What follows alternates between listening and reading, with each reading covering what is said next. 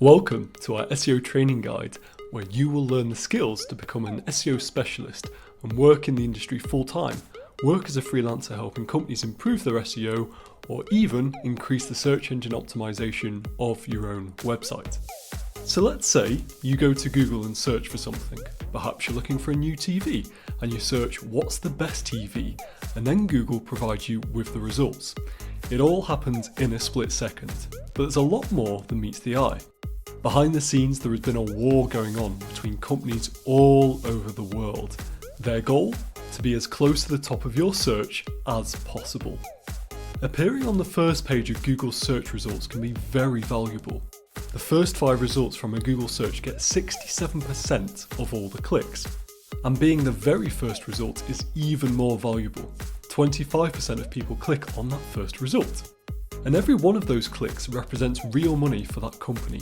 New customers, new sales, and real money.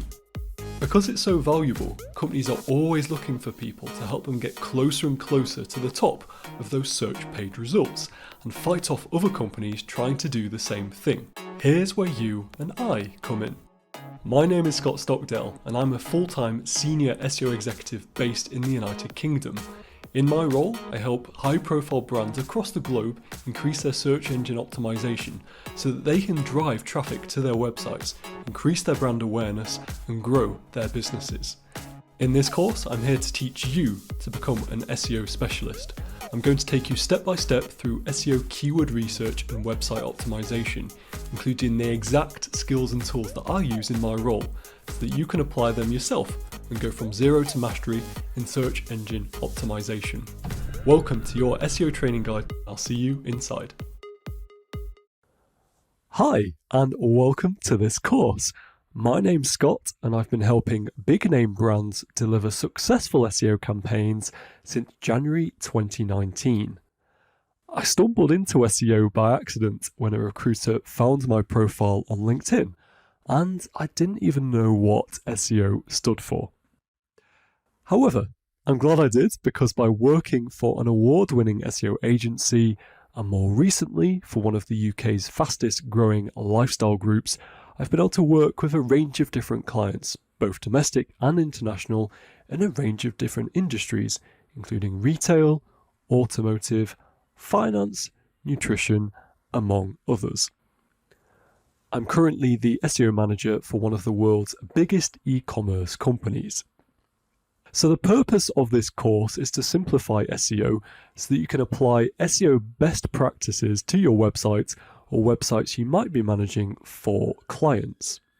This way, you'll be able to drive more traffic to the websites, meaning you'll get more leads, more sales, whatever the objective of the site is. SEO is often masked with lots of complicated jargon, but it doesn't need to be. Sure, there are technical elements when you get into the fun stuff, but you don't need a PhD in maths or anything like that. The principles of SEO are surprisingly simple. We'll also be using cutting-edge tools, many of which are free, and the course has been designed in such a way that you'll be building on your knowledge as you go through. You don't need any prior SEO knowledge to get started.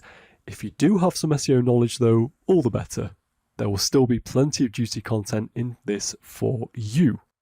So with all this being said, thank you for being here, and I can't wait to get started. Let's go. Hey, so before we even start talking about SEO and what it's all about, I want to dig into Google search. What is it and how does it work? This will give you a solid foundation to work from as you build up your SEO knowledge. It's worth pointing out that there are other search engines, and each search engine offers something different. There's Bing, there's Ecosia, Yahoo, and DuckDuckGo, to name just a few. In China, there's Baidu, and in Russia, there's Yandex. However, for the purposes of this course, the main search engine we're going to be looking at is Google. It's by far the most dominant player, accounting for 90 to 92% of all worldwide website searches, depending on the sources you look at. As we can see from this data here on statscounter.com, Google accounts for just under 92% of all worldwide searches. Next, we have Bing with just under 3%, Yahoo 1.5%, and the rest here, as you can see. It's also worth noting that SEO is ubiquitous. This means any improvements you see on your website's SEO performance on Google will correlate to improvements you see on other search engines. You can think of SEO like a tide that lifts all keyword rankings on all search engines. Okay, so now we've established Google is going to be the main search engine we look at in this course, let's dig deeper. What is it? What Google search is can be summed in one sentence. It's software that helps billions of people asking trillions of questions in hundreds of languages receive answers in less than 1 second. Let's just sit back and take that in. Pretty mind-boggling, am I right? What makes it even more remarkable is how finding information has changed so much in so little time. When my mum was growing up, there was some kinds of information and there was a library, but you had to take a bus. This took about an hour. And when you were in the library, you had to look things up in a card catalogue to find what you wanted. That too took time. Today, we measure things in fractions of a second to get information. This reduced friction is dramatic because it can enable people from all around the world to have equal access to information. This accessibility and lightning-fast speed are at the heart of Google's mission. Organize the world's information and make it universally accessible and useful. Let's break this down even further.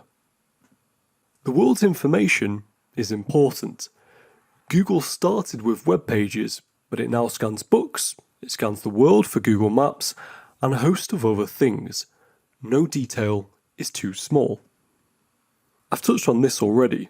As well as being free for people all around the world to use, there are accessibility options for people who are blind, people who are deaf, people who speak foreign languages. You get the idea. Alright, so in the next video we'll be lifting the curtain on Google search and I'll show you how it works. See you there. Welcome back. So now that we've covered what Google search is, we're going to dig deeper and understand how it works. Prepare to have your mind blown. Okay, so search is a big piece of software that takes the words you type in here, the search bar, and looks for them on the World Wide Web. It can do that because first, it downloads a copy of the entire web, scans it, and makes a list of all the words and all of the pages each word appears on. It's like the index of a book, except 10 trillion times longer. Let's say the word lasagna appears on 59 million of those pages. When you search for lasagna, the software puts these pages in order in what it hopes are the most useful at the top and least useful at the bottom. Most people searching for lasagna want a recipe for lasagna. Some people want nutritional facts about lasagna. And a few people want to learn about the life and research of Louis C. Lasagna, MD. They call him the father of modern pharmacology. Deciphering what people want is a huge part of what Google does. It's called search intent. We'll be coming back to this concept later in this course. It does all of this in less than 1 second, billions of times a day, every day, mostly for things that are tougher to figure out than lasagna. In fact, 15% of the daily queries searched on Google have never been seen before. To paraphrase the line from Alice in Wonderland, Google has to run as fast as it can to stay where it is. When it comes to ranking these pages from most useful at the top to least useful at the bottom, Google does this by using its secret search algorithm. This is basically a set of instructions computers have to follow, just like a recipe. Google has to keep its algorithm secret, otherwise people may try to manipulate the rankings, which would ultimately worsen the experience for Google users. This algorithm helps rank those pages depending on where you live, whether the page was recently updated, how many other pages link to that page, how many times the word lasagna appears on the page, is lasagna in the title, and a bunch of other factors. Each of these factors is given a weight depending on how important it is. We'll cover these factors in more detail later in this section. Trying to stay ahead of would-be manipulators and spammers is one of the reasons Google makes frequent changes to its algorithm. According to Kathy Edwards, head of user trust for search, spam is one of the biggest problems Google faces. 40% of the pages they crawled in 2019 in Europe were spam pages. To this end, the Google search team and its engineers make an average of 6 changes to its algorithm every single day. In order to reach those changes, Google runs around 200,000 to 300,000 experiments a year. Here's how the experiments happen. A Google engineer proposes a change and it's passed through the chain of command. If it's accepted, the change is made and compared to the current page. This is known as an A/B test. If the proposed change displays better search results, the change is implemented. Question is, how does Google determine the quality of search results?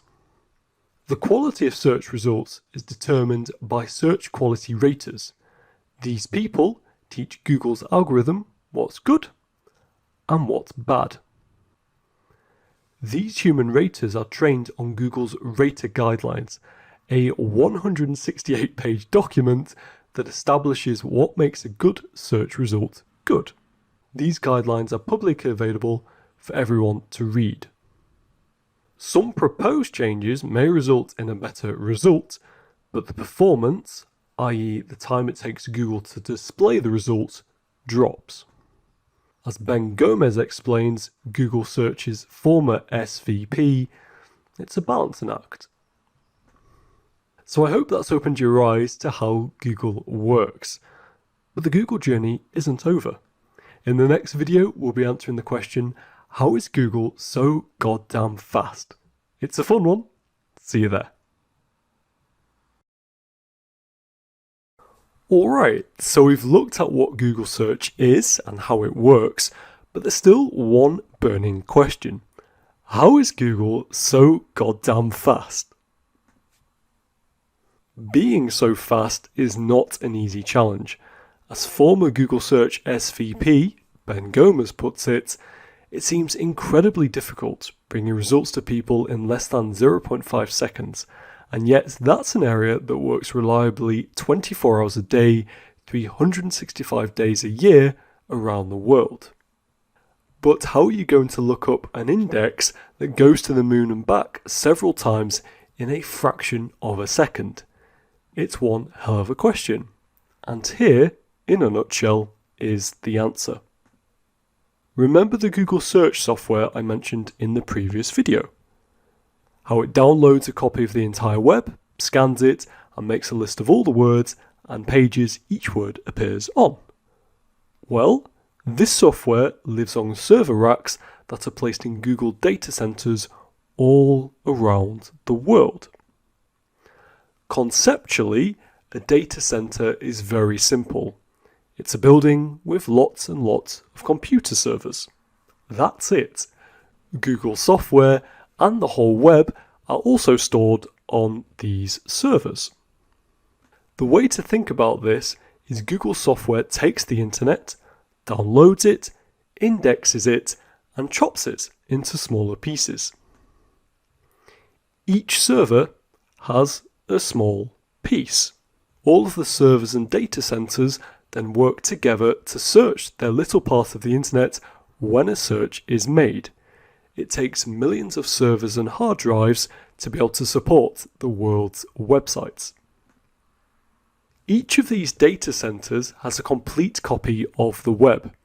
This means if you're in South Africa and you're going onto a website hosted in the US, you're not sending a query that goes through the underwater cables that connects the internet before getting the answer sent back. That wouldn't work as a fast solution. What actually happens is you go onto Google, type in a search, and Google directs your query to the data center that is closest. This is the reason Google has data centers everywhere. It wants to be as close to the users that it's serving as possible. That's the only way Google can serve the most accurate response as fast as possible. And as you can imagine, these data centers don't come cheap. This is where Google Ads come in. Google Ads keep search universally accessible, meaning no paywalls, no subscriptions, and no you've used your last credit. Just search that's free for everyone. This is one reason ads exist on Google. The second reason is ads help people who want to buy a thing find people who want to sell that thing. In other words, ads are practical for search users. And that, in a nutshell, is how Google works. In the next video, we'll be moving on to SEO. See you there. Hey, so in this video, we're going to cover what is this mystical thing we call SEO and how does it work. So one of the first questions I hear when I tell people I work in SEO is, what is SEO? Well, it stands for Search Engine Optimization, and it's the practice of increasing the quantity and quality of traffic to your website through organic search engine results. Let's break this down. Quantity is simply the number of people who are visiting your website, whether it be each day, each week, or each month. The time frame doesn't matter. You can think of search traffic like car traffic on roads, minus all the nasty fumes. Quality equates to relevance. It's not enough to drive traffic to your website. You want this traffic to be targeted. You want it to be relevant. For example, if your website is selling dog training services, you don't necessarily want people coming to your site if they're looking for monkey training services. They'll realise the site isn't for them and they'll likely jump off. And this jumping off can have a negative impact on your website's SEO performance. We'll cover the reasons for this later in this course. Organic search engine results simply means results that appear on Google and haven't been paid for. Google Ads and SEO are often conflated, and although organic and paid strategies can work in tandem, it's helpful to think of them as separate things. In Google, these are organic results, and these are paid results. You can tell because there's usually an ads word located here. A website owner can appear in the paid section for a keyword or keywords by bidding on these keywords. Every time a user then clicks on one of these results, the website owner will pay Google. This form of advertising is commonly known as PPC advertising because the website owner pays per click. PPC is a separate beast and not the focus of this course, but it's worth looking into if you're curious. It's also worth adding not all search results will display paid ad results. So what is the aim of SEO?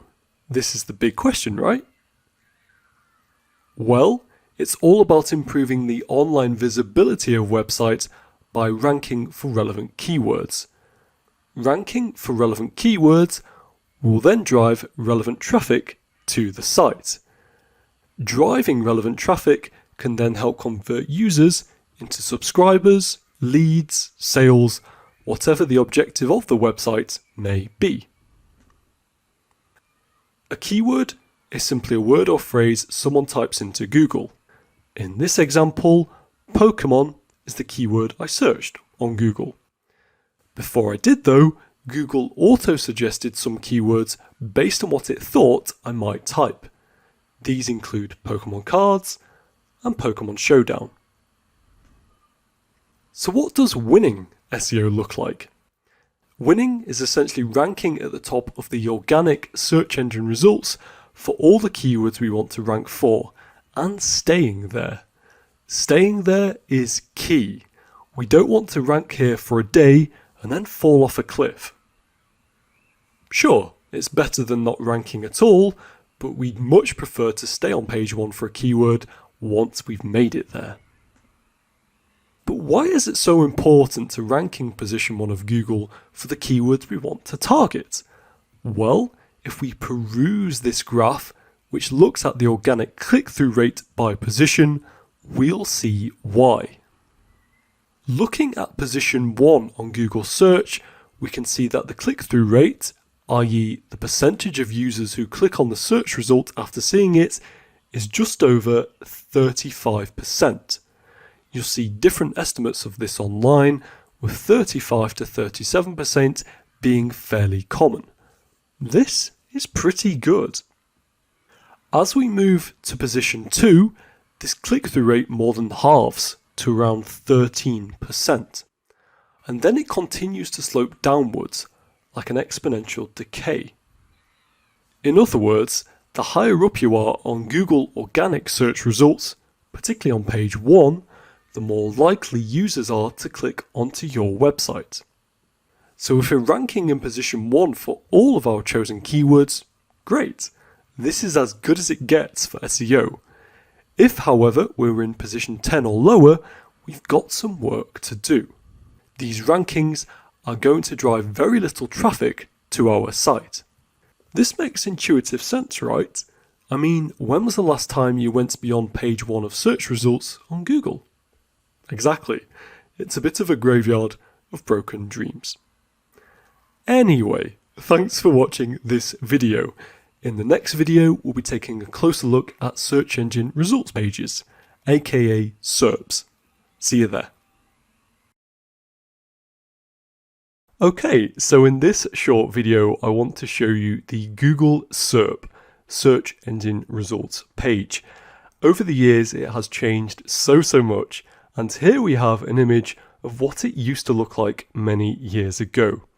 So this is an image I have taken from Google Images, and it shows a search for Alexandra Necita Picasso imitator. No idea who this is, but it doesn't matter for the purposes of this example. So we have the search which has taken place in the Google search, and below we have 3 listings for organic search results. All of them are composed of purely text. We have a link just like we would normally have to the website, and there are a few links underneath as well. Down the left hand side we have this toolbar with various assets to Google properties. So we have Google Images, Google News and Google Web, along with a few others. This hasn't really changed in the years since. Google still has these assets on its homepage, as we will see very shortly. So this is what it used to look like. No bells and whistles, just pure results. And the reason for this is when Google first started, its primary function was to deliver results as fast as possible to its users. In fact, as we have already seen, this mission hasn't changed in the years since, but in order to make its results more appealing and more useful for users, Google has added numerous features and bells and whistles over the years. But it's not just with the Google SERP that things have changed. Here on Wayback Machine, we can see how Google used to look in 2002. So clearly there have been a lot of changes since then. Notably, the logo is a lot different. Here it doesn't look quite as cool as it does today, but the colours are still the same. We also have these buttons here, which are quite clunky looking and look more like we would see old school HTML and CSS. These days, there is a lot more JavaScript in play to make this look a lot more appealing. And we also have various links here to Google Search and I'm feeling lucky. These two buttons still exist, as I will show you shortly. So yes, Google Search has changed a lot over the years, and in fact, this is a common theme of SEO. Google is constantly changing, and as a result, we who work in SEO have to constantly adapt our approach. So to take you to a more recent example, here is Google as we see it today. As you can see, the logo is still here at the top. We still have this search bar, and we still have these two buttons here, Google Search and I'm feeling lucky. But if you scroll over it, you'll see that it also changes to I'm feeling artistic, I'm feeling adventurous, whatever you want it to be. So what we're going to do here is just do a search for something like meal replacement shakes. The reason I'm searching for this is because I have worked in this industry before, so I have an idea of what we'll see in the search engine results page. So the first thing to note about the results I am seeing, you may see some ads display at the top. I've just changed my settings so I only see organic search results on my SERP. So SERP, just to clarify, stands for Search Engine Results Page, and it's basically everything you see on a page when you type something into Google. So here we have the first organic listing. It's for proteinworks.com, and it takes us to this particular page for a protein. And it takes us to this particular product page. You'll have seen these sorts of things many, many times before, but I just wanted to show you a few extra features of the search engine results page, which you've probably seen, but may not have paid much attention to. So typically what we'll see on search engine results pages these days are these sections here, people also ask. When we click on one of these accordion items, it will show us some information which Google has pulled from a particular web page. The reason Google does this is because it wants to show users information which it thinks will be useful in their search. So rather than having to go directly to this website, users can just simply browse this information here and get the information they need. If we scroll down a bit further, we see we have more organic listings. And actually here we also have a section for recipes. This is useful for users who obviously want to find out how to make meal replacement shakes. So Google has helpfully provided some information here, taken once again from websites to show some recipes for meal replacement shakes. And if we scroll all the way to the bottom of the search engine results page, the SERP, we'll also find typically some related searches. So this shows users what other people may have been searching for when they've been looking for meal replacement shakes. So I just wanted to pick out a few of these features because, like I say, you've probably done and seen SERPs like this many, many times before, often with ads displayed at the top, but you might not have fully appreciated all the different features. So that's a quick introduction to search engine results page. I'll see you in the next video. Welcome back.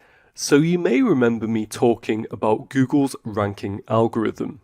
It's a closely guarded secret, much like Coca-Cola's recipe, and one that many people in the SEO industry speculate on. This algorithm deserves a special mention because, as its name suggests, Google uses it to determine the order of search results. Therefore, understanding it better can help us understand what Google is looking for and improve our rankings. The factors that go into the algorithm are called Google ranking factors.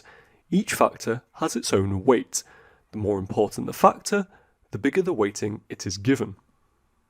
You can think of this like weighting someone's health.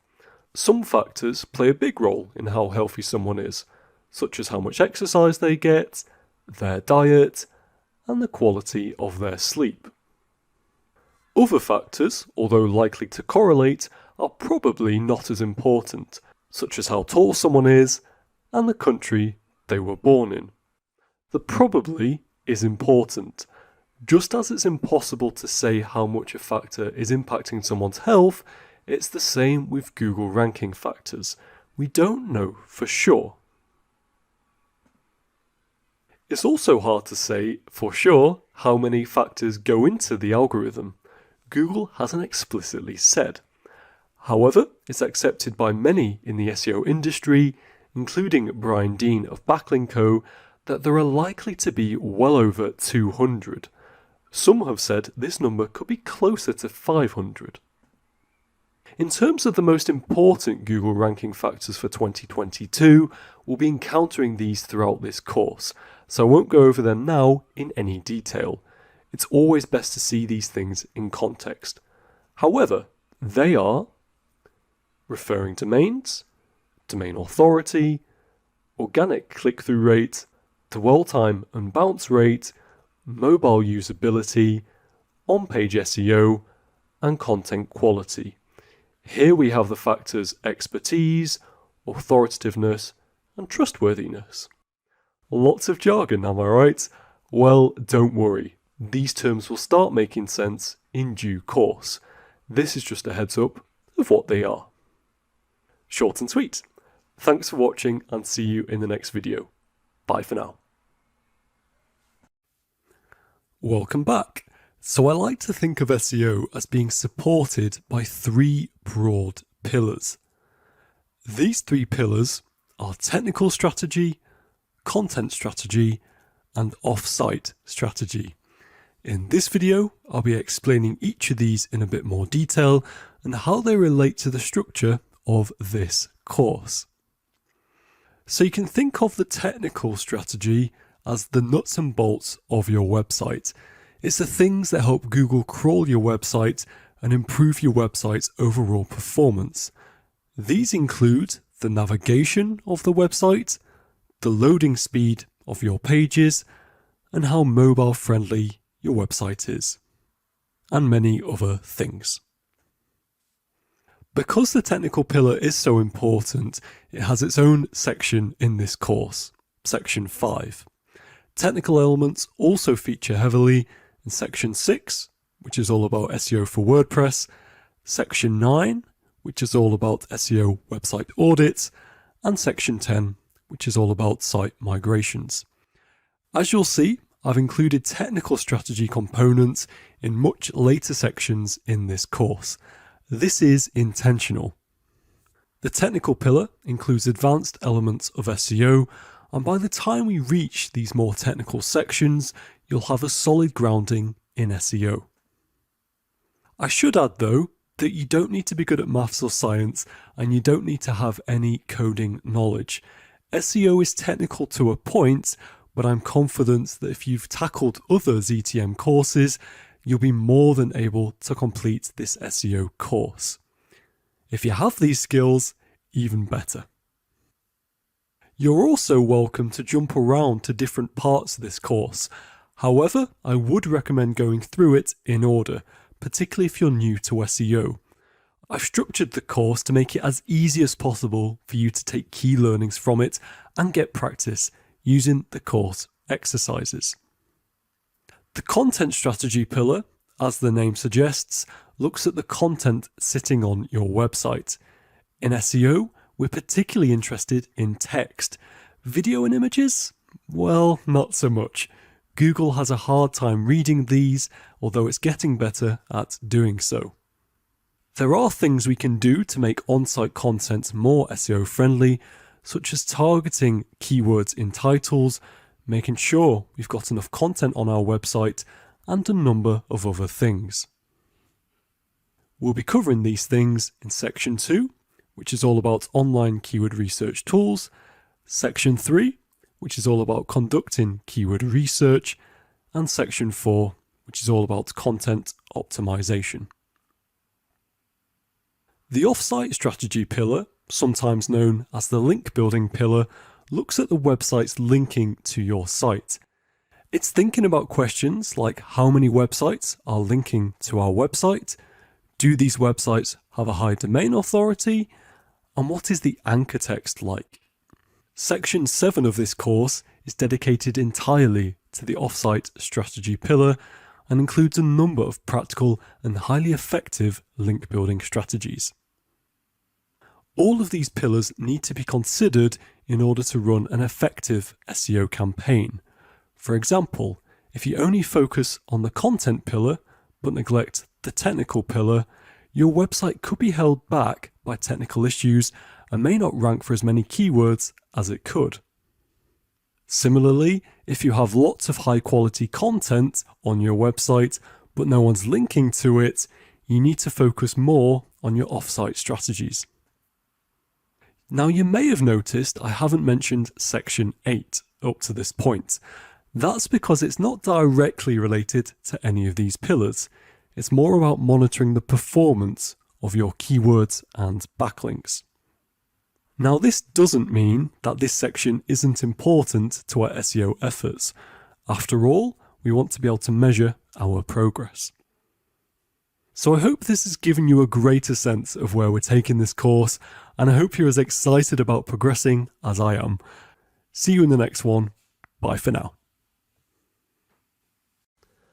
Hey, in this short video, I'm going to debunk some SEO myths I've seen lurking on the internet. If you've Googled anything to do with SEO, you might have seen them too. Okay, myth number 1. Content is all you need. Alas, not quite. Although content is really important, this is just one of the 3 pillars. You can't neglect the technical and off-site pillars if you want an SEO campaign to be effective. For this reason, we'll be covering all 3 of these pillars throughout this course. Myth number 2. Page speed isn't that important. Again, this isn't true. Page speed is super important. In fact, it's becoming more and more important every year. The reason for this is simple. Let's picture the scene. You've searched something on Google, say yoga mat, and clicked on one of the results. Unfortunately, it takes ages to load. What are you going to do? Probably jump back to the search results and find another website, right? This results in a poor user experience, and Google doesn't want this. Therefore, it will lower the rank of the yoga mat's website that took ages to load and give it less visibility in search. There's a caveat I'd add to this though. CMS platforms like WordPress typically have decent site speeds for websites that are built using their platform. Therefore, it's not something to worry about too much. I'll be covering some WordPress page speed tips later in this course. Myth number 3. Links are dead. This is a myth I see most often, and it's just not true. Links are super important. Even now, backlinks are one of the strongest signals Google listens to when ranking websites. We'll be covering links and how to build them later in this course. Myth number 4.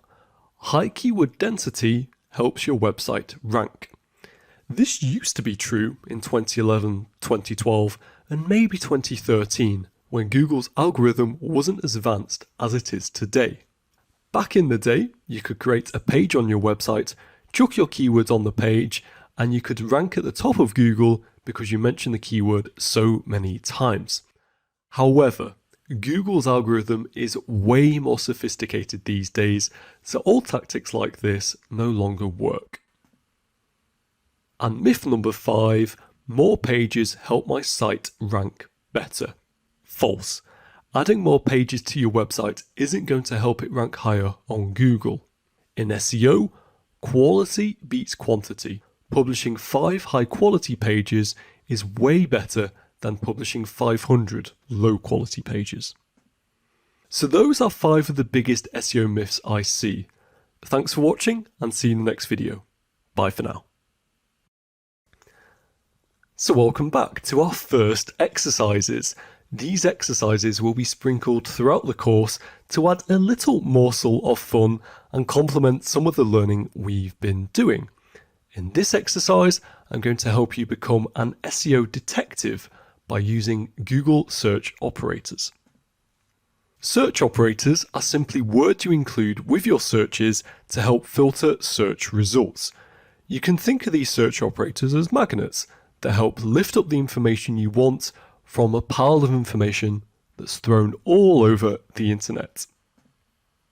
There are many of these search operator words you can use. Many of them are worth adding to your SEO toolbox.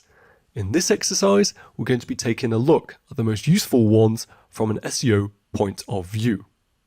I'll also be showing you a full list of them in case you want to use some of the more obscure ones for yourself. With this being said, let's jump onto Google so we can start putting these search operators to use.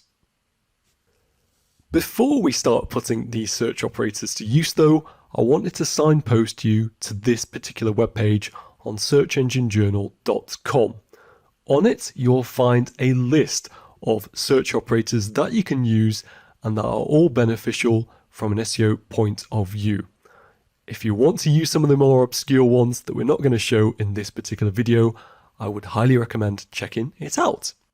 So having signposted that web page, we're now going to go onto Google and start using some of these search operators.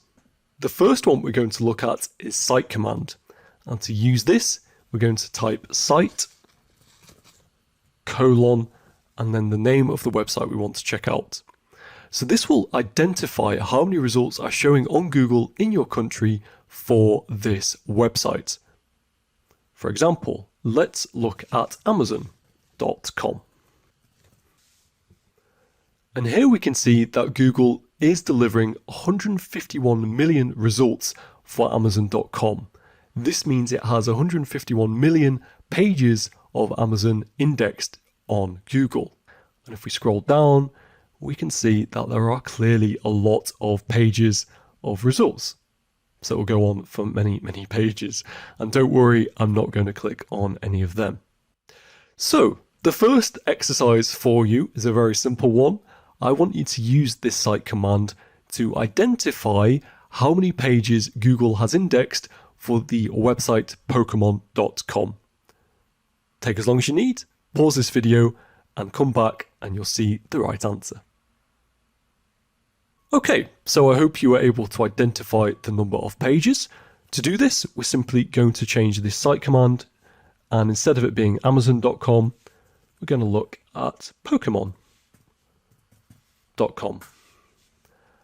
And as you can see here, Google is showing 201,000 web pages for Pokemon.com. So all these pages appear on Pokemon in some guise or another. It's worth pointing out that this result may be different because Pokemon may have added or taken away a number of pages since I recorded this video. So the question is then, why would we want to use this particular search operator? Well, the index result count can help you identify technical errors on a large website. Say, for example, a site physically only has 270 pages, but Google is indexing 15,000 pages from the site. What's going on? This could range from incorrectly generated pages from on-site search to redirects not working properly, to name just a couple of potential problems. Okay, the second search operator we're going to use is in URL, and it helps us identify how many pages mention the keyword we're looking for on Google. So for example, let's say we're looking at in URL colon, and we just search Hamilton. What we can also do is we can include a website. In this case, I'm going to use the official Formula One website to help show Google the context of the word we're looking at. So rather than Hamilton the musical, Google is going to show us results around Lewis Hamilton, the Formula One driver. So we'll press enter. I can see here that there are 16,100 pages that mention Hamilton on pages related to Formula One. So we have here the official Formula One page, drivers page, which features Lewis Hamilton. If we scroll down, there are a number of other pages about Lewis Hamilton, such as this one, talks about him being disqualified from a particular race, and a few other examples. So including Formula1.com isn't essential, but as you can see, if I take that away and then search, what we may find are other pages related to Hamilton the musical, such as this page here, which talks about Hamilton being on at the theatre, and the fact you can watch Hamilton on Disney+. So just including the domain after with a space can help give greater context and can really help you narrow down on the number of pages that you are looking for.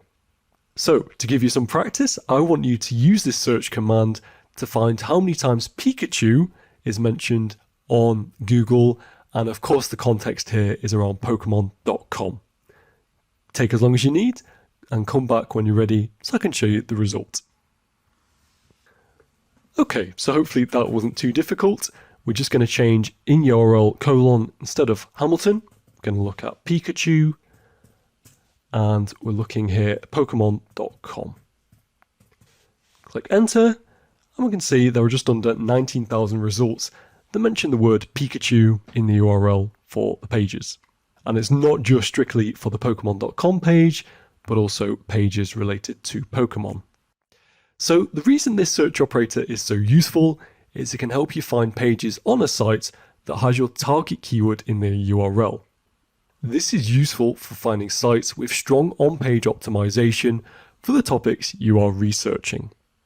So the final search operator we're going to use is search term, and it has quotes around the search. Using quotes around the phrases you are searching for will help you find results that are exact match results, rather than the broad results you will get with a standard search. For example, let's use the Hamilton example again.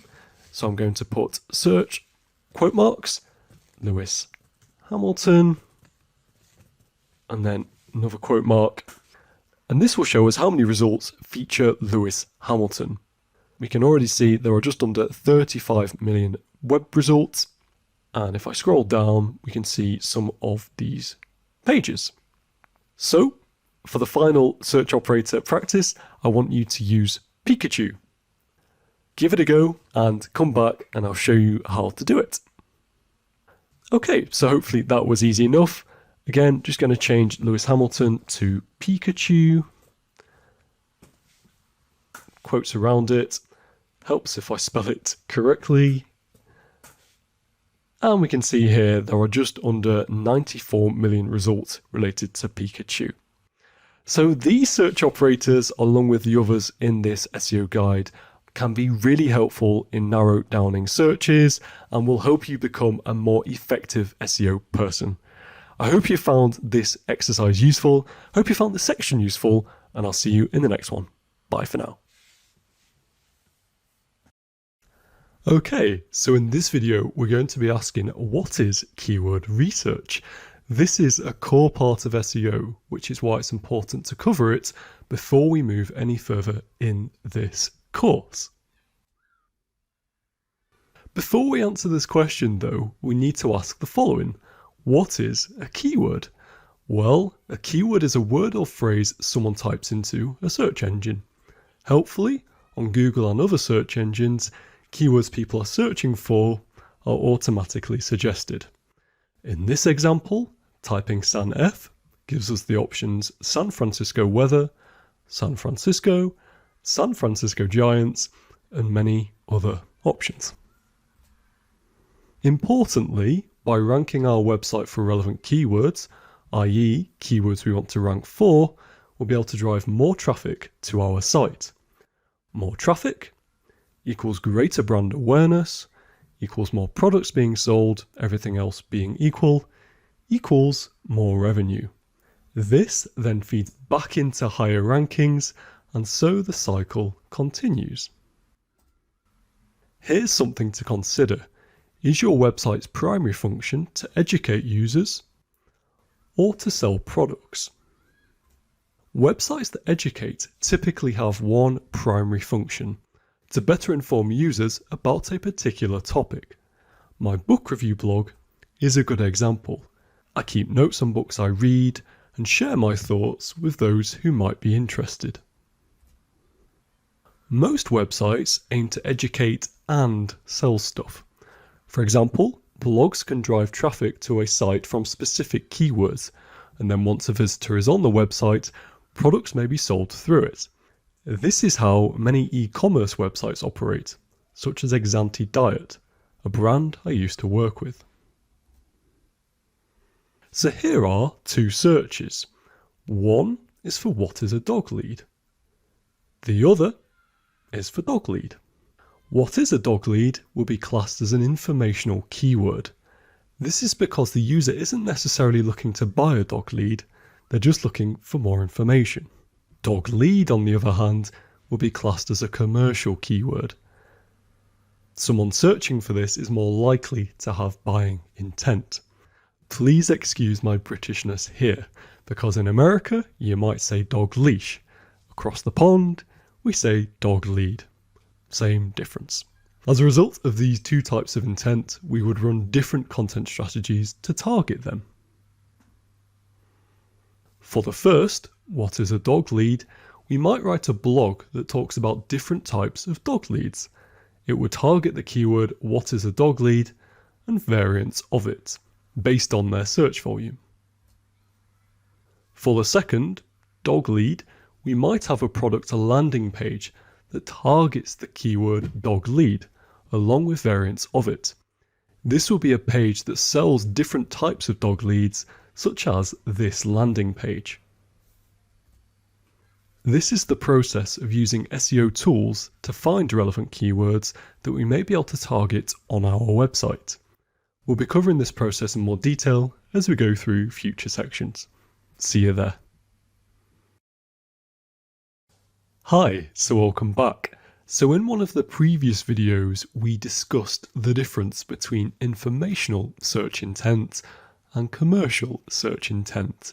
In this particular video, I just wanted to show this a little bit more explicitly by doing a search on Google. We're going to have two searches. One will be an informational search, the other a commercial search. Without further ado, let's jump onto Google.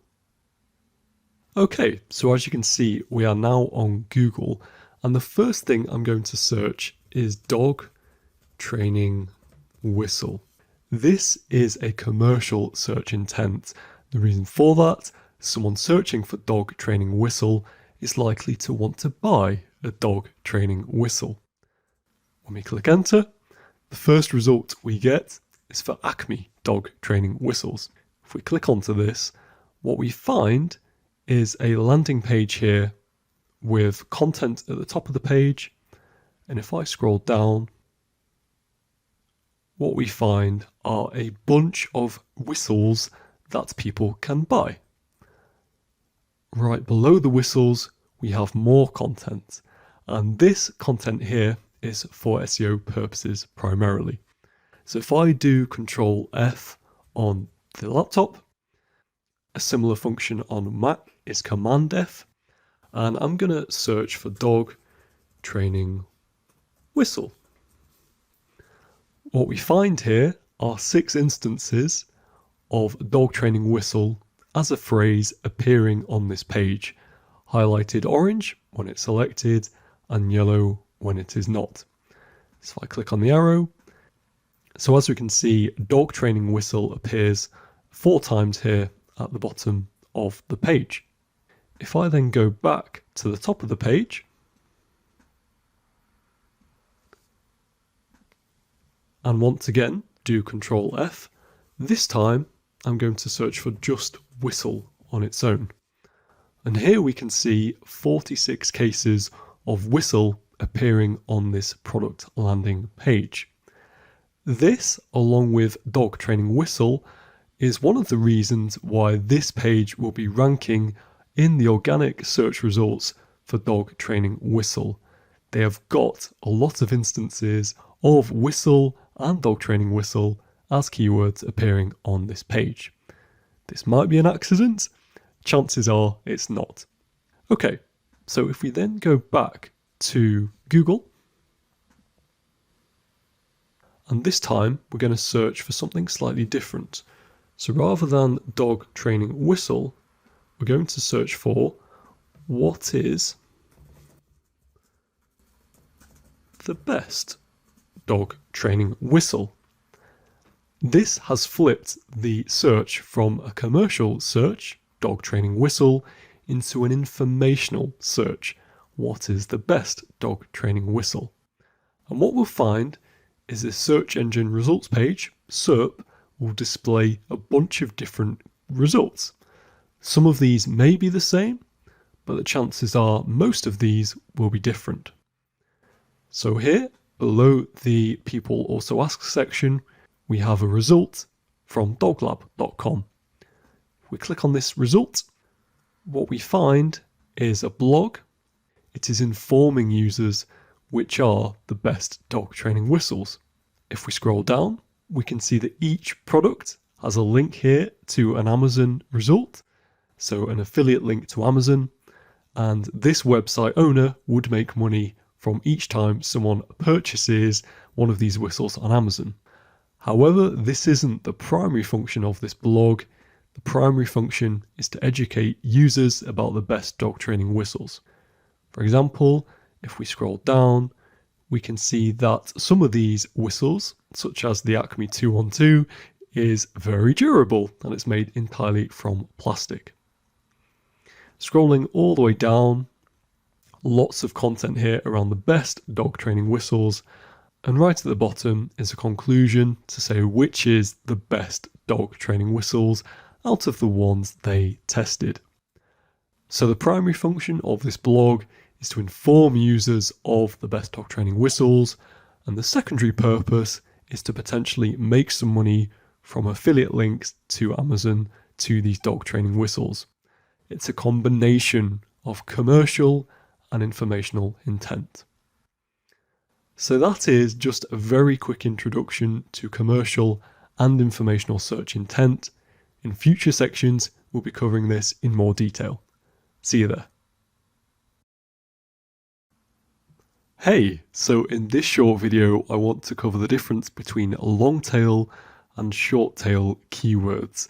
Despite the picture, it has nothing to do with sea creatures, although I wouldn't be opposed to seeing whales enter the SEO space. Anyway, short tail keywords are general search queries that consist of one or two words. Pokemon is one such example. Long tail keywords, on the other hand, consist of 3 to 5 words or even more. An example could be buy Pokemon Brilliant Diamond. As you can see, the short tail keyword is broader and covers more stuff. If someone searches for Pokemon on Google, we have no idea what they're searching for. Okay, so they're obviously searching Pokemon, but are they looking to learn about Pokemon? Do they want to buy Pokemon cards? Do they want to play Pokemon online? We don't know what their search intent is. In contrast, when someone searches for a long tail keyword, such as buy Pokemon Brilliant Diamond, we know exactly what they want. If a user then lands on our website that gives them the option to buy Pokemon Brilliant Diamond, this is the perfect match. It's likely the user will then go on to buy the game. As a result, long tail keywords typically convert much better than short tail keywords. They're more targeted. Long tail keywords also tend to be easier to rank for on Google and other search engines because there are fewer websites trying to target them. So even though long tail keywords may not have as large search volumes compared to short tail keywords, they shouldn't be overlooked. They can be invaluable in driving targeted traffic to your website. If you're starting a website from scratch and want to rank highly on Google, create content around some of these long tail keywords first. Once you start ranking on pages 1 and 2 for these keywords and you're building momentum and authority, you can then start to target some of these shorter tail keywords. If you try and target the short tail keywords first and then the long tail keywords, you'll be competing against a lot of players, and it's unlikely you'll get onto page 1 for your chosen keywords. So those are long and short tail keywords. Both can be extremely useful in campaigns, and I hope they've given you a taste of some of the nuances in SEO. See you in the next one. Bye for now. Welcome back. So in this video, I want to help you access Google Keyword Planner. This is a free keyword research tool that provides data about keywords searched for on Google, such as their search volumes and their competitiveness. As well as being free, Google Keyword Planner is one of the easiest keyword research tools to use, in my experience. So yes, Google Keyword Planner is a free tool, but sometimes there's a catch. In order to use the Google Keyword Planner, you may need to create a Google Ads account. If you don't have a Google Ads account, you can set one up in a few minutes. Just follow the prompts, enter some information about you, and you're in. If you've used Google Ads before, then you may not need to create an account like this. Without further ado, I'm now going to show you how to get started with Google Keyword Planner. Okay, so like most things SEO, we're going to start on Google and we're going to search for Google Keyword Planner. We'll then click the top result, which comes from ads.google.com. When we click that result, we're then taken to a page that looks something like this. If you scroll down the page, you'll see a blue button that says Go to Keyword Planner. Press that button.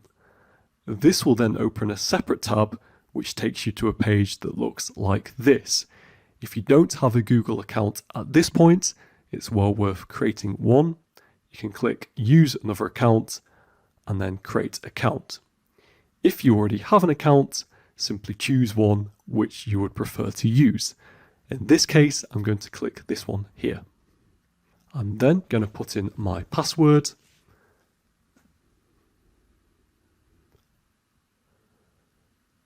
And it will take me to a page that looks something like this. Now, like I say, sometimes you may need to input a few more details in order to be taken to this particular page. You may need to confirm your email address, for example, and your country of birth. But once you've inputted those pieces of information, you should be taken to a page that looks something like this. If not, you may need to click on this wrench here, Tools and Settings, click then on Planning, and click Keyword Planner. This will then take you to this page. As you can see, there are two different tools within Keyword Planner: Discover New Keywords and Get Search Volume and Forecasts. When it comes to SEO-focused keyword research, these two tools are enough to generate thousands of potential keywords. To be clear though, this tool is designed with PPC advertisers in mind, pay-per-click. So there are lots of features in the tool, like keyword bidding features, that won't be useful if you're using this tool to find keywords for SEO. We'll talk more about this tool in the coming videos. See you there. Hi, so welcome back. So in this video, now that we're on Google Keyword Planner, I want to show you how to use these two tools. The first one we're going to look at is Get Search Volume and Forecasts. The reason for this is it's the tool I use least often out of these two. So I would say for 99.9% of searches, I would use this particular tool, Discover New Keywords. But if I already have a list of keywords I've dug out from another keyword research tool, I may want to use this tool to get a quick read on some of the average monthly searches. So to show you this in more detail, when we click on that tool, we get taken to this page, and what I'm going to do is paste in some keywords I already have about Pokemon. So Pokemon Go, Pokemon, Pokemon cards, and buy Pokemon cards. If I then click Get Started, it will take us to a page that looks like this. So for SEO purposes, we can ignore all of this information here to the right of this, and this column is the one that interests us. So average monthly searches. This tells us that for buy Pokemon cards in the UK between November 2020 and October 2021, the average monthly search was 1k to 10k for that particular keyword. If we then go down to Pokemon the average monthly search shoots up to 100k to 1 million. So quite a big difference, and this tool can be really useful for just giving you a guide on the average monthly searches if you already have a list of keywords that you want to try and target. However, it is the tool I use least often out of the two, and the tool I want us to use and focus more on in this particular video, and for all of these videos moving forward, is discover new keywords. So I'm going to click on this tool, and the first thing it will show you is this particular page. You can, if you want, start with a website, and that will help you find keywords, but for this exercise, I think it is better to start with keywords. So, for example, if I was to search for Pokemon, and then if I press the comma button, that will then do that for us. We can add another keyword, and I'm going to search for Pokemon Go. So to set the scene a little bit, let's say we are an online store selling Pokemon cards. With this in mind, I'm also going to search for the keyword Pokemon cards. And then once again, if I press comma and then space, it will then give us the option to add another keyword. Whatever we search in here, the keywords that we type in this box determine the results that Google gives us. So it's a really good idea to try and be as specific and targeted as we can for these keywords. Once I'm happy with these keywords, I can then click Get Results. And similar to what we saw with the other keyword tool, it will take us to a page that looks something like this. So before we analyze the keywords in more detail, I just want to show you around Google Keyword Planner. So the first thing is we can change the country. So let's say instead of looking at the UK market, we want to look at the United States. We could type United States county. And clearly the United States is a much bigger country than the UK. So if I just type the UK back in, we can see that the reach has gone up from 65,600,000 to 312 million in the United States. Therefore, this means that for each keyword, we would expect a much bigger search volume in the United States. So once we're happy with that, I'm going to get rid of the United Kingdom, click Save, and then this will update this information in this box here. So we can see now that the average monthly search for Pokemon has gone up to 1 million to 10 million average monthly searches. The other thing we can do is change these things here. So if you wanted to search for a keyword in another language, you could change this to say German or Chinese or Croatian, whatever language you may want. You can also change this thing here to Google and other search partners. This just includes search results from things like YouTube. Personally, I always stick to Google, and I think you should as well. And then finally, you can also change the date range. Again, I usually just keep this as the default, so the last 12 months, and that is absolutely fine as well. If you wanted to broaden your search, you can include these keywords that Google suggests. So for example, we might want to include Pokemon game. So that then adds that to our search. We then click Get Results to update that result. And we can see now that this keyword has been included, Pokemon games. If we want to just expand that, we can then see the keywords in full. If we also wanted to add in, say, trading cards, we could do that. And again, it would include it. I would suggest for this particular search, it might bring up some irrelevant results. So we might not necessarily want to include that keyword. And finally, I mentioned earlier in this video that these columns here relate to PPC, pay-per-click advertising.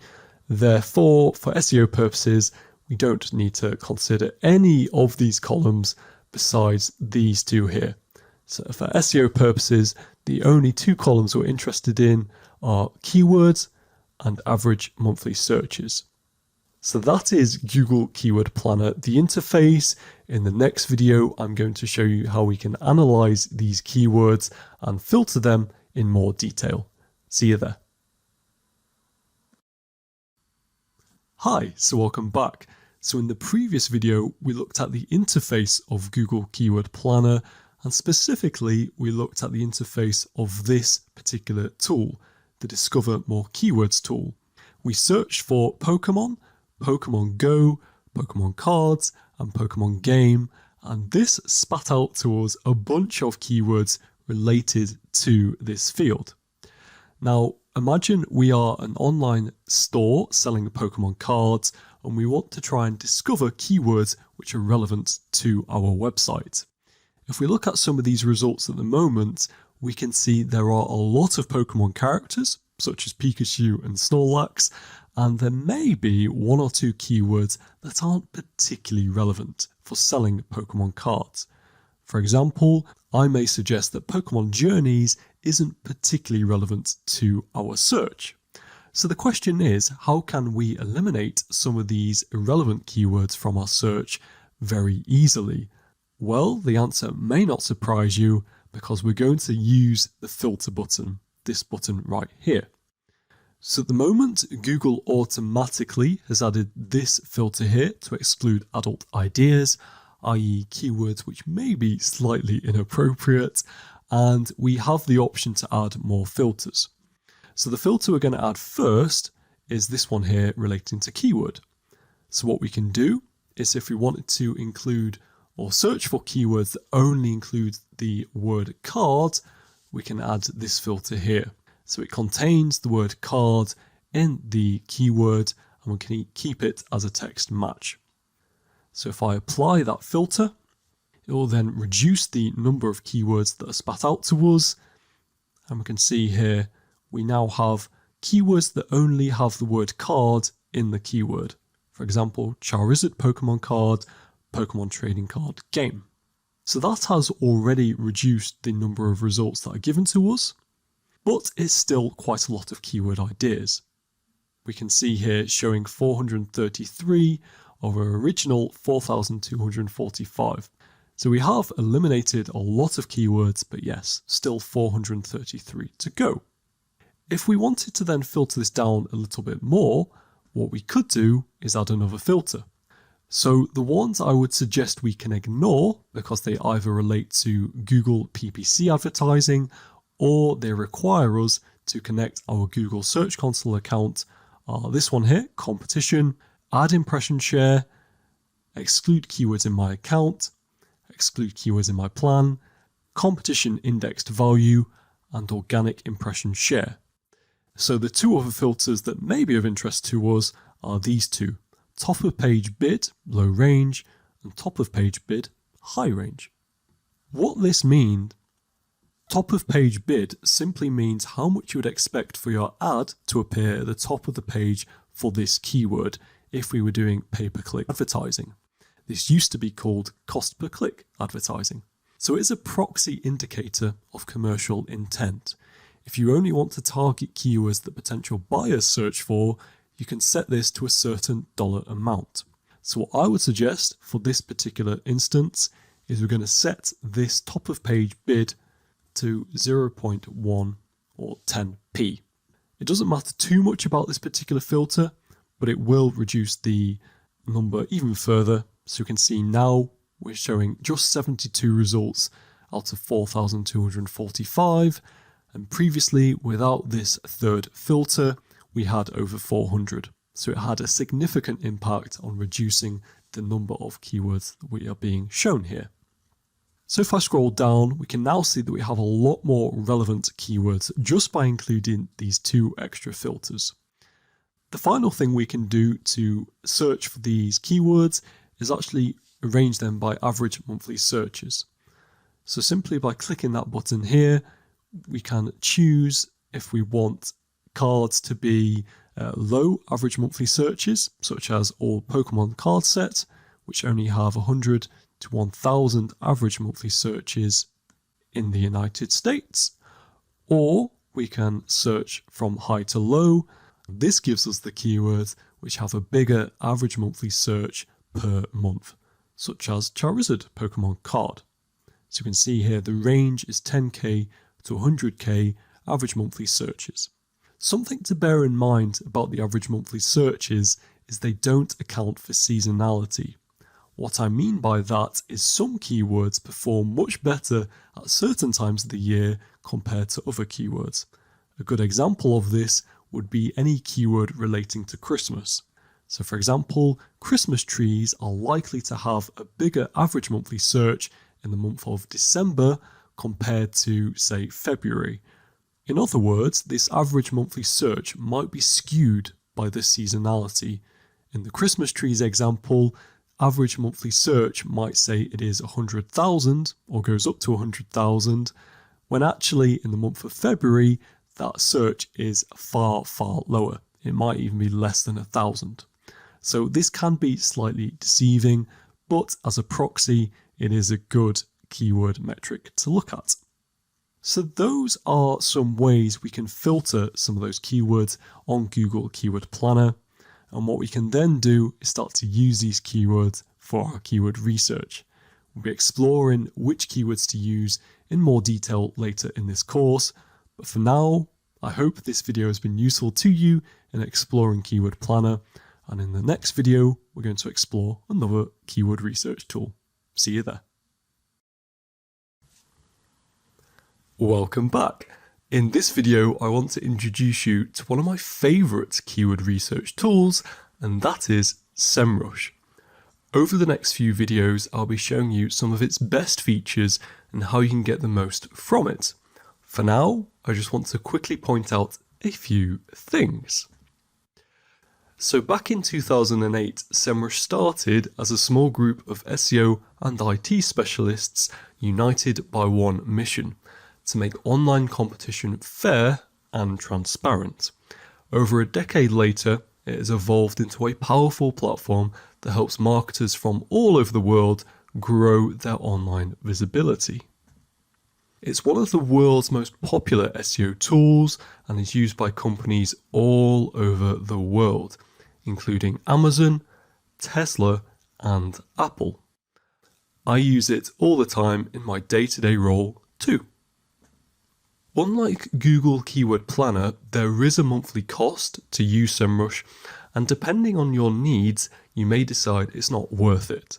There are free tools you can use to get started in SEO, such as Keyword Planner.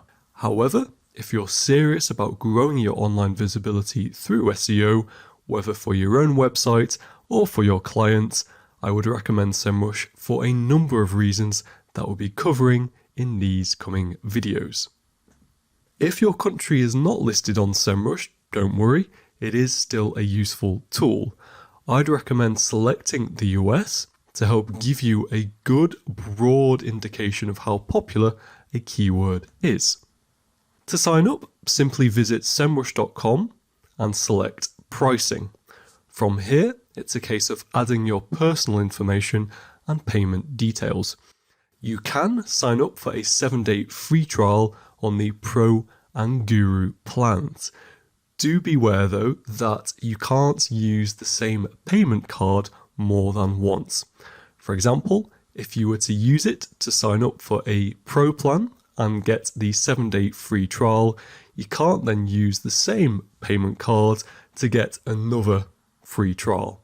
SEMrush has some checks in place to stop this, understandably. Okay, so now we've gone through the sign up, I'm going to show you some of the platform's best SEO tools. See you in the next one. So welcome to SEMrush. In this video, I want to show you one of my favorite SEMrush tools, and that is Keyword Magic Tool.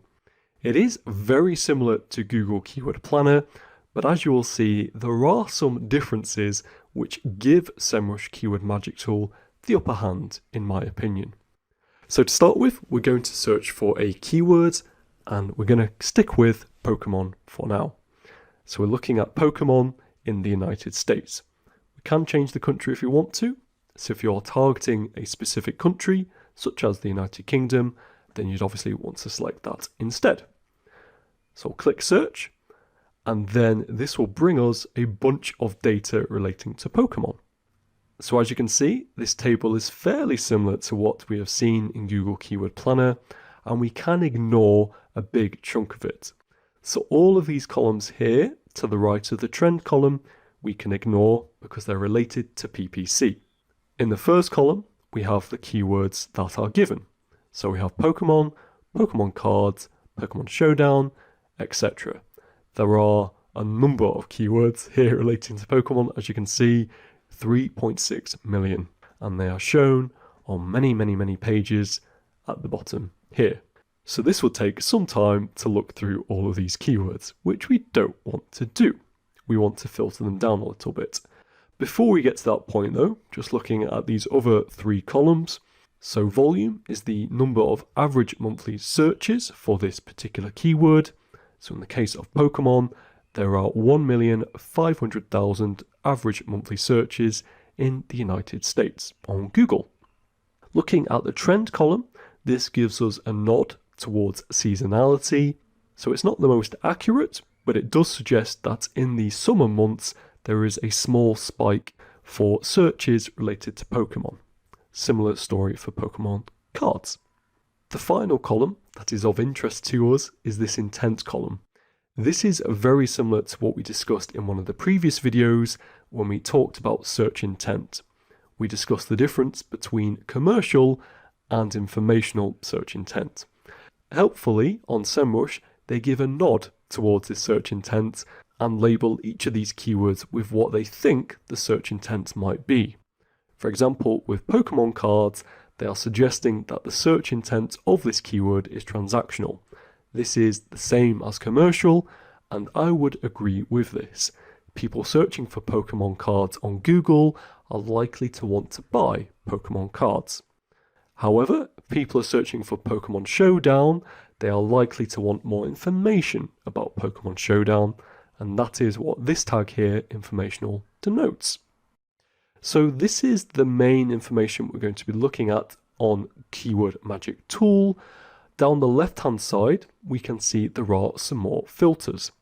At the moment, we are displaying all 3.5 million keywords, but if we just want to look at the keywords which contain the word go, we can click this, and this will then filter down to just over 500,000 keywords.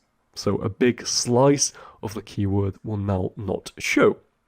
So for example, at the top we have Pokemon Go, so it contains the word go, and we have 301,000 average monthly searches. If we scroll down a little bit, we can see that all of these keywords have the word Pokemon and have the word go in them somewhere within the keyword.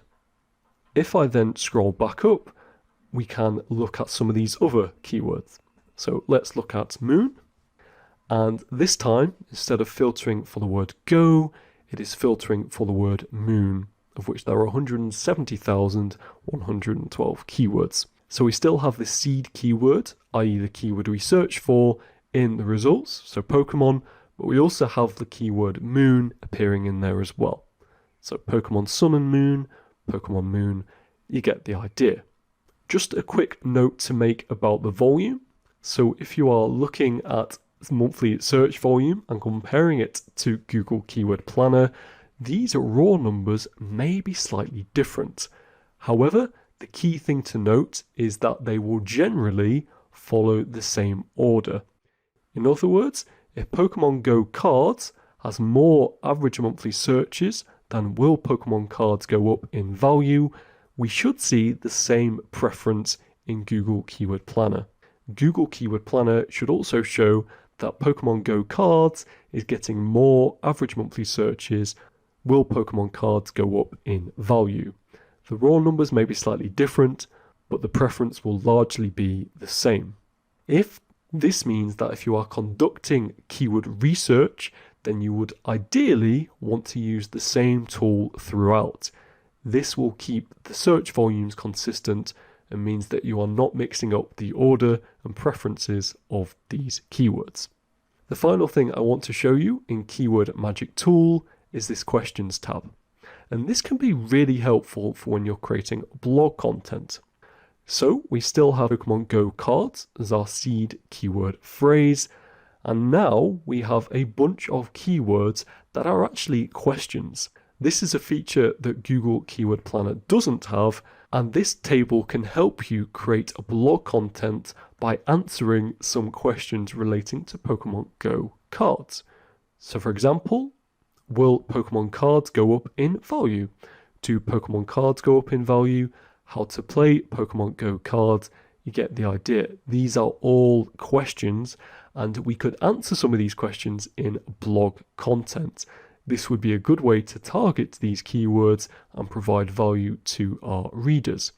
This is what me and my team do all the time.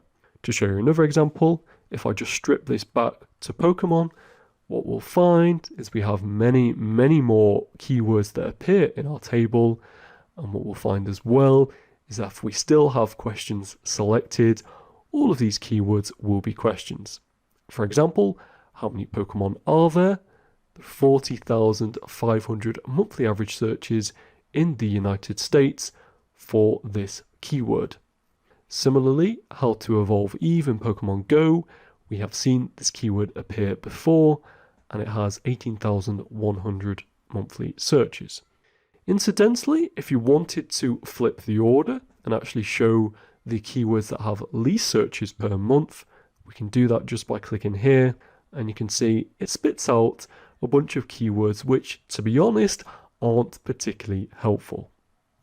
So those are the main features of Keyword Magic Tool. In the next video, I'll be showing you some of these other tools that you can use in SEMrush for SEO purposes. I'll see you there. Hey, so in this video, I want to show you another tool within SEMrush, and that tool is Organic Research. This is a really helpful tool for showing you the existing keywords that your website might be ranking for. To show this in more detail, I'm going to select a website to look at, and that is pokemon.com/UK. It's the official website of Pokemon in the United Kingdom. So I'm going to copy that URL. I'm going to paste it into SEMrush. We're going to keep this country level here at the UK, but if your URL contains, for example, US, because you're looking in the United States, then you'd want to change it to the United States. But yes, I'm going to keep it for the United Kingdom because it's where I'm based currently. So when I click search, SEMrush gives us this information here. So there's a lot of it, and we're going to be breaking it down so it doesn't look quite as intimidating at first glance. But we can see we have some numbers here, we have a graph, and if I scroll down a bit more, there's some more snapshots of keyword rankings, along with some other bits and pieces at the bottom, which you may want to look at in your own time. I'm not going to look at them in this particular video, and in all honesty, I only really look at these three tables here when I'm using SEMrush. Okay, so if I scroll back to the top, we can see we are looking at the keywords relating to this URL here. So pokemon.com/UK. This bit here is what we call the subfolder. And if we wanted to look at the root domain, i.e. getting rid of this bit here, what we'll find is we're probably going to be ranking for more keywords organically. So just to show you this in more detail, I'm going to get rid of that subfolder. So we're now looking at this root domain, and we can see that the number of keywords we are ranking for has shot up from 23,000 to over 42,000. It doesn't matter too much which one you're going to look at, but because the official website in the UK gives us this URL, pokemon.com/UK, I'm going to keep that as the one we look at. So click search once again. Incidentally, if we just wanted to look at the exact URL and get the rankings for this particular URL, we could change it to this here. But again, I'm going to look at the website as a whole underneath this subfolder. Don't worry about this too much for now. If this doesn't quite make sense, as we go through the course, all of these bits of jargon will start to fall into place. Alright, so looking here at the UK, again, if we wanted to look at a different country, we could do. So by clicking United States, this shows us how many organic keywords we are ranking for this website in the United States. So Google US results. I'm going to keep it looking at the United Kingdom just because it makes more sense. And if you're working on this website for the UK market, these are the results we would be interested in. So this first bit of information here is simply the number of keywords we are ranking for organically in Google UK results. So 23,800 and odd. And we have here this graph underneath, which we'll come to in a bit more detail very shortly. This number here tells us the traffic our website is receiving from these organic keywords. So in this particular month that I'm recording this video, the traffic coming from these 23,800 keywords is just shy of 1 million in traffic. Traffic cost relates to PPC, so we will ignore that number. The only other two numbers we may be interested in from an SEO perspective are these two, branded traffic and non-branded traffic. So branded traffic is the keywords which contain the word Pokemon in them, i.e. the brand. And this can be useful from an SEO perspective because if our strategy is to improve brand awareness, then over time we would want to see this branded traffic increase. Non-branded traffic is simply the traffic coming from non-brand keywords, so keywords that don't contain the word Pokemon in them. An example of this might be online card games. If people search for that in Google UK and then they end up on Pokemon.com through one of the search results, that would count as non-branded traffic. So we can see here that non-branded traffic for Pokemon.com/UK is considerably greater than branded traffic, twice as big, in fact. So scrolling down a little bit more, we can see this graph here, and it tells us, or shows us rather, the keywords this website is ranking for and has been ranking for over time. So at the moment, it is showing us all of the keywords that this website is ranking for and the positions. But if we wanted to reduce this, so instead of looking at total, we're just going to look at keywords we are ranking for positions 1 to 3, so the top 3 of organic search results. And we can see here that from the data that begins in January 2012, we were ranking for 173 keywords organically in positions 1 to 3 of UK search results, i.e. the top 3 positions. When we look at November 2021, this number has shot up considerably to 4,104. And this is exactly what we would hope to see in most SEO campaigns. As the website builds authority, as more people visit it, then we would expect our keyword rankings to improve and to be ranking for more keywords. If I then include all these filters back on to show you how many keywords we are ranking for in total, we can see that in January 2012, we were ranking for 337 keywords. And then if we look at November 2021, this website is ranking for 23,764. So a lot more ranking keywords, which is really good from an SEO perspective. The other thing you may have noticed in this graph are these G symbols for Google. And these symbols indicate when there's been a Google algorithm change or update. So many of these are quite minor, but we can see here that in January 2016, it looks like something interesting went on. Because prior to this change, the keywords for this website were ranking okay, but then after this point, there was a sudden increase in the number of organic ranking keywords. From an SEO perspective, this would be something SEO people would want to look into because it suggests one of two things. Either the work this website has been doing to improve its search engine optimization has been working and Google has rewarded them, or this change has come as a result of a major Google algorithm update. Either way, it has had a positive impact on performance. Scrolling down below this graph, are the two other tables which are of interest to us. So top position changes simply shows us what positions our keywords are now ranking for on this website. And if we wanted to look into these in more detail, we could do.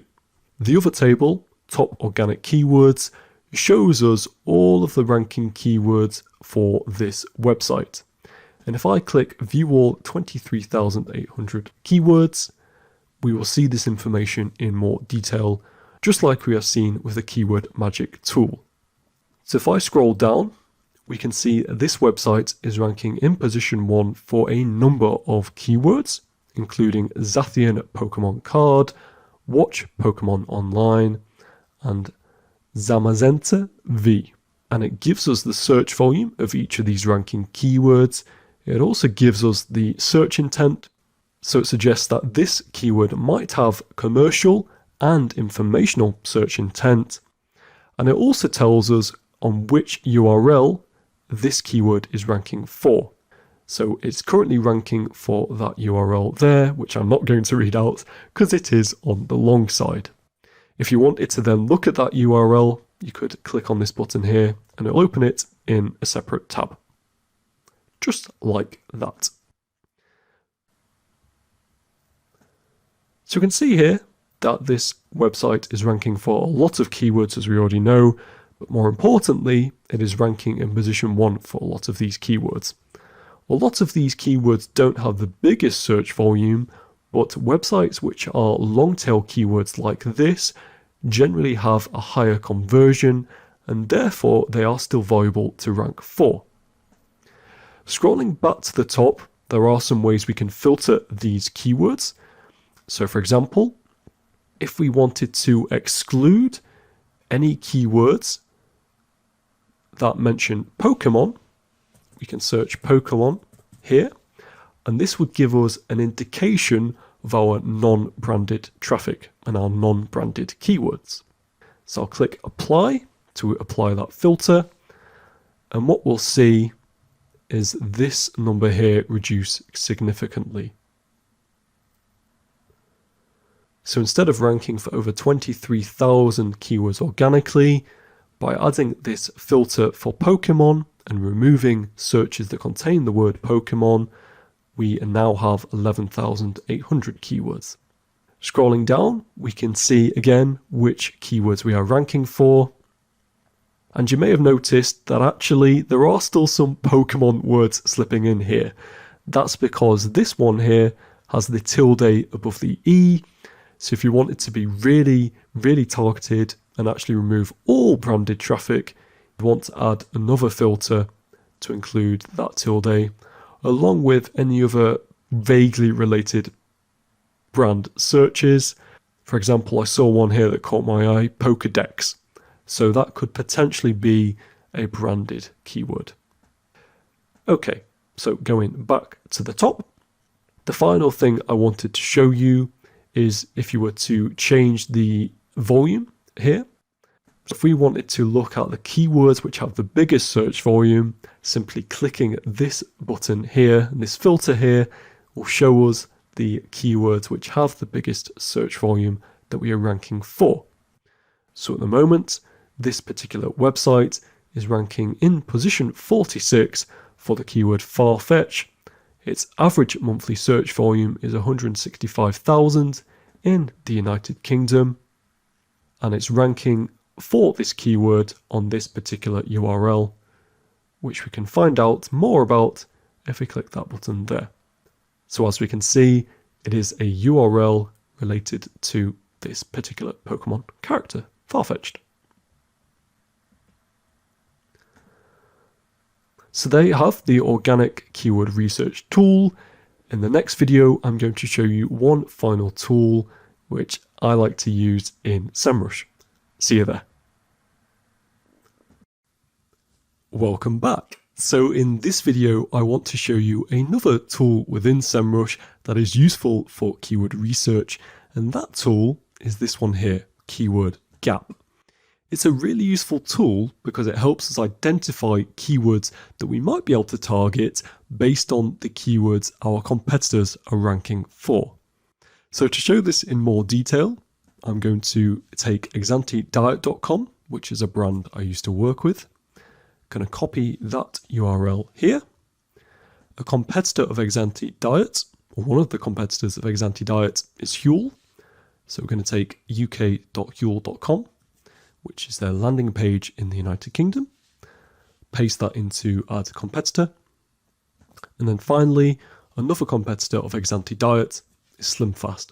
So we're going to take slimfast.com and paste that into the third competitor here, or the second competitor here. So we have exantidiet.com, which in this example is our website. We also have Huel as a competitor, and we have SlimFast as a competitor. We're looking at Google UK search results. If we wanted to look at Google US search results, we could also click US, but we're going to keep it as United Kingdom. I'm going to click compare. When it loads, so SEMrush gives us lots of information about these keywords and these websites. The first thing we can see is this keyword overlap. So this shows us visually what our keywords are doing compared to our competitors. So for example, we can see that Exanti Diet is ranking for 5.9k keywords organically in the UK. And we can see this because it's denoted by the colour blue. Similarly, for Huel, we can see they are ranking for 8.2k organic keywords in the United Kingdom, so slightly more than Exanti Diet, and they're denoted green. And then finally, slimfast.com ranking for 2.3k organic keywords, they're denoted orange.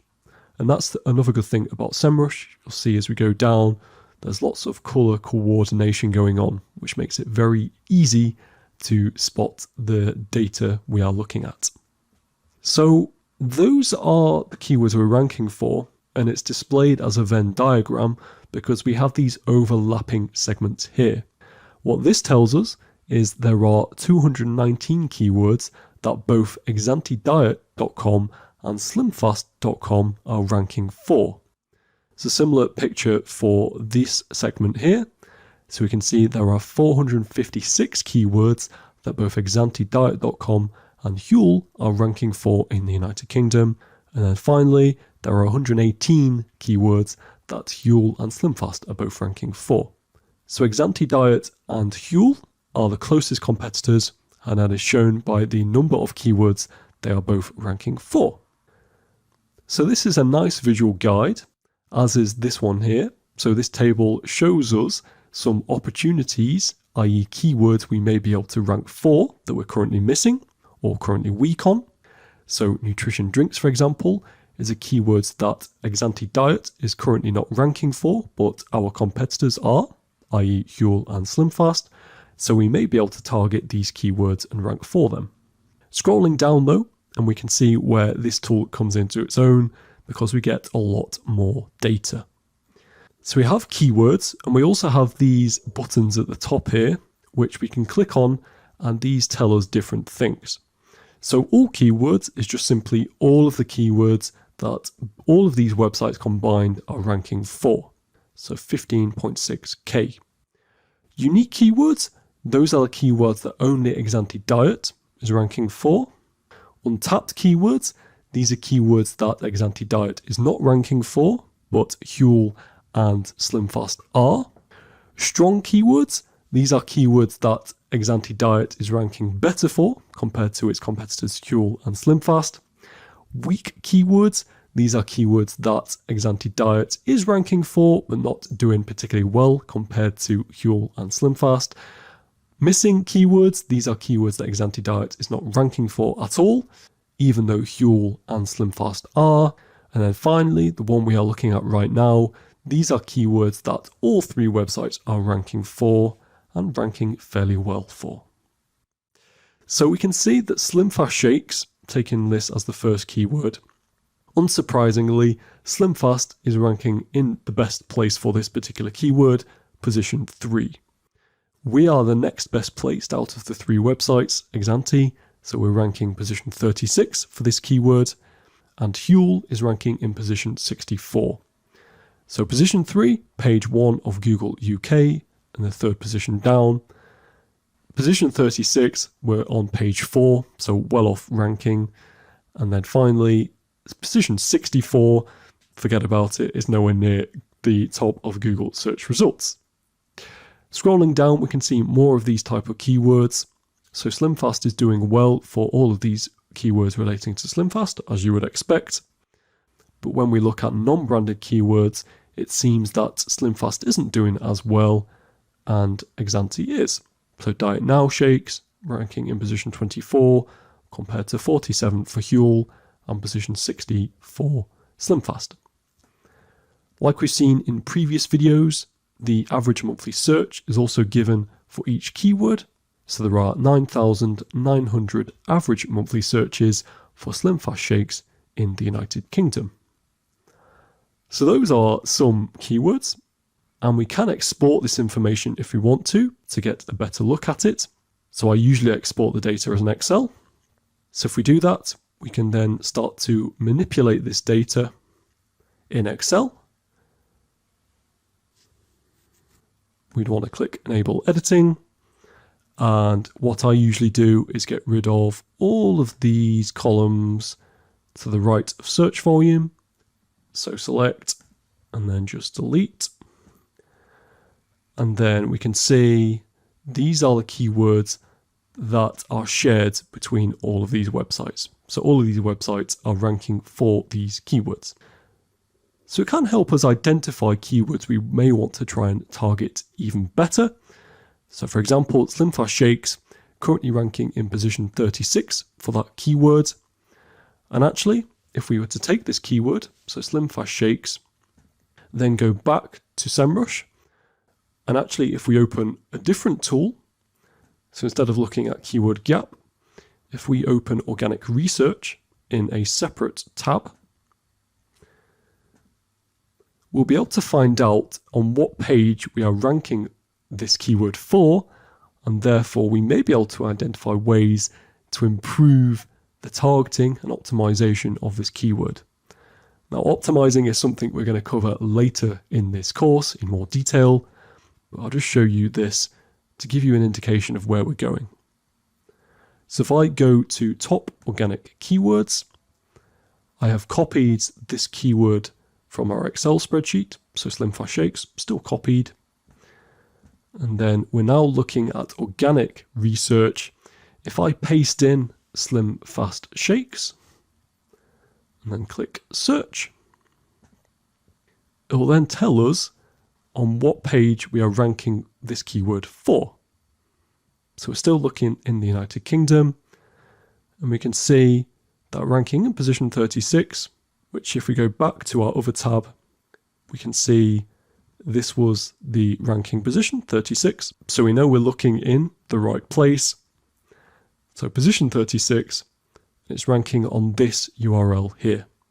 So us.exantidiet.com/blog/meal replacement shake versus protein shake. Okay, so back to this tab. And I mentioned these other bits here. So the final one we're going to look at, you can look at these in more detail yourself.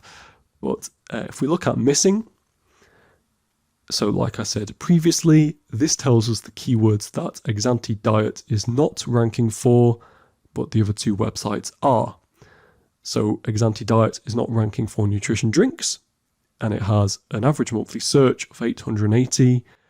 Huel is ranking position 34 for this keyword, so it is doing the best out of these three websites, highlighted by the green. And then SlimFast is ranking in position 88 for this keyword.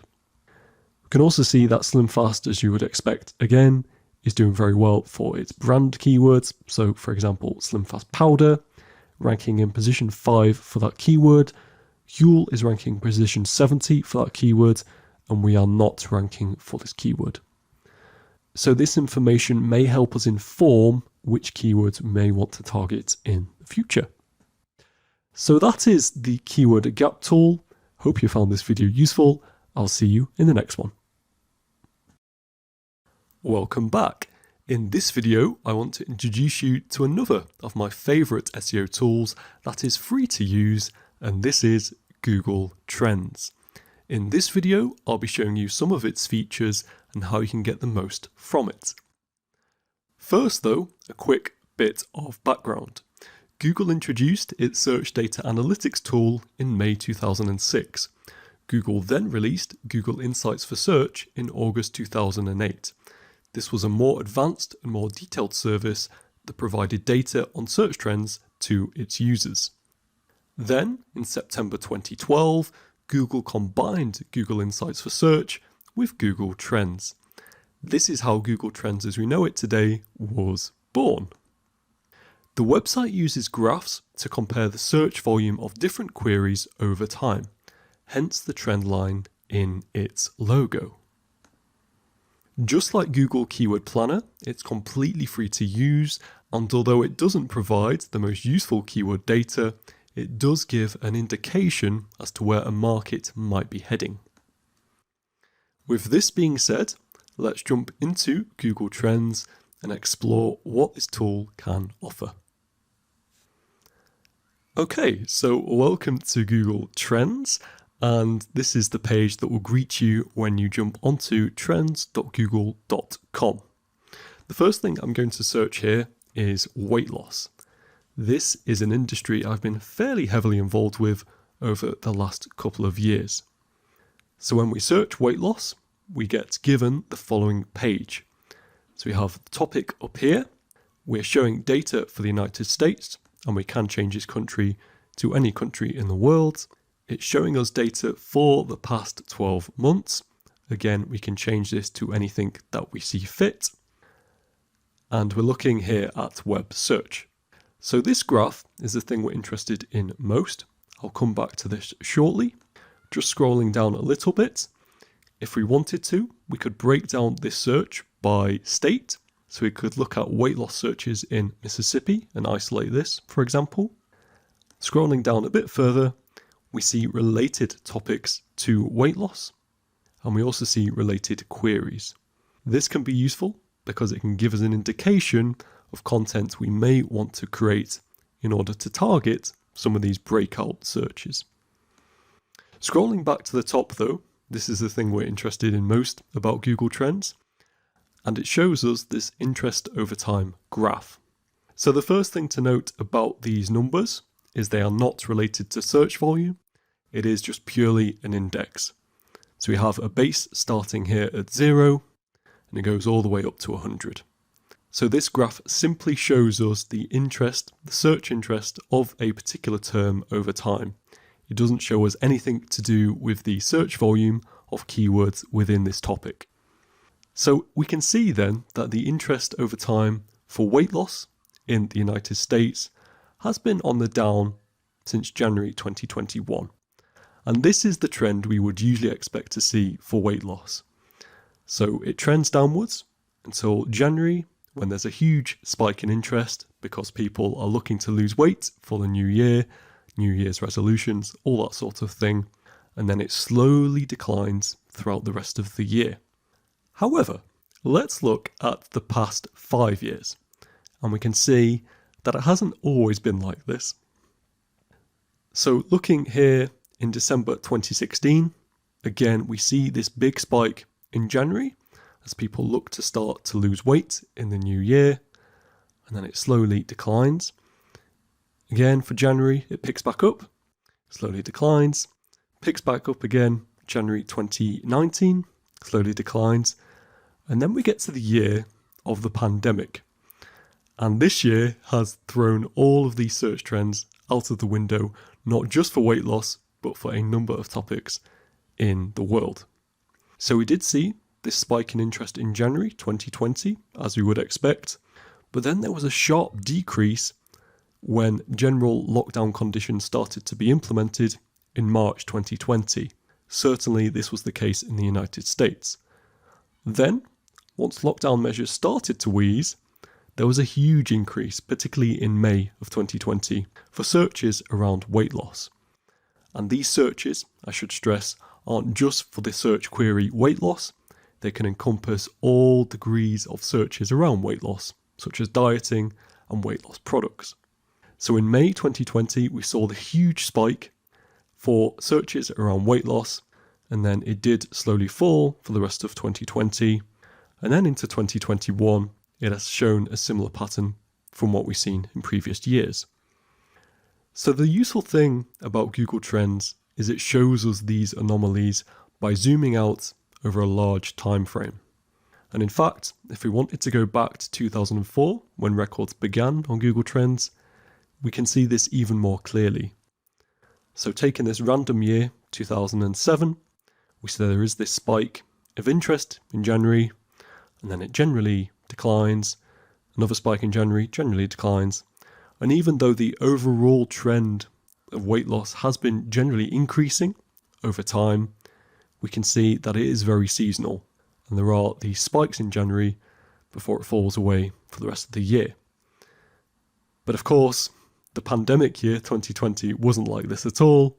And we had this huge fall in March and then an enormous increase in May. Now, if you wanted to see this in other countries, we can do. So taking the same topic, weight loss, and we now look at the United Kingdom, we can see a very similar story.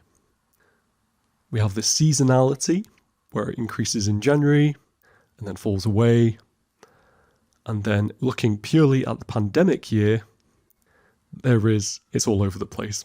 We have this fall in March and then a huge spike in May, like we saw with the United States.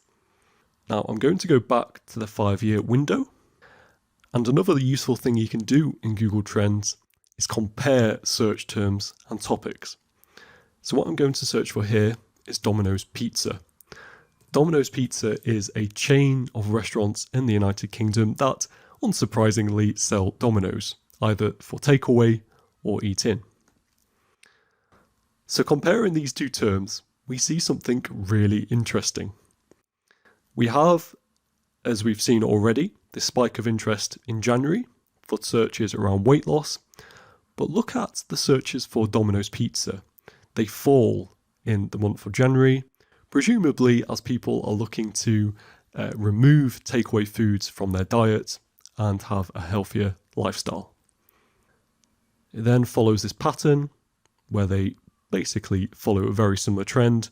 And then again, in January of 2018, we saw this huge increase in weight loss searches and a huge fall in searches for Domino's Pizza. Similar story in 2019, huge fall and a huge spike. Looking again at the pandemic though, we can see there is another huge anomaly. So again, there was, prior to the pandemic, an increase in search for weight loss and a huge fall in searches for Domino's Pizza.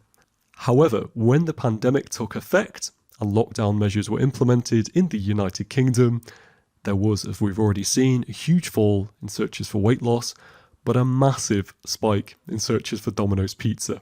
Presumably, we can't know this for sure, but presumably people were looking to comfort themselves during the pandemic and they didn't worry too much about what they looked like.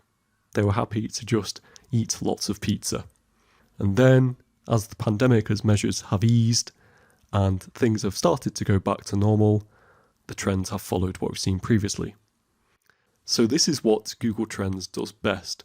It shows us these strange anomalies in data, and if you're looking to justify to departments within your team why there has been a fall in traffic to your website for particular terms, then you might be able to point to data in Google Trends and say, look, this trend is just what we have seen in the market.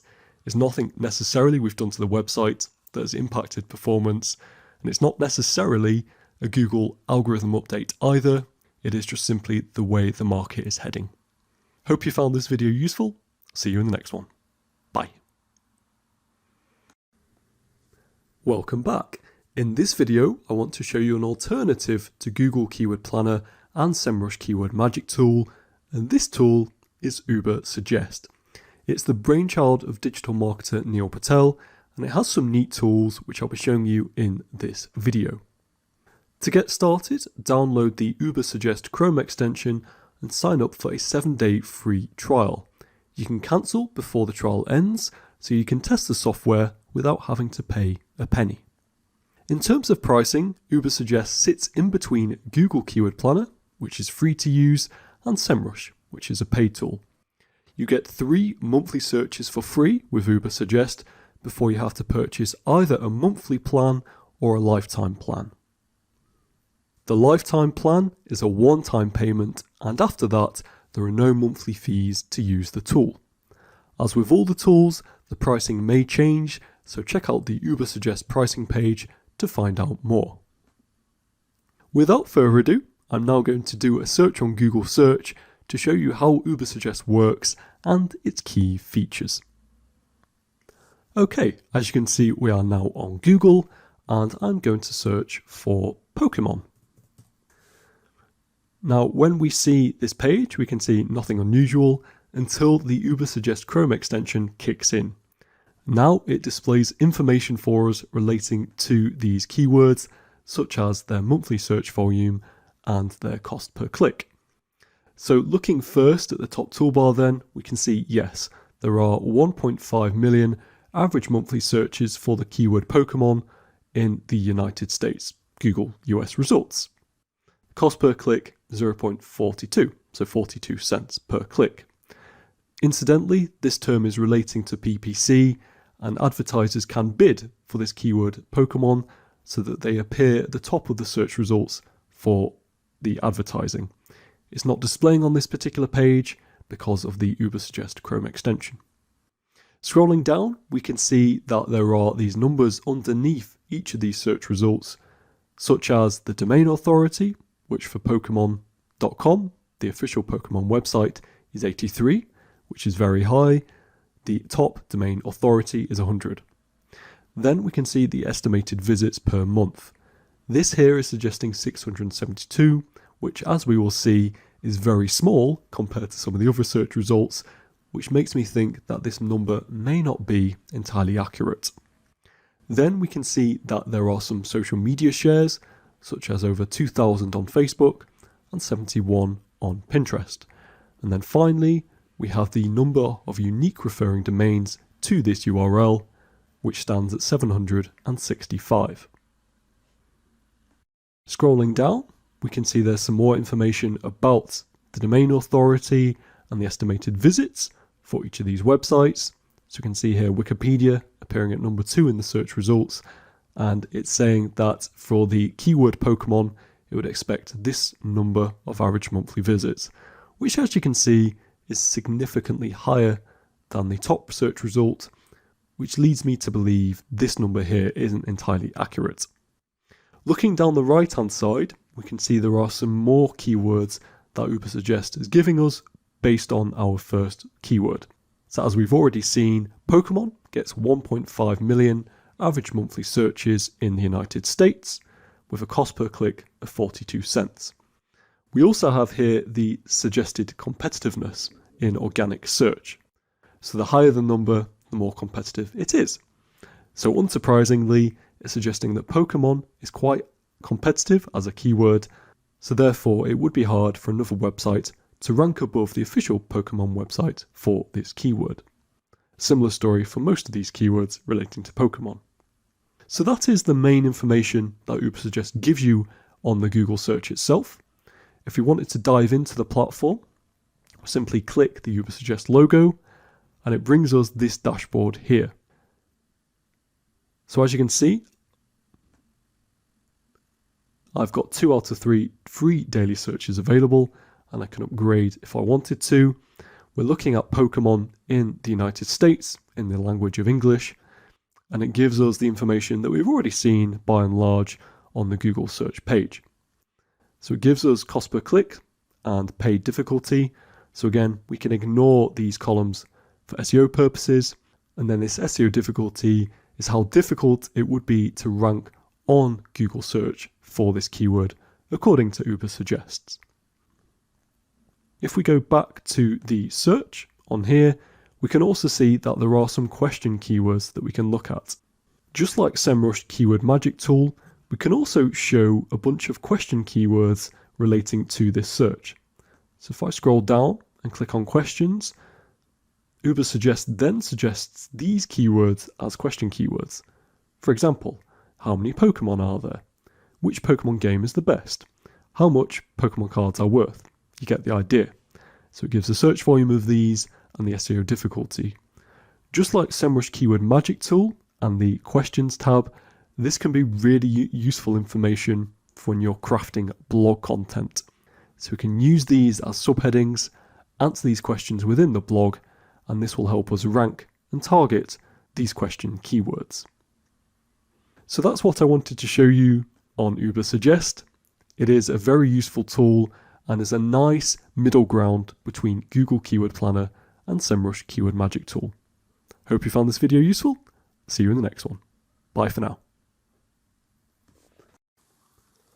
Alright, in this short video I want to introduce you to Answer the Public. This tool has a free plan that shares similarities with SEMrush's Keyword Magic Tool. Although it doesn't provide as much detail as SEMrush, it is a cost-effective alternative. So Answer the Public used to have on its front page a charismatic old man who would stare you down. They then changed to this guy. In more recent times though, they seem to have stepped away from creepy old men, and is reflected by this new logo. What has remained consistent though, is they provide pretty looking diagrams like this, to display question keywords people might be searching for. With this being said, let's jump into Answer the Public so I can show you the tool in more detail. Alright, so welcome to Answer the Public. If we scroll down the page, you can see that the majority of this page is just trying to sell Answer the Public to users. To actually start using the tool though, we can forget all of that and simply search our query in here. Now, even though this tool looks at the UK market, we can assume that all of the questions that it spits out will also be relevant to other countries. So I'm going to click search.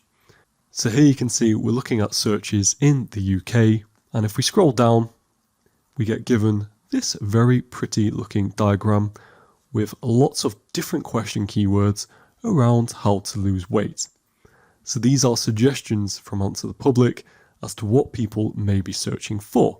For example, we have questions in the how topic, such as how to lose weight overnight, how to lose weight while breastfeeding, and how to lose weight naturally. Unfortunately, on the free plan, Answer the Public doesn't provide search data around these queries. So what we could do is we could take one of these questions, we could plug it into our keyword research tools, such as SEMrush Keyword Magic Tool or Google Keyword Planner, and we can get the search volume data that way. But if you're struggling for ideas around questions people might be searching for, this tool is incredibly useful. So some more examples here: why to lose weight, why it's hard to lose weight, and why am I unable to lose weight. What we can then do as well, if we wanted to, is export this data as a CSV, just like we've been able to on all of the other tools. So I'll do that very quickly, and we can see we'll get given this Excel document. If I open it, it gives us these questions in this form, in this table. So we can ignore all of these columns, delete those.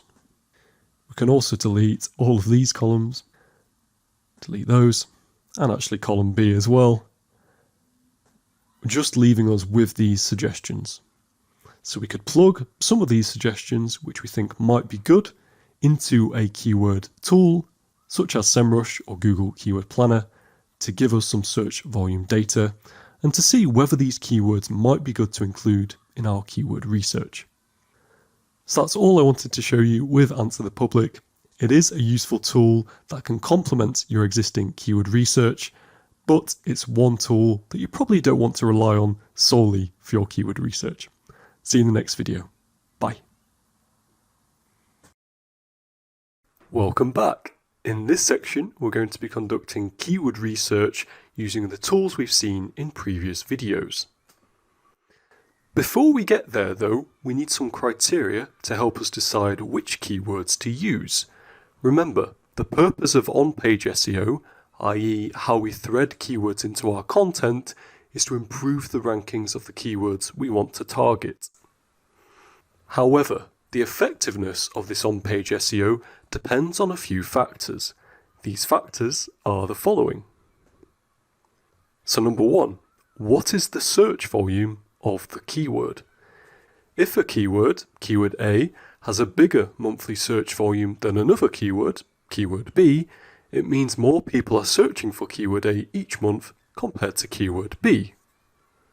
As a result, keyword A has the potential to drive more traffic to our site than keyword B, if a page on our website ranks highly in organic search for keyword A. Supermarket managers know people's eyes are drawn to higher shelves more than bottom shelves, so they typically place products that have a greater profit margin on the higher shelves. In other words, these higher shelves attract more quote-unquote eyeballs, higher search volume, and are therefore more valuable than the bottom shelves, lower search volume. So there is the first factor, search volume. The second factor is competitiveness. Although keyword A may have a greater search volume than keyword B, this doesn't necessarily mean it's a better keyword to target. This is because well-established brands/websites with high domain authorities may already be ranking highly for keyword A, meaning it could be difficult for our website to rank above these well-established brands. Of course, if our website is a big name brand too, this might not be an issue. However, websites with a smaller online presence may be better suited to target keywords that have lower search volumes but are less competitive. You can think of this decision as a trade-off between how easy it is to rank in position 1 organically for a keyword and the search volume of a keyword. Ranking in position 1 of the organic search results for a keyword with a monthly search volume of 100 is likely to drive more traffic to a page than ranking in position 10 for a keyword that has a monthly search volume of 1,000. The reason for this? Position 1 has a much higher click-through rate, CTR, than position 10. So on Google, the click-through rate in position 1 is around 43%. In position 10, click-through rate drops to 3.1%. So the maths checks out. 100 times 0.43 equals 43, and 1,000 times 0.031, i.e. 3.1%, is 31. So competitiveness is the second factor. And the third factor is this. Is the keyword we're planning on targeting for a particular page on our website targeted on another page on our website? If so, this could lead to a thing we call keyword cannibalization. This is just a fancy way of saying the two pages may compete against each other in the search results if they both target the same keywords and they are the same type of page, e.g. they're both product landing pages. As a result, both of these pages could be lower in the search results compared to if just one of these pages targeted the keyword. To avoid this problem, we should try to target unique keywords on each page of our website. Okay, so now that we're aware of the factors we need to think about when we're assessing keywords, we'll be able to start conducting keyword research very soon. Take 5 and see you in the next video. Bye for now. Welcome back. So something I'm asked by colleagues who write blog pieces is, should I bear in mind a minimum search volume when selecting keywords to target? For example, is it not worth the effort targeting a keyword that SEMrush says has 10 searches a month? How about 30? It's a great question, and like many great questions, it has a somewhat unsatisfactory answer. It depends. If you're working on an established website that's already ranking highly for a lot of high search volume keywords, you may decide the best strategy is to see if you can improve these rankings even further. For example, if you're already ranking organically at the bottom of page 1 of Google search for a keyword that has a search volume of, say, 10,000 monthly searches, it makes sense to try and improve this ranking even more, i.e. get it closer to the top of page 1. Searches at the top of the page have a higher click-through rate and should, therefore, drive more clicks to your website. If you're stretched for time and resource, and let's face it, that's often the case in SEO, this strategy may be more effective in the short term for driving more traffic to your site than targeting keywords with a low search volume. However, as mentioned in a previous video, if you're starting a website from scratch and want to rank highly on Google, creating content around long-tail keywords, such as buy Pokemon Brilliant Diamond, could be a more effective strategy. Once you've started ranking on pages 1 and 2 for these keywords and you're building momentum and authority, you can then start to target some of the shorter tail keywords. If you try and target the short tail keywords first and then the long tail keywords, you'll be competing against a lot of players, and it's unlikely you'll get onto page 1 for your chosen short tail keywords. A lot of people who work in SEO ignore low volume keywords. This means you'll naturally have less competition and will rank for that keyword quicker and easier. Also, search volumes are merely estimates, so I never pay them too much attention. I target low volume keywords all the time and typically end up generating way more traffic from the keyword than any tool predicts. Long story short, don't be afraid of targeting low search volume keywords. Hope you found this video helpful. See you in the next one. Bye for now. Okay, so welcome back, and in this video we're going to be doing something a little bit different. So we're going to look at this website which sells cards and gifts online.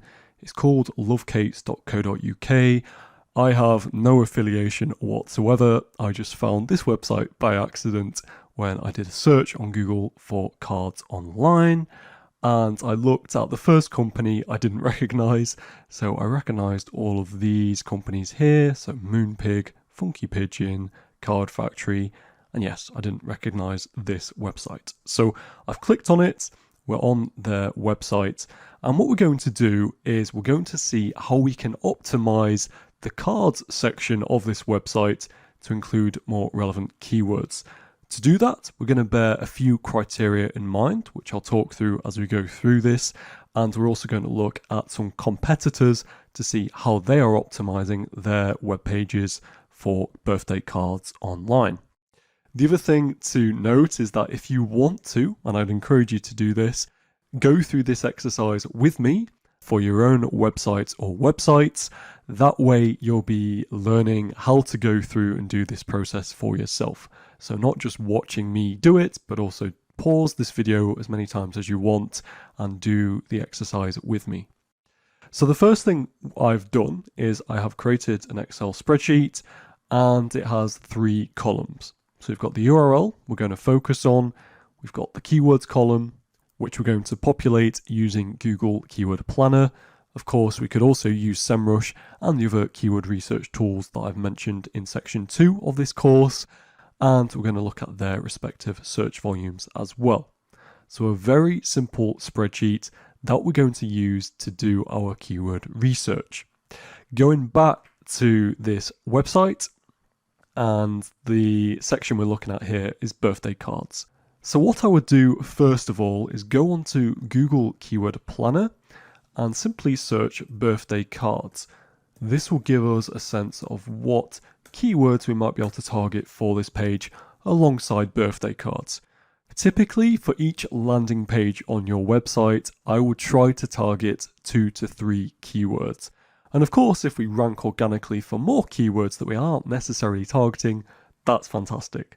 But yes, to target 2 to 3 keywords. If you can't find 2 to 3 keywords, which isn't going to be the case in this example, but let's say it's a very niche topic and there's only one keyword you can really target for a particular landing page, that is absolutely fine as well. So we have here birthday cards, and we can see that the average monthly searches is a range of 100,000 to 1 million every single month in the United Kingdom. That's clearly quite a lot. So we will include that one, and indeed it makes sense for a core landing page talking about birthday cards to have that as the target keyword. But are there other keywords we could target as well? Well, if we go back to this list, we can see that Google Keyword Planner is suggesting happy birthday card. So if we were to do this properly, which of course we're going to, I would put birthday cards in here. I'm just going to type it out, but of course you could just copy this. So birthday cards, I'll go for the lower bound of that search volume, so 100,000. And then happy birthday card, which is a variation of birthday cards, does have a slightly lower search volume. And if I go back to Keyword Planner, just to remind myself of that search volume, it was 10K, the lower bound. So I'll put 10K in here. So already we have two keywords which I think make sense to target for this particular page. And if we go back to Keyword Planner, potentially birthday invitation cards, although I think the intent of that card is slightly different. I think that's more inviting someone to attend your birthday party, so I don't think that's quite the same. However, birthday cards online does make sense. So I will copy that keyword and include that here as well. And not going to worry about the formatting, but the lower bound also was 10,000. So already we've done pretty much the keyword research for this particular page. And at this point, it's worth noting that, there are different criteria to consider, which we have seen in previous videos. So consideration number one is the search volume. For a core landing page like this, it makes sense to target keywords that have a high search volume. Doesn't necessarily mean we're going to land on Google for these particular pages, but it does make sense to target these keywords because why wouldn't we? We might as well try and go after these high volume keywords. The next criteria is relevance. So again, these keywords here are relevant to this particular landing page, which is talking about birthday cards. So far, so good. The third and probably the most important criteria is competitiveness. So clearly, these three keywords are very competitive. There are a lot of companies, particularly in the UK, that are trying to rank at the top of Google search for birthday card, happy birthday card, and birthday cards online. So this means that as a strategy, it probably doesn't make sense to just focus solely on going after these keywords.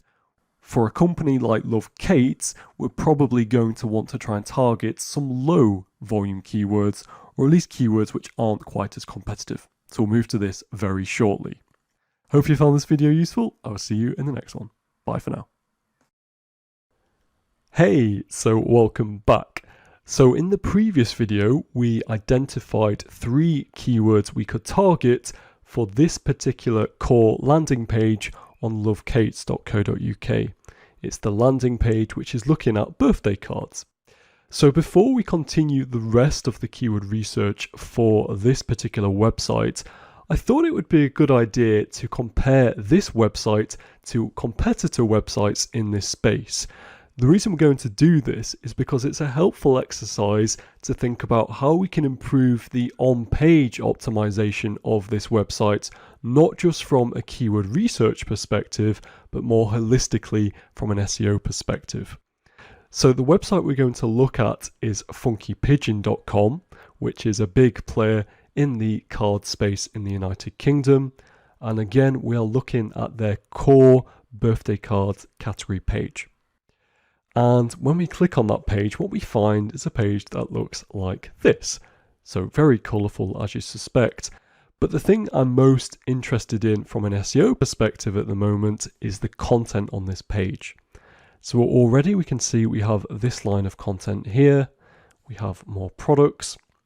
We then have some more content here. And already compared to Love Kate, it's a lot more content because we just have this line of content here on the page. And as well as those lines of content, there is a whole FAQ section at the bottom of this page about birthday cards. Now you might be thinking, isn't this a bit excessive? Surely users don't need to know all of this information about birthday cards before they buy a birthday card. A birthday card is a birthday card, right? Well, to that I would say you're absolutely right. This is a little bit excessive from a user's perspective. However, from an SEO perspective, this is actually very smart. And what it allows the website owner to do is rank for lots of keywords relating to birthday cards without appearing spammy. In other words, the web owner can thread in words related to birthday cards, such as personalized birthday card, which we have again listed here, birthday cards by age, which we again have listed here, and other keywords relating to birthday cards. So in other words, they can provide a lot more content and a lot more context to Google about what this page is about and try and rank for more keywords about birthday cards organically. So even though it is overkill from a user's perspective, from an SEO perspective, the more content the better. If that means including an FAQ section like this, go for it, and I would highly encourage you to do so. Generally speaking, as a rule of thumb, I like to try and aim for a minimum of 400 words of content on a core landing page. This page has a lot more than that, but compared to lovecates.co.uk, where the number of words or content on this page is, 18 words. So not a lot at all. And actually, just for transparency, if I did a similar thing, so I've installed a Chrome extension called Word Counter Plus, which I would encourage you to check out. Simply select the text on the page, right click with your mouse, click Word Counter Plus, and we can see here we have 544 words just in the FAQ section, but if we include the other bits of content on this page, it's probably closer to 1,000, particularly if we include this chunk here. Now I suspect, just incidentally, that this particular piece of content is appearing on all the pages, but for unique content, they still have well over 400 words. So it is a thing worth bearing in mind. And one final thing I want to show you for the content on this page, if we do Control F on a Windows device, Command F if you're on Mac, that will bring up the search function in Google Chrome, and it allows you to find how many mentions of a keyword are on a page. So I've already got birthday card here as the keyword, and we can see there are 47 mentions of this keyword on this Funky Pigeon page. It's a lot, but actually for the content they've got on this page, I wouldn't necessarily say it's excessive. And actually some of these mentions are in the products themselves, like we have here. So it's a little bit deceptive. Let's compare that to Love Kate's website here. So again, Control F. I'm just going to remove happy from that and just look for birthday cards. And we can see there are only 3 mentions of this keyword on this page. Even though this page is targeting birthday cards, they haven't got that many mentions of the keyword birthday cards. So if they were to include more content, they can include birthday card more often, which would give this web page a better chance of ranking more highly on Google for the keyword birthday card. Now clearly there's a lot of factors that go into SEO, as we already know, but from an on-page optimization perspective, there's lots of room to improve this page. So I hope that's given you a bit more context around keyword research, and in the next video we're going to continue with the keyword research exercise. See you there. Hi, so welcome back. So in this video, we're going to continue with the keyword research that we started in one of the previous videos, looking at keywords on lovecates.co.uk, specifically looking at the cards section of this website. We're going to see how we can improve it from an SEO perspective by looking again at our competitors in this space. So what I would suggest for this website here is, at the moment there is only this category for birthday cards, just a single category. And what the website then does is, when you click on that page, is it gives you the option to narrow down this search with this toolbar on the left. For example, if we wanted to narrow down the search for birthday cards by recipient, looking at, say, let's see what we got. So we have dad, we have brother, we have friend, we have girlfriend. What I'm looking for this particular example, and there's a lot of categories here, which incidentally isn't that great from a user perspective because the user has to scroll all the way down. The one I'm interested in is sister. So I'll click sister. It then takes a little while to load. And what we can see by the URL is there is something interesting going on in the back end of this website. Now, this is beyond the scope of this course, but what I can tell you is there is a search going on in the database of this website, and it's spitting out these products based on what is in stock, based on the criteria selected. And although it kind of works from a user perspective, from an SEO perspective, this sort of filter isn't that great.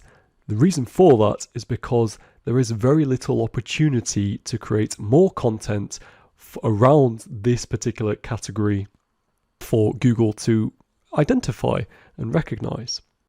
What is better, or what would be better for this website to do, is to create a separate category landing page which it can then target more keywords relating to sister birthday cards on. One website that does this very well, as you can imagine, is Funky Pigeon. So what we have here is a category landing page, birthday cards for sister, and even though the content is on the short side, they do have content here which is specifically related to birthday cards for sister. And this just means this web page has more opportunity to rank for keywords relating to birthday cards for sister. Indeed, if we go on to Google search, we search birthday cards for sister and scroll down, we see that Funky Pigeon is ranking in position 2 for this particular page, birthday cards for sister. Similarly for Moonpig, they too have a dedicated landing page for birthday cards for sisters, and they are ranking in position 1 for this term at the time of this recording. So from an SEO perspective, it makes sense to try and have dedicated landing pages for each category. And although clearly this is a lot more work for the web owner because they have to create content, which I suspect is the reason that Love Kate's has gone down this filtering road instead, it will yield more results from an SEO perspective, and this website would be able to rank for more keywords if it was to set up specific landing pages or subcategory pages underneath birthday cards. Just to back this up even further, if we jump into Google Keyword Planner, search sister birthday cards, we can see that there are a significant number of monthly searches in the United Kingdom for keywords relating to sister birthday cards. We have the headline keyword sister birthday cards getting between 1 to 10k monthly average searches. Similarly, happy birthday card for sister, 100 to 1k average monthly searches. We have funny sister birthday cards. You get the idea. So this website would be best advised to create separate landing pages.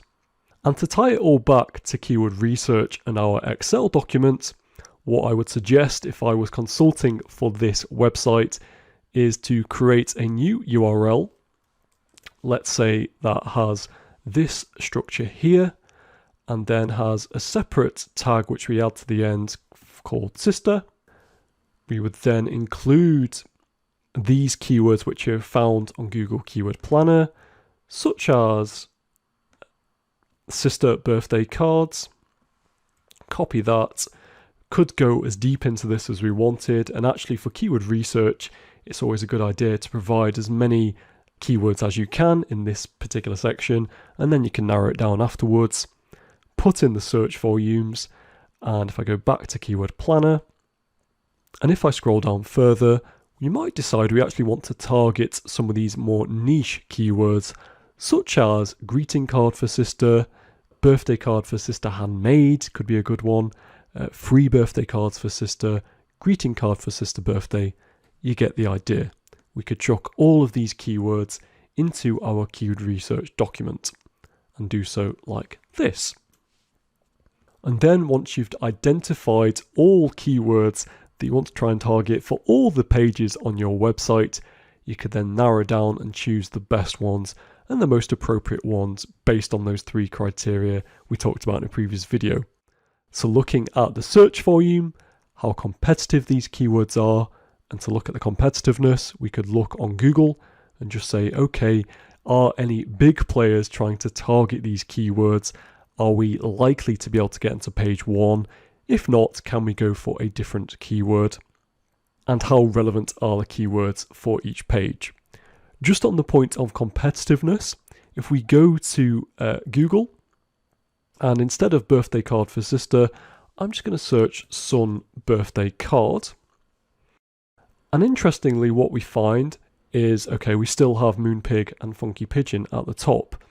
But actually in 3rd position of organic search results for son birthday card, we have this random Amazon page, which I suspect isn't particularly well optimized.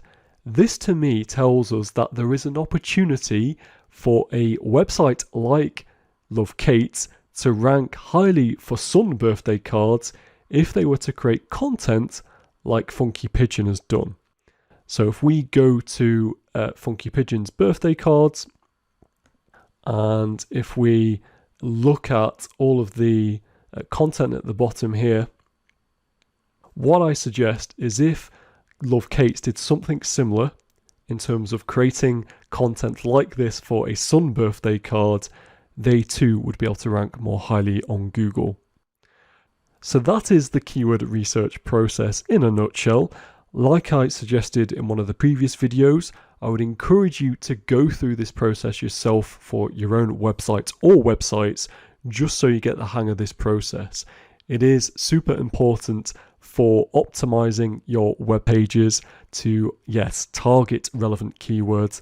So I'd highly encourage you to do this for yourself. Hope you found this video useful. I'll see you in the next one. Bye for now. Hi, welcome back. So in this short video, I want to show you how you can use Google search engine results pages to help with your keyword research. So the first step is to simply put in the keyword you're looking for more keywords around. In this example, I'm going to use weight loss diets. Press enter, and you'll see a page that you'll have seen a billion times before. So we have the organic listings here, people also ask section, and if we scroll right to the bottom, what we'll find are some related searches. So this function on the SERP is very similar to what we'll see in YouTube, where YouTube would suggest videos that we also might like to watch based on what we have watched already. A similar thing here is going on with Google. So based on the search that we have given in the search bar, it has suggested some other searches we could find helpful based on what other people are searching for. So for example, we have 7-day diet plan for weight loss, best diets for weight loss 2021, and how to lose weight naturally. So all of these are perfectly good suggestions, and actually what we could do is plug some of these into the keyword tools we've used before, such as Google Keyword Planner or SEMrush Keyword Magic Tool, and this would then give us some keyword data around the search volumes and competitiveness. So this in itself is really useful information, and it can help aid our keyword research. If we wanted to take this one step further, we could start to marry up some of these keywords and sort of mix and match the keyword phrases. For example, we could say quick weight loss diet plan for women. That could be a good keyword to search for potentially. Or free diet plan for women, or free diet plan for ladies. These are all keywords we could plug in, get some keyword data from, and then add to our Excel spreadsheets that we did in the previous video. So that's it. I hope you're able to use this exercise to help bolster your keyword research, and I'll see you in the next video. Bye for now. Hi, so welcome back. So in this particular video, I wanted to show you some competitor keyword analysis so that you can see what a role in SEO might look like for you. This is a big part of what people in SEO do. looking at competitor websites, seeing what they are doing from an SEO point of view that we might be able to steal for our own website or websites that we might be managing. So the example we're going to look at is in the diet shake space, and the keyword we're going to look at is diet shakes. So press enter, and as usual we have a SERP here with organic listings and other bits and pieces that Google has thrown in, such as people also ask. So a brand I used to work with is Exanti, and this was one particular page that we worked on. So we're going to use this as an example, and we're going to compare this page against this page from Shake That Weight. So I'm just going to open that in a new tab, and also from Holland & Barrett. So in other words, the top two competitors at the moment for this particular keyword. So if we open up this Exanti diet page, what we can see is this page is targeting the keyword meal replacement shakes rather than diet shakes. How do we know this? Well, it's mentioned numerous times. So we have it here in the URL, we have it here in the H1, the heading, and we'll be covering these jargon terms in more detail in the next section and beyond of this course. But for now, we can see that yes, this page is targeting meal replacement shakes. If I do Control F on my laptop, if you have a Mac, then it's Command F, we can see that meal replacement shakes is mentioned 10 times on this particular page, and each example is highlighted yellow and then orange. So I'll get rid of that, and that's just to show that this page is, yes, definitely targeting the keyword meal replacement shakes. So some of the things we did include making this content here more optimal for the keyword meal replacement shakes. So we've included it here, and we've included diet shakes here, and there may be other examples within this content. And if we go right to the bottom of this page, below all of these products, we'll see there's this FAQ section that we added as well. So this FAQ section gives us the opportunity to include more references to meal replacement shakes, and to do so in a way that isn't spammy. This information at the bottom of the page is useful for users because it gives them further context about meal replacement shakes, and of course it's helpful from an SEO point of view because it means we can include more content and gives us a greater opportunity to rank for more keywords organically. So we have here meal replacement shakes mentioned, and each of these questions that forms a subheading is taken from SEMrush Keyword Magic Tool. So we use the question function within Keyword Magic Tool to find questions people were asking around meal replacement shakes. So this example clearly, what are meal replacement shakes? What are the benefits of meal replacement shakes? Do meal replacement shakes work? Etc. So we could use these subheadings and then answer them with content like this. And again, this content gives us an opportunity to thread in more examples of related keywords. Got meal replacement shake there. We also have flavored shakes and many other examples. So those are just two things we did to this particular page to optimize it from an SEO perspective. And there were other things that we did from a UX perspective to optimize this page as well. But for now, we're just looking at the keywords and competitor keyword analysis. So now compare this to our first competitor, Shake That Weight. So the first thing to note about this particular page is this is the home page of this website. So this domain is ranking for diet shakes on its homepage, which tells me as someone in SEO that this page may not be particularly well optimized for the keyword diet shakes. But nonetheless, we will do Control F.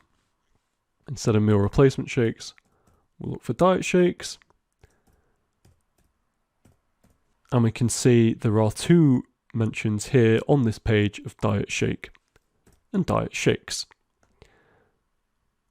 So not loads of references, which tells me from an SEO perspective that yes, this page isn't particularly well optimized for diet shakes, and yet it is still ranking in position 1 for this particular keyword. This can happen in SEO, where Google ranks pages which you think aren't as good from a content perspective as your website. However, there are a number of factors that go into SEO, as we've already covered in this course. So just looking at content alone isn't what we should be doing.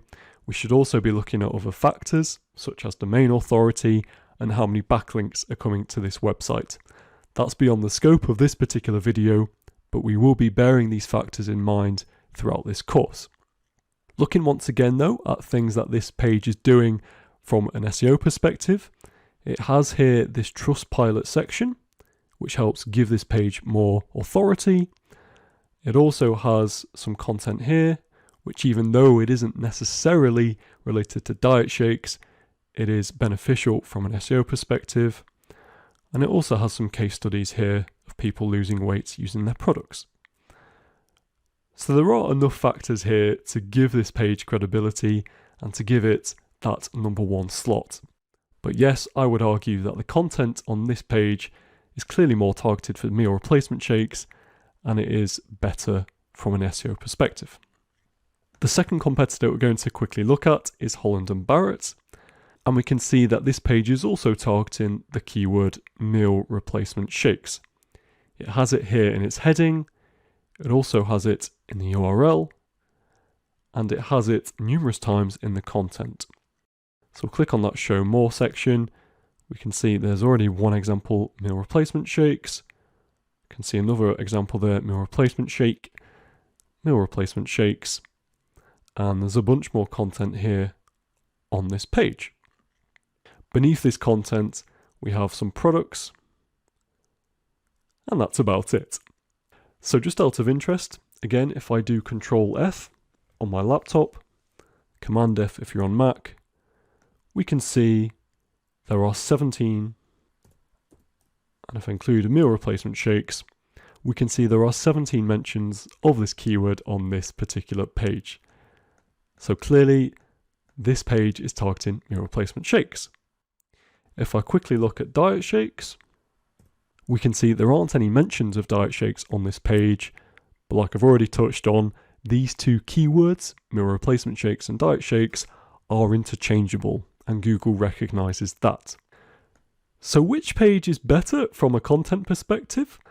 Well, I would argue that Exante and Holland & Barrett are the two best pages from a content perspective, but like I've already mentioned, there are numerous factors that go into SEO, and I suspect Shake That Weight is doing well in other areas, which is why it's ranking at the top of Google for this particular keyword. So I hope you found this video useful. We'll be seeing more of these sorts of examples and case studies as we go through this course. So I hope you've enjoyed this video, and I'll see you in the next one. Bye for now. Okay, so in this brief index, we're going to explore the murky world of EAT and YMYL SEO. I know, there are so many acronyms in SEO. Please don't shoot the messenger. So EAT stands for expertise, authoritativeness, and trustworthiness. Try saying these when you've had a few drinks. It comes from Google Search's Quality Rater Guidelines, a 168-page document used by human quality raters to assess the quality of Google's search results. Google published this document in 2013 to quote-unquote help webmasters understand what Google looks for in a web page. We'll come back to YMYL shortly, and no, it's not a popular disco song from the 70s. Sorry to disappoint. So what do expertise, authoritativeness, and trustworthiness actually mean in the context of SEO? Well, you can think of EAT as a quasi-ranking factor that Google uses to judge the quality of content on websites. It's important for all queries, but some more than others. If you're just searching for pictures of cute cats, EAT probably doesn't matter that much. The topic is subjective, and it's not a big deal if you see a cat you don't think is cute. For the record, I think this cat is super cute. If you're searching for the correct dosage of aspirin when pregnant, on the other hand, EAT is undoubtedly important. If Google was to surface content on this topic written by a clueless writer published on an untrustworthy website that lacks authority, then the probability of that content being inaccurate or misleading is very high. Given the nature of the information being sought here, that's not just inconvenient, it's potentially life-threatening. EAT is also important for queries like how to improve credit score. Here, advice from the clueless and unauthoritative is unlikely to be legit and shouldn't be trusted. Google refers to these kinds of topics as YMYL, your money or your life. Some types of pages or topics could potentially impact a person's future happiness, health, financial stability, or safety. If your site is built around a your money or your life topic, demonstrating EAT is crucial. Let's quickly take a look at each of these EAT elements. Expertise means having a high level of knowledge or skill in a particular field. It's evaluated primarily at the content level, not at the website or organizational level. Google is looking for content created by a subject matter expert. For your money or your life topics, this is about the formal expertise, qualifications, and education of the content creator. For example, a chartered accountant is more qualified to write about tax preparation than someone who's read a few posts on Reddit. As Google states, formal expertise is important for your money, your life topics, such as medical, financial, or legal advice.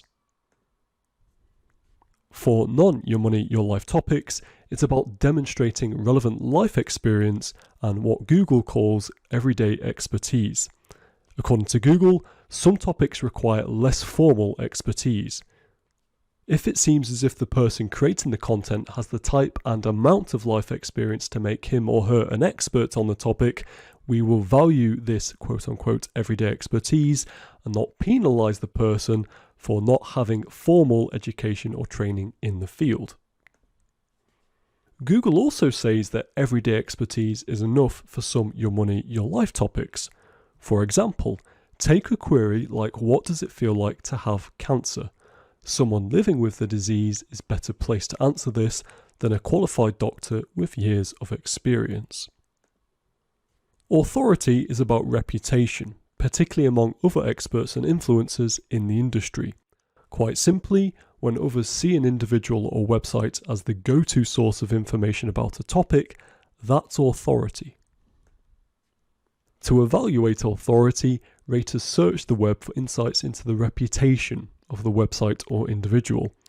Just a quick note, raters are real people who manually look at websites alongside the Google algorithm to check the algorithm is ranking pages correctly.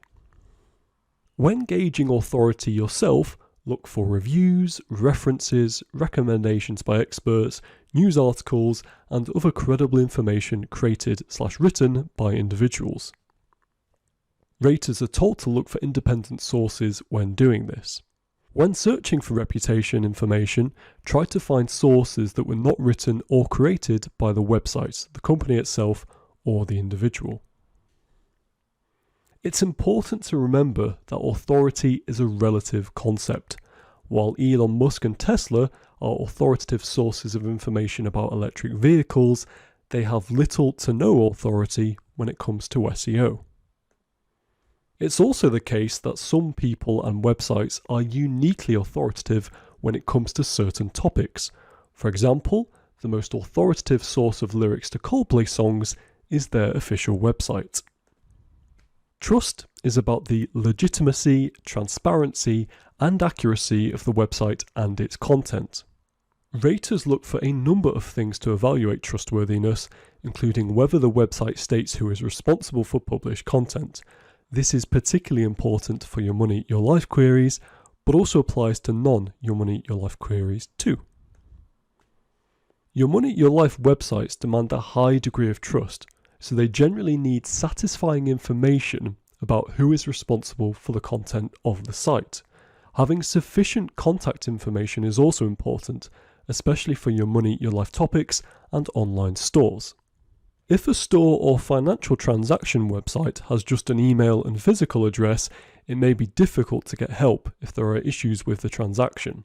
Likewise, many other types of Your Money, Your Life websites also require a high degree of user trust. Raters also take into account content accuracy. Google goes on to say, for news articles about information pages, high-quality content must be factually accurate for the topic and must be supported by expert consensus where such consensus exists. Citing trustworthy sources is part of this. Again, Google goes on to say, an article with a satisfying amount of accurate information and trustworthy external references can usually be rated in the high range. Trust, like authoritativeness, is a relative concept. People and websites can't be perceived as trustworthy in all areas. I, for example, am a trustworthy source of information about SEO, but certainly not bodybuilding. Now, you may remember earlier that I mentioned you can think of EAT as a quasi-ranking factor. For something to be a Google ranking factor, it has to be something tangible that a computer can understand and evaluate. Perhaps the most obvious example of this is the number of backlinks to a page. Google crawls the web far and wide, so they know how many backlinks point to most pages. They can easily create a computer program that ranks pages with the most high quality backlinks. The problem with expertise, authoritativeness, and trust is that while they're desirable qualities of content, they're fundamentally human concepts. You can't tell a computer to rank pages with EAT higher because it only understands bits and bytes. Here's Google's solution to this problem. First, their search engineers think of algorithm tweaks that might improve search result quality. You can think of this like adjusting the volume and gain dials on a microphone. Second, they show search results to quality raters with and without the proposed change implemented. The job of these quality raters is to provide feedback to Google, and they aren't told which set of results is which. And third, Google uses the feedback to decide whether the proposed tweak had a positive or negative impact on search results. If the results are positive, the change is implemented. Using this process, Google engineers are able to understand the tangible signals that align with EAT and adjust the ranking algorithms accordingly.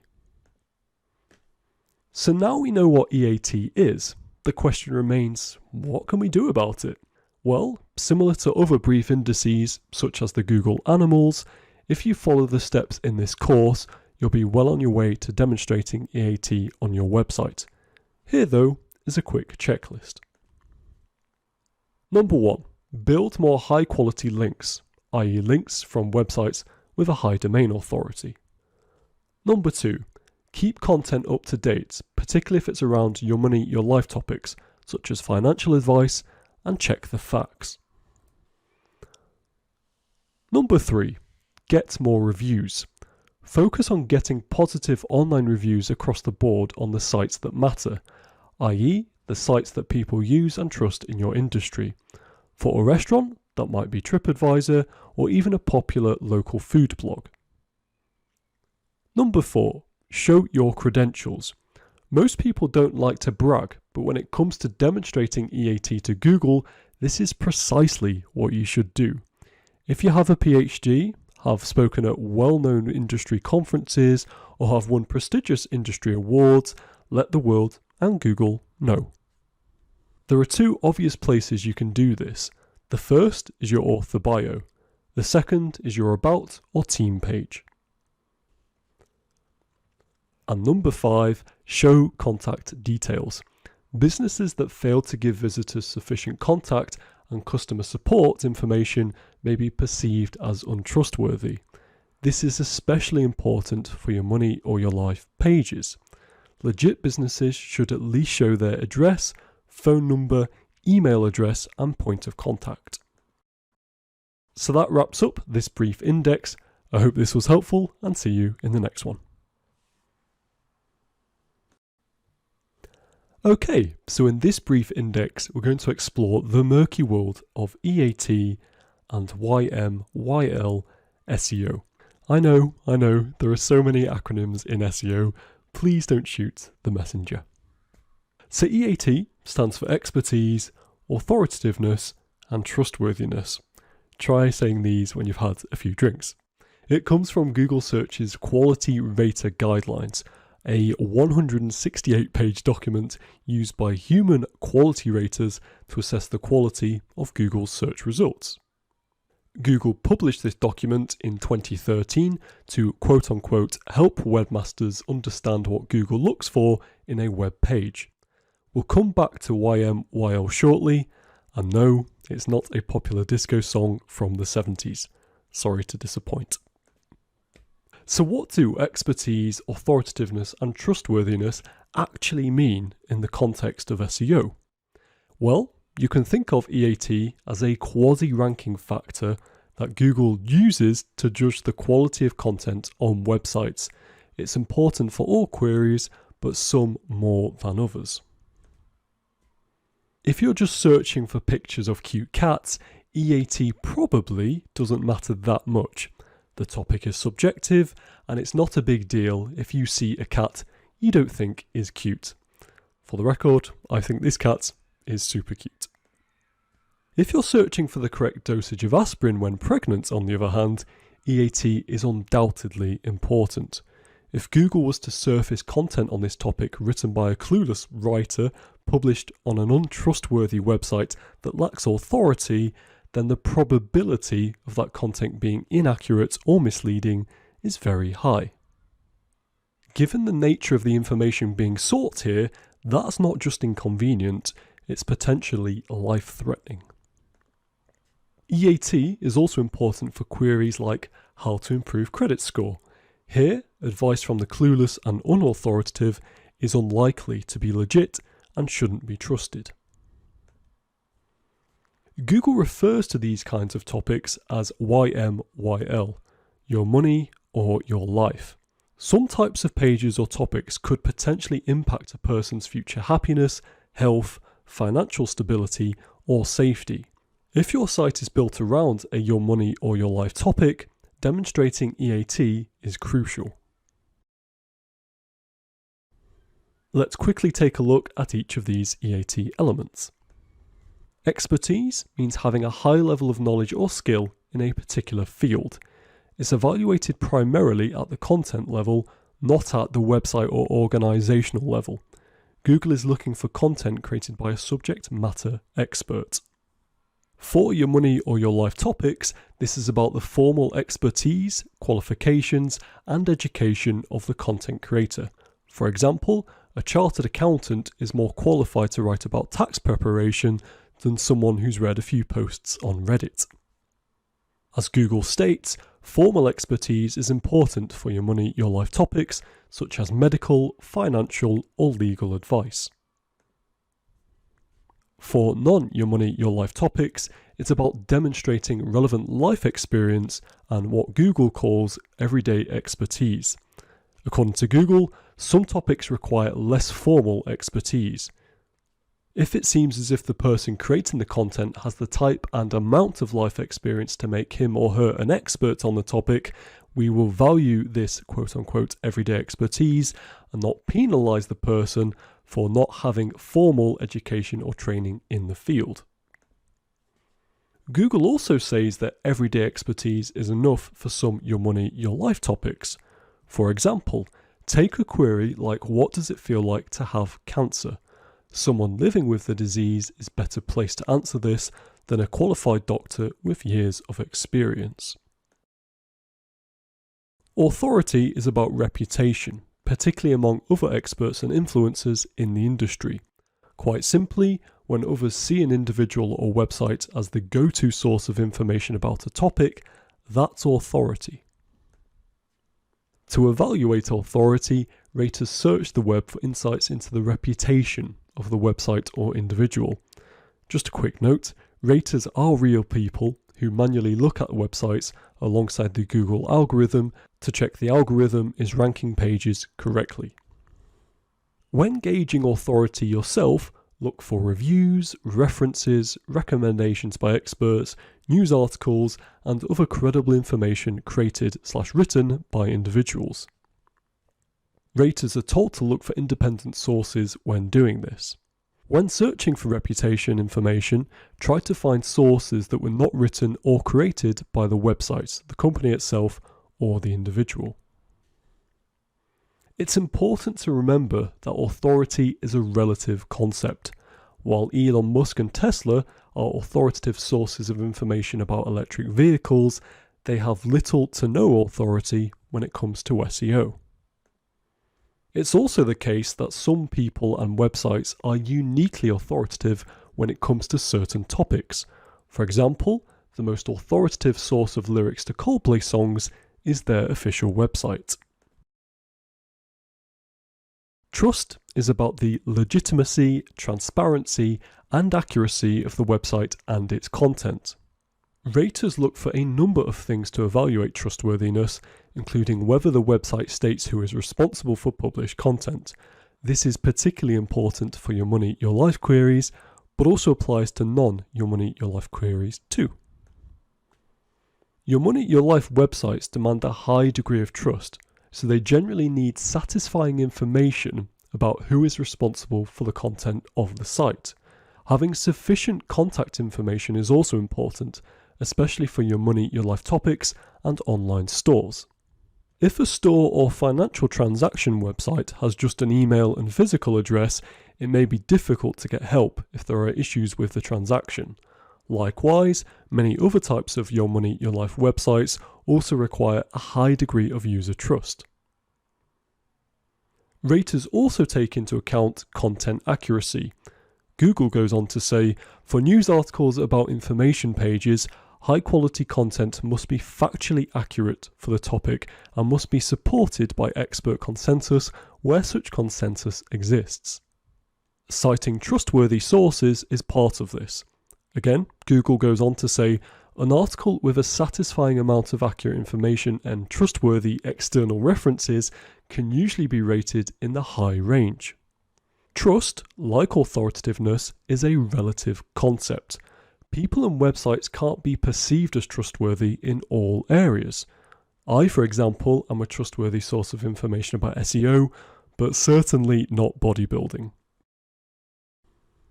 Now, you may remember earlier that I mentioned you can think of EAT as a quasi-ranking factor. For something to be a Google ranking factor, it has to be something tangible that a computer can understand and evaluate. Perhaps the most obvious example of this is the number of backlinks to a page. Google crawls the web far and wide, so they know how many backlinks point to most pages. They can easily create a computer program that ranks pages with the most high quality backlinks. The problem with expertise, authoritativeness, and trust is that while they're desirable qualities of content, they're fundamentally human concepts. You can't tell a computer to rank pages with EAT higher because it only understands bits and bytes. Here's Google's solution to this problem. First, their search engineers think of algorithm tweaks that might improve search result quality. You can think of this like adjusting the volume and gain dials on a microphone. Second, they show search results to quality raters with and without the proposed change implemented. The job of these quality raters is to provide feedback to Google, and they aren't told which set of results is which. And third, Google uses the feedback to decide whether the proposed tweak had a positive or negative impact on search results. If the results are positive, the change is implemented. Using this process, Google engineers are able to understand the tangible signals that align with EAT and adjust the ranking algorithms accordingly. So now we know what EAT is, the question remains, what can we do about it? Well, similar to other brief indices, such as the Google Animals, if you follow the steps in this course, you'll be well on your way to demonstrating EAT on your website. Hey, so in this section, we're going to be covering content optimization. This is the process of making sure content is written in a way that it can reach the largest possible target audience. This includes making sure relevant keywords are present, adding meta and title tags, and including relevant links. We'll be covering each of these in more detail. Before we get there though, here's a question for you. What is content? I'm not talking about the content Uncle Ronnie puts in his hip flask. And I'm not talking about the feeling of being in a peaceful state of happiness or feeling satisfied, i.e. content. I'm talking about the stuff we consume, the text, the videos, the images, the audio, all of it. What does content mean to you? When you search online, it's surprisingly difficult to find a good definition that relates to what we're talking about. Taken literally, content comes from the medieval Latin word contenta, meaning things contained.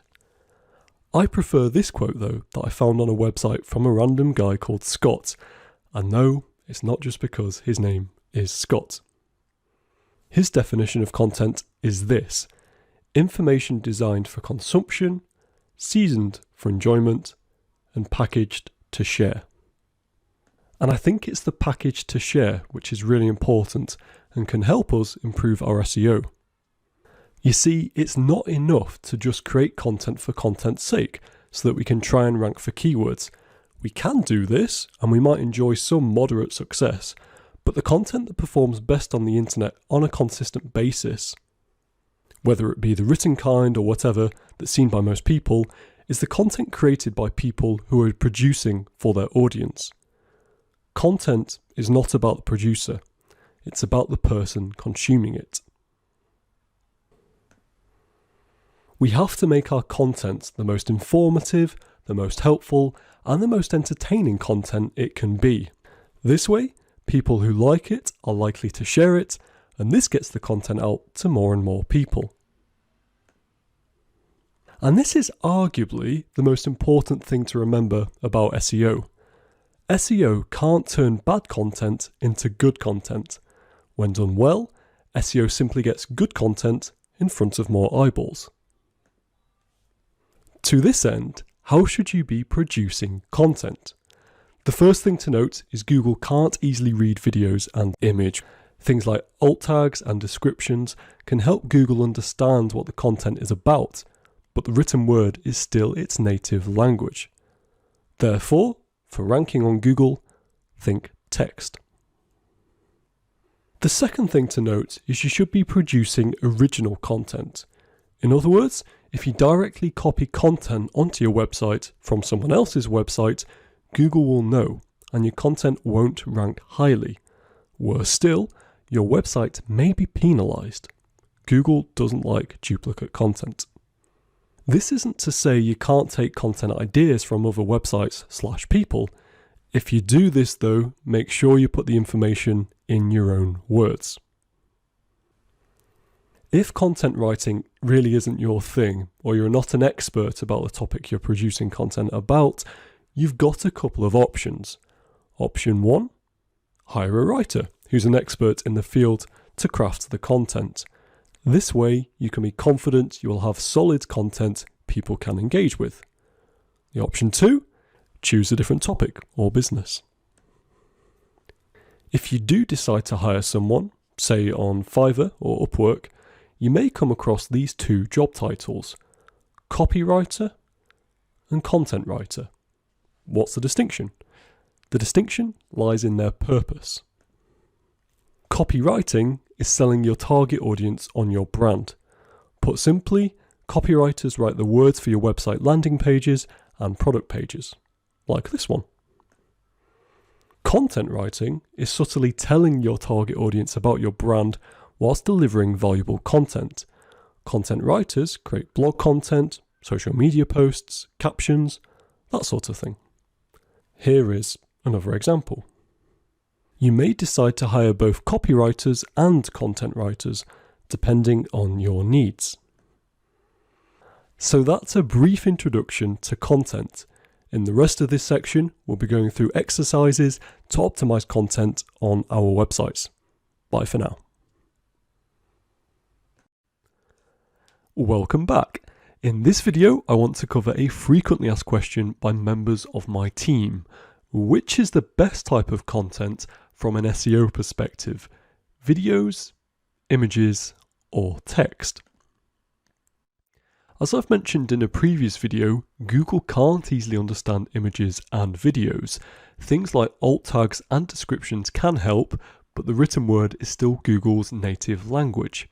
If you have a page that has tons of videos but barely any text, it will be difficult for Google to figure out what your page is about. Does this mean all the content on your websites should be text? I'd say it's best to have a mix of text and visuals, whether they be images or videos. Visuals are good for increasing engagement and time spent on your pages, which are both contributing factors for ranking higher. However, if you have too many images/videos, these can slow down a website's load time, which, once again, can negatively affect rankings.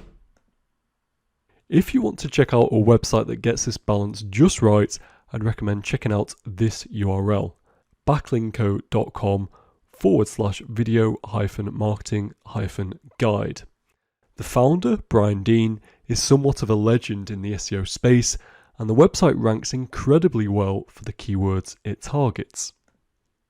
So I hope you found this video useful. Thanks for watching, and I'll see you in the next one. Bye for now. Welcome back. In this video, we're going to be looking at kick-ass titles for your content. I want to start the content writing segment here because titles are often seen as an afterthought, when I'd argue they're 80% of the game. You can SEO the max out of your content, but if it's not got a title that makes people stop, they probably won't read it. On top of this, there are SEO considerations when choosing a title. Just to be clear, I'm not talking about title tags that appear in search results. We'll be covering these in more detail later in this section. No, I'm talking about the headlines, the H1s, that appear at the top of articles and landing pages. I've been writing consistently on Medium since October 2020 and have seen firsthand the importance of titles. Now, it's worth noting that some headings are purely functional. The headings on category pages and product landing pages will likely fall into this camp. I'd argue this heading here is one of these functional types. Other headings are more important. If you're writing blog content, for example, and looking to capture people's attention, headings are a bigger deal, just like this one. When thinking about these more important headlines, such as for blog content, the main SEO consideration is you want to try and include your target keyword at the front of the headline. For example, here you can see 3 articles I've published on Medium about outsourcing to a virtual assistant. From an SEO point of view, which is the best? Well, none of them are SEO optimal, but I'd argue how to outsource to a virtual assistant and save 10+ hours a week is the best. It brings the target keyword, outsource to a virtual assistant, closer to the front of the headline. With this tip in mind, how could you make it even better from an SEO point of view? Pause this video, jot down some ideas, and when you come back, I'll give you my 2 cents. Alright, so this is one way you could make the title even better from an SEO point of view. I've simply taken off the how to from the front, meaning outsourced to a virtual assistant is now at the very front. Now again, it's worth stressing this improves the headline directly by bringing the target keyword to the front. Does it actually improve the headline and its click-through rate? Well, that's up for debate. The remaining tips in the next video are slightly outside the realm of SEO. However, these tips can improve click-through rate, which is an important ranking factor. Therefore, they are still SEO related, just not directly. See you there. Alright, so in this video, we're going to look at some bonus headline tips to further improve your titles. So the first of these bonus headline tips is to go for the extremes. For example, how to make thousands of dollars versus how to make hundreds of dollars. Here you can see two other articles I've published on Medium about making money from Udemy courses. This one has performed far better than this one in terms of views and subsequently earnings. Why is this? There are countless factors that go into the virality on a platform like Medium, and it's impossible to distinguish between them all. However, there's little doubt the headline is an important factor, and I think going for the extremes in this one definitely helped. These extremes don't just have to be in terms of money. Maybe you can tell the story of a man who can hold his breath for 20 minutes rather than 2 minutes, or a woman whose story has inspired millions of people around the world rather than hundreds. The bottom line is, go for the extremes. The next tip is to throw in some odd numbers, particularly the number 7. According to Deborah from rightdirection.com, our brains are attracted to numbers because they automatically organize information into a logical order. In marketing and advertising, your headline is an advertisement for your content. A single small odd number digit, like 7, is like candy for your organizational mind. A few extra tips about numbers. A number is better than a word. Small numbers are more digestible than large numbers, and odd numbers are seen as more authentic than even numbers. It's no coincidence I threw 7 into this headline and others like it. In this case, the subject of this article actually makes over $20,000 a month from Udemy courses, but I chose $17,000 for this brain candy reason. Another tip is to write about things that you've learned. Add a personal hook. Mention how you learned something or what something taught you. For example, what I learned from 5 months in captivity. On this point, titles with personal pronouns like I, me, you, and your tend to get more views. Include these where you can.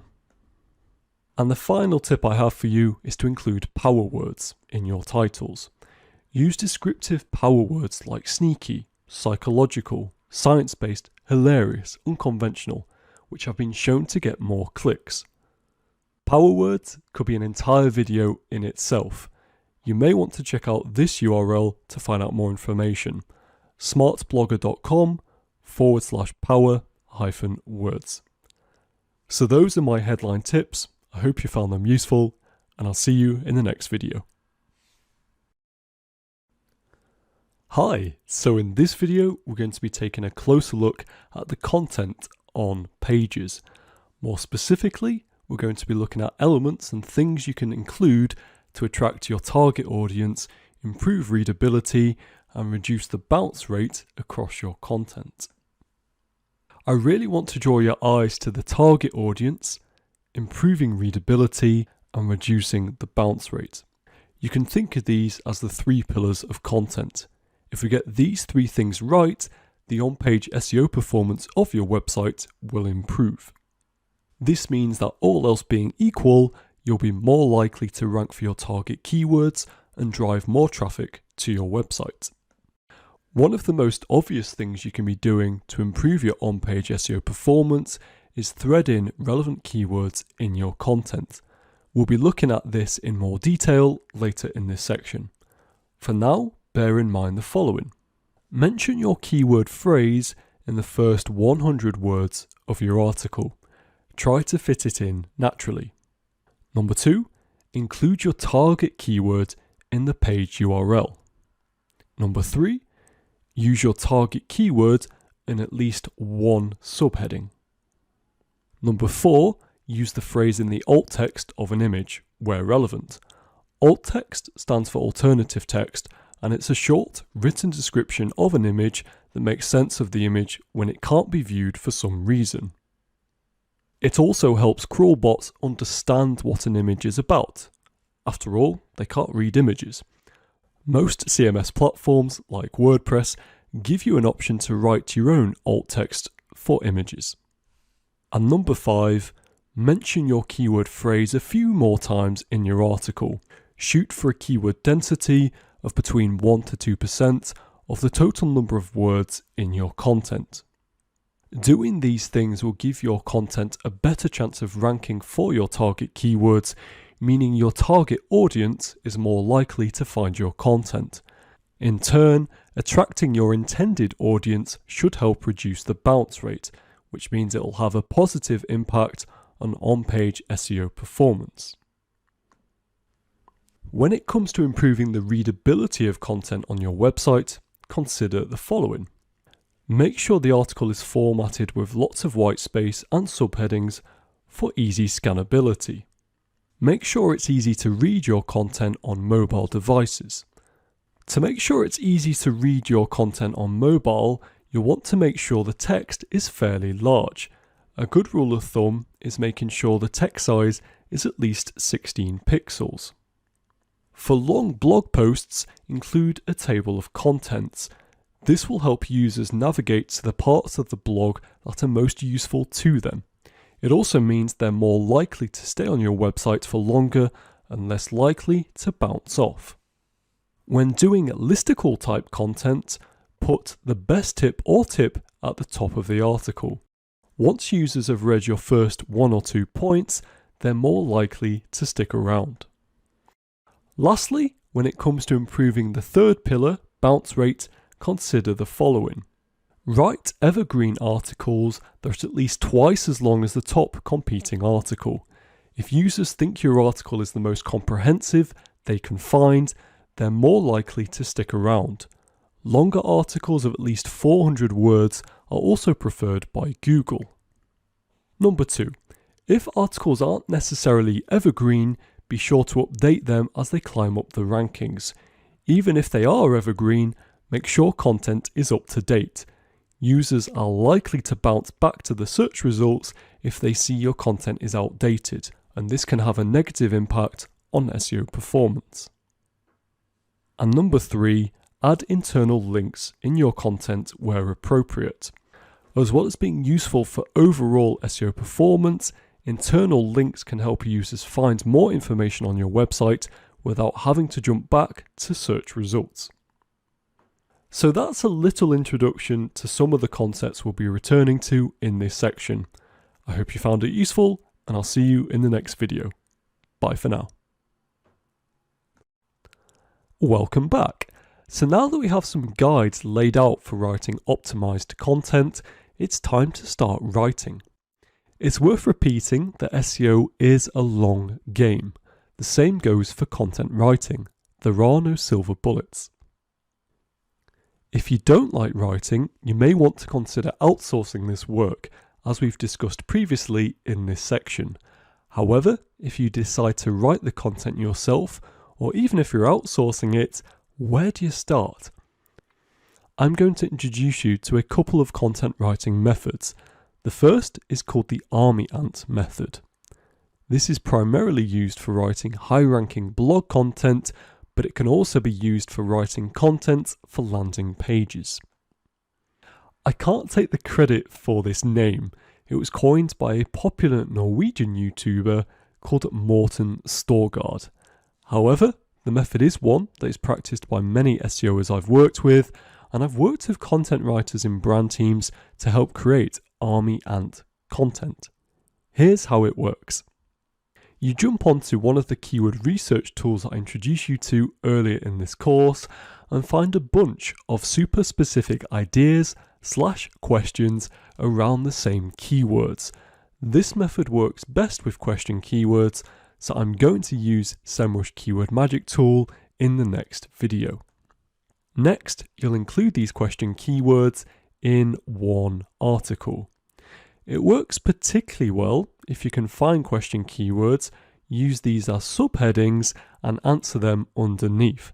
This way, you'll be more likely to appear as a featured snippet in the search engine results for the keyword, meaning you'll have a better chance of driving traffic to your website.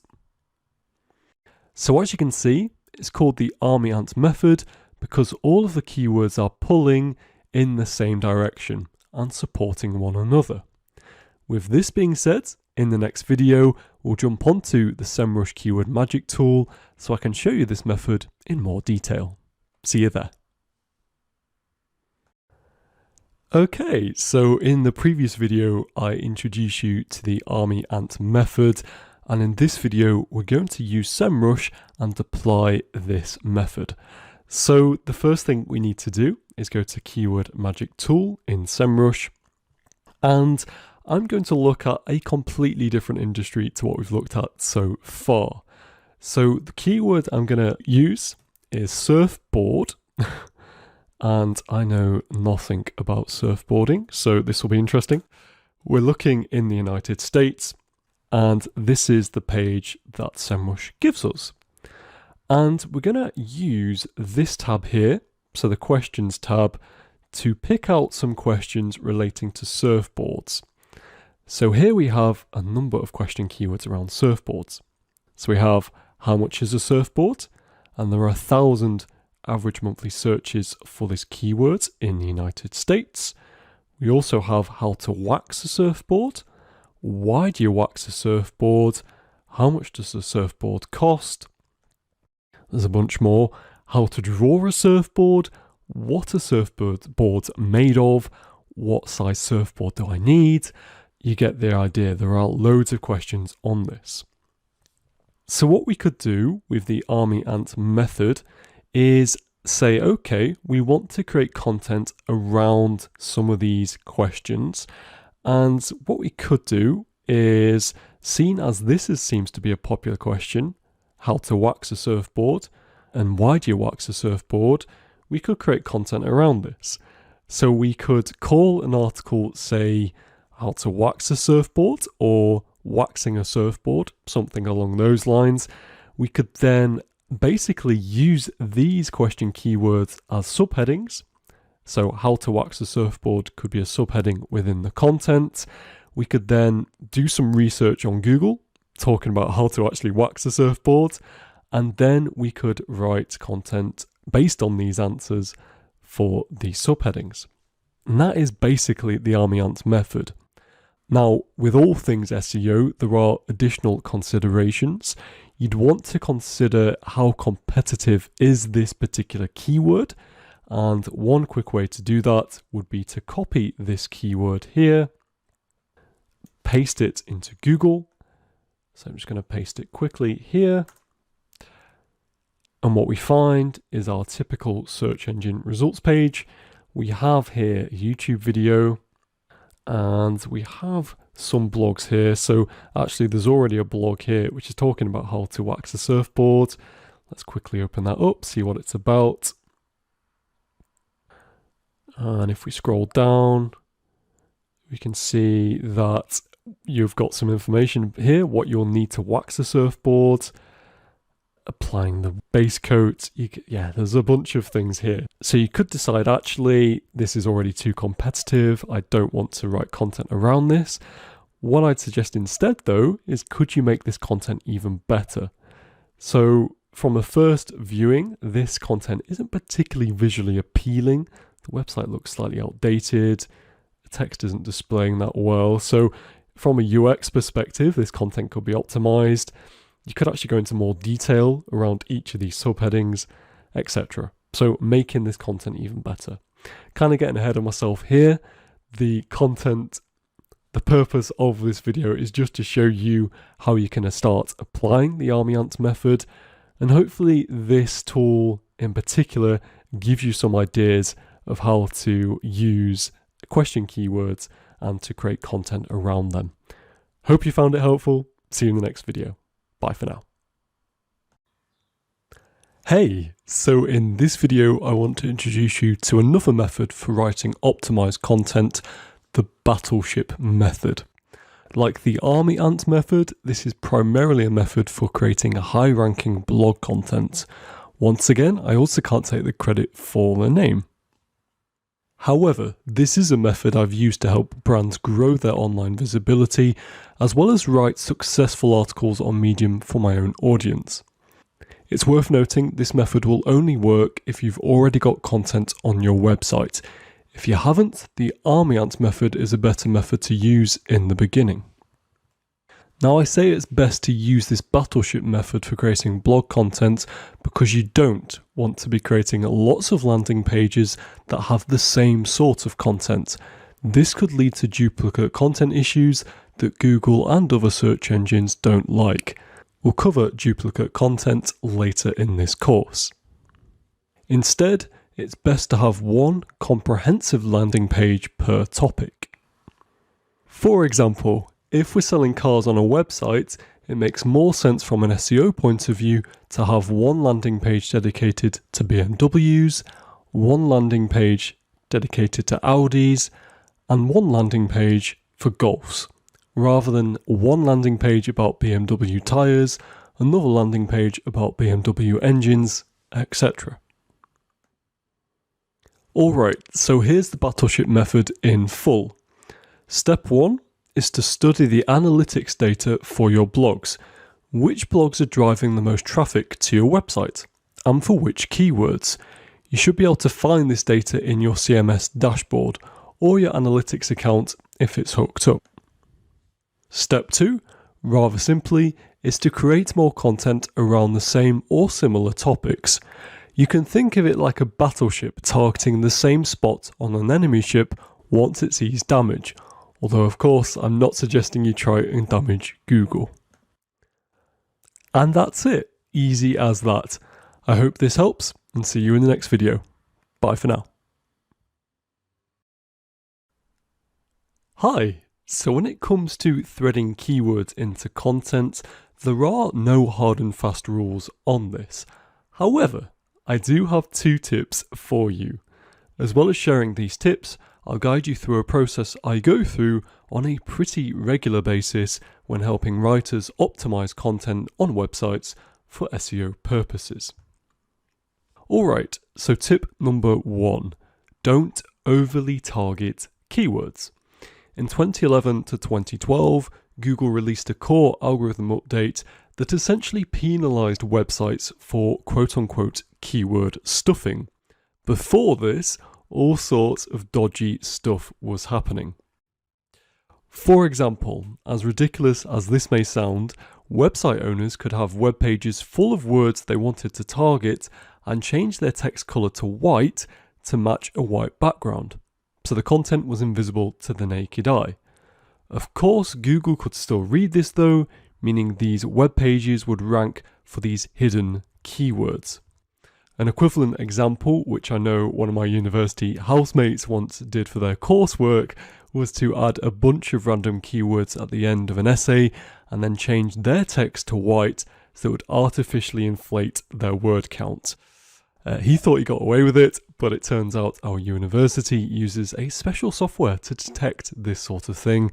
They found out and gave him 0 marks out of 100 for his essay. Yeah. So don't overly target keywords in content. It's always best to play it a little safe.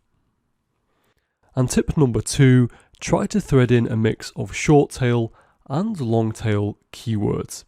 It's easier to make the content sound more natural this way, and as we've touched on in a previous video, long tail keywords can be good at driving relevant traffic.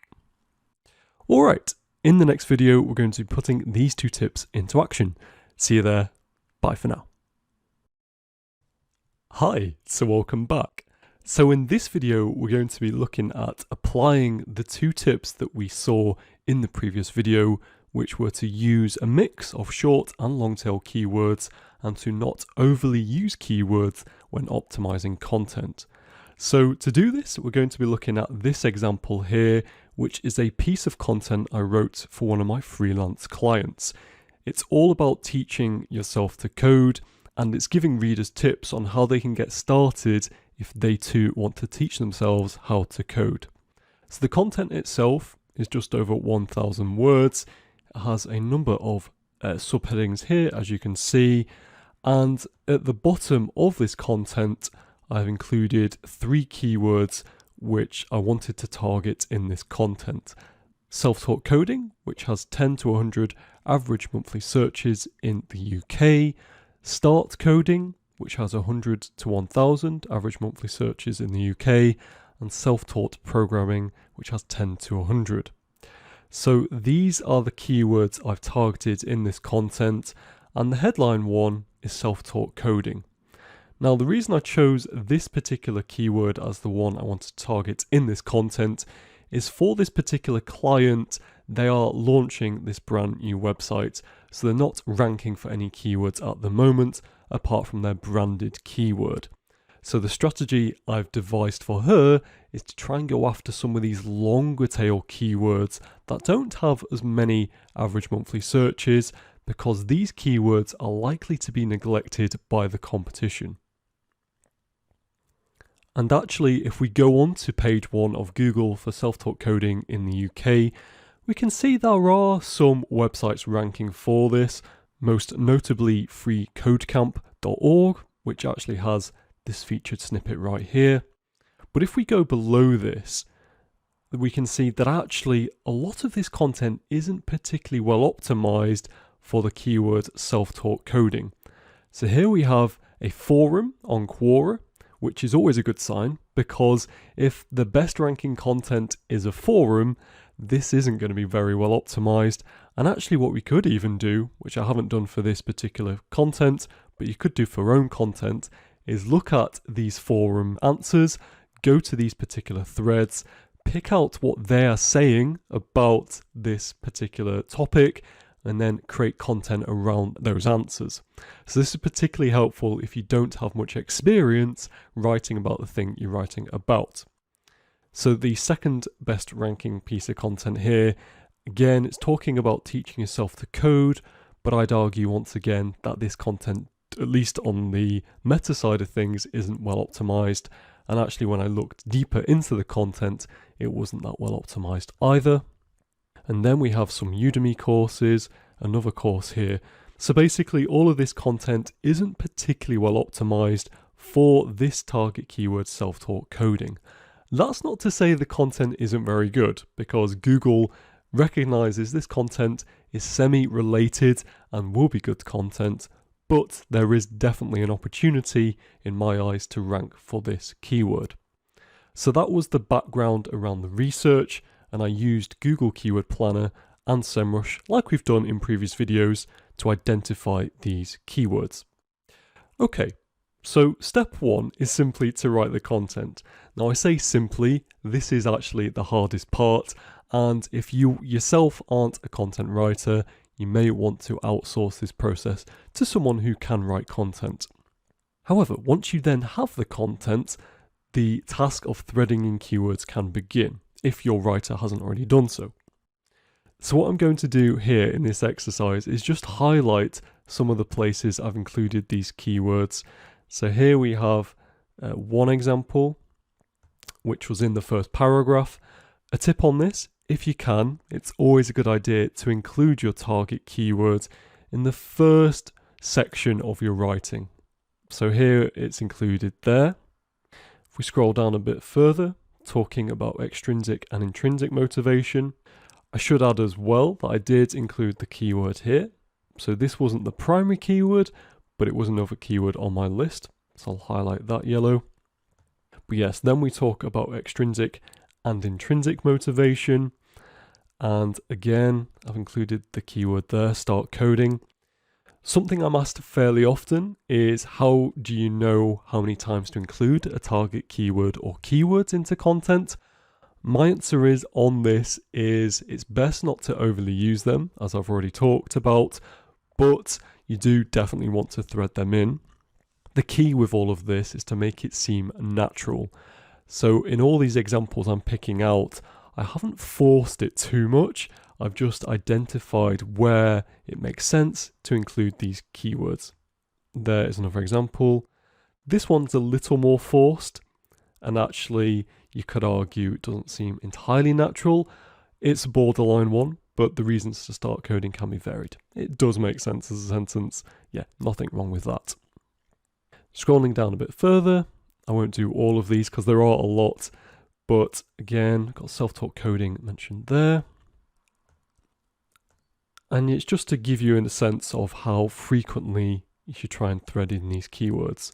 So already in the first couple of pages of this content, which is quite a long blog post, we've already got, 6 to 7 mentions of the 3 keywords we are targeting. Another example here. And self-taught coding is the primary example. And that's all I do. So I go through the content, identify where it makes sense to thread in the keywords, don't do it too much, and again, there's no right or wrong answer to that. What is too much? Just what seems natural. That is the key.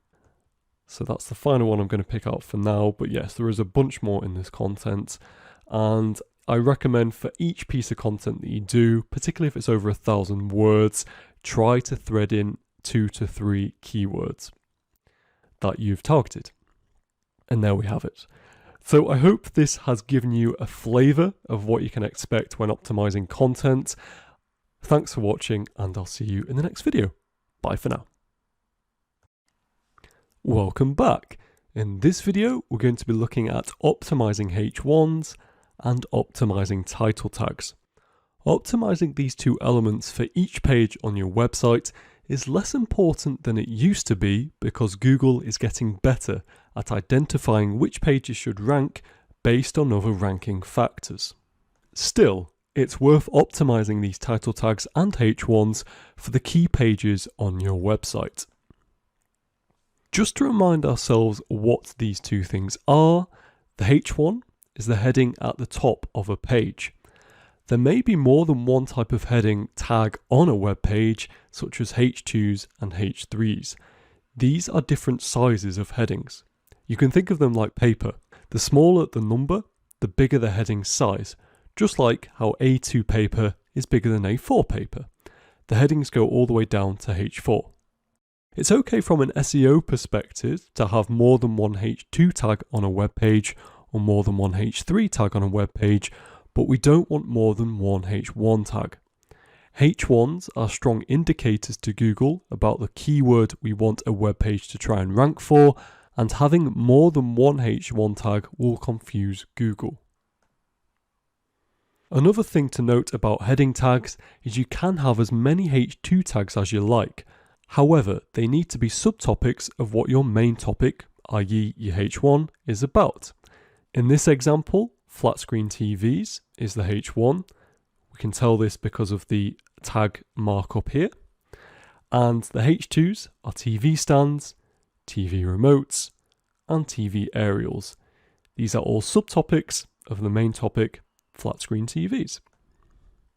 A title tag is the link text you would click on from a search engine results page to take you to the desired web page. In this example on Google, it's weight loss products, pipe weight management, pipe Holland & Barrett. I like to optimize the title tags first before optimizing the H1s, but you may prefer to do it the other way around. It's a personal choice. Whilst we're here, you'll also see that there's some text underneath the title tag. This text is called the meta description. Whilst meta description is not a ranking factor and therefore doesn't affect keyword rankings, it can improve the click-through rate by making the results more appealing for people to click on.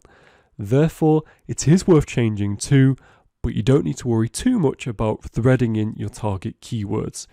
It wouldn't do any harm though. Unlike the meta description, the title tag is a ranking factor, and therefore it is something we would want to optimize by threading in relevant keywords. Here are a few things to note on title tags. Number 1, you want to put the most important keywords at the front of the title tag, i.e. the keywords you want the page to rank for. Google lends greater weight to words at the front compared to at the end. Here, it seems that this company has prioritized the keyword weight loss products for this weight management page. Number 2, ideally the title tag should be between 70 to 120 characters. Too long and you won't be able to see all the words because Google cuts them off. Too short and you're not making the most of this precious SEO real estate. You can check on Google once you've made a change to make sure it fits. Number 3, it's not compulsory to add your brand name to the title tag. However, I like to do it if there's space, as it helps put your brand name out there, which increases the likelihood of someone recognizing your brand and doing business with you. Number 4, you want to try and cover as many keyword combinations as possible. Here, for example, weight loss products could merge with weight management to form weight loss management. It's more effective to keep the keyword strings together, as it helps push more relevancy for these targeted keywords. However, do bear in mind that on-page SEO is just one part of the puzzle. You can separate keywords by individual words and simply include the full word in the anchor text when building links to your site. There's no right or wrong way to do it. Both work extremely well. Number 5, caps play no importance on a page's ability to rank, although I think it's best to write them naturally, i.e. using non-capital letters, as it can put off readers. This can have a knock-on effect on your website's performance, including poor user metrics. And number 6, you can use commas or pipes, just like we have here, to separate keywords. Commas afford you room to include a few more characters, but they look a little messy in my opinion. It's a personal preference though, and doesn't matter too much as long as you're consistent. It's also a good idea to look at what your competitors are doing. How have they optimized their title tags? What keywords have they included? This can help inform what keywords you should be optimizing for and any words you may have missed during the keyword research process. So there you have it. Those are some guides on optimizing H1s and title tags. See you in the next video. Bye for now. Welcome back. In this video, we're going to dive a little deeper into keyword cannibalization. Previously, I explained that if we target a particular keyword on a page on our website that has already been targeted on another page on our website, it could lead to a thing called keyword cannibalization. This is just a fancy way of saying the two web pages may compete against each other in the search results if they target the same keyword and if they're the same type of landing page, e.g. a product landing page. Let's say, for example, we have two landing pages on our website, page X and page Y, that both sell Pokemon Go merchandise. They both target the keyword Pokemon Go merch. If this happens, both of these web pages could end up being lower in the search results compared to if just one of these pages targeted the keyword. They're likely to compete against each other in the search results. One day, page X might appear on page 1 of the search results. The very next day, page X might drop to page 2 of the search results, and page Y might jump onto page 1 instead. To avoid this problem, we should try to target unique keywords for each page on our website. However, keyword cannibalization is only an issue when two web pages are competing on Google search for the same keyword and they keep bouncing from one page to the other. Google is confused. Two web pages ranking on Google search for the same keyword with a consistent SERP isn't an issue. For example, if you have two pages on page 1 of Google at the same time, I would argue this is a good thing. Taking up 2 spots on the first page means you get more digital real estate. It's only a problem if 2 web pages are competing for a spot on the first page, which is when you'll see the fluctuations happen.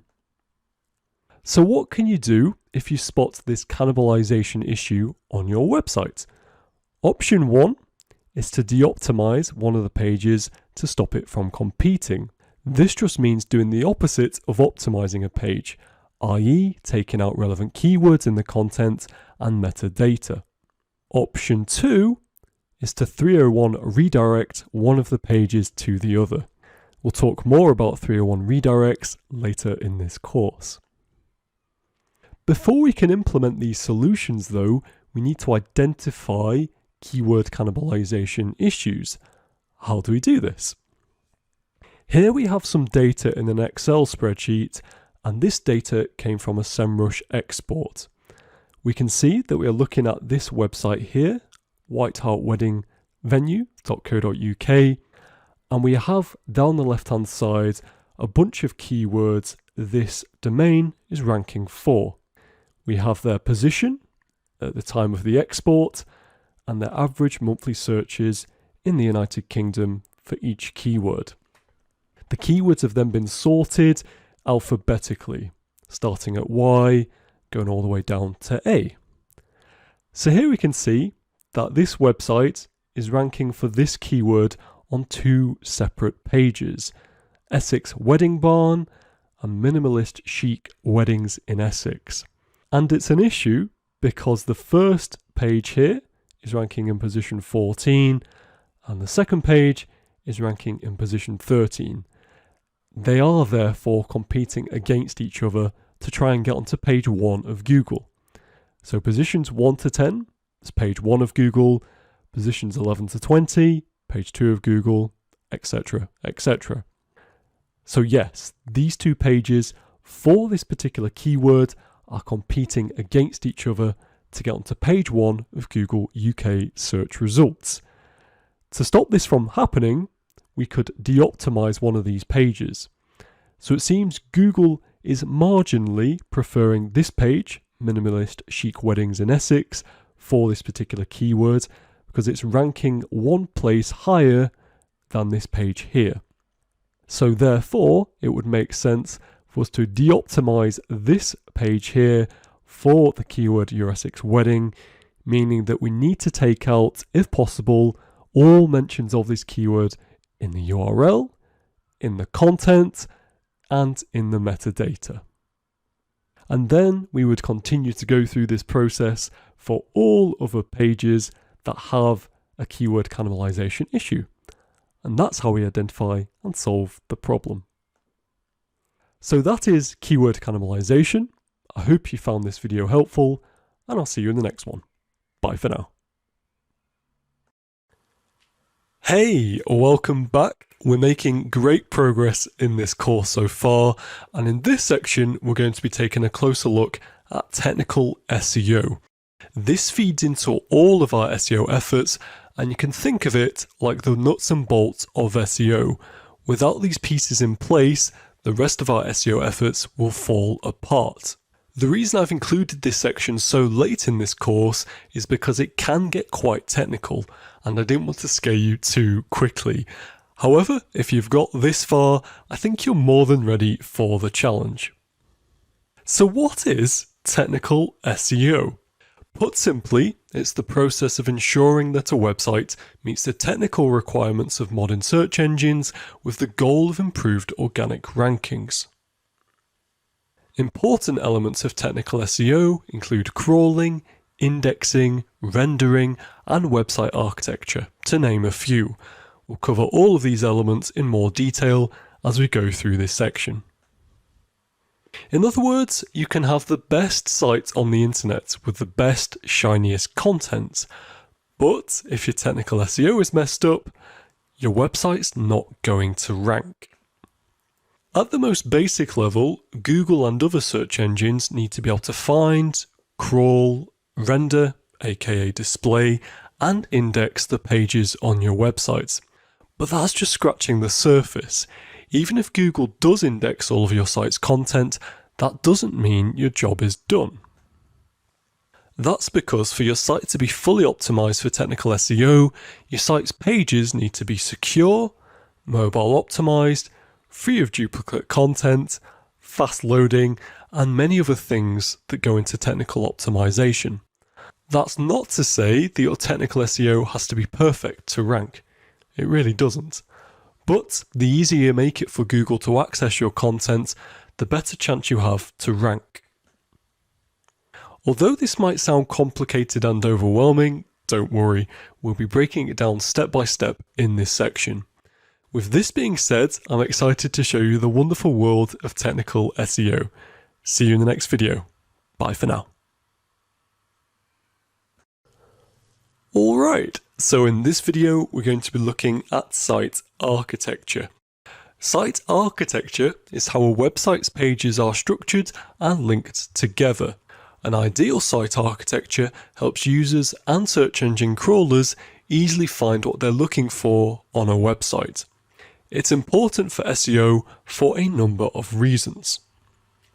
The first reason is an optimized site architecture helps search engine spiders find and index all of the pages on your website.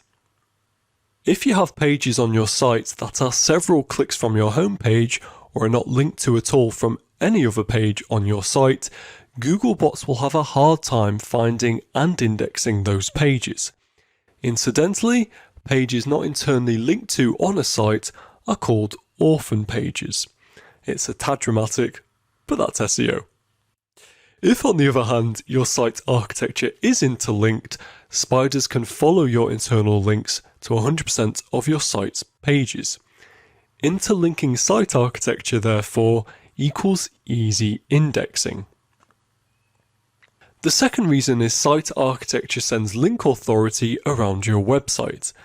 When you internally link to high priority pages, more link authority will flow to those pages, which can help improve their rankings in Google.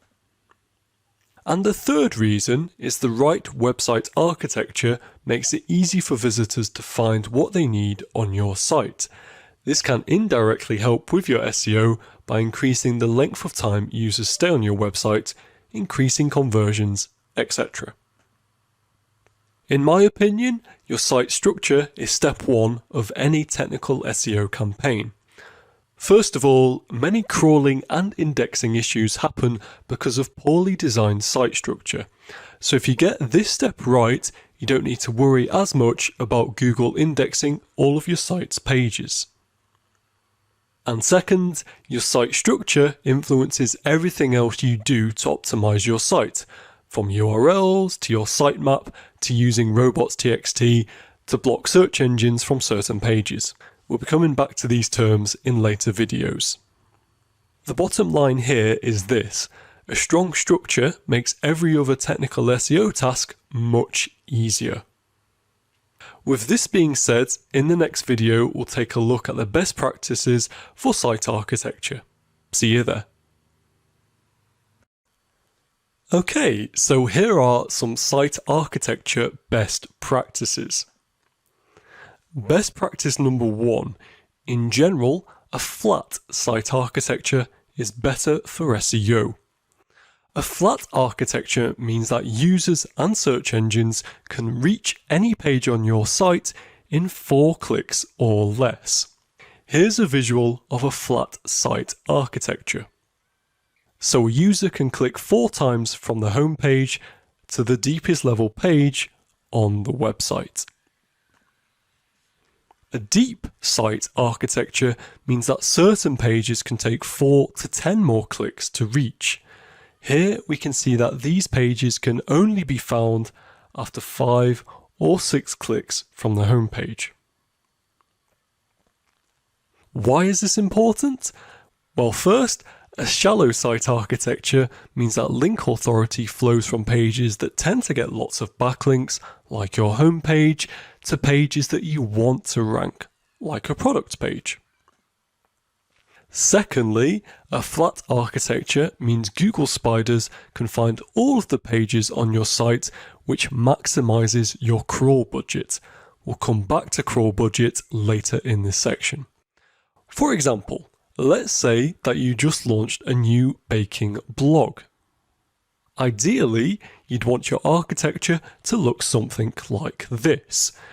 As you can see, your main categories are all directly linked from your homepage, and all of your individual recipes are found under each category. Best practice number 2, keep things simple. This isn't super important if you run a blog or a site with pages in the hundreds. But once you start adding thousands or tens of thousands of different pages to your site, simplicity is huge. Here's an example of a simple, effective site structure. And here's an example of a messy, complicated site structure. Without adequate planning, it's easy for structures to end up looking like this. Not only is this bad for SEO, it's a bad user experience too. Imagine that you just landed on a random page on this site. How likely is it that you find a page you actually need? But when your site architecture is simple, it's super easy for users to find what they are looking for. That's why you want to establish a website hierarchy from day one and stick to it as your site grows. Here's an example of how your site hierarchy might look. You start from the home page, add a new category, and then have subcategories flowing from this. The other benefit of this is by using the same categories, you can turn these into templates that are optimized for their purpose. You don't have to keep reinventing the wheel. Most sites that have complicated site architecture didn't start off that way. They started adding random categories, subdomains, pages, and they ended up being a tangled mess. Do note that if you run a relatively small site, i.e. less than 1,000 pages, you may not need to organize things by category. If, however, you run an e-commerce site with a ton of pages, categories are critical. Best practice number 3. Your URL structure should logically follow your categories. Here's an example of a URL structure that a lot of sites use. They start off with the domain, the category, subcategory, and then a keyword or keywords. Now, your URLs don't have to look exactly like this, but it's important that all of your URLs follow the same structure. In addition, long URLs are typically more spammy and can confuse Google. This is especially true on e-commerce sites, so stay away from long URLs if you can. Best practice number 4.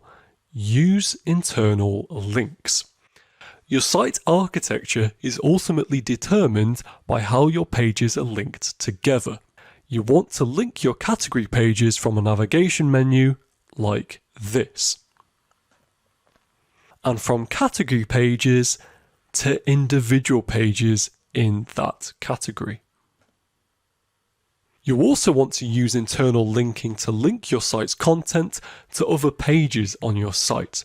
For example, you can see that this page has internal links with keyword-rich anchor text from blog content to other pages on the site. These internal links aren't just for SEO, they also help users learn more about the topic the page is talking about. Best practice number 5. Use a sitemap. A sitemap is a great way to increase the crawlability of your website. It also helps you visualize all of the categories, subcategories, and pages on your site. Here's an example. We'll be covering sitemaps in greater detail later in this section, and I'll also be showing you how to build one. Site links are a bonus benefit that you get from a strong site architecture. There's nothing you can do directly to get them. They happen automatically when your site is authoritative and interlinked. For example, if you search Zero to Mastery in Google, you'll see that there are site links underneath the main search result. So there we have it. That's site architecture. We've covered a lot of best practices in this video. Here's a quick reminder of them. Take 5 and see you in the next video. Bye for now. Welcome back. So in this video, we're going to be covering crawl budget. What is crawl budget? It's simply the number of pages Googlebots crawl and index on a website within a given time frame. In short, if Google doesn't index a page, it's not going to rank for anything. So if your number of pages exceeds your site's crawl budget, you're going to have pages on your site that aren't indexed. This being said, the vast majority of sites don't need to worry about crawl budget. Google is really good at finding and indexing pages. That said, there are a few cases where you do want to pay attention to crawl budget. And these cases are the following. So if you have a website like an e-commerce site with thousands of pages, Google can have trouble finding them all. The second case, if you've recently added lots of new pages. If you recently added a new section to your site with hundreds of pages, you want to make sure that you have the crawl budget to get them indexed. And case number 3, lots of redirects. Lots of redirects and redirect chains eat up your crawl budget. We'll be coming on to redirects in a future video in this section. With that, here are some best practices to maximize your site's crawl budget, even if your website is on the smaller side. Number 1, improve site speed. So improving your site's speed can lead to Googlebots crawling more of your site's URLs. In fact, Google states that making a site faster improves the user's experience while also increasing crawl rate. In other words, slow loading pages eat up valuable Googlebot time. But if your pages load quickly, Googlebots have time to visit and index more of your pages. We'll be covering page speed and ways to improve it later in this section. Number 2, use internal links. Googlebots prioritize pages that have lots of external and internal links pointing to them. Ideally, you get backlinks pointing to every single page on your site, but that's not realistic in most cases. This is why internal linking is important. Your internal links send Googlebots to all of the different pages on your site that you want indexed. Number 3, flat site architecture. According to Google, URLs that are more popular on the internet tend to be crawled more often to keep them fresher in our index. And in the world of Google, popular equals link authority. That's why you want to use a flat website structure.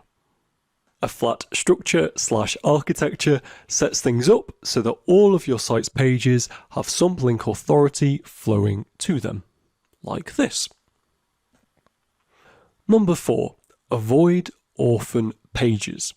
As we have seen in a previous video, orphan pages are pages that have no internal or external links pointing to them, like this one.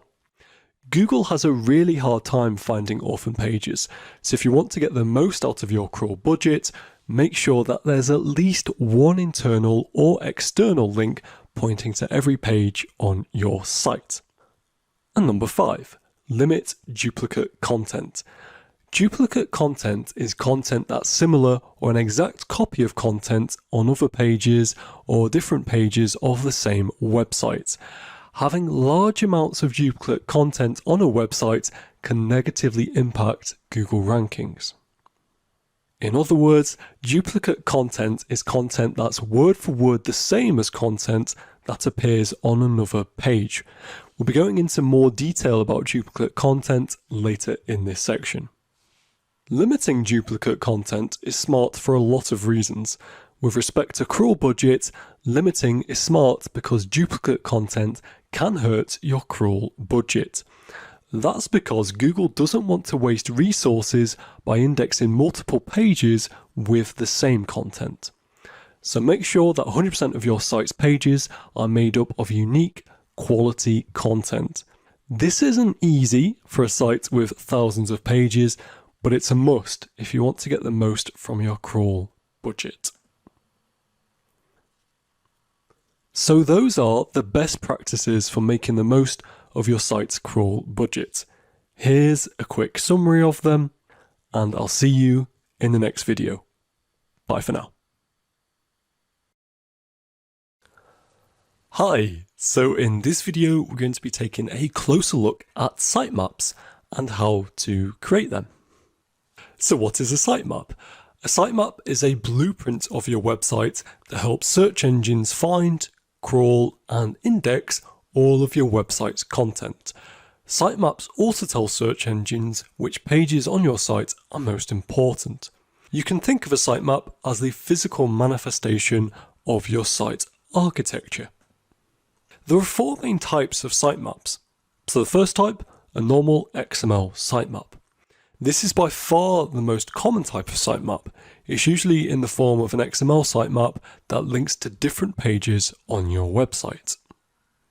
Number two, a video sitemap.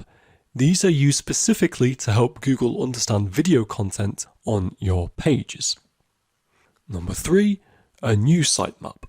This helps Google find content on sites that are approved for Google News.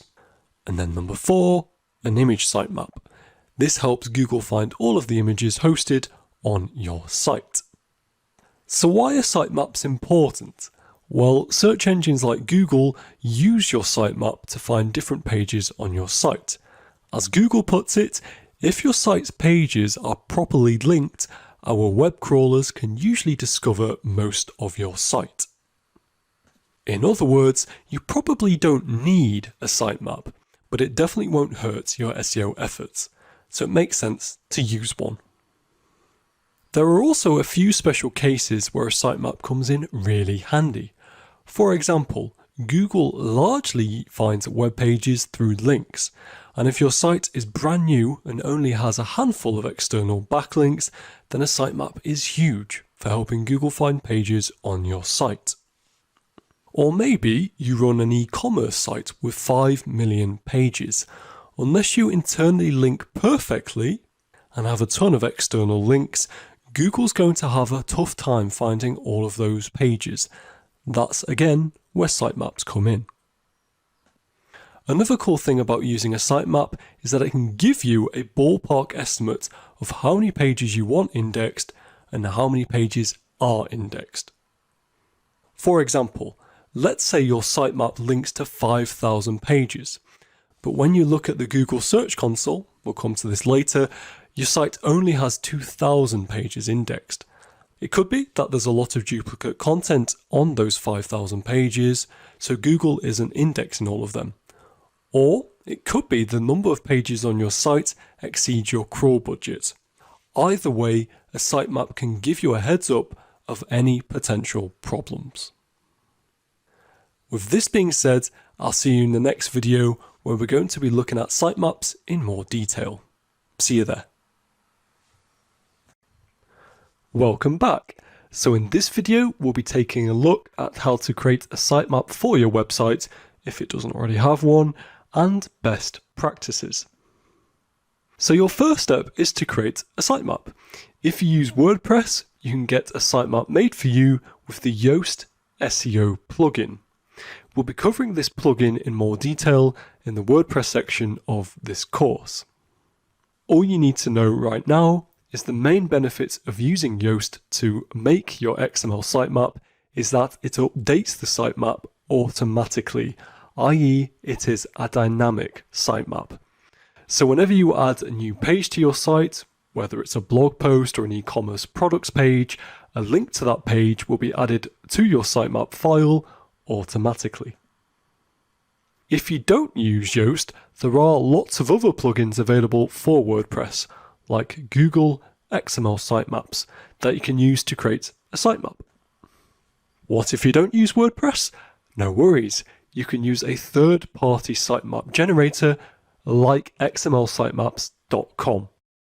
Tools like this will spit out an XML file that you can use as your sitemap. Either way, once your sitemap is created, I recommend manually taking a look at it.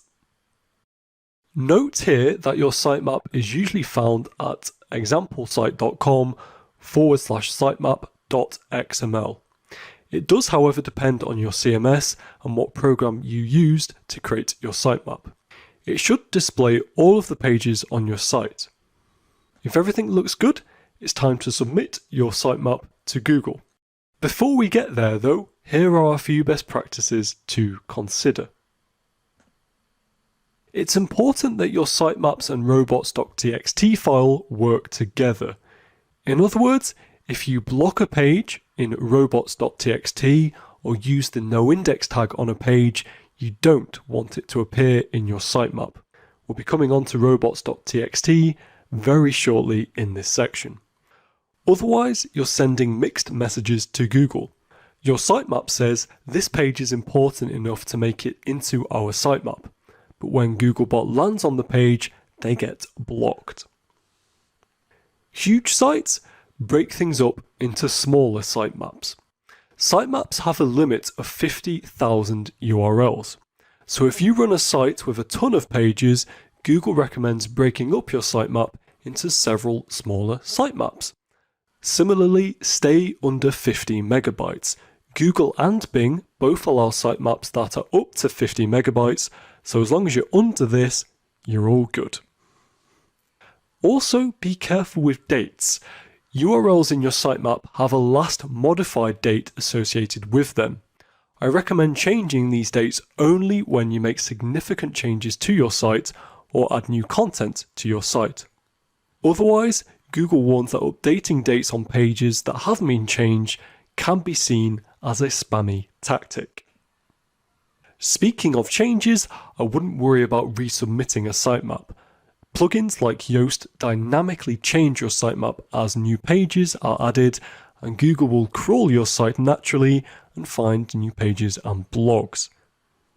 I typically only resubmit the sitemap when big changes are made on the site. However, if you would like to make Google aware of any new pages on your site as soon as possible, resubmitting your sitemap is a good option.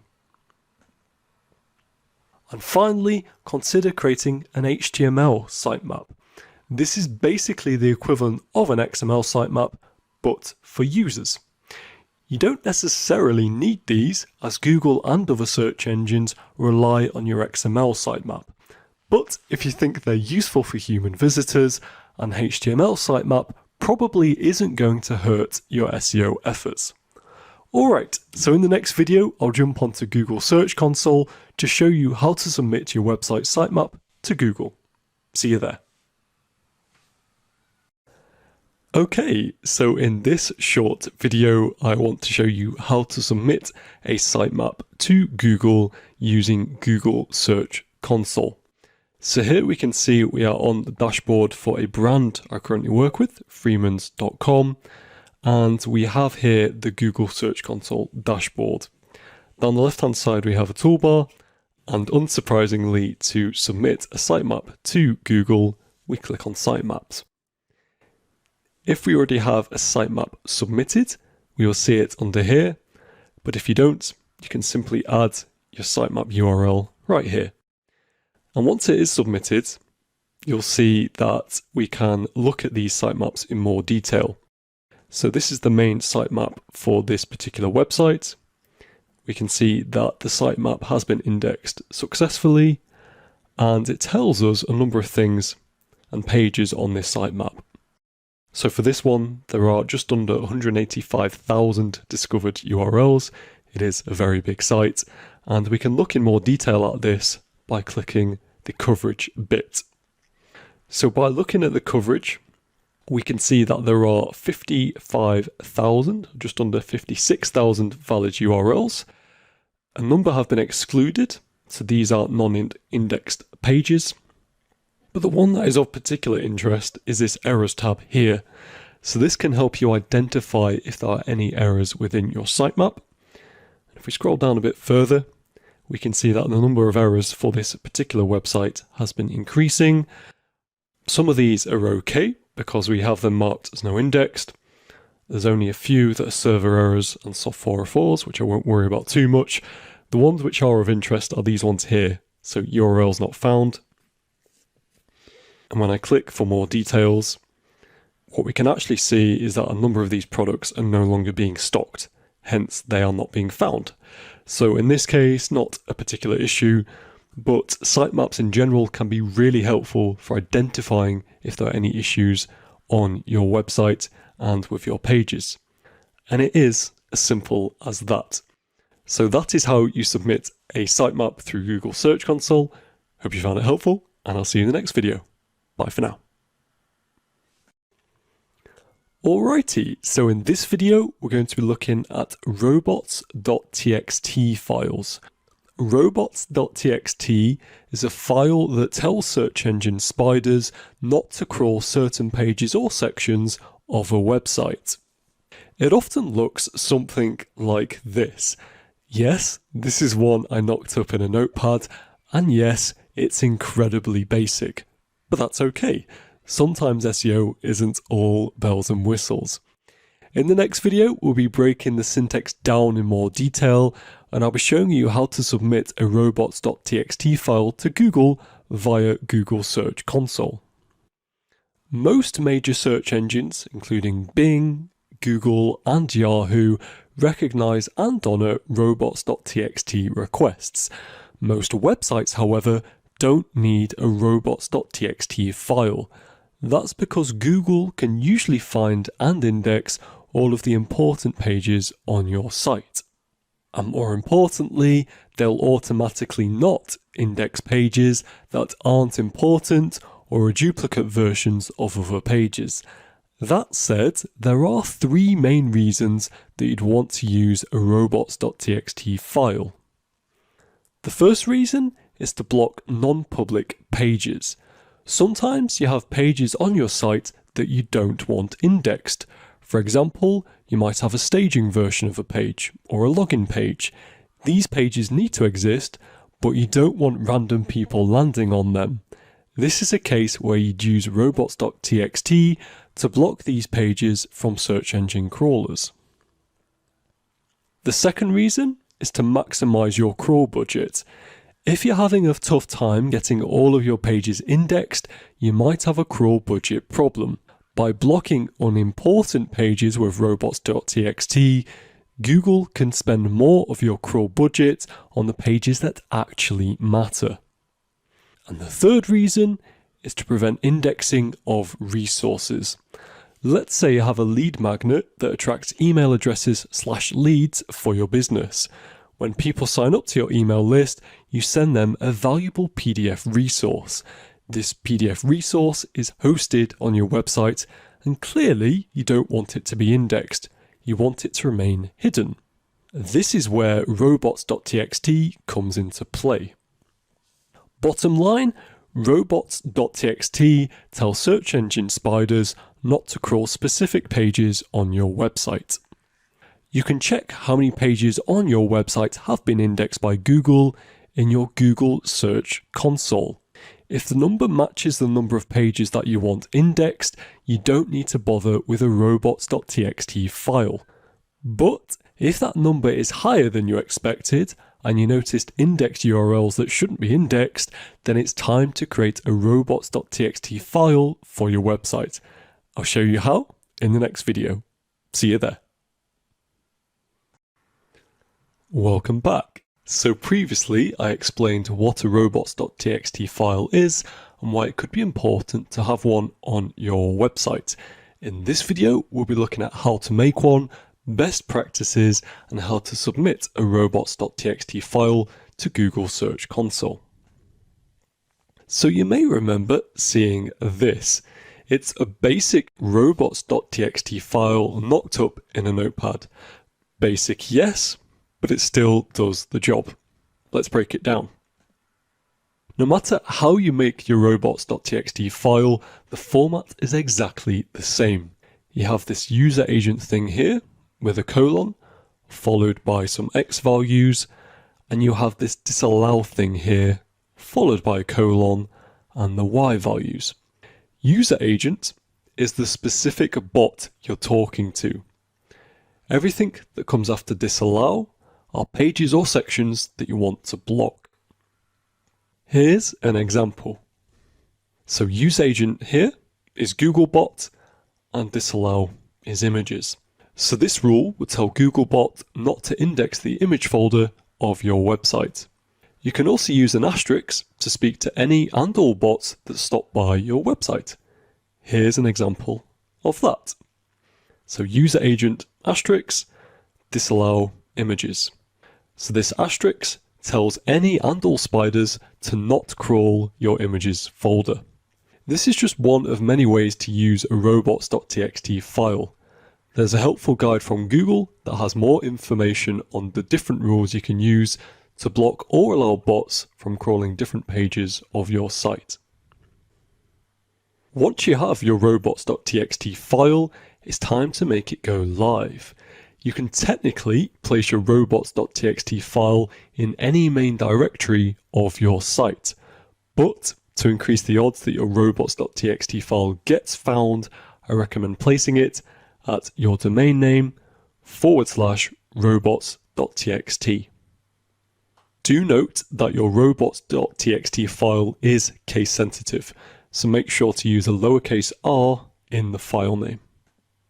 It's really important that your robots.txt file is set up correctly. One mistake and your entire site could get de-indexed. Fortunately, you don't need to hope that your code is set up right. Google has a nifty robots testing tool that you can use within Google Search Console. Simply visit this URL. It'll guide you through the submission process and show you your robots.txt file, along with any errors or warnings that it may find. So that's robots.txt files. See you in the next video. Bye for now. Hi! So page speed is super important for SEO, and it's something search engines pay close attention to. Put simply, page speed is the amount of time that it takes for a web page to load. This loading speed is determined by several factors, including a site's server, page file size, and image compression. Sounds straightforward enough, right? Alas, there's a bit more to it, because there are lots of different ways of measuring page speed. Here are 3 of the most common. So the first is fully loaded page. This is the most straightforward way to determine how fast a page loads. The second is time to first byte. This measures how long it takes for a page to start the loading process, i.e. taking data from the server to the browser. If you've ever landed on a page and stared at a white screen for a few seconds, that's TTFB at work. And the third is first meaningful paint / first contextual paint. This is the time it takes a page to load enough of its resources for a user to be able to read the content on that page. For example, let's say I have a blog post that takes 10 seconds to fully load. That's a long time if you only look at how long it takes for the entire page to load. On the other hand, paying attention to first meaningful paint sometimes better represents how users actually interact with your page as it loads. Let's look again at the page that takes 10 seconds to load all of the page's resources. Even though it takes a while for the entire page to load, when a user first lands on the page, they get a first meaningful paint after 1.5 seconds. This means they can start interacting with your page pretty much instantly. So to a user, your page speed is fast. Bottom line, there are lots of different ways of measuring page speed, and there's no right metric that beats all of the others. They all have pros and cons. Instead, focus on improving your page loading speed for all of the metrics that you find. So why is page speed important for SEO? Google has used page speed as a ranking factor since 2010. And in 2018, Google ramped up the importance of page speed with the speed update. In short, a slow loading website can hurt your Google rankings. The question is, how does Google determine your site's loading speed? Do they look at how long it takes for 100% of the page to load, or TTFB? They haven't made any official statements on this, but considering that they report on all of these metrics, in their Page Speed Insights tool tells us that they probably use a combination of different page speed measurements. So that's a little intro to page speed. In the next video, we'll be looking at some practical steps you can take to improve your site's page speed. See you there. Alright, so here are some page speed best practices. Best practice number 1 is to compress images. This is an area for quick wins because images usually take up 50 to 90% of a page's speed and loading speed. The more that you can compress your images, the faster your page will load. Unlike back in the day, most of the compression tools now either use lossless compression or only reduce image quality to a point that's barely noticeable. If your site runs on WordPress, check out a plugin called WP Smush. It automatically compresses any image that you upload to the WordPress media library, and according to the creators of the plugin, this can reduce your image file size by 14.2%. Not using WordPress? There are still plenty of image compression options out there like Casium and the Mass Image Compressor. Number 2, clean and compress your code. In other words, minify the resources found on your page. This includes HTML, CSS, JavaScript, and any other code found on your page. Your first step should be clean any bloated code that you have on your page. This extra code could be from features that you don't have on your site anymore, or from shoddy developer work. Either way, the cleaner your code, the faster things will load. Best practice number 3 is to upgrade your hosting. You can clean up your code and compress images all day long, but if you spend just $4.99 a month on hosting, your site isn't going to load quickly. That's because you're sharing a server with a million other websites. There are a million web hosts out there, so I can't recommend one in particular. But I can say that as a general rule of thumb, when it comes to hosting, you get what you pay for. So, if you're serious about improving your site's loading speed, it might be time to upgrade to a premium host or to a dedicated server. Best practice number 4, activate browser caching. This allows users to store parts of your page in their browser cache. So the next time they visit your site, it loads much faster, as you can see here. Unfortunately, this won't help your page load any faster for first-time visitors, but it's great for improving your loading speed for people that have visited your site before. You can set up browser caching in your .htaccess file or with a WordPress plugin. Best practice number 5, implement a content delivery network, CDN. A CDN is one of the easiest ways to boost your site's loading speed. CDNs work by figuring out where your visitor is physically located and then serving up your site's resources from a server close to them. Without a CDN, your site's resources could be served up from a server like this. With a CDN, they could be served up like this. Each server is closer to the user, so page speed will be faster, everything else being equal. So those are page speed best practices you should look to follow. Compress images, clean code, upgrade hosting, activate browser caching, and implement a CDN. In the next video, we'll be looking at how to measure page speed improvements. See you there. Okay, so now that you've implemented those page speed best practices, it's time to measure your progress. In the next couple of videos, we're going to be using 2 tools to do this. The first of these is Google PageSpeed Insights. You can find this at pagespeed.web.dev. So to get started, you simply paste in the URL of the website you want to look at. In this case, we're going to look at the official Pokemon website in the United Kingdom. We then press Analyze, and this tool shows us the performance on mobile and on desktop.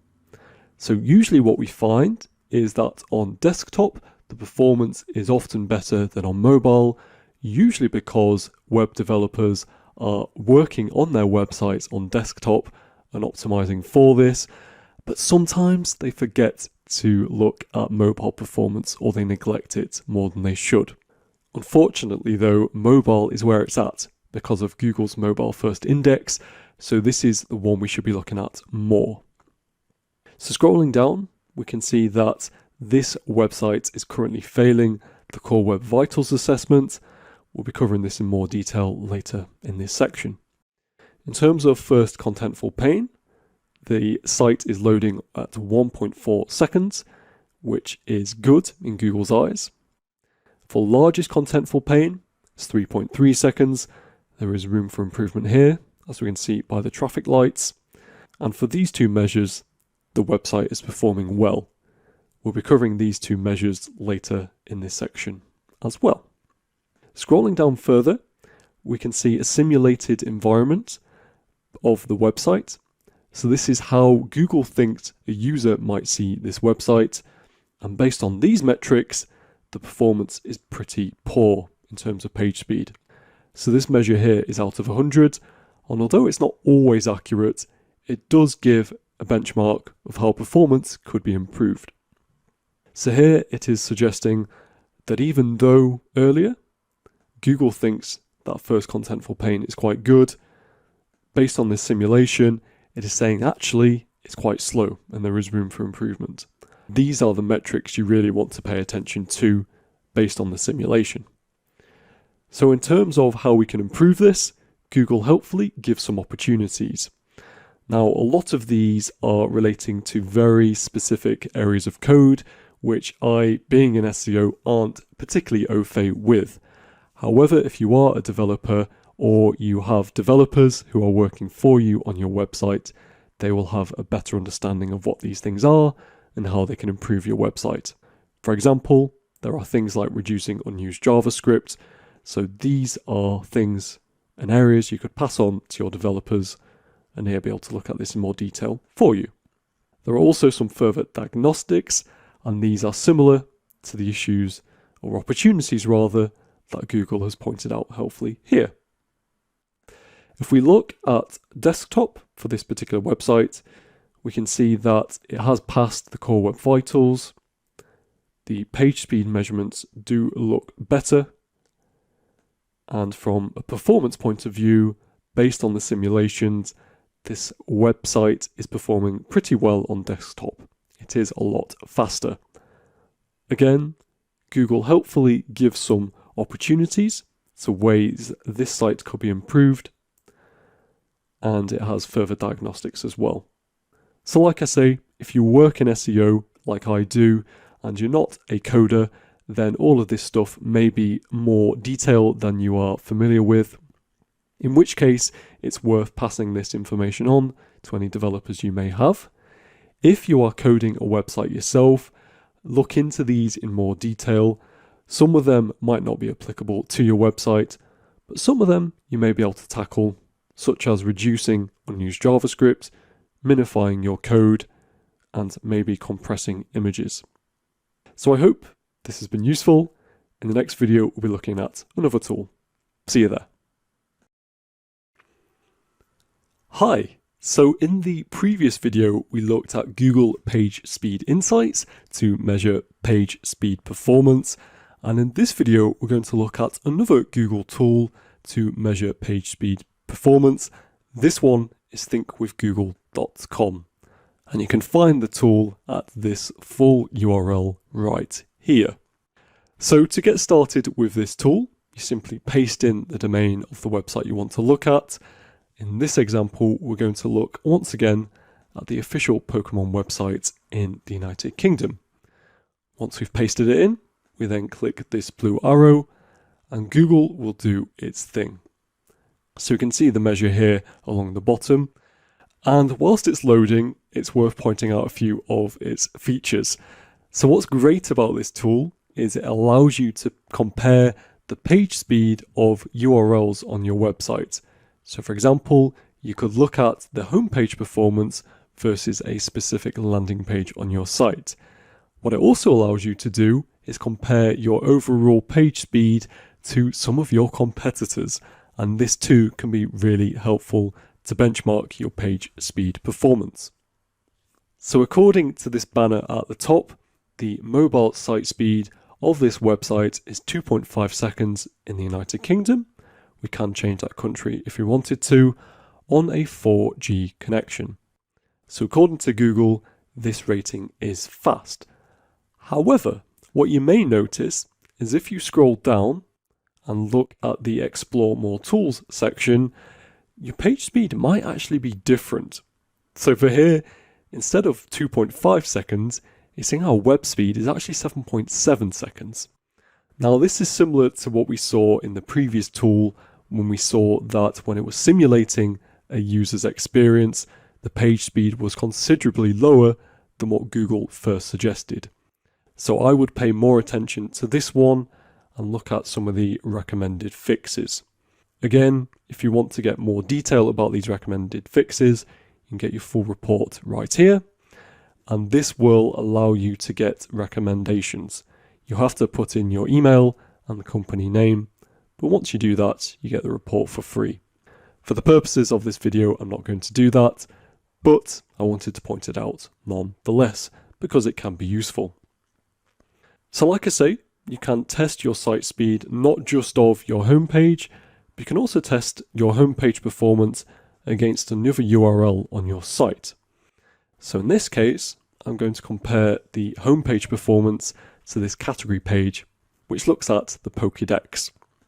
So I'll paste that in here, press enter, and we can see it opens a separate tab here to compare this page speed to your home speed performance. So once it loads, it'll tell you the page speed, and again, it's suggesting that this page speed is very poor, just under 10 seconds. And once again, it has some recommended fixes. You can look at more detail there. So already it looks like there is room for improvement on this particular website. And to further illustrate this point, we can compare this website against competitors. So I'm going to compare this website's performance against Yu-Gi-Oh!, which is another trading card game. I was a huge fan of this game back in the day. And you can paste the URL of the competitor right here. And we get this site speed here. So it doesn't give a huge amount of detail, but it does tell us that the site speed is 2.2 seconds, which is faster than the Pokemon site. Of course, if we wanted to get further details about Yu-Gi-Oh!, we could use the tool that we saw in the previous video, as well as paste in this website as the main website in this particular report. But as a benchmark, it tells us that okay, Pokemon isn't performing as well as Yu-Gi-Oh! On this occasion. So those are the two features I wanted to point out in this video. Like I say, if you want to get further details, do check out the full report by putting in your email and your company and then submitting. That's it for page speed. See you in the next video. Bye for now. Welcome back. So Google hates duplicate content, so we want to do our best to avoid it. In this video, we'll be exploring what duplicate content is and what we can do about it before I show you SEO best practices if duplicate content exists on your website. So duplicate content is content that's similar or exactly copied on another website or different pages on the same website. Having large amounts of duplicate content on a website can negatively impact Google rankings. In other words, duplicate content is content that's word for word the same as the content that appears on another page, just like these two blogs here. But duplicate content also applies to content that's similar to other content, even if it's slightly rewritten, like this. So how does duplicate content impact SEO? Google states that it tries hard to index and show pages with distinct information. So if you have pages on your site without distinct information, it can hurt your search engine rankings. Specifically, here are the 3 main issues that sites with lots of duplicate content run into. Number 1, less organic traffic. This is pretty straightforward. Google doesn't want to rank pages that use content that's copied from other pages in Google's index. This includes pages on your own website. For example, let's say you have 3 pages on your site with similar content. Google isn't sure which page is the original, so all 3 pages will struggle to rank. Number 2, penalty. Although it's worth noting this is extremely rare. So Google has said that duplicate content can lead to a penalty or complete de-indexing of a website. Again though, do note that this is extremely rare. This screenshot is taken from the official Google Developer Guidelines. So here we can see, as a result, the ranking of the site may suffer if it has duplicate content, or the site might be entirely removed from the Google index, in which case it will no longer appear in search results. It's only done in cases where a site is purposely scraping or copying content from other sites. So if you have a bunch of duplicate pages on your site, you probably don't need to worry about a duplicate content penalty, just like this screenshot suggests. Number 3, fewer indexed pages. This is especially important for websites with lots of pages, like e-commerce sites. Sometimes Google doesn't just downrank duplicate content, it actually refuses to index it. So if you have pages on your sites that aren't getting indexed, it could be because your crawl budget is wasted on duplicate content. Alright, so now that we know what to look out for, we'll be covering some best practices in the next videos. See you there. So when it comes to duplicate content best practices, there are a few things we should be looking out for. Number 1 is to watch out for same content on different URLs. This is the most common reason that duplicate content issues pop up. For example, let's say that you run an e-commerce site and you have a products page that sells t-shirts. If everything is set up right, every size and colour of that t-shirt will still be on the same URL. So be able to select red t-shirts, yellow t-shirts, and their size on this same URL.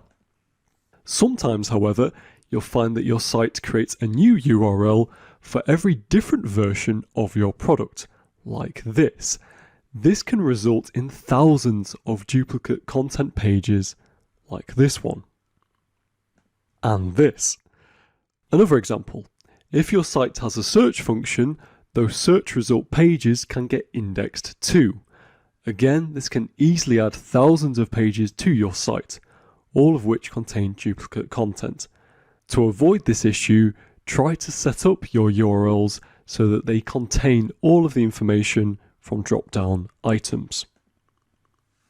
Number 2, check indexed pages. One of the easiest ways to find duplicate content is to take a look at the number of pages from your site that are indexed in Google. You can do this by searching for site : and then the domain of your website in Google, like we did earlier in this course with the SEO detective exercise. Or you can check out your index pages in the Google Search Console. Either way, this number should line up with the number of pages you manually created. Number 3, make sure your site redirects correctly. Sometimes you don't just have multiple versions of the same page, but you have them of the same site. Although rare, I have seen it happen in the wild many times before. So this issue crops up when the www version of your website doesn't redirect to the non www.version or vice versa. This can also happen if your site switched over to HTTPS and didn't redirect the HTTP site. In short, all the different versions of your site should end up at the same place. We'll be covering HTTP and HTTPS in more detail later in this section. Number 4, use 301 redirects. So 301 redirects are the easiest way to fix duplicate content issues on your site, besides deleting pages altogether. A 301 redirect is a permanent redirect signal from one URL to another, meaning all users that request an old URL will be automatically sent to a new URL. In most instances, the 301 redirect is the best method for implementing redirects on a website. This is because a 301 redirect passes full link equity to the redirected page. 301 refers to the HTTP status code for this type of redirect. There are many HTTP status codes that tell us many different things, such as 200 and 404. We'll be covering these later in this section of the course. So if you found a bunch of duplicate content pages on your site, redirect them back to the original. Once Googlebot stop by, they will process the redirect and only index the original content, which can help that original page start to rank. So those are 4 of the best practices when it comes to dealing with duplicate content issues. In the next video, we'll look at the remaining best practices. See you there. Hi, in this video, we're going to continue looking at best practices when it comes to dealing with duplicate content issues. Best practice number 5, keep an eye out for similar content. Duplicate content doesn't only mean content that's copied word for word from somewhere else. In fact, Google defines duplicate content as substantive blocks of content within or across domains that either completely match other content or are appreciably similar. So even if your content is technically different from what's out there, you can still run into duplicate content problems. This isn't an issue for most sites. Most sites have a few dozen pages, and they write unique stuff for every page. But there are cases where similar duplicate content can crop up. For example, let's say you run a website that teaches people how to speak French, and you serve the greater Boston area. Well, you might have one services page optimized around the keyword Learn French Boston, and another page that's trying to rank for Learn French Cambridge. Sometimes the content will technically be different. For example, one page has a location listed for the Boston location, and the other page has the Cambridge location. But for the most part, these two pages are very similar in content. It is a pain to write 100% unique content for every page on your site. However, if you're serious about ranking every page on your site, it is essential. Number 6, use the canonical tag rel equals canonical. Rel equals canonical is a snippet of HTML code. These tags are placed within the head section of a web page. Just like this. Let's break this down. Link rel equals canonical. This means the link in this tag is the master, or otherwise known as canonical version, of the page this tag is on. And href, this link here, means the master canonical version can be found at this URL. The tag tells search engines, yes, we have a bunch of pages with duplicate content, but this page is the original. From an SEO point of view, you can ignore all of these pages. Google has said that a canonical tag is better than blocking pages with duplicate content. For example, blocking Googlebot using robots.txt, or with a no index tag in your web page HTML. So if you find a bunch of pages on your site with duplicate content, you either want to redirect them, delete them, or use the canonical tag. Number 7, consolidate pages. Like I mentioned, if you have lots of pages with straight up duplicate content, you probably want to redirect them to one page, or use the canonical tag. But what if you have pages with similar content? Well, you can grind out unique content for every page, or consolidate them into one mega page.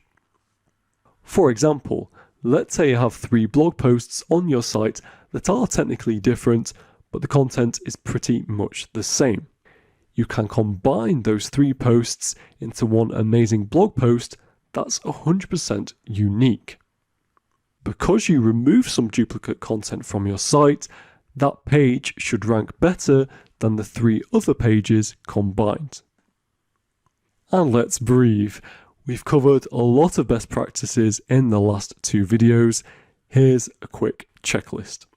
So watch out for same content on different URLs, check indexed pages, make sure your site redirects correctly, use 301 redirects, keep an eye out for similar content, use canonical tags where appropriate, and consolidate pages. See you in the next video. Bye for now. Okay, so in this video, we're going to explore the difference between HTTP and HTTPS. If you come from a coding or web development background, you may already be familiar with this concept. However, I'd still recommend watching to the end so you can see the implications from an SEO point of view. So as you can see from the 2 images, HTTP and HTTPS are basically the same things with one crucial difference. HTTPS is more secure. That's a nutshell. I'll give you a more detailed breakdown very shortly. Before we get there though, you may be wondering what the hell is HTTP? Well, it stands for Hypertext Transfer Protocol. I know, another shorthand, I'm sorry. And you can think of it as a language for transferring data over a network. It's the language browsers and servers use to communicate with one another. Most information that is sent over the internet, including website content and API calls, use the HTTP protocol. There are 2 main kinds of HTTP messages: requests and responses. HTTP requests are generated by a user's browser as the user interacts with web properties. For example, if a user clicks on a hyperlink, the browser will send a series of HTTP GET requests for the content that appears on that page. These HTTP requests all go to either an origin server or a proxy caching server, and that server will generate a HTTP response. HTTP responses are answers to HTTP requests. An HTTP request is just a series of lines of text that follow the HTTP protocol. A GET request might look like this. This section of text generated by the user's browser gets sent across the internet. The problem is it's sent just like this, in plain text, that anyone monitoring the connection can read. Those who are unfamiliar with the HTTP protocol may find this text hard to understand, but anyone with a baseline knowledge of the protocol's commands and syntax can read it easily. This is especially an issue when users submit sensitive data via a website or a web application. This could be a password, a credit card number, or any other data entered into a form, and in HTTP, all this data is sent in plain text for anyone to read. Incidentally, when a user submits a form, the browser translates this into a HTTP POST request instead of a HTTP GET request. When an origin server receives a HTTP request, it sends a HTTP response, which is similar. If a website uses HTTP instead of HTTPS, all requests and responses can be read by anyone who is monitoring the session. Essentially, a malicious actor can just read the text in the request or the response and know exactly what information someone is asking for, sending or receiving. The S in HTTPS stands for secure. HTTPS uses TLS or SSL to encrypt HTTP requests and responses. In this example, instead of the text, an attacker would see a seemingly random bunch of characters. Instead of get, the attacker sees something like this, which turns a get request into something like this. So how does TLS/SSL encrypt HTTP requests and responses to make them secure, i.e. HTTPS? Transport Layer Security, TLS, the successor of the now deprecated Secure Sockets Layer, SSL, uses a technology called public key encryption. There are two keys, a public key and a private key, and the public key is shared with client devices via the server's SSL certificate. This requesting of an SSL session and response from the server with the public key is step 1. When a client opens a connection with a server, the two devices use the public and private keys to agree on new keys, called session keys, to encrypt further communications between them. So the client device generates a session key and encrypts it with the server's public key. This is then sent back to the server. The server then decrypts the session key using the private key, also held by the server. All HTTP requests and responses are then encrypted with these session keys, so that anyone who intercepts communications can only see a random string of characters, not the plain text. As a result, HTTPS is far more secure than HTTP. A website that uses HTTP has http:// in its URL, while a website that uses HTTPS has https://. So what does this mean for SEO? Data from Google Chrome usage shows that more than 70% of Chrome users are visiting HTTPS-enabled websites, which indicates that browsing via HTTPS is becoming the norm. HTTPS has also been a confirmed Google ranking factor since 2014, so getting a small rankings boost is a good reason for switching to HTTPS. Finally, in 2015, Google stated the HTTP ranking boost may serve as a tiebreaker if the quality signals for two different search results are equal in everything else. This means if your website is equal to your competitor's website in terms of speed, title tags, content freshness, etc., but your competitor's website is HTTPS and yours isn't, Google will likely rank theirs ahead of yours. All this is to say, if you own a website, HTTPS is a more secure way for users of your site to send information to you. It's also beneficial from an SEO point of view. Most hosting providers provide secure hosting plans as a standard service for new websites. If your website is older, you may need to transfer across from HTTP. Thanks for watching and see you in the next video. Bye for now. Welcome back. So in the previous video, we looked at the difference between HTTP and HTTPS, and in this video, we'll explore HTTP status codes and why they're important for SEO. So as we've seen before, browsers and servers communicate to one another using HTTP, A HTTP status code is simply a server's response to a browser's request. When you visit a website, your browser sends a request to the site's server. The site's server then responds to the browser's request with a 3-digit code, the HTTP status code. These status codes are the internet equivalent of a conversation between your browser and the server.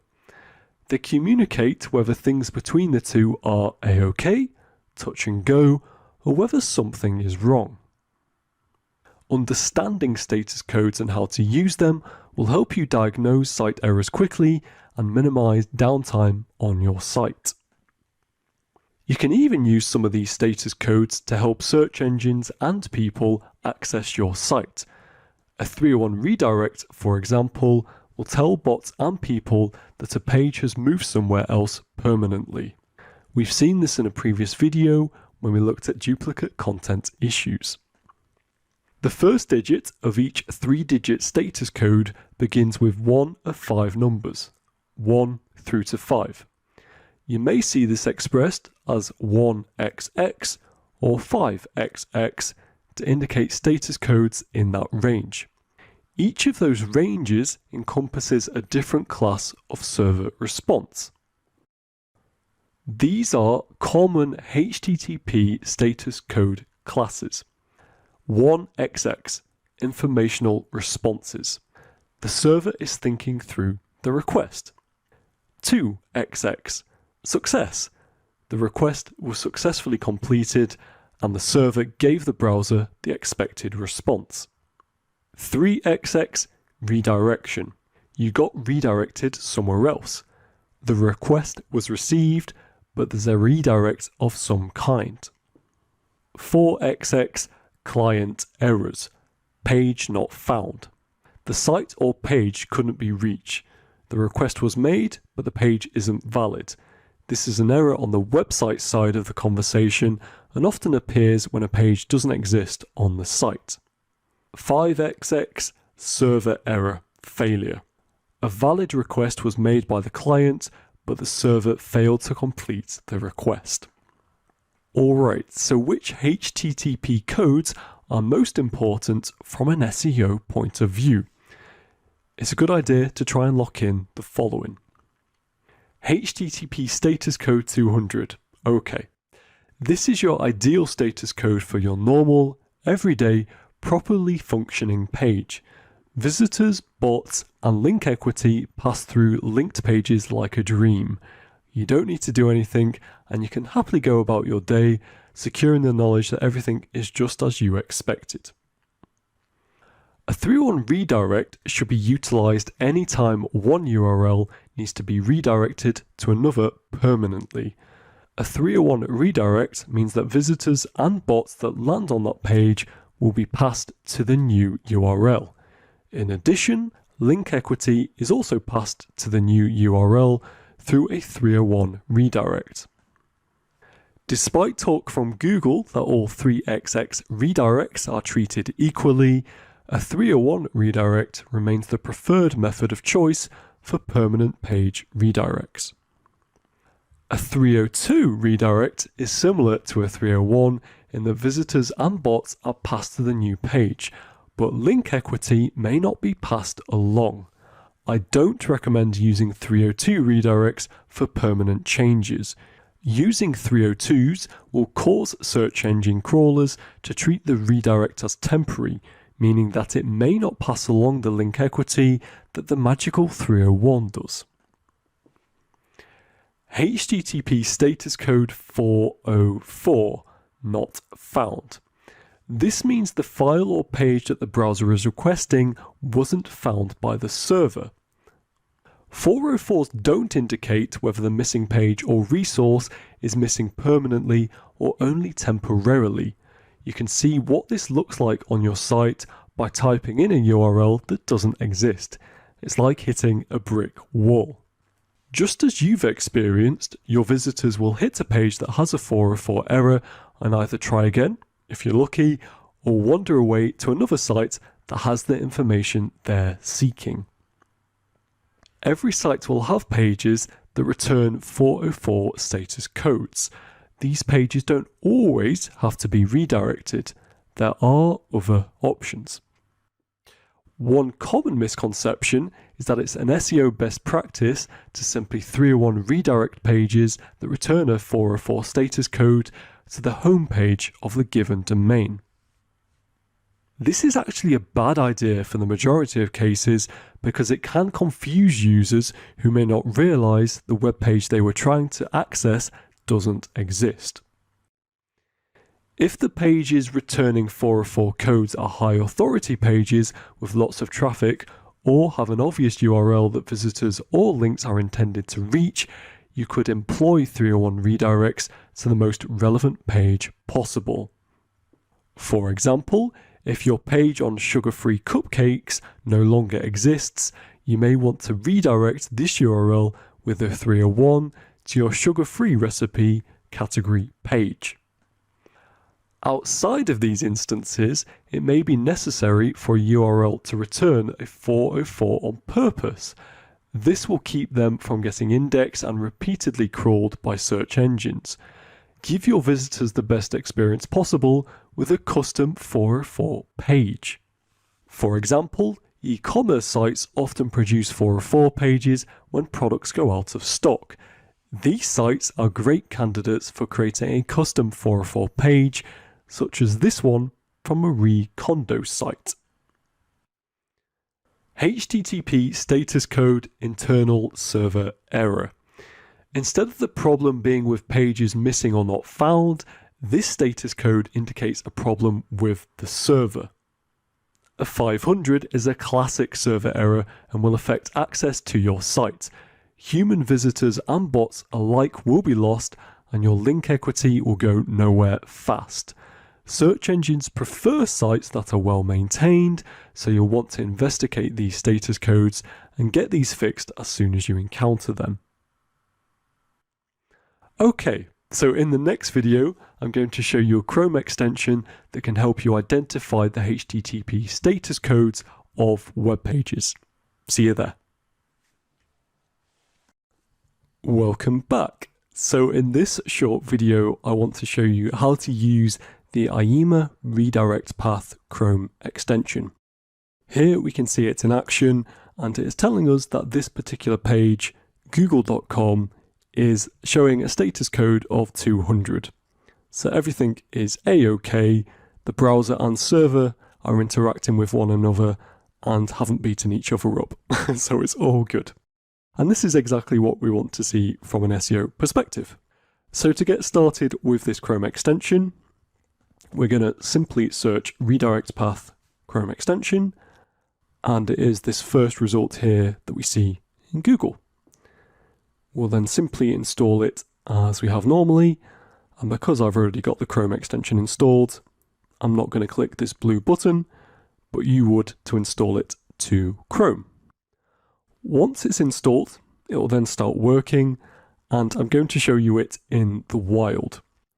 So the website we're going to look at is exantidiets.com. And as we can see, this Chrome extension is working straight away because it's telling us that this page here, the one we searched for, has been redirected to this www.version. Now, I won't cover this in too much detail right now because in the next section of this course, I talk about the difference between non-www versions of a website and the www versions of a website and the implications from an SEO point of view. For now, just recognize that this is a 301 redirect, and it is beneficial from an SEO point of view to have consistency in the www or non-www. So this website has decided it wants to send users to the www version of its website. If we click off this though, from a user's perspective, nothing untoward has happened. We search for Exanti Diet and we're taken to this Exanti Diet homepage, so all looks good. It's only because we've got the Chrome extension installed that we can see this redirect in action.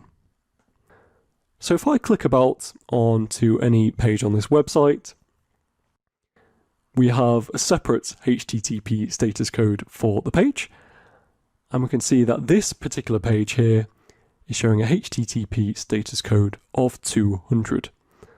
Again, everything is A-OK. The browser and the server are interacting with one another and are having a very positive conversation. So everything is fine, and the web page is functioning as expected. If, however, we change this URL, so I'm going to remove the extension and type in some random letters into the URL. This URL is still a functioning URL, but the website is telling us that this page can't be found by the website. It doesn't exist. And if we go to the Chrome extension, this is reaffirmed right here. So the redirect path Chrome extension is telling us that this page has a 404 status code, meaning that this page cannot be found. I like to think of the 400 class of HTTP status codes as errors on the user's side. They've searched for something that doesn't exist, and the website is telling them. So they need to click on a web page that does exist, like this one. However, if we were to have a 500 HTTP code, this tells us that there is an error on the server side.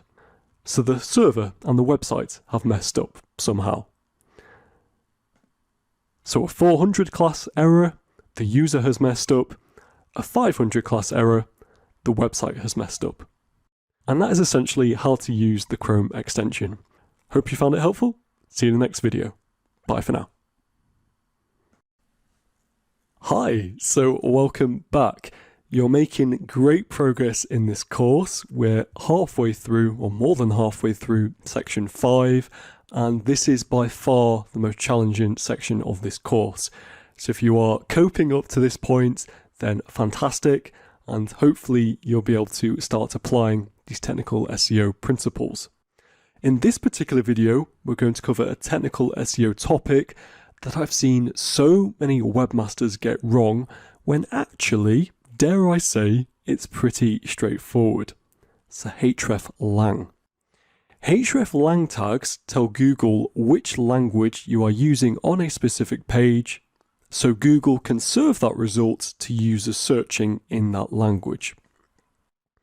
These tags look like this, and in a future video I'll be showing you best practices and how to actually implement them. But for now, just recognize that this would go in the head section of a web page, and it's link rel equals alternate, hreflang, and then the tag itself, hreflang, the language and country. So imagine that your site has different versions of your page for different countries and languages like this. So here we have an English version of a page, a French version of a page, and a German version of a page. The hreflang tag allows you to show search engines what the relationship is between web pages in alternate languages. It's useful when you've created content that's specific to a local audience. The hreflang tag sends a signal to search engines that a user querying in language X will want this result instead of a page with similar content in language Y. For example, if you create a Spanish language version of your English language homepage, you would tag it as Espanol by using hreflang equals yes, so that searchers with an IP address that a search engine has reason to believe is in a Spanish-speaking country are served that page instead of the English version. This can decrease your bounce rate and increase your conversions by making sure your target audience lands on the version of your page most appropriate for them. hreflang can also be used to show that you have content targeted towards variants of a single language. If that's the case, you can target your pages even more specifically by extending the hreflang attribute with annotations that indicate which region the content is localized for. For example, you might have a Spain hreflang es-es versus Mexico hreflang es-mx. So the language is the same for both, and that's given by the first es in each of these tags, but the country is different. So es in this case being Spain, and mx in this case being Mexico. Now you might think, why would a website do this? Well, it's particularly useful to geo-target users to control for variations in things like currency, shipping, seasonality, and culture. And the final thing to note at this point is hreflang is a signal, not a directive. That means that other SEO factors may override the hreflang attribute and cause a different version of your page to rank higher for a particular keyword. So that's it for now. I'll see you in the next video where we talk about best practices of hreflang. See you there. Okay, so in the previous video we were introduced to hreflang tags, and in coming videos we'll be looking at how to implement them. Before we get there though, I thought it'd be a good idea to show you some best practices when it comes to hreflang tags. The first thing to note is to make sure that everything from your site navigation to your content to your help desk is in the primary language of the region you are targeting. Everything should be in harmony. The second thing to note is to stay away from machine translations. Unfortunately, they're just not quite good enough at the time of this recording, although that's not to say they won't be in the very near future. Thirdly, don't automatically redirect a user to a different language based on location. It is fine to suggest an alternate language site, but you don't know without asking if that English language searcher in France is an expat, a student of a foreign language, or someone who's simply lost on the internet. And finally, stay away from using cookies or scripts to show different language versions of a page. Search engines can't crawl that type of dynamic content, and human users may not be able to see it either. So those are some best practices, short and sweet. I'll see you in the next video. Bye for now. Okay, so we've covered what hreflang is and best practices, and now it's time to implement hreflang. The hreflang tags can be placed in the on-page markup, the HTTP header, or the sitemap. Only use one of those locations. And those tags look something like this. The hreflang tag on each page should include a reference to itself, as well as to all the pages that serve as alternates for it.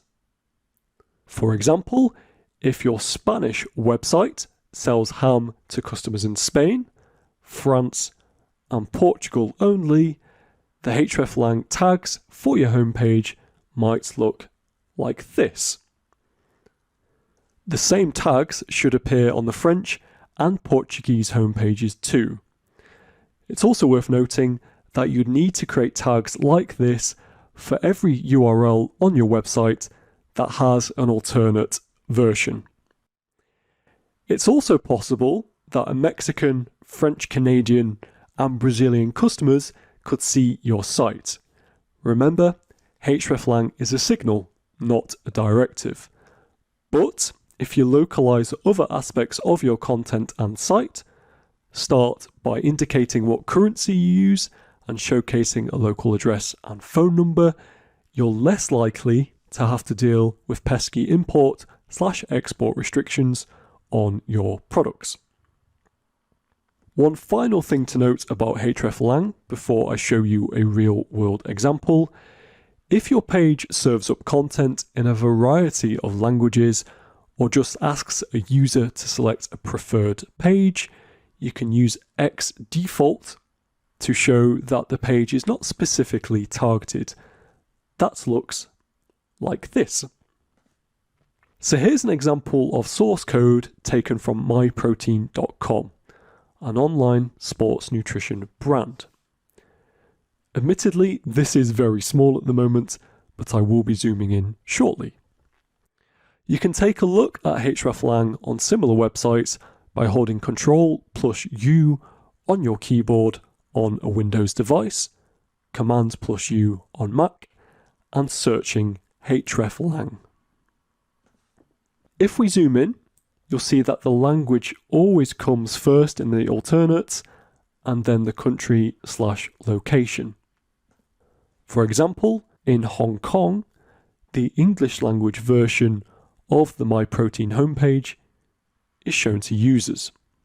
English is the language code, EN, and Hong Kong is the country code, HK.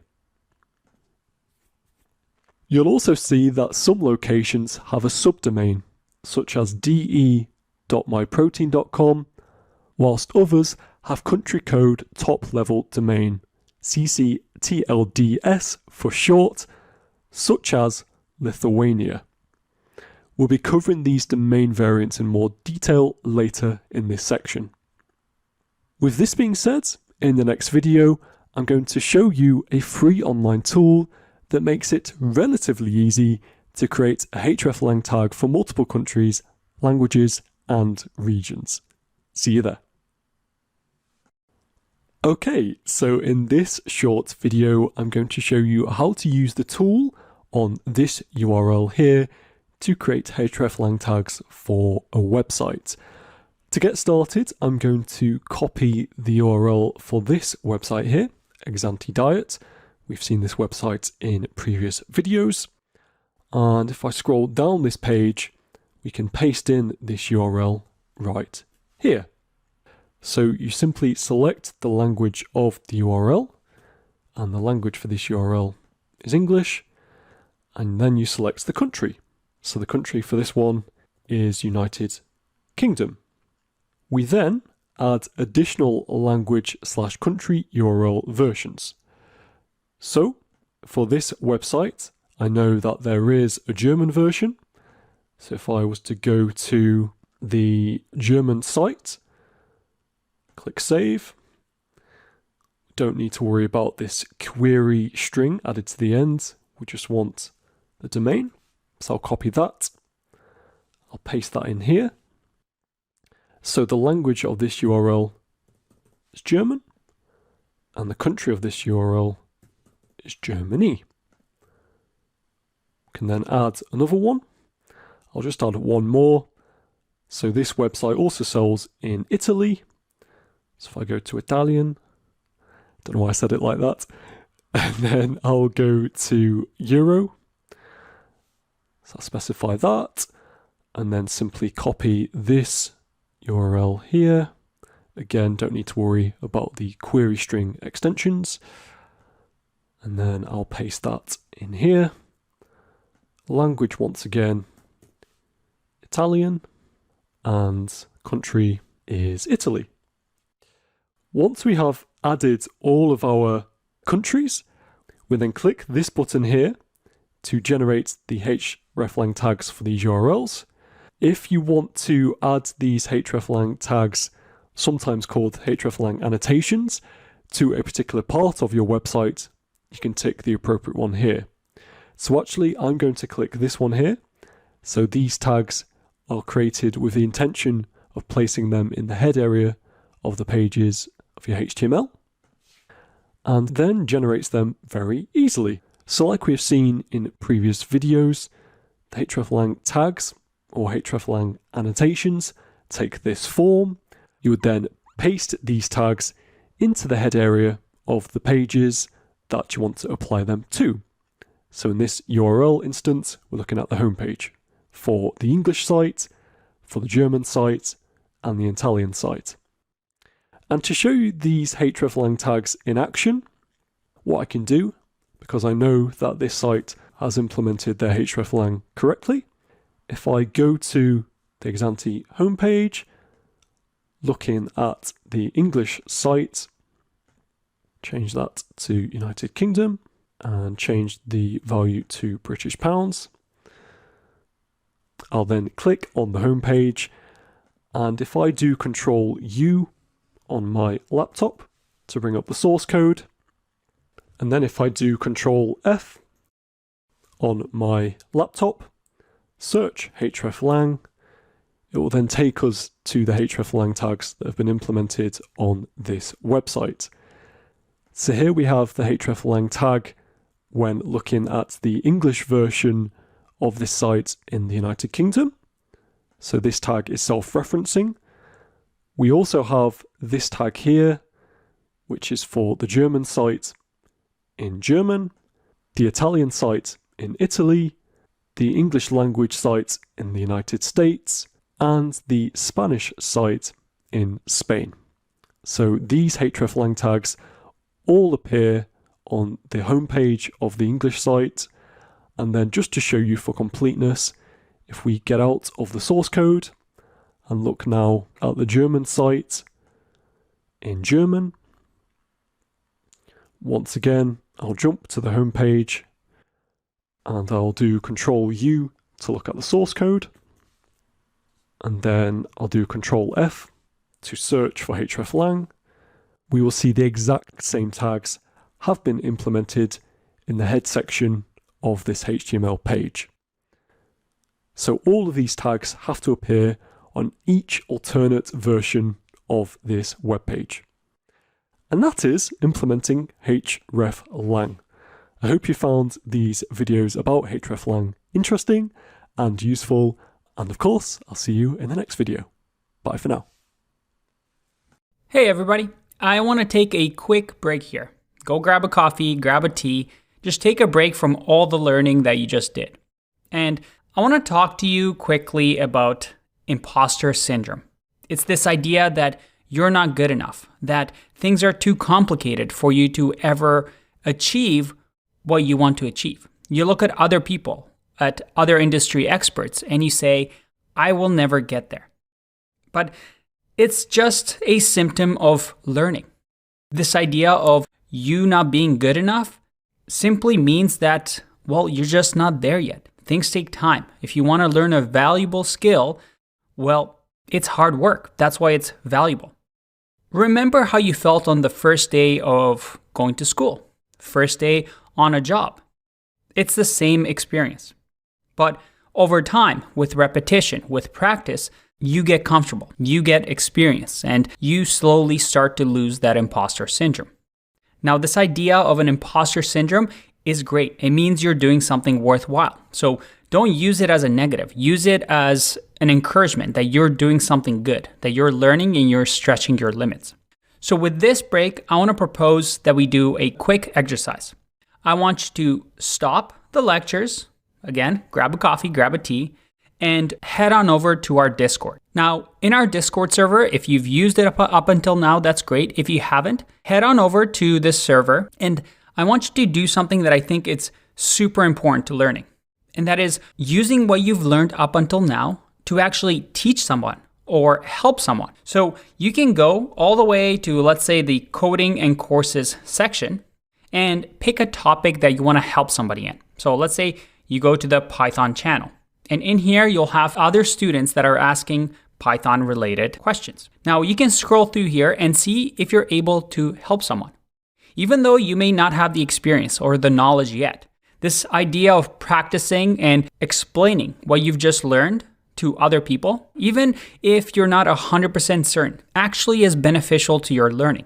Because if you're never teaching, if you're never explaining and vocalizing and showing what you've learned, you'll always be a beginner. This idea of teaching what you learn is a very important concept. So moving forward, as you go through the lectures, anytime you feel like taking a break, hop on over to Discord and help somebody. Our motto here is that we're always kind. We don't judge anybody. We're all just beginners here. We're all learning. So don't be afraid to answer things, because you got to remember, nobody's perfect except for Yoda. Yoda is pretty perfect. All right, I'll see you in the next one. Bye-bye. Okay, so we're going to continue looking beyond our home country in this video by exploring international SEO. International SEO is similar to other aspects of SEO there are just a few best practices to bear in mind when you want your website to rank for keywords in more than one country/location. So if you know a good share of your web traffic and users come from a different country than where you're located, speak different languages, or both, then you may want to create a better experience for your international visitors. We've already covered an important element of this, hreflang, but there are other elements too. At a high level, delivering different content based on geographical locations is threefold. Number one, you want to create and maintain content in your target user's language. These are the raw materials with which you'll actually rank, and this part is the easiest to understand. The second part is to establish which language your pages are targeting with the use of the language tags, also known as language targeting. We've covered this already with hreflang tags. And the third part is specifying your target country and/or region with an international friendly URL structure, otherwise known as country targeting. This third item is going to be the main focus of this video.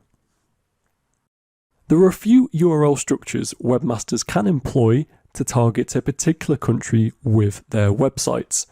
They include using a country code top-level domain, ccTLD for short, a subdomain, a subdirectory/folder, a general top-level domain with language parameters, or even using a different domain name entirely. Let's take a closer look at each one of these options before we explore their pros and cons from an SEO point of view. So as defined by Google, country code top-level domains use two-letter codes to indicate to users and search engines in which country, sovereign state, or dependent territory a website is registered. ccTLDs are the clearest signal to search engines and are, therefore, the easiest way to rank locally. However, they're expensive to maintain as you're effectively buying more domains and each site has a separate domain authority. You'll have to spend a lot of time and money building up the domain authority through separate link building efforts, content writing, etc. If your resources are stretched, both in terms of time and money, ccTLDs may not be the way to go. Note that some country codes, like .ly for Libya, are used so commonly for other purposes that Google treats them generically. A subdomain is a child domain of a larger parent domain. You can create multiple subdomains under your main domain. These are treated as separate entities but are linked together under the same site. Pro subdomain supporters suggest a subdomain URL represents an opportunity to use some of these hard to rank for keywords. Subdomains can also streamline site hierarchy and improve user navigation, both of which may improve SEO performance. However, they provide weaker signals to search engine, they may dilute domain authority, this is heavily debated in the SEO community, and users often prefer to browse locally. For subdirectories, internationalized content is placed in a specific subdirectory or subfolder of a root domain, like this. Again, like subdomains, subdirectories are easier to maintain than ccTLDs. Subdirectories can also consolidate domain authority. However, subdirectories send a weaker signal to search engines, and users prefer to browse locally. Like many aspects of SEO, there's no clear-cut answer when it comes to the impact of subdomains and subdirectories on SEO. Whilst Google's official stance is that both subdomains and subdirectories can rank equally, there's still a large portion of the SEO community, including key players like Moz, who argue that subdirectories are the better choice for your SEO performance and that subdomains should only be used in special circumstances. A general top-level domain, like .com, .net or .org, is targeted to speakers of a specific language by using a URL parameter, like this. A URL parameter is a way to pass information about to click through its URL. They're made of a key and a value, and they're separated by an equal sign. The first parameter always comes after a question mark in a URL. And finally, with different domains, internationalized content is placed on an entirely different root domain than the non-internationalized site. Search engines may interpret each URL structure slightly differently, so each technique has its pros and cons, including the resources required to implement and maintain them. Consider these carefully before choosing your weapon. In a nutshell, if you're targeting a specific country, think about using a ccTLD. If you are focusing on language targeting only, a ccTLD probably isn't your best choice, as they're meant for targeting a specific geographic area and not specifically the language spoken there. In these cases, you'll likely want to use a different internationalization technique, such as using hreflang, subfolders or subdomains in combination with or instead of using a ccTLD. If you choose not to use a ccTLD for your internationally targeted site, consider the pros and cons of subdirectories versus subdomains. So that's international SEO. Thanks for watching and see you in the next video. Bye for now. Hi, so in this video I want to introduce you to the world of mobile SEO. Mobile SEO is another branch of technical SEO. It's the practice of optimizing your website for users on smartphones and tablets. This includes making your website mobile friendly, as well as making your site resources accessible to search engine spiders. Mobile has continued to become increasingly important in the world of SEO, with 58% of searches now done through mobile devices, according to Backlinko. This is expected to increase in the coming years. So much so, in 2019, Google explained mobile-first indexing is enabled by default for all new websites, i.e. websites new to the web or previously unknown to Google search. Mobile-first indexing is exactly as it sounds. The mobile version of your website becomes the starting point for what Google includes in their index and the baseline for how they determine rankings. It's called mobile first because it's not a mobile only indexed. For example, if a site doesn't have a mobile friendly version, the desktop site can still be included in the index. However, the lack of a mobile friendly experience could impact negatively on the rankings of that site, and a site with a better mobile experience would potentially receive a rankings boost, even for searchers on a desktop. So this is quite a big deal.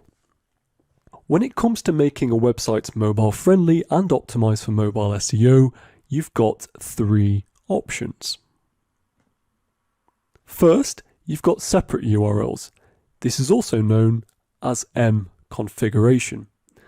With the setup, you have the main desktop version of your site and you have a mobile M version of your site. In other words, your site figures out what device your visitor is using and then directs them to a URL optimized for that device. Separate URLs were popular back in the day. Today, well, not so much. Why is this? The main reason, they're a pain to manage. M sites also have a host of SEO issues, like the fact you need multiple URLs for every piece of content on your site, and that it requires complicated, canonical, and alternate tags. In short, I don't recommend a separate URL/M configuration. It's by far the worst way to configure your site for mobile SEO. Next up, we have dynamic serving. When you serve content dynamically, all of your content is on the same URL. but you show each user different HTML/CSS depending on the device they're using. Dynamic serving is definitely better for SEO than having an M version of your site, but it has issues. For example, dynamic serving sites are notorious for showing desktop versions to mobile users. You also need to constantly create different versions of your content for new devices that come out. If you don't, your site may not recognize a new device and show them a version that looks terrible on that device. In short, I don't recommend serving dynamic versions of your pages to mobile visitors either. Instead, I recommend this version, responsive design. With responsive design, your page's layout and content respond to each individual user. The best part? Responsive design pulls this off without separate URLs or different HTML for each device. In terms of being SEO friendly, responsive design blows all the other options out of the water. All of your content is on a single URL, which makes it good for sharing and getting links. There are minimal SEO headaches, no canonical tags, duplicate content issues, etc. Insanely user-friendly. UX is a big part of SEO.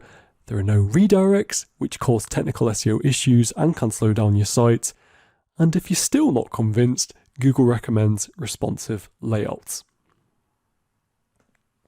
Alright, so now that we've covered why mobile SEO is so important and which option is best to choose from a technical standpoint, i.e. responsive design, it's time to get your mobile SEO in order. See you in the next video where we'll be looking at how you can test whether your website is mobile friendly. Bye for now. Hey, so in this video, we're going to be taking a closer look at mobile SEO testing. So the first thing you'll want to do is look at Google's mobile usability test. To use it, head over to your Google Search Console account and then click on mobile usability, which you can find in the left-hand side toolbar.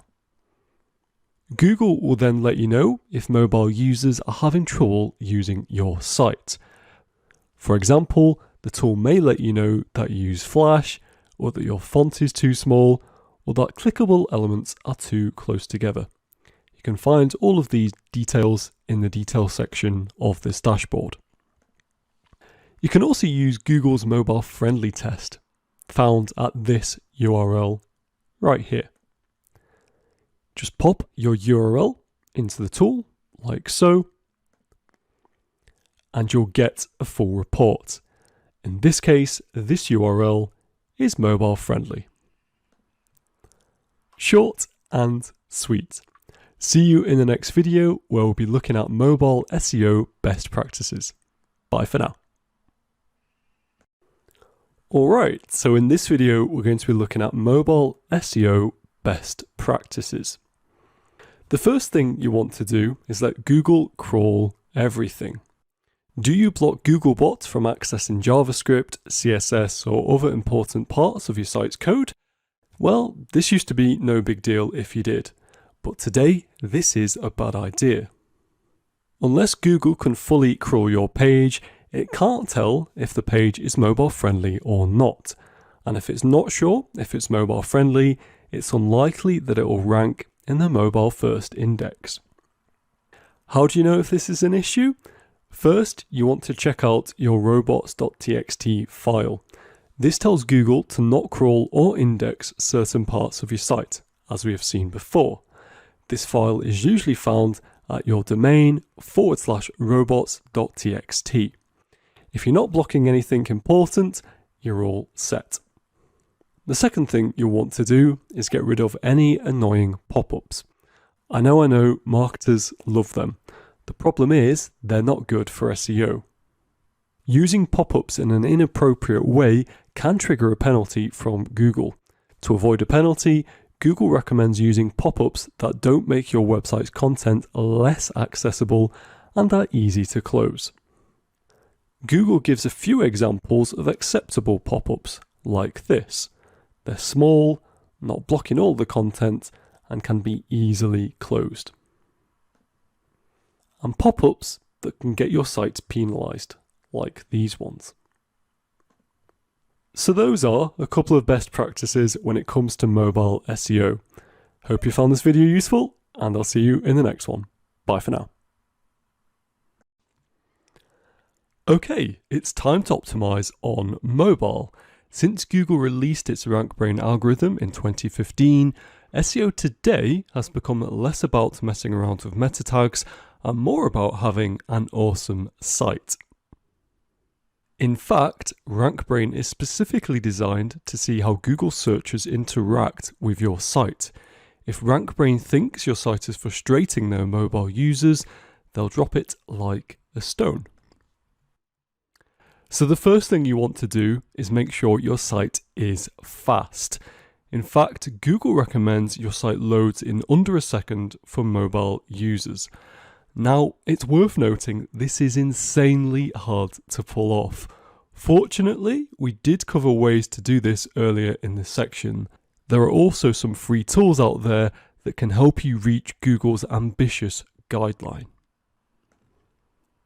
The one I recommend is Google's Page Speed Insights tool. This tool lets you know how quickly your site loads on mobile and gives you some recommendations that you can implement to speed things up. Number 2 is you want to make sure your content is ridiculously easy to read on mobile. Do users have to pinch, scroll, or squint to read your mobile content? If they do, they're going to hit that back button like there's no tomorrow. For example, you don't want your content to look like this. Yes, this page is technically optimized for mobile, but it's hard as hell to read the content, particularly these sections here. Instead, you want your font to be big, bold, and legible like this. So how can you make your mobile content more readable? Use at least 14 pixel font, use short paragraphs, preferably 1 or 2 lines per paragraph. Go with a line length between 50 to 60 characters. Make sure there's tons of contrast between text and background, so maybe consider putting black text onto a white background. And it also helps if your content is actually good, but that's another story. Number 3, do you embed videos in your content, or does your page perform all sorts of fancy animations when people visit? Well, if that content is coded in Flash, it's not going to work on mobile devices. Instead, you want to code that up in HTML5. Number 4, do you use responsive design? If so, don't forget the viewport meta tag. This tag changes the size of your page based on the user's device. Google recommends you set up your viewport meta tag like this. If you forget this tag, or if it's not configured correctly, your site could look a little strange to mobile users. And number 5, make header images small. Mobile users want their answer now, which means you don't want to use giant header images. Instead, either delete them or make them smaller for mobile visitors, like this one. So there you have it. Those are some ways you can optimize your site for mobile. Here's a quick summary. So you want fast site speed, easy to read content, use HTML5 for video instead of Flash, make sure you've got the viewport content meta tag inserted, and make header images small. Thank you for watching. See you in the next video. Bye for now.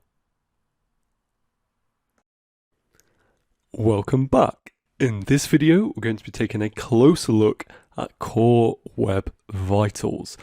Core Web Vitals are a set of specific factors that Google considers important in a web page's overall user experience. These factors are made up of 3 specific page speed and user interaction measurements: largest contentful pane, LCP, first input delay, FID, and cumulative layout shift, CLS.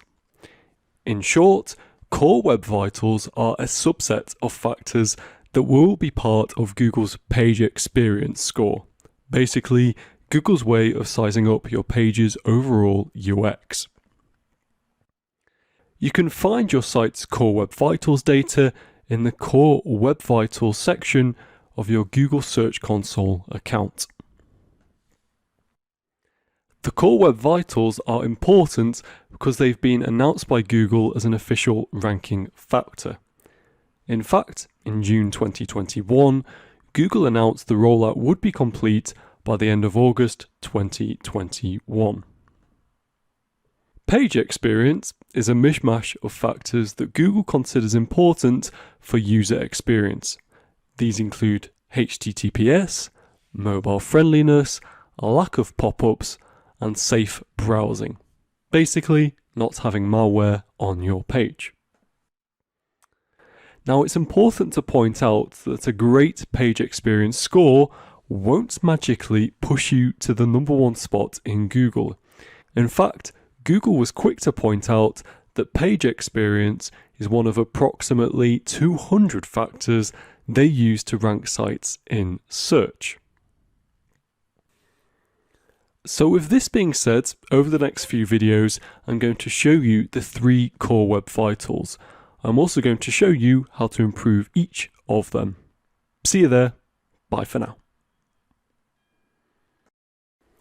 Okay, so the first core web vital we're going to look at is largest contentful pane, or LCP for short. LCP is how long it takes a page to load from the point of view of an actual user.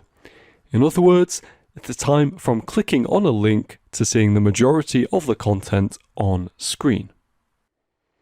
LCP is different from other page speed measurements. Many other page speed metrics, like time to first byte and first contextual paint, don't necessarily represent what it's like for a user to open up a web page.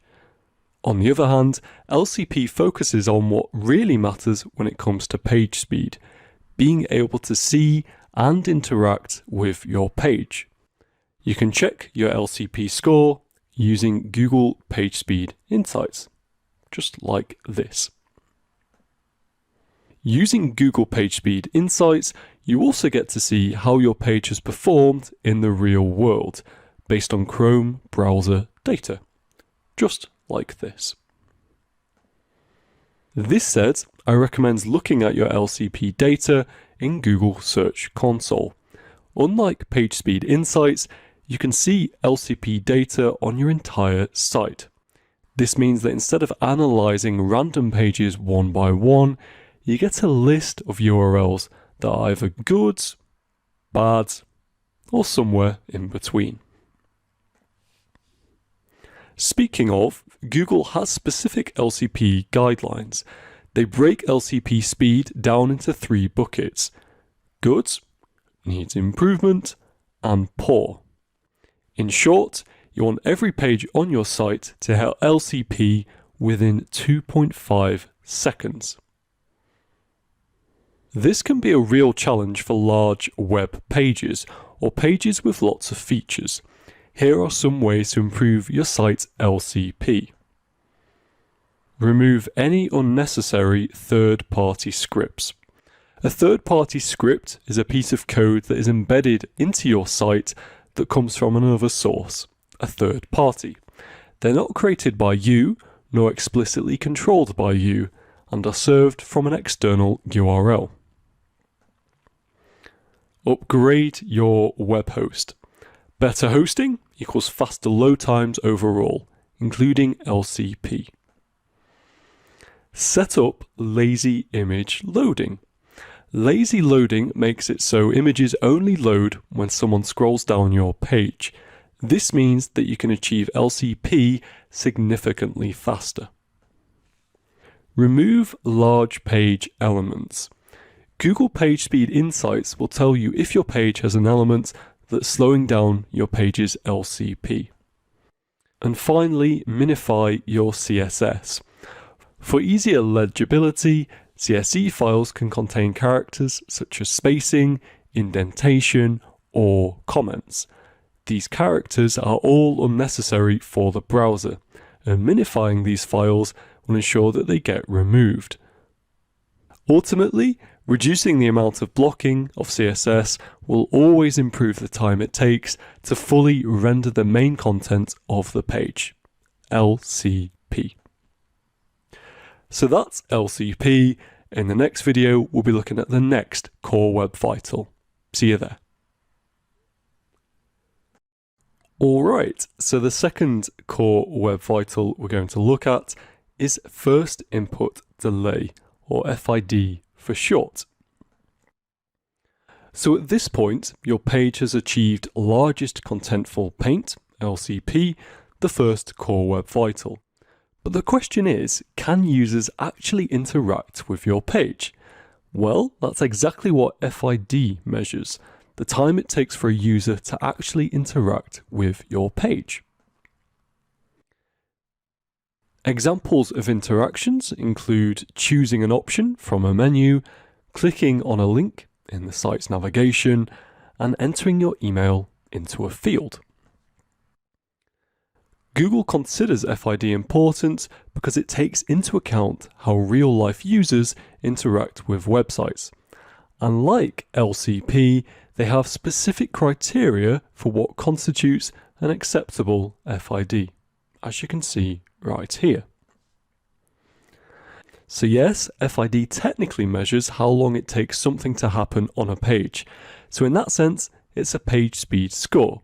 But it goes one step beyond that and measures the time it takes for users to actually do something on your page. For a page that's 100% content, like a blog post or a news article, FID probably isn't a big deal. The only real interaction is scrolling down the page or pinching to zoom in and out. For a login page, sign-up page, or other page where users need to quickly click on something, FID is huge. For example, think about the loading experience for a page like this. With a login page like this, the time it takes for the content to load isn't all that important. What matters is how quickly you can start typing in your login details. With that, here are some things you can do to improve your site's FID scores. Minimize or defer JavaScript. It's almost impossible for users to interact with a page while the browser is loading up JavaScript. So minimizing or deferring JavaScript on your page is key for FID. Remove any non-critical third-party scripts. Just like with LCP, third-party scripts like Google Analytics, heat maps, etc. can negatively impact FID. Use a browser cache. In common speak, caching means placing something in storage, usually in secret, on the chance that it may come in useful later. A browser or web cache does exactly that, except with program and website assets. When you visit a website, your browser takes pieces of the page and stores them on your computer's hard drive, such as images, HTML, CSS, and JavaScript. In short, browsers typically cache what are known as static assets, parts of a website that do not change from visit to visit. This caching process helps load content on your page faster, which helps your user's browser blast through JavaScript loading tasks even faster. So there you have it. That's the second core web vital. In the next video, we'll be looking at the third and final one. See you there. Welcome back. So in this video, we're going to be looking at the third and final core web vitals, cumulative layout shift, or CLS for short. Cumulative layout shift is how stable a page is as it loads, aka visual stability. In other words, if elements on your page move around as the page loads, then you've got a high CLS, which is bad. Instead, you want your page elements to be fairly stable as it loads up. That way, users don't have to relearn where links, images, and fields are located when the page is fully loaded, or click on something by mistake. Here are the specific criteria Google has in place for CLS, and here are some simple things you can do to minimize CLS. Use set size attribute dimensions for any media, such as videos, images, GIFs, and infographics. That way, the user's browser knows exactly how much space that element will take up on that page, and won't change it on the fly as the page fully loads. And number 2, make sure ad elements have a reserved space. Otherwise, they can suddenly appear on the page, pushing content up, down, or to the side. So those are the key elements of cumulative layout shift and indeed core web vitals. Now I appreciate these core web vitals have been pretty technical. The good news is though, this is the end of the technical SEO section, so huge congrats for getting this far. Thanks for watching, and I'll see you in the next video. Bye for now. Hey, so in this section we're going to be looking at SEO for WordPress. Over 455 million websites are powered by WordPress as of 2022, and that number only continues to grow. Considering there are about 1.3 billion total websites across the internet, 455 million is an impressive number. But why are so many websites using WordPress, and what exactly is it? Let's start with the what first. WordPress is a content management system, CMS, that lets users publish content on the internet. A CMS is simply software that helps users create, manage, and modify content on a website without the need for specialized technical knowledge. In other words, a CMS is a tool that helps you build a website without needing to write all the code from scratch, or even know how to code at all. Instead of building your own system for creating web pages, storing images, and other functions, the CMS handles all that basic infrastructure stuff so that you can focus on more forward-facing parts of your website. You can think of it like a newly built house. This CMS handles the actual building of the house, and all you have to do is the interior decorating and design. Now there are many CMS platforms that you can choose from, including Squarespace, Ghost, Weebly, Wix, and Shopify, to name just a few. Many, including WordPress, cost a small monthly fee, and each has its pros and cons. Now I'm not going to list the pros and cons of each because, well, we'll be here all year. However, I'll list some of the pros and cons of using WordPress. Before we get to the pros and cons though, I should distinguish between WordPress.org and WordPress.com. You'd think they'd be the same thing, right? Well, not quite. WordPress.com is a hosting service created by the co-founder of WordPress, Matt Mullenweg. Because of the same founder, often users confuse WordPress.com with the popular WordPress.org software. WordPress.com has some limitations. The platform can delete your site at any time if they think it violates their terms of service. They can also place ads on all free websites. Your users see those ads and you don't make money from them.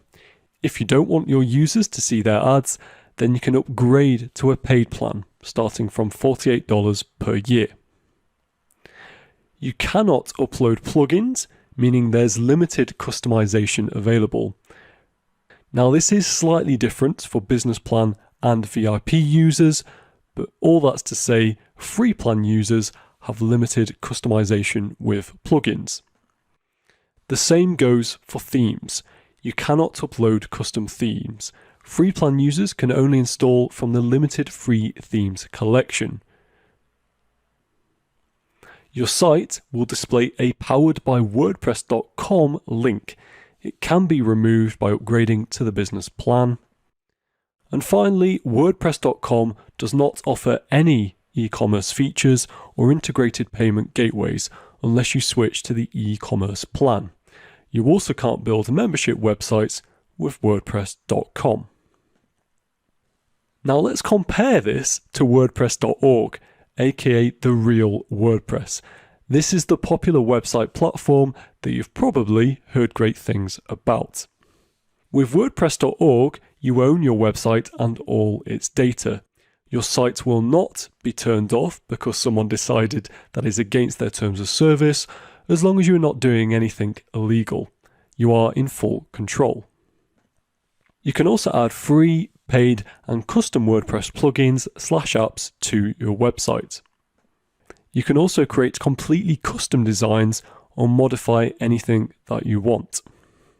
You can actually make money from your WordPress site as well by running your own ads without sharing revenue with anyone.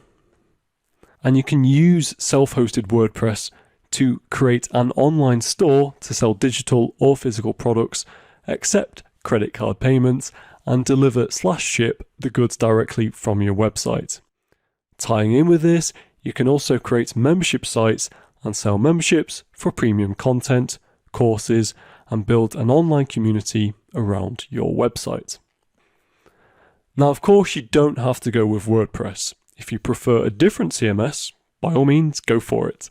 You can rank any website on the first page of Google if it's well optimized, because Google and other search engines don't discriminate.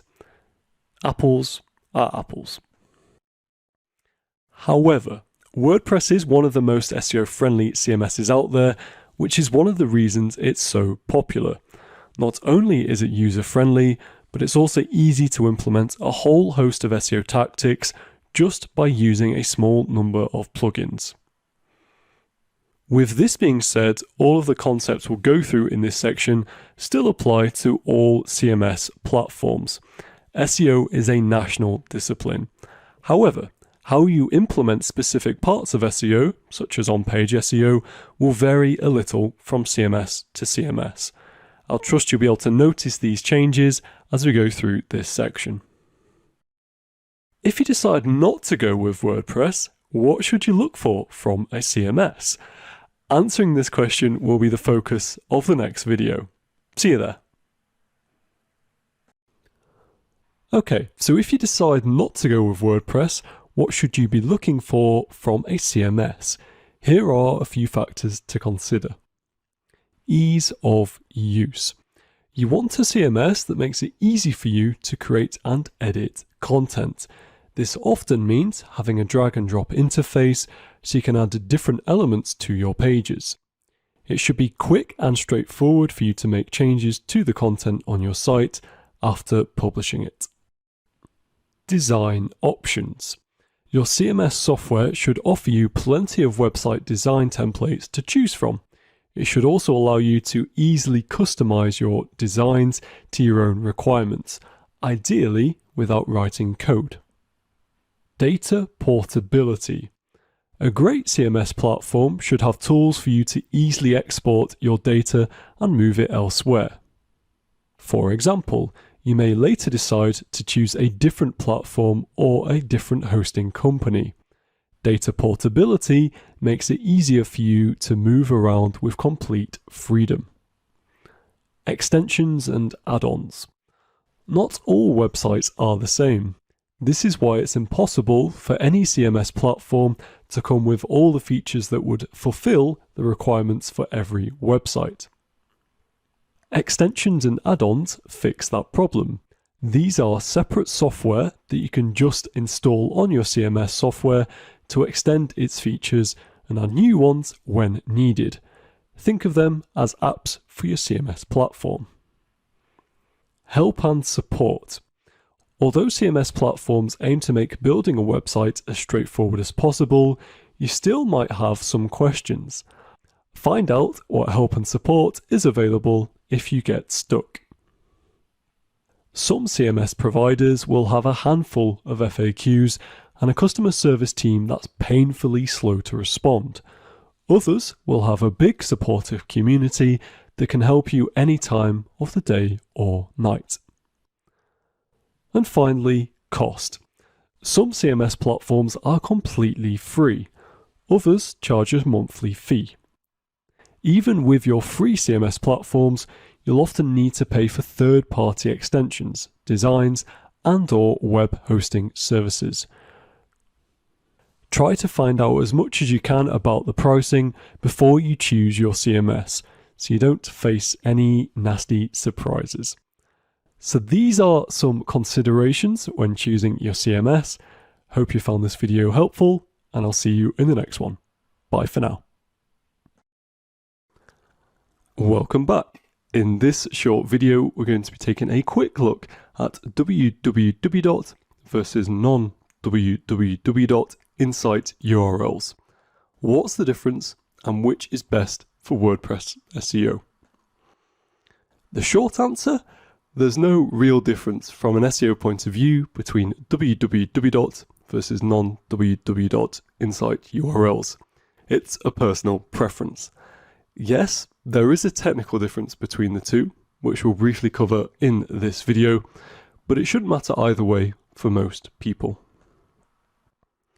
What is important is that you stay consistent with the one you choose when starting your website. In other words, do not change your site URL to add or remove www from it. That's because Google will consider www and non-www as two different sites, leading to content duplication issues. We covered duplicate content in the technical SEO section of this course. So that's the SEO difference, or should I say no difference.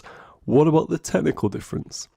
When you add www in front of a site, it acts as a hostname, which can help with flexibility with DNS and more.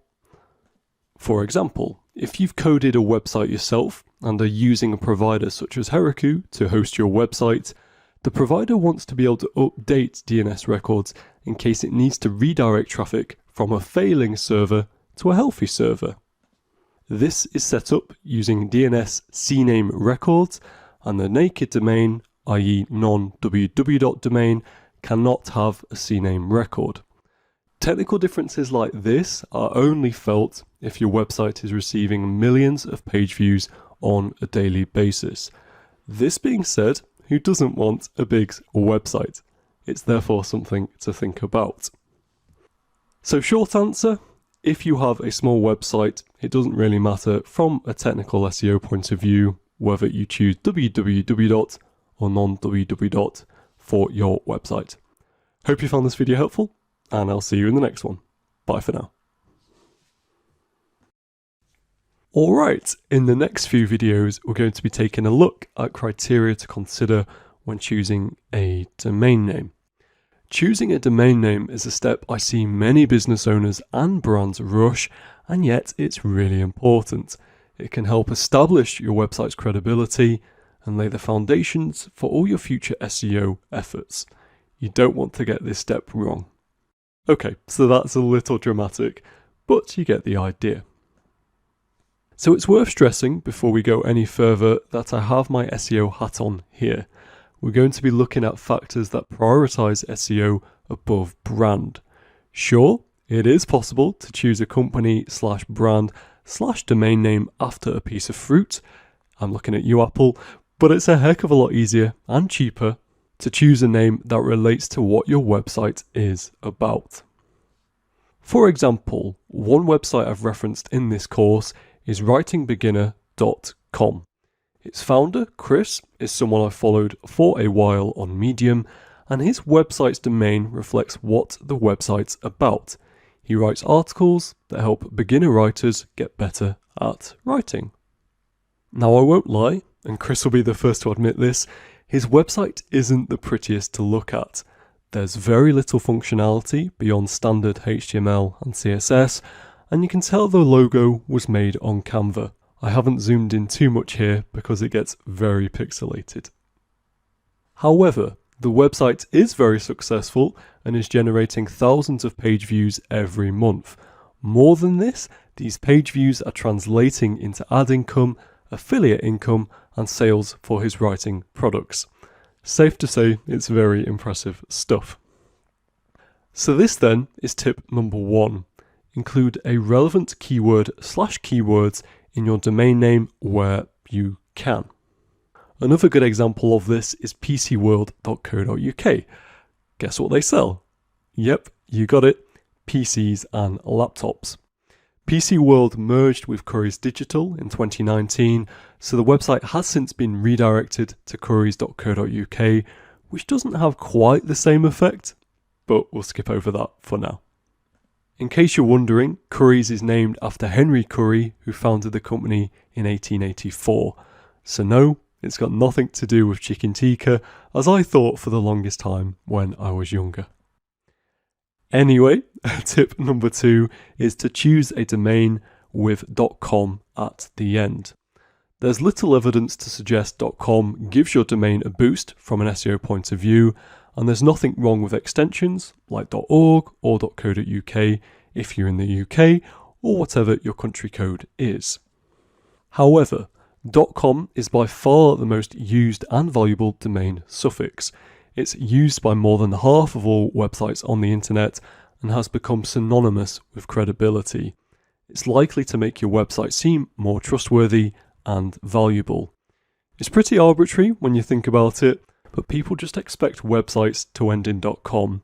If they don't, they'll likely think why. So if the domain you want with .com at the end is available, I'd say go with that. Don't try and be too clever about this.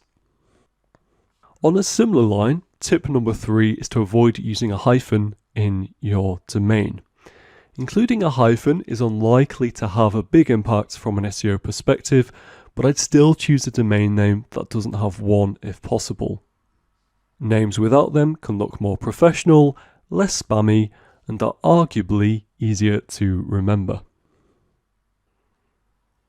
There are companies that buck this trend. For example, Mercedes-Benz's official website is mercedes-benz.com. However, in this case, the reason Mercedes-Benz includes a hyphen in their domain is this is how their brand name is spelled. It also looks like Mercedes owns the domain mercedes-benz.com and they've redirected some of the pages. Again, I'd recommend not trying to be too clever with this. And tip number 4 is to go with a 1-word or 2-word combination for your domain. Again, there's no direct SEO benefits of doing this, but having a shorter domain name can make your brand more memorable and seem more credible. Here's one final bonus tip. If you're going to go with a 2-word domain, it's a good idea to break the horizontal line so that it's easier to read. 12.com, although arbitrary, is actually a good example of breaking the horizontal line. The T in 2 rises above the rest of the letters, making the domain easier to read. So those are some domain tips to get you started. In the next video, I'll show you a couple of helpful free tools to help you choose a domain name. See you there. Okay, so in the previous video, we considered some criteria when looking at choosing a domain name. And in this video, I'm going to show you a tool which can help you decide which domain name to go for. So the website we're looking at is leandomainsearch.com. And when you go to this website, you're greeted with this landing page.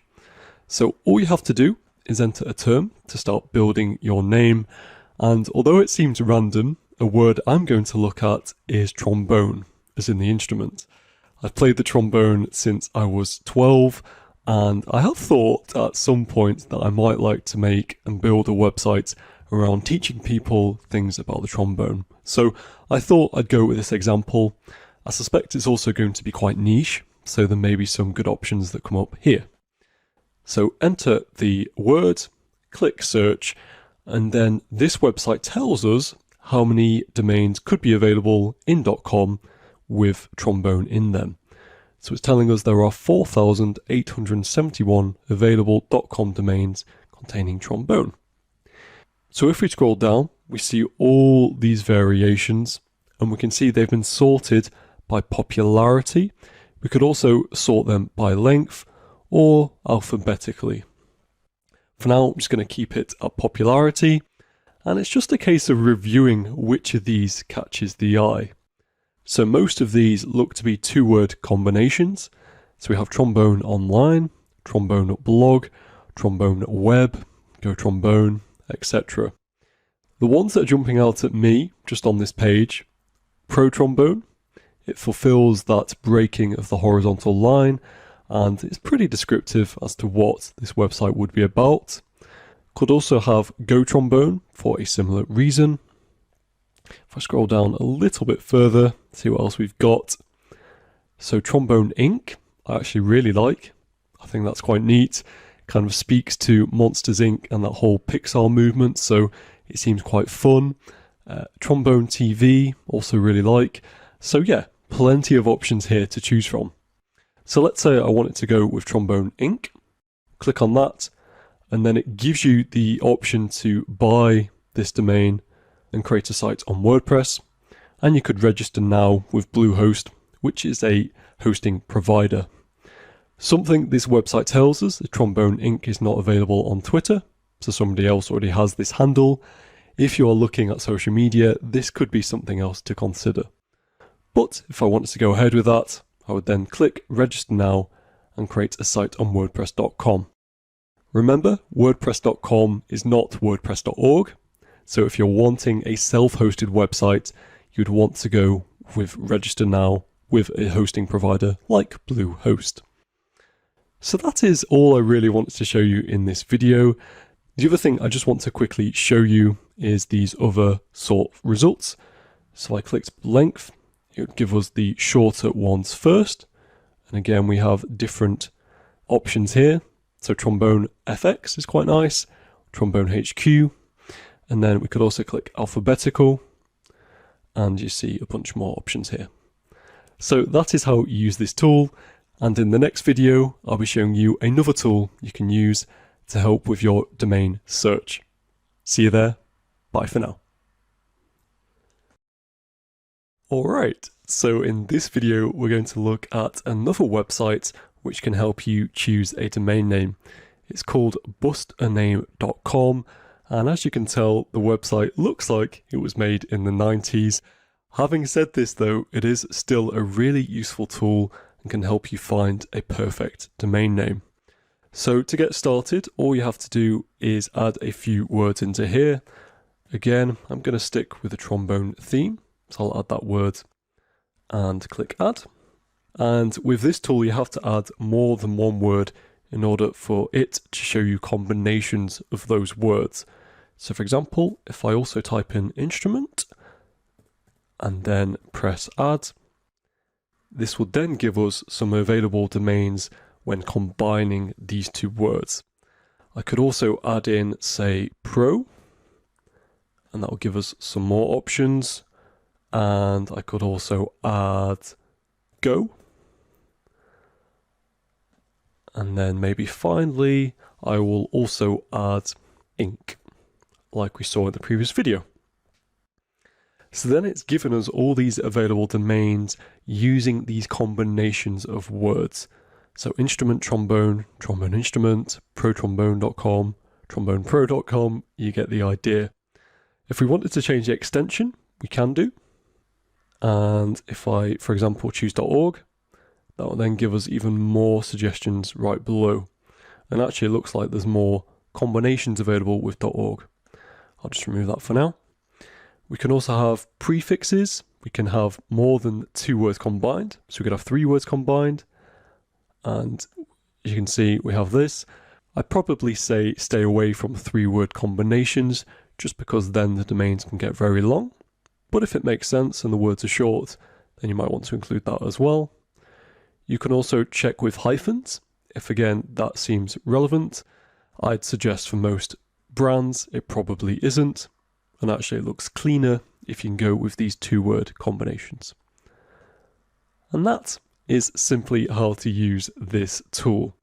So you have to input a little bit more than the previous tool, but if you wanted to check 2-word combinations then this could be the tool for you. Hope you found it helpful. See you in the next video. Bye for now. Alright, so now we're moving on to one of my favourite tools ever in SEO, and that is web.archive.org, otherwise known as Wayback Machine. Now what this website lets you do is see what web pages on a domain used to look like many years ago. So to give you an example, if we go to google.com, we can see what this domain used to look like in its inception, which is pretty cool. So the first record that Wayback Machine has is 1998, and if we click on one of the screenshots that was taken in December of that year, we can see that Google used to look like this. So very different from what we see today. You can see this was actually a beta version, so it was only rolled out to a select number of people, and yeah, clearly Google today looks very different from this. So what makes Wayback Machine such a useful tool is it can tell us whether a domain has been used in the past, and if it has, what it used to look like. Now, hopefully, if we're buying a domain, what we actually want to see is no trace of a domain being used before.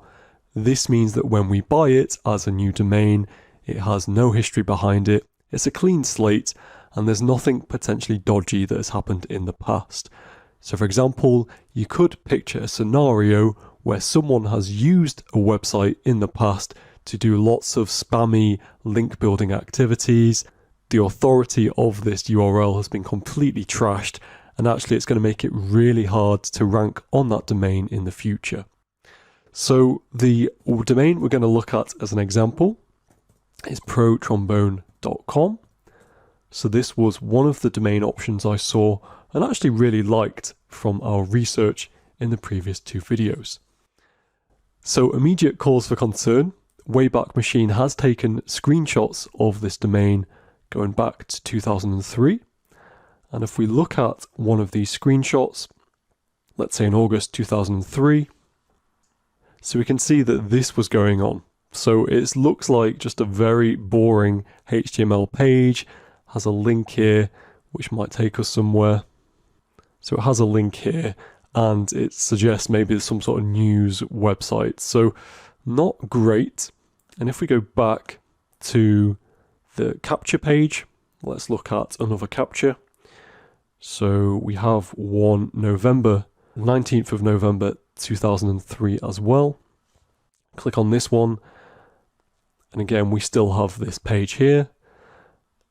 And I'll just look at one more example in a different year. So let's scroll ahead to 2011, where Wayback Machine has again taken a screenshot, this time in 28th of January 2011. And it's saying this domain is parked with this host here. So this suggests this domain has been used in the past, once as some sort of dodgy news site, and another time it has been parked by its owner. So we can see that there is some history behind this domain, and for me this would be enough of a red flag to not go ahead and buy this domain, particularly when there are other options available. So let's look at one of those other options, which was gotrombone.com. Again, press enter. And we can see that Wayback Machine has not archived that URL under this particular domain. To double check, we can look at the HTTP version. And again, there looks to be no captures for this URL. This suggests therefore that this domain has not been bought before, and therefore it's safe to go ahead and buy this domain knowing that there's no history behind it. So we could build on a solid foundation.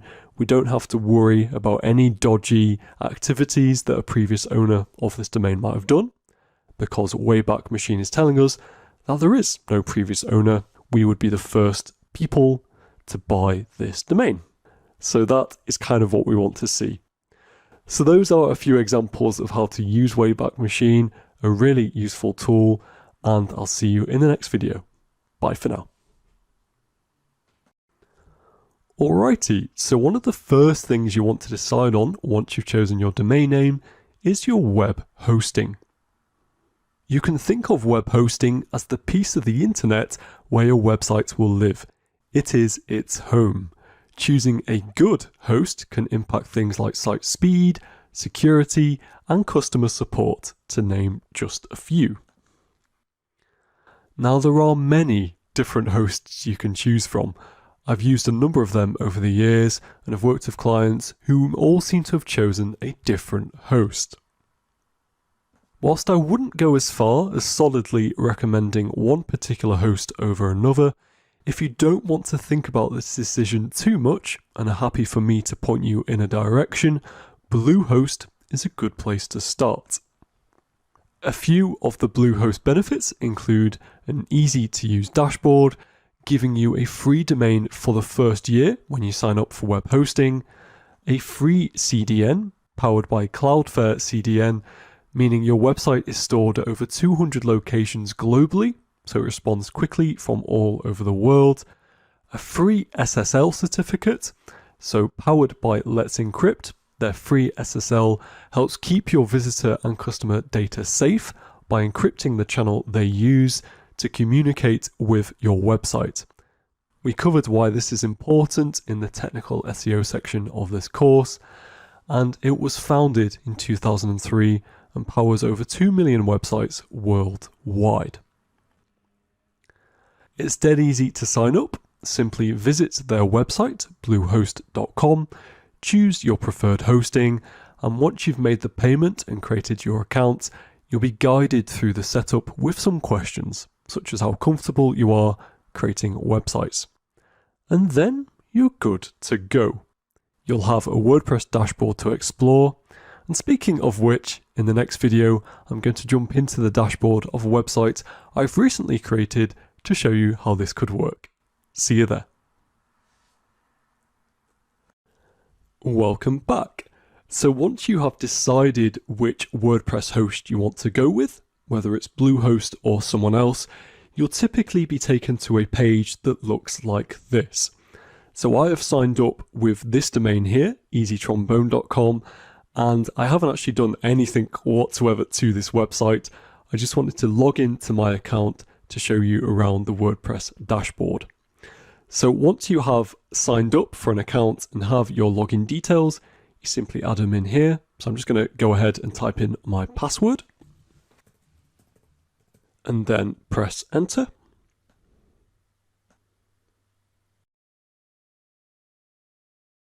And then once it has loaded, you'll be taken to a page that looks like this.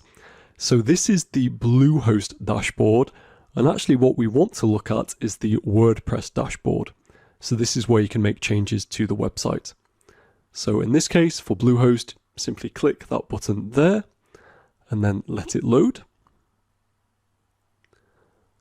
So if you have a self-hosted WordPress website, i.e. you have bought a domain and you are not using WordPress.com, you are using WordPress.org, you will have a dashboard that looks something like this.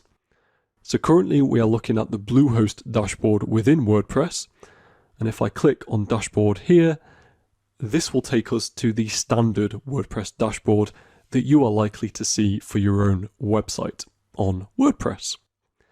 Now, clearly there is so much I could show you with the dashboard, and actually learning WordPress is in itself a skill. So even though it is one of the more intuitive platforms to use, there is still a learning curve, and I won't cover too much detail of this learning curve in this course. Having said this, I did want to point you to some useful features. The first thing you might want to do is actually look at what your website looks like right now. So to do that, navigate to the top left corner to the homepage icon and your domain and click Visit Site. And because my website isn't actually active yet, when you visit this website yourself, you will not see this. You will just see that this website is currently parked and not active. But from my point of view, this is what I see. So very much nothing. It is a bare bones website. There's no content, just 3 pages, including the homepage, and that's about it. So I'm going to go back to the dashboard, and I want to show you a few other features. So one of the first things you may decide to change is actually how your website looks, and to do this, you'll click on Themes. So a theme is the overall aesthetic of your website, and the theme I currently have chosen is Astra. This still gives you lots of customization options once you've chosen a theme, so you can change the color scheme and how certain things look, such as the navigation, but overall it gives you a framework to build your website around.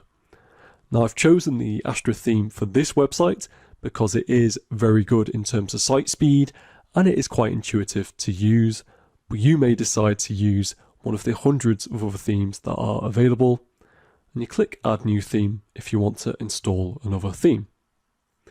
The other thing you'd want to probably change are the plugins for your WordPress website. So as standard, WordPress automatically installs a number of plugins, such as Akismet, Anti-Spam. It also installs Hello Dolly, and usually Jetpack as well.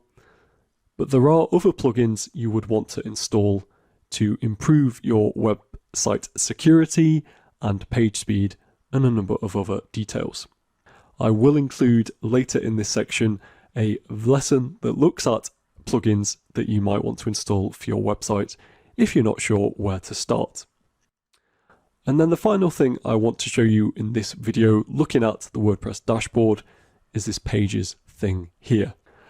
So this is where you're going to be including most of your content for the site. And if we actually click in one of these pages, I'll click on this blog one for now.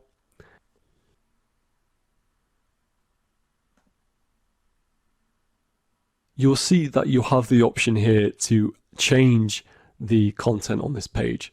So you can add content here, blocks of content, whether it be just normal paragraphs or images or headings, whatever you want. And you can also change the settings of this particular page. So if you wanted to change the author, for example, you could do that. You could change the template. You can include a featured image, a number of extra details here. So again, this is something you will want to explore yourself and see how this all works. For now, I'm going to go back to the main dashboard and leave it there for this particular lesson. So this should hopefully give you a flavor of what to expect when using WordPress. I have used WordPress for about 5 or 6 years on and off with various projects, so I'm fairly familiar around using this dashboard. To begin with though, I went down all those YouTube rabbit holes, looked at various tutorials, and if you're serious about learning WordPress, I would definitely encourage you to do the same. So that is it for now. Hope you found this video useful, and I'll see you in the next one. Bye for now. Welcome back. So Yoast SEO is a popular WordPress plugin designed to help webmasters optimize their WordPress websites for search engines. In this video, we'll be covering some of its main features, as well as how you can make the most out of this plugin for your WordPress site. Okay, so in terms of its key features, posts and page optimization is its bread and butter. Yoast makes it easy to write title and description tags inside of WordPress pages and posts, like this. You can also see a snippet preview of how your page will look in Google's search results. To be fair, more and more WordPress themes let you write titles and meta descriptions in your post and page editor. But the nice thing about Yoast is that you can keep all of your page's meta info intact, even if you decide to change themes.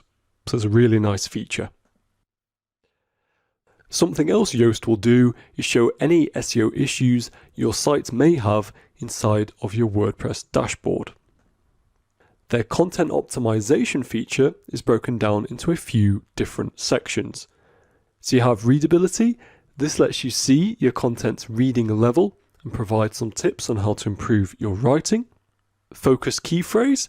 Here's where you give Yoast a focus keyword and it helps you optimize your post around that term. To be honest, this is one of the few features in Yoast that I'm not a huge fan of. That's because it looks at super old school SEO factors that aren't that important anymore, like keyword density.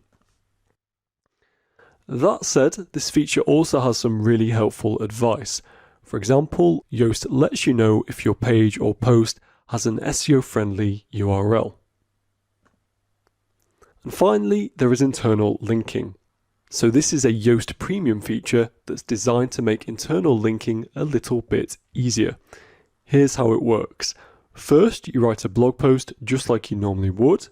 Then Yoast will scan your page for words and phrases that you could use to internal link to other content on your site. So those are some of Yoast's best SEO features. Thanks for watching. Bye for now. Okay, it's time to step away from our websites because in this section we're going to be looking outwards.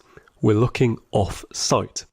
More specifically, we're going to look at backlinks.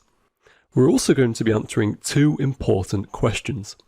What are backlinks and why are they important for SEO? So what is a backlink? Well, it's simply a mention of your website on another website. You can think of it like the @ symbol on social media platforms. When people want to credit someone for a quote or a picture or a meme, they add a caption that includes an @ sign followed by someone's name. Just like this. So here we have an Instagram post with a caption, and in this caption is a mention of this other account. If someone then presses on this other account, they'll be taken to that account. In SEO, they work a little differently. Let's say there's a fitness website and it has a blog that educates users about particular fitness topics. To bring even more value to its readers, it links to an article on our website about how to run a marathon. So rather than having to talk about how to run a marathon on its website, this fitness website simply guides its users to this web page on our website, so they can get further information if they want it. From an SEO point of view, this is useful for our running website because this mention/backlink gives the website a vote of confidence. It tells Google and other search engines, okay, if someone is linking to this marathon running website, it must have something good about it. Typically, these links will look like the following. We'll have a piece of text that's underlined to show that it's linking to another page. This page could be internal, i.e. another page on the same website, or external, i.e. another page on a different website. This text is usually a different colour too, either with or without hovering our mouse over it. This colour is typically blue or dark grey. One thing to note here, this underlined different colour text is called the anchor text. We'll be coming back to this term in a future video. Just to illustrate this further, here we have an article on Forbes talking about ads and different companies. When we scroll down the page, we see there is this link here to another website. So the anchor text is Recent Tech First Podcast, and we can tell that because when we hover our mouse over it, there is a line underneath the text, and the text is blue in colour.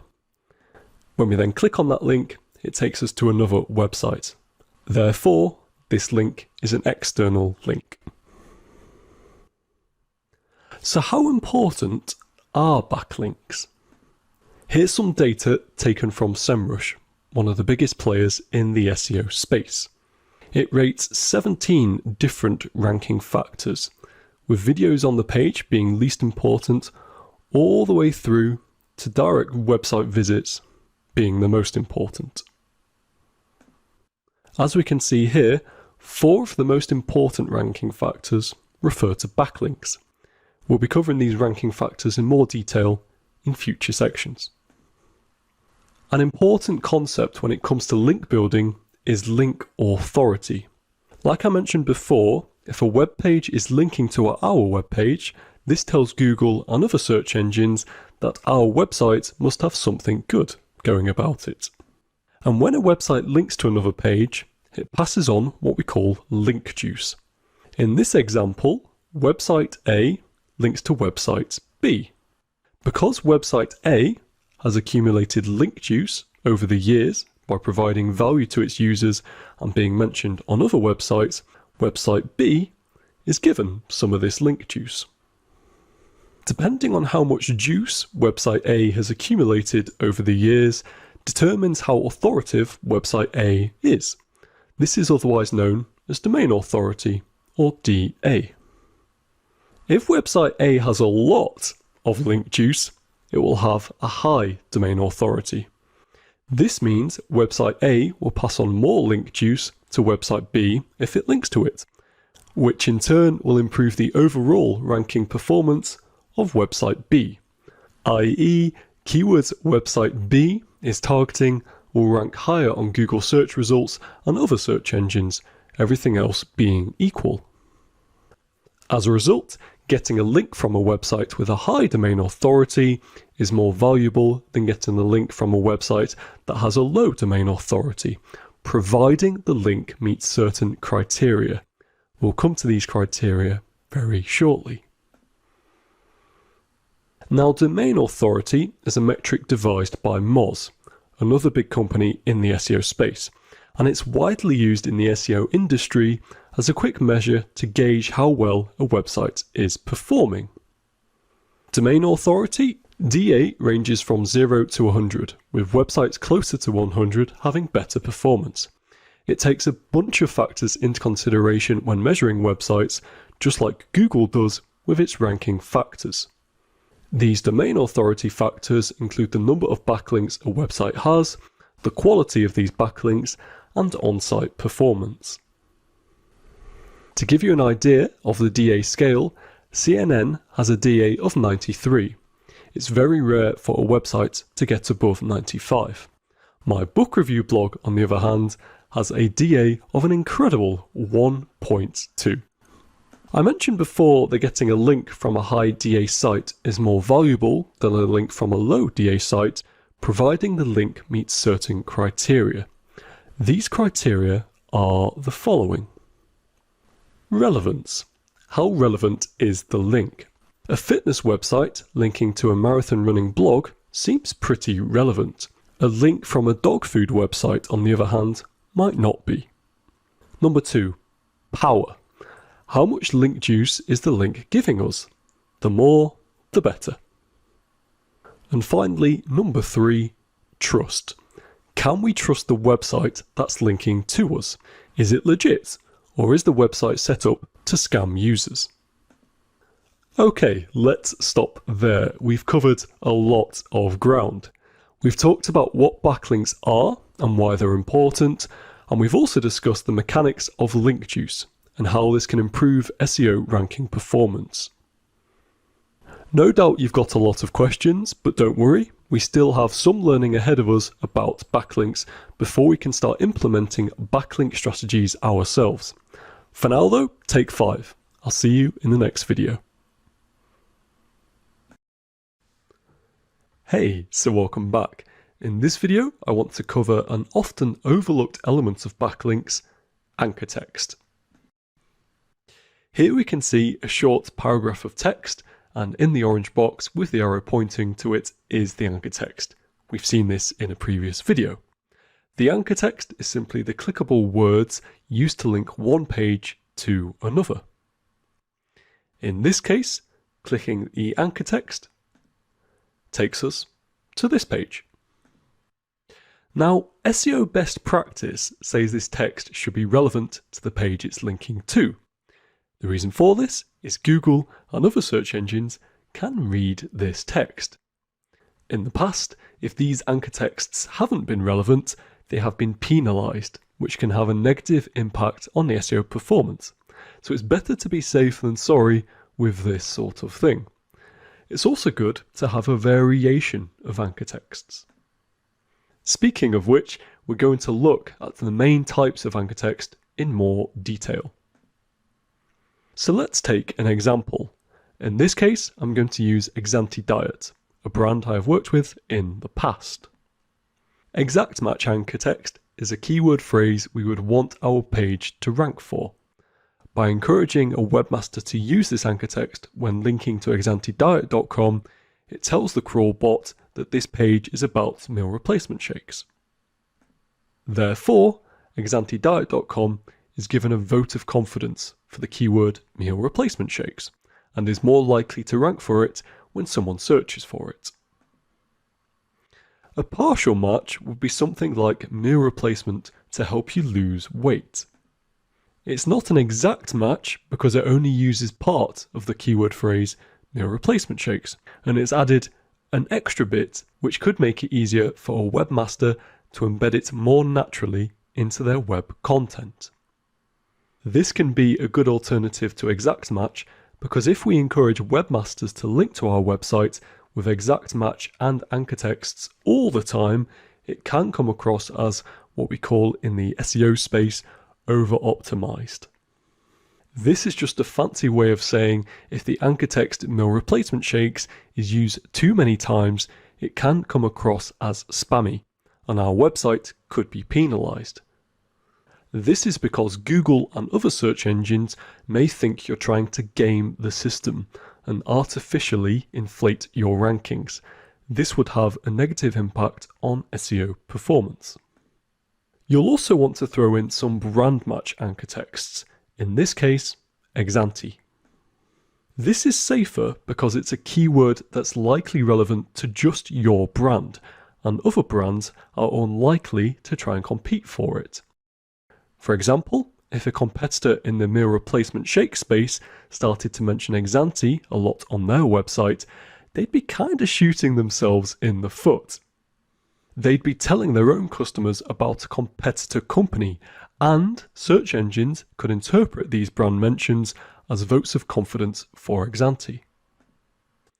There is a fourth type of anchor text, URL match. We don't see this as often because it's not easy for webmasters to embed this anchor text into content without it looking out of place. And then the final type is miscellaneous. You might have something like read more, click here, further info, etc. Although these anchor texts are pretty safe to use, they're not going to provide any extra SEO benefit because they offer no context as to what the linked page is about. Two important things to note about anchor texts. Number one, it's good practice to have a variety of anchor text types to avoid any risk of penalties and negative impacts on keyword ranking performance. Number two, build links to pages you want to rank your website for.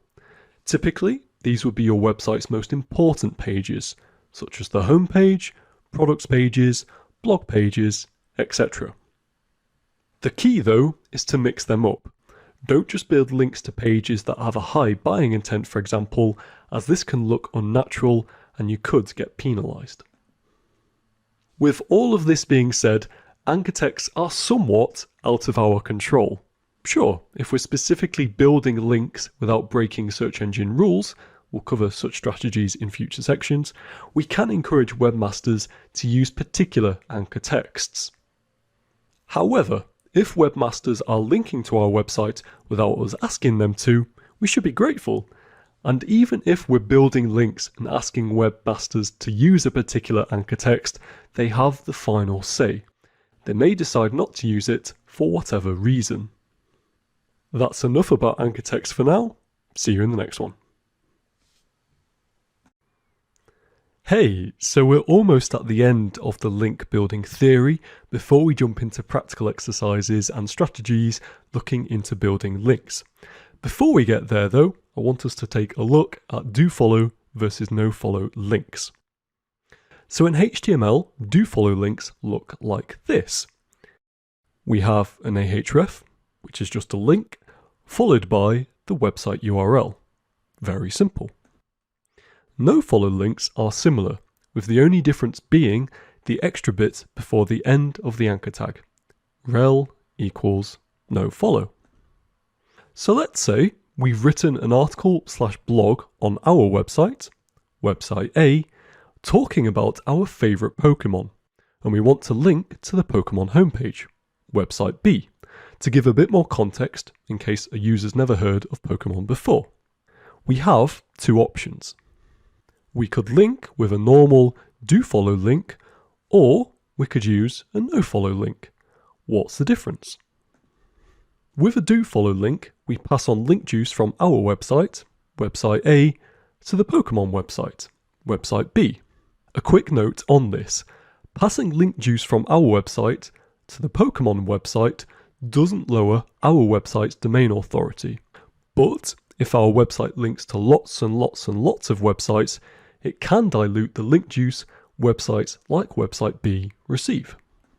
As you probably guessed, a no-follow link simply means we're refusing to pass on any of our link juice to the Pokemon website. Why would we want to do this? Well, let's say our website, website A, is actually a competitor of Pokemon. We run the official Digimon website. Does anyone remember Digimon? Well, they were great. Anyway, we run the official Digimon website and we want to discuss on one of our landing pages why we're so much better than Pokemon. And because we're so confident our fans aren't going to switch to Pokemon when they go on its website, we're willing to link to Pokemon on our landing page. However, we don't want to give Pokemon a leg up in SEO terms and improve their keyword rankings. We are, after all, competitors. By adding the rel equals no follow, we're telling search engines like Google, hey, we're willing to link to Pokemon, but we don't want to pass on any of our link juice. This is what no follow links are good for. They don't pass on link juice. From Pokemon's point of view, they would still appreciate the link we're giving them. After all, it'll help drive more traffic to the Pokemon website and improve brand awareness, both of which can, indirectly, improve SEO performance.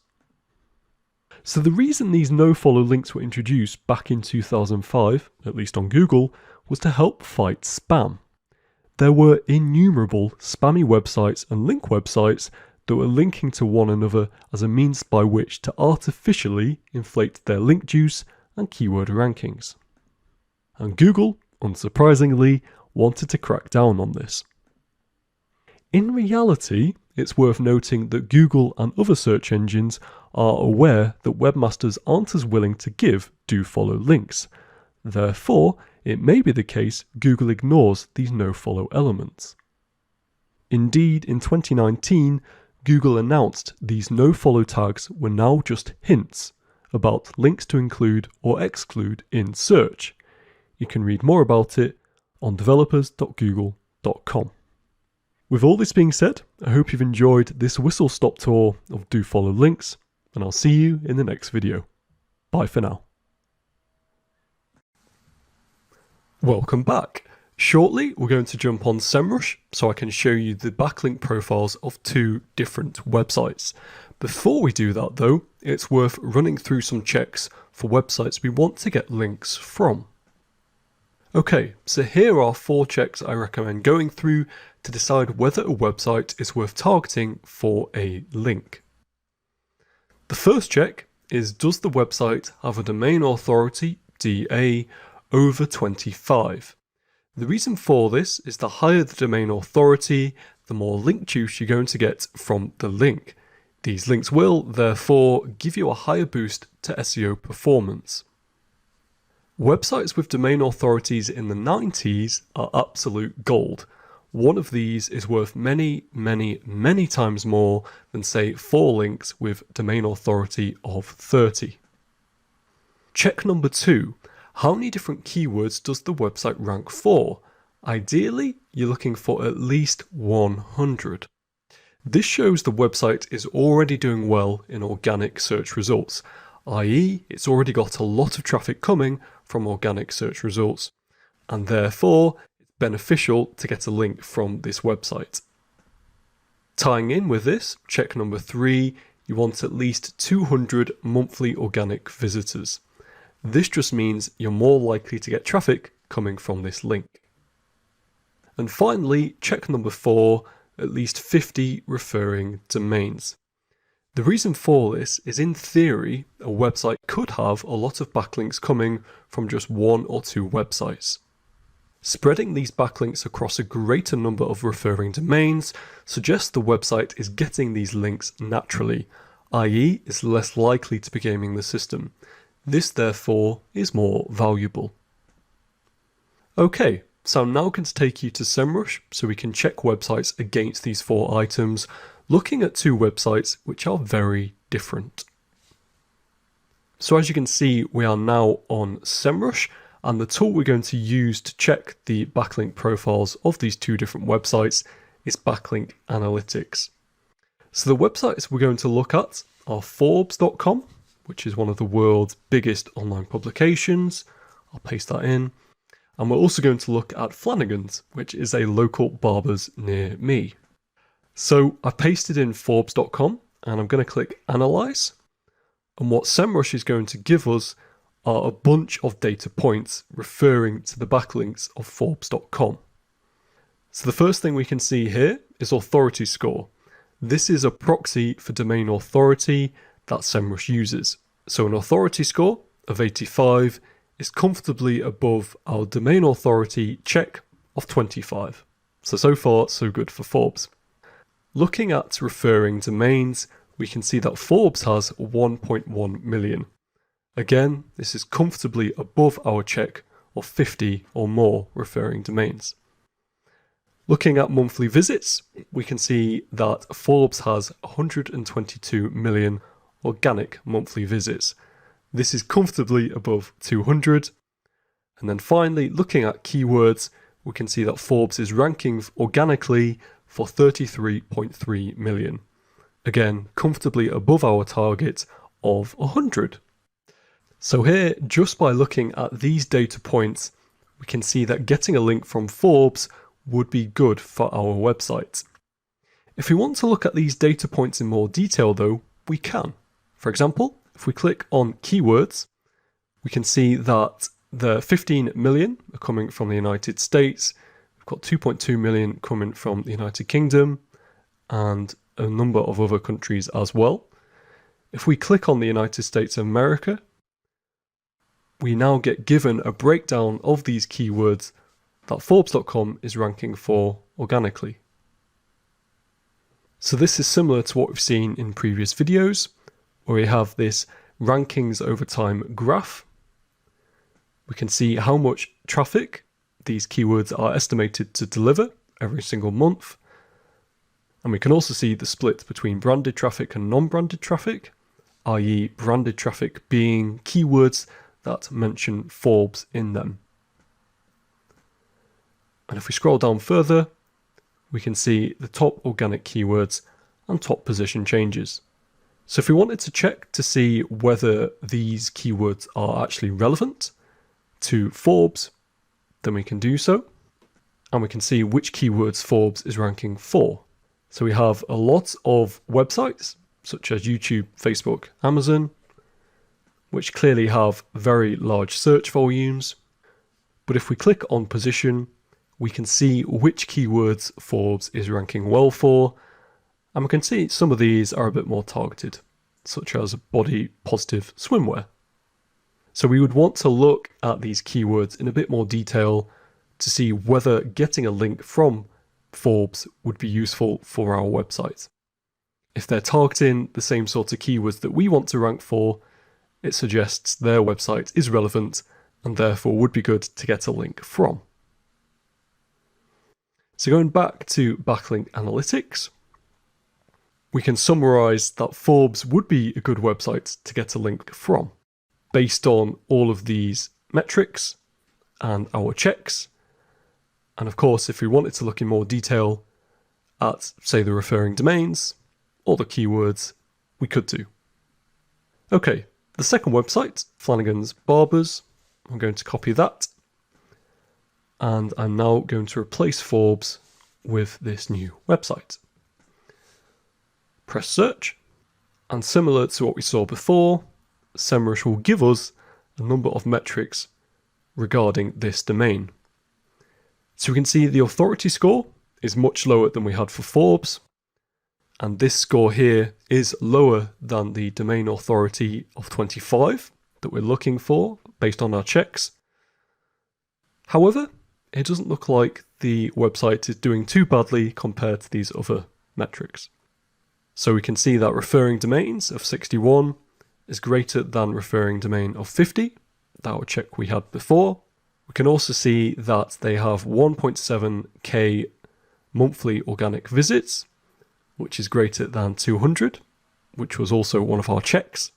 And we can see they're ranking organically for 173 keywords, which is also greater than 100 from our check. So on the face of it, it would seem that even though the authority score is a little lower than we would want, it does seem to meet the other criteria. But again, we can look in more detail just to check this is the case. So if I click on backlinks, we can see that 67% of these are nofollow, which is a slight red flag and something we would want to dig into further. And at the moment, we're looking at 209 backlinks. We can filter this down to look at links per referring domain, which, as we know from before, was significantly lower. So now we have just 58 unique referring domains. And we can see that the first one here is from salansdirect.com, which would appear to be relevant to Flanagan's Barbers. We also have a Gifts for Him page on the Reader's Digest, which also is relevant and has a page authority score of 19. Again, these page authority scores are proxies for domain authority, but looking at an individual page level. Then scrolling down a bit further, we can see there is a review page here from Yale.com pointing to the homepage, and there's a bunch of other websites here. Now, a lot of these links don't have particularly large page authority scores, i.e. domain authority scores, and we can also see as we scroll right to the bottom, a lot of these pages do seem very spammy. So we have this page here, which doesn't appear to be particularly relevant. Also has a very low page authority. And if we scroll down even further, we find that there are a lot of websites and links here which don't seem particularly relevant, such as to buy big building. And this one here, which appears to be in a different language entirely. So even though on the face of it, this website does appear to meet our criteria of having greater than 50 referring domains, when we actually look deeper into the domains, it seems that a lot of these aren't actually that relevant. So would Flanagan's Barbers be a good website to get a link from if it was relevant to our website? Well, it wouldn't be a bad link. However, we probably wouldn't want to go out of our way to get a link from Flanagan's Barbers, because there are a lot of other websites like Forbes which have greater metrics and therefore would be better websites to get a link from. I hope you found this video useful. I'll see you in the next one. Alright, so in this short video I'm going to show you how you can check the domain authority of a particular website. We've already seen this in passing in a previous video, but here I want to make it more explicit. So all I'm going to do is search for an example website, and this website is going to be Forbes. And if we have the Ubersuggest Chrome extension installed for free, we can see that domain authority is given underneath the website we're looking for. So in the case of Forbes, the DA being 95. And actually, if we scroll down, we can see that domain authority of other websites is also given. For example, Wikipedia, domain authority 98, and LinkedIn, domain authority of 99. So that's one way, and probably the quickest way to look for domain authority, but if we want to find another way, there is one. So I'm going to open up another window, and this time I'm going to search free DA checker. And what this will do is it will bring up a bunch of websites which allow us to check the domain authority of other websites. So the one I prefer to use is the Ahrefs one. Simply click on that. We're going to bring up the Forbes website so I can grab its URL. So I'm copying that and then I'm going to paste that URL into this free checker. Click Check Website Authority, and then it opens up this separate tab. Now sometimes these scores can differ from checker to checker, but as you can see, it's in the same ballpark as the other checker that we saw on Ubersuggest. So here it's saying that the domain rating, domain authority, is 93. And it also gives us some other information about the number of backlinks and the linking websites, i.e. unique referring domains. And that's it. Simple as that. So if you're wanting to check the domain authority of a website, you have a few options. We've already got 2 here. And of course, there are other websites you can use when you search free DA checker. Hope this is useful. See you in the next video. Bye for now. Alright, in the next few videos I'm going to show you 5 link building strategies that can take your SEO game to the next level. In case you're worried, don't be. Link building is perfectly legitimate, providing you don't try any what we might call black hat SEO strategies, i.e. strategies that are seen as unethical and frowned upon in the industry. Don't worry, I won't be showing you any of these. In fact, link building is itself an industry within an industry, and there are many SEO professionals who focus solely on building links for other brands/websites because it is such a sought after skill in SEO. Okay, so are you ready? Let's jump into strategy number 1, which is guest posting on other websites. I'll be guiding you through this on Google, but before we get there, here's a cheeky roadmap of where we're heading. I love a cheeky roadmap. So step 1 on Google will be to search niche. In this example, we're going to go with weight loss, followed by quotes, submit a guest post, end quotes. So in Google, I will search weight loss, quotes, submit a guest post, end quotes. These quotes are really important because they are a search operator.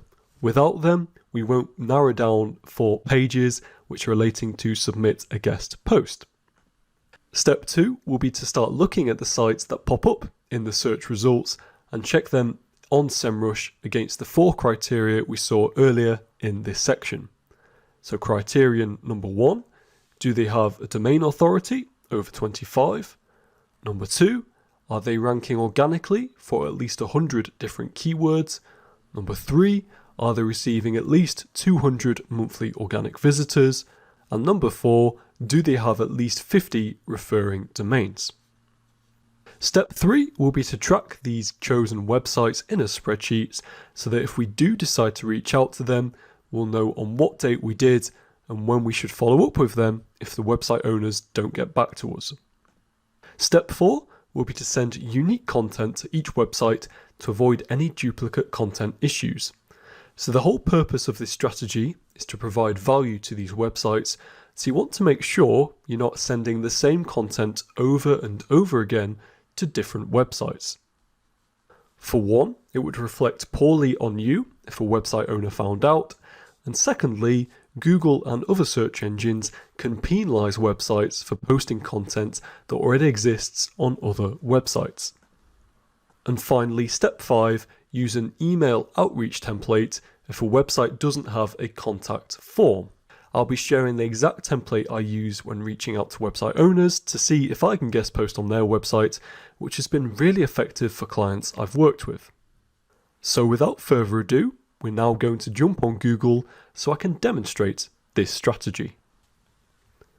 Okay, so as you can see, we are on Google and I'm simply going to search weight loss, space, quotes, a guest post, end quotes.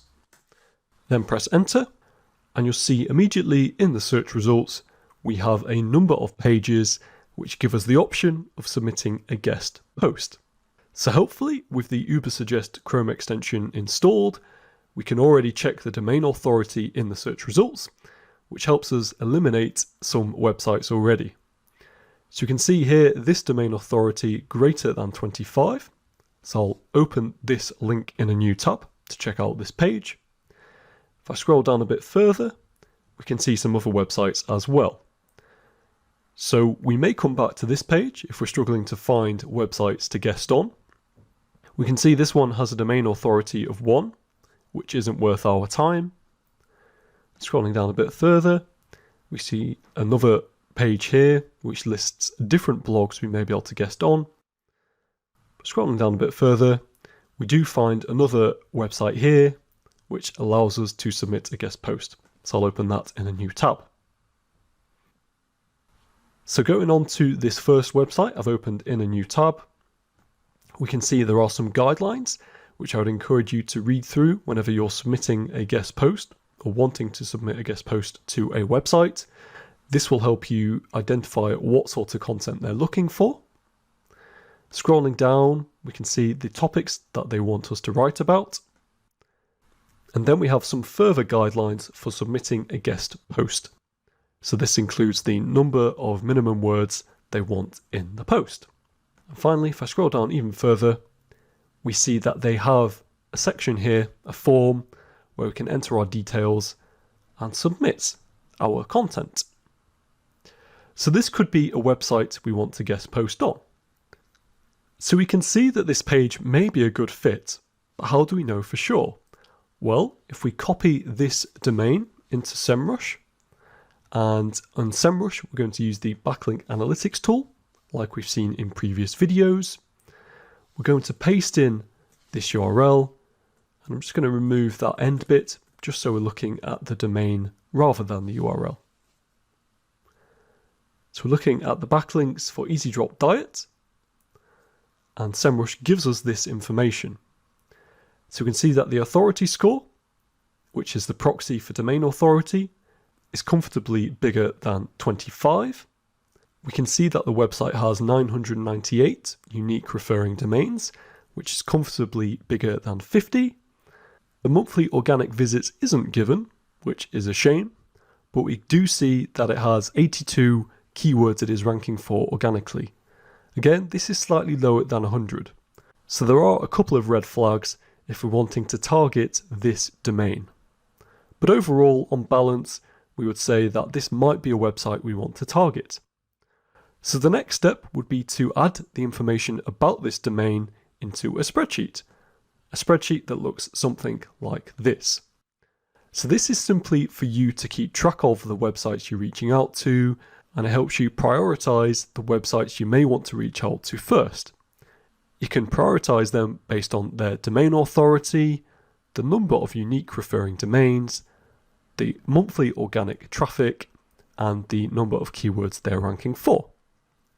So what we'll do is we'll go back to this website, we'll copy in this domain, so easydropdiet.com, Control C on Windows, Command C on Mac, go back to this spreadsheet, paste that in here, I'll just remove the bold, and then domain authority, I'm just going to stick with the proxy which is given here, so 38, and you get the idea.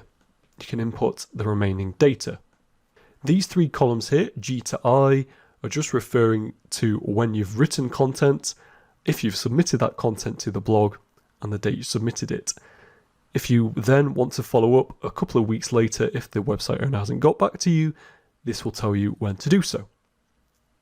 So this is the first website we've looked at, Easy Drop Diet. If we check out the other website that we opened in the other tab, which was healthgardeners.com, we see a similar looking page. So again, it tells us what sort of content they're looking for, and it gives some further guidelines about choosing titles and submitting the articles. So here we can see that they're looking for guest posts that are 1,000 words in length minimum. They also want your bio and a few other bits and pieces. If we scroll down to the page, we can see that we can submit the article to this email here. So it's slightly different from the previous website in the sense that there isn't a contact form on this page. They simply want you to email your guest post / article to this email address here. So again, we can take this domain, so healthgardeners.com, we'll copy that, we'll then go back to SEMrush in this analytics tool, we'll paste that in here, and we'll check the information. So similar to the previous website, the authority score is 38, which is greater than our domain authority at 25, so it meets this first check. We can see that the number of referring domains is 916, which is comfortably bigger than 50, and we can see that the keywords it is ranking for is 653, which again is comfortably greater than 100. Now of course we can check these backlinks in more detail. So click in here, we can see that 63% are follow, which is very good. And if we scroll down a bit further, we're going to look at one unique link per referring domain. And we're also just going to look at follow. So even when including these filters, we can see that the number of backlinks is comfortably bigger than 100. So we have 322. And scrolling down, we get a sense of how good these links are. So we can see that the page authority of a lot of these links is greater than 30, which is good. Not all of them look to be particularly relevant, but that's okay, because on balance, getting a link from this domain would be good for our website. So again, we would input that data into this spreadsheet, and this will help us prioritize which websites we should be writing content for. Now, in case a website doesn't have a contact form, i.e. just like this website here, healthgardeners.com, and it actually has an email we have to submit to, then you can use this helpful template, which I'll include in this video. So this is a template I've used many times when reaching out for clients, and it goes as follow. So hi, name of the website owner. I was researching about a particular topic and came across your website. It houses a great collection of high quality articles. I'm reaching out to see if I can contribute a high quality post to your blog. Below are the topics which I can write a well-researched post on. Then include the topics. Look forward to hopefully hearing from you soon with one of the topics above, and I'd send you the draft as soon as possible. Many thanks, your name. So keeping it very short and sweet, including some information that the website owner would find helpful. So that is strategy number 1. In the next video, we'll cover strategy number 2. See you there. Bye for now. Okay, so the second link building strategy we're going to cover is taking competitor backlinks. Jumping straight into it, the strategy is as follows. Step 1 is to find competitors. There are 2 main ways to do this. Number 1, we could search for a generic keyword phrase we want to target that our competitors may also be targeting. So in this example, we're going to look at women's jewelry, and we could search for women's jewelry on Google. The other option is to do a brand search. In other words, if we know there is a company that we want to replicate, then we could look for that company and see where they're getting their backlinks from. Step 2 will be to search for these competitor sites on SEMrush and check out their backlink profiles. We'll see where are their backlinks coming from, and are there any websites we too may be able to get a link from. Step 3 will be to compile a list of websites we may be able to guest post on based on the backlink profiles of competitor sites. And finally, step 4 will be to contact these websites to see if we can guest post on them with unique content we've created. In this content, we can slip in a link to our website. Now you may have noticed the back half of this strategy is similar to strategy 1. In fairness, all of the strategies we're going to cover are pretty similar, with just a few subtle tweaks. Without further ado, let's jump onto Google so we can look at this strategy in more detail. Okay, so as you can see, we're now on Google, and what I'm going to do is I'm going to search for a company that is similar to the company I envisage for us. So let's say we are selling women's jewelry and we want to be a new entrant in this market. Well, in the UK at least, one of the biggest players for women's jewelry is Pandora. So it makes sense for us to try and get the same backlinks as Pandora. So now that we're on the website, just simply going to copy this URL. We're going to go to SEMrush and check out the backlink analytics tool. We'll then paste in the Pandora URL and then press Analyze. And like we've seen before, SEMrush gives us a bunch of data points relating to the URLs pointing to Pandora. The one I'm interested in here is the backlinks. So I'll just press backlinks, and we can see here that 26% of the backlinks pointed to Pandora are follow, the remainder are no follow. Scrolling down, we can see which links are pointing to Pandora.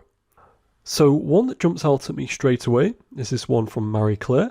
So I'll open this in a new tab. And the reason for that is this is a magazine that is popular with women in the UK. And if Pandora has got a backlink from this magazine, we too may be able to try and get a backlink from them.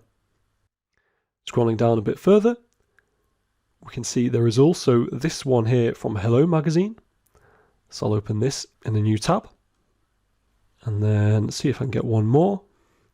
Scrolling down, we have another one, this one from Glamour magazine. So I'll open that in a new tab as well. So looking at this Marie Claire article, it's all about fashion and it has a link to Pandora website. Our job for one is to find where this link is. So a few options. We can just look at the page until we see the word Pandora, which we got a bit lucky there. So you can see that is where the link is. The other option would be to do Control F on our keyboard or Command F if you're on Mac, and then just simply search Pandora. So you can see we obviously have it in the title. We have it here. You can actually see in partnership with Pandora, this suggests that this is a PR piece. If we scroll down, keep clicking, we can see there are lots of mentions of Pandora. And then finally we get to this link here. The other final option we could do, if we can't find Pandora on the web page, is we could do Control U to look at the source code, or Command U if you're on Mac, and then again use Control F for Pandora, and you'll see there are many mentions of it. 210, so I'm not going to go through all of them, but there's another way to find the URL on the page. So we know now that Marie Claire is pointing to Pandora with this link on the page. I suspect there may be others on this page. Indeed there is. So because Pandora, a competitor of ours, has got a link from Marie Claire, we too may be able to get a link to Marie Claire. So the next step would be to look at Marie Claire and try and find their contact page. So usually it would be in the footer. So if we look here, right at the bottom, we have this option to contact them. And then you may want to look online at articles about how to contact Marie Claire, because I suspect, like most magazines, they have certain things they're looking for in their emails. So you could even go as far as looking at these people on LinkedIn, for example, and contact them there. Or you could look online for articles relating to contacting Marie Claire and then reach out to these people via email with your suggestions on content. So that would be one website. And if we wanted to double check whether this website was actually any good, I know that Marie Claire is very reputable. But if you wanted to do some further analysis, you could of course copy this URL, go back to SEMrush, and then paste in the URL here so that you can get some further information about it in terms of the number of backlinks pointing to the website and referring domains. So we can see there are 39.8 million backlinks pointing to Marie Claire with 25.7k referring domains. So yes, it is a very good website and one we would want to get a link from. One of the others I opened in a tab was Hello magazine. So again here, we just want to see where this link to Pandora is coming from. So if we scroll down, we see there are some links to Misoma, which isn't Pandora, but a very similar brand. Edge of Ember. And again, to save us time, I'm just going to do Control F, search Pandora. You can see here, we do have some keyword mentions Pandora. And I suspect one of these is a link, and there we have it. So there's a link to Pandora here. So again, question we want to ask ourselves, would we want to get a link from this website? Well, similar to Marie Claire, Hello Magazine is popular with women in the UK. And if we scroll down, we can see there is an option here to contact the magazine. And again, just like Marie Claire, you'd probably want to do some looking and research online to see the best ways to contact Hello Magazine. And if there's any mentions of names here, such as Holly Nesbitt, then you may want to look her up on LinkedIn and contact her that way. So that is essentially the strategy for getting backlinks from competitor websites. We look for competitors online, either by brand or by searching for generic keywords they may be trying to target. We then look at their backlink profiles on SEMrush, and we then look at which websites they have a backlink from. In the case of Pandora, they've got backlinks from Marie Claire, Hello Magazine, and another magazine we didn't look here, Glamour Magazine, and a bunch of other websites which may also be relevant. Hope you found this video useful. See you in the next one. Bye for now. Alright, so we're on to the third link building strategy, and this one is resource link building. Here's how it works. So step one is to find relevant resource pages, i.e. pages that provide useful links to helpful websites. We're going to be looking at dog blogs in this example. More specifically, we're going to imagine we are an online retailer specializing in selling dog bowls. Step two, so to find relevant resource pages, we're going to use the search operator useful resources. So for this dog blogs example, we're going to be searching dog blogs plus quotes useful resources, end quotes. Other search operators we could use include niche plus quotes useful links, end quotes, or niche plus in URL :links. Finally, step 3 will be to reach out to websites to see if our website can be linked to on their resources page. Alright, with that strategy laid out, let's jump onto Google. Okay, so as you can see, we are on Google and we're going to search dog blogs plus quote useful resources. And we do need those quotes to make it a search operator. We'll then press enter and this page is given to us. So I'm going to scroll down to some pages that are more relevant. And when you're doing this yourself, feel free to click on whichever pages look most appealing to you. So to me, none of these pages look that appealing. So I'll click on the next page. And again, none of these are really jumping out to me just at the moment.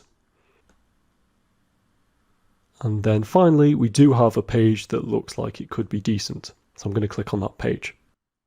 So here we can see we have a page, a resources page that has links to these various websites. So we have one to a toy website, we have one to a camping website, we have one to a motorhome website. And on the face of it, this website doesn't look the best, but looks can be deceiving. So to check the validity of this website, i.e. to make sure it's legit, you're going to copy this website. And we're going to use the backlink analytics tool, and we're going to paste in this domain. So we'll remove the resources because we want to look at the domain as a whole. We'll then click Analyze. And like we've done in previous videos, we just want to check that this website is one that is worth getting a link from. So we can see that the authority score is 43, which is good. It's over our 25 domain authority. It's got 976 referring domains, which is greater than 50, so that's also good. Monthly visits greater than 200, so that is also good. And it is ranking organically for 10,800 keywords, which is also greater than 100. So all so far looks so good. So once we're happy, and we could do some further analysis of this, but once we're happy that this website is worth getting a link from, what we would then want to do is go to this page and see who we need to reach out to try and get a link to our website from.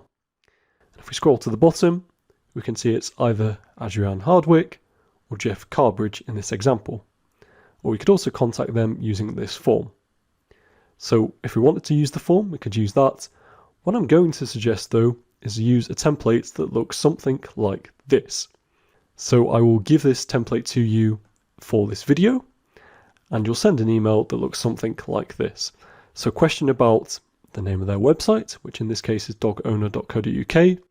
Then you would say, hi, Adrienne or Jeff. In this example, I was Googling for content about dog balls this morning when I came across your excellent resource page. Then include a link to the URL. I just wanted to say your page helped me a lot. I would never have found the, and then include a link to the resource or a resource they mention without it.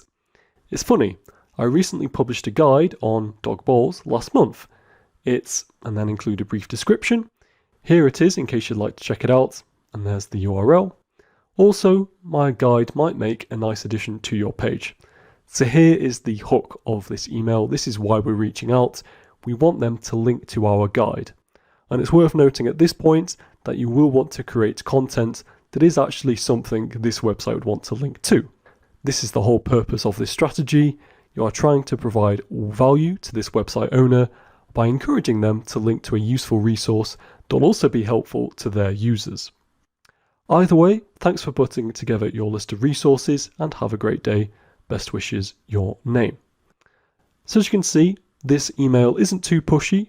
You're just gently encouraging the web owner to potentially include a link to your website or to your guide because you think it will make a nice addition to their page. So that is the strategy in essence. And of course, you would want to do this for as many websites as you can. And in this particular example, it's okay to use the same guide over and over again because you are not posting this content onto their website, so you don't have an issue of duplicate content. You're simply encouraging the web owner to link to your web page, which is on your website. So that is this strategy. I'll see you in the next video for the next strategy. Bye for now. Alright, so on to the penultimate link building strategy, and that is broken link building. This is one of the favourites of SEOers because it's a quick, tangible way of bringing value to website owners.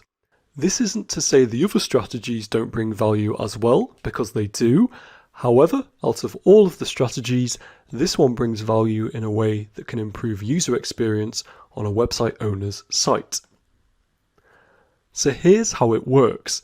The first step is pretty much the same as strategy 3. So we're going to find relevant resource pages using the search operators, such as niche plus useful links. Step 2, and this is where it is slightly different, is we're going to find broken links on the pages using Check My Links Chrome extension. It's really effective, and I'll show you how to use it very shortly. And finally, step 3 is to reach out to these websites.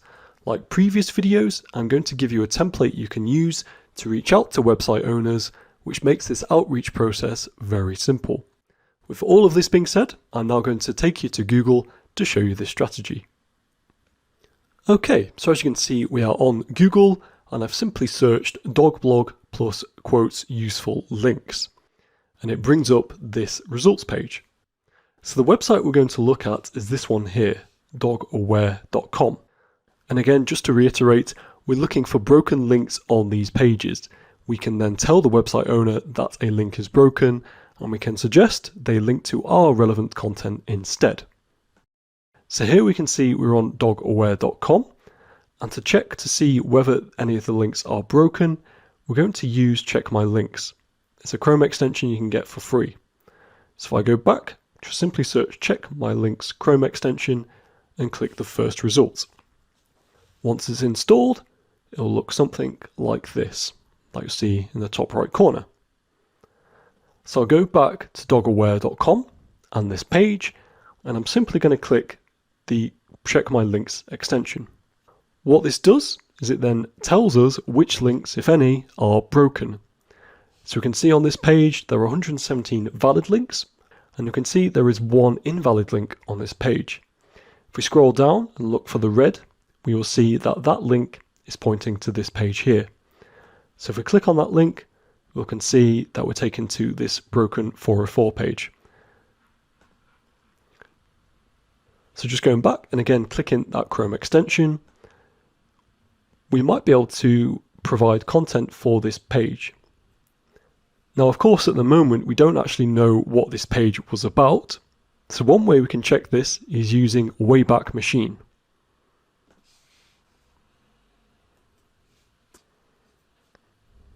This is a fantastic website that shows you how pages once looked many weeks, months, or years ago. So I'll click on this top result. We then want to go back to this particular page. I'm going to open it in a new tab. I'm then going to copy this link, the one that is broken, paste it into Wayback Machine, and this will hopefully give us some information about what this page used to look like when it was working. So as you can see, there are various screenshots of this page going all the way back to 2010. I'm just going to randomly look at this 2016 screenshot.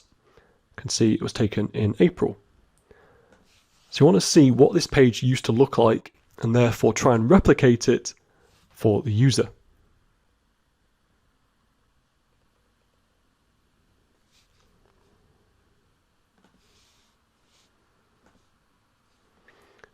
And we can see that it used to look like this page here. So it provides information about pain management for dogs and cats. So if we wanted to, and actually if our expertise was in this area, we could replicate content like this, either just pulling directly from this page or rewriting it ourselves to maybe make it look a little nicer. We could then post this content on our own website, and we could tell this particular website that their link isn't working, but we have content which is very similar and they can link to it if they so please. So we effectively fix this broken link. Just to show you this process one more time. So when we click on this page, it currently takes us to this broken page. When we checked this page on Wayback Machine, we found that it used to be this page here. This was what the page used to look like before it was broken. And I'm suggesting we can then replicate the content on this page, either exactly or rewriting it, posting it on our own website, and then telling this website here that the link is broken and they should link to our content instead. So it's quite a roundabout process, but one that is very effective. And the final step would be to reach out to this website owner. So there's a few options here. You can contact them or you can email them at this particular email. And you can use a template that looks like this. So hi, name of the website owner. Are you still updating your site? I was searching for content on name of the topic when I came across your excellent page. So link to the resource page. However, I noticed one of the links didn't seem to be working. You can then list the broken link or broken links. I recently published content on my blog, which covers exactly what the broken link should have, but in more detail. It would make a great replacement for, and then link to the broken link you want to replace. Either way, I hope this helps you out. Many thanks, your name. So again, not a very pushy email. You're trying to provide value to this website owner by fixing their broken links.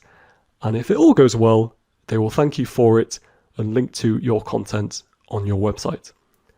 Hope you enjoyed this strategy. See you in the next video. Bye for now.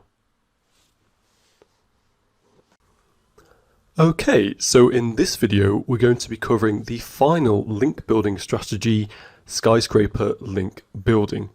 It works as follows. So step one is we're going to find a relevant piece of content with lots of backlinks. Ideally, we're looking for 80 referring domains or more, and there are going to be this many websites linking to this content because it's high quality. We'll be able to check for these referring domains in SEMrush. Step two, we're going to create something even better. This is where the skyscraper strategy gets its name. We're going even higher in terms of quality. How can we create quote-unquote better content? Here are some ideas. If it's a listicle piece of content, i.e. a blog that starts with a number and then lists steps/resources/things that people should check out that can improve their lives, can we add more information? For example, if the content is about 11 mobile apps that business leaders should have on their phones, could we write about 21 apps? Freshness. Can you add new images, newer screenshots, more up-to-date stats if the content is slightly outdated, etc.? Design. Can you make the content more visual? If the current piece of content is doing well, but it isn't that great to look at, maybe there's not much white space, can you make it more aesthetically pleasing? Depth. Can you go into greater depth? Maybe fill in some of the details and make it more actionable. Whatever we do, we have to make sure we're adding genuine value. This strategy won't work otherwise. So that is step 2, create something even better. And finally, step 3 is to ask those linking to the original piece of content to link to your superior content instead. Now, I'm not going to go through this process again on Google because, as you can see, the process is very similar to the other strategies. The main difference between this strategy and the others is you'll have to put in the time to produce good quality content. Therefore, this strategy may take longer to implement than the others. However, it also has the greatest potential for high reward, so it's worth trying and reaching out to website owners. To reach out to website owners, I recommend using the template, which you can find in the resources of this video. So that wraps up the link building strategies. Of course, using these strategies and providing value to website owners is where the real work lies. So I wish you luck, and I'd love to hear any outreach successes you may have, so do share them with me.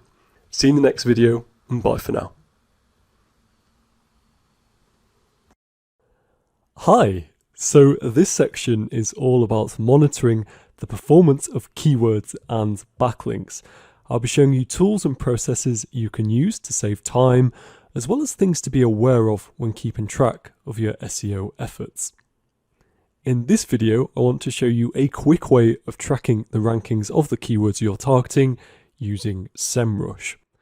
Now that you're working hard to get your website onto page 1 of Google for your target keywords, you'll want to track the progress to see how things are going. What gets measured, after all, gets results. Now, rather than Googling your keywords every day and seeing where you're ranking, let's face it, that's as fun as watching paint dry, it's easier to use a tool. It's worth noting that there are many keyword tracking tools out there, but SEMrush has a built-in tool that's dead simple to use, which is why I recommend this one. So to use this tool, you simply want to click on Projects in the left-hand side toolbar, and it will bring up a dashboard that looks like this. So the first thing you'll need to do is create a project. So we're going to do that, and the brand I'm going to use for this example is one I'm currently working with, and that is freemans.com, as you'll have seen in previous videos. I'm just going to leave that blank, and it's going to create a name for me, and then click Create Project. And the thing we want to set up is this position tracking. So I'm going to click Setup like so. We can keep the search engine as Google. Baidu would be if we're in China. Desktop is fine, although you can use mobile or tablet keyword tracking if you want. The location is just United Kingdom for my particular example.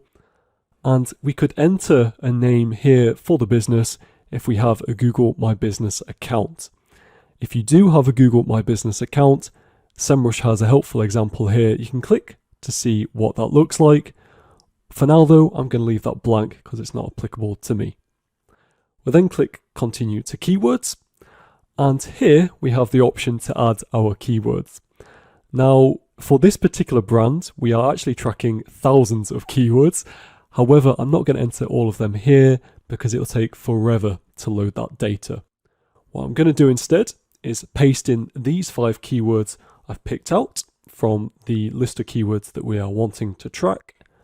I'm going to paste them in here, Control V, and then click Add Keywords to Campaign. So we can see now these keywords have been added, and there is this option here for you to receive weekly ranking updates via email. I would definitely encourage you to keep this ticked because this report is really helpful. For now though, just because this is a training video, I'm going to click untick. We then click Start Tracking. Now what SEMrush does now is it goes ahead and finds these keywords on Google. This usually takes a little bit of time, so I'm going to leave this for now and come back to it very shortly.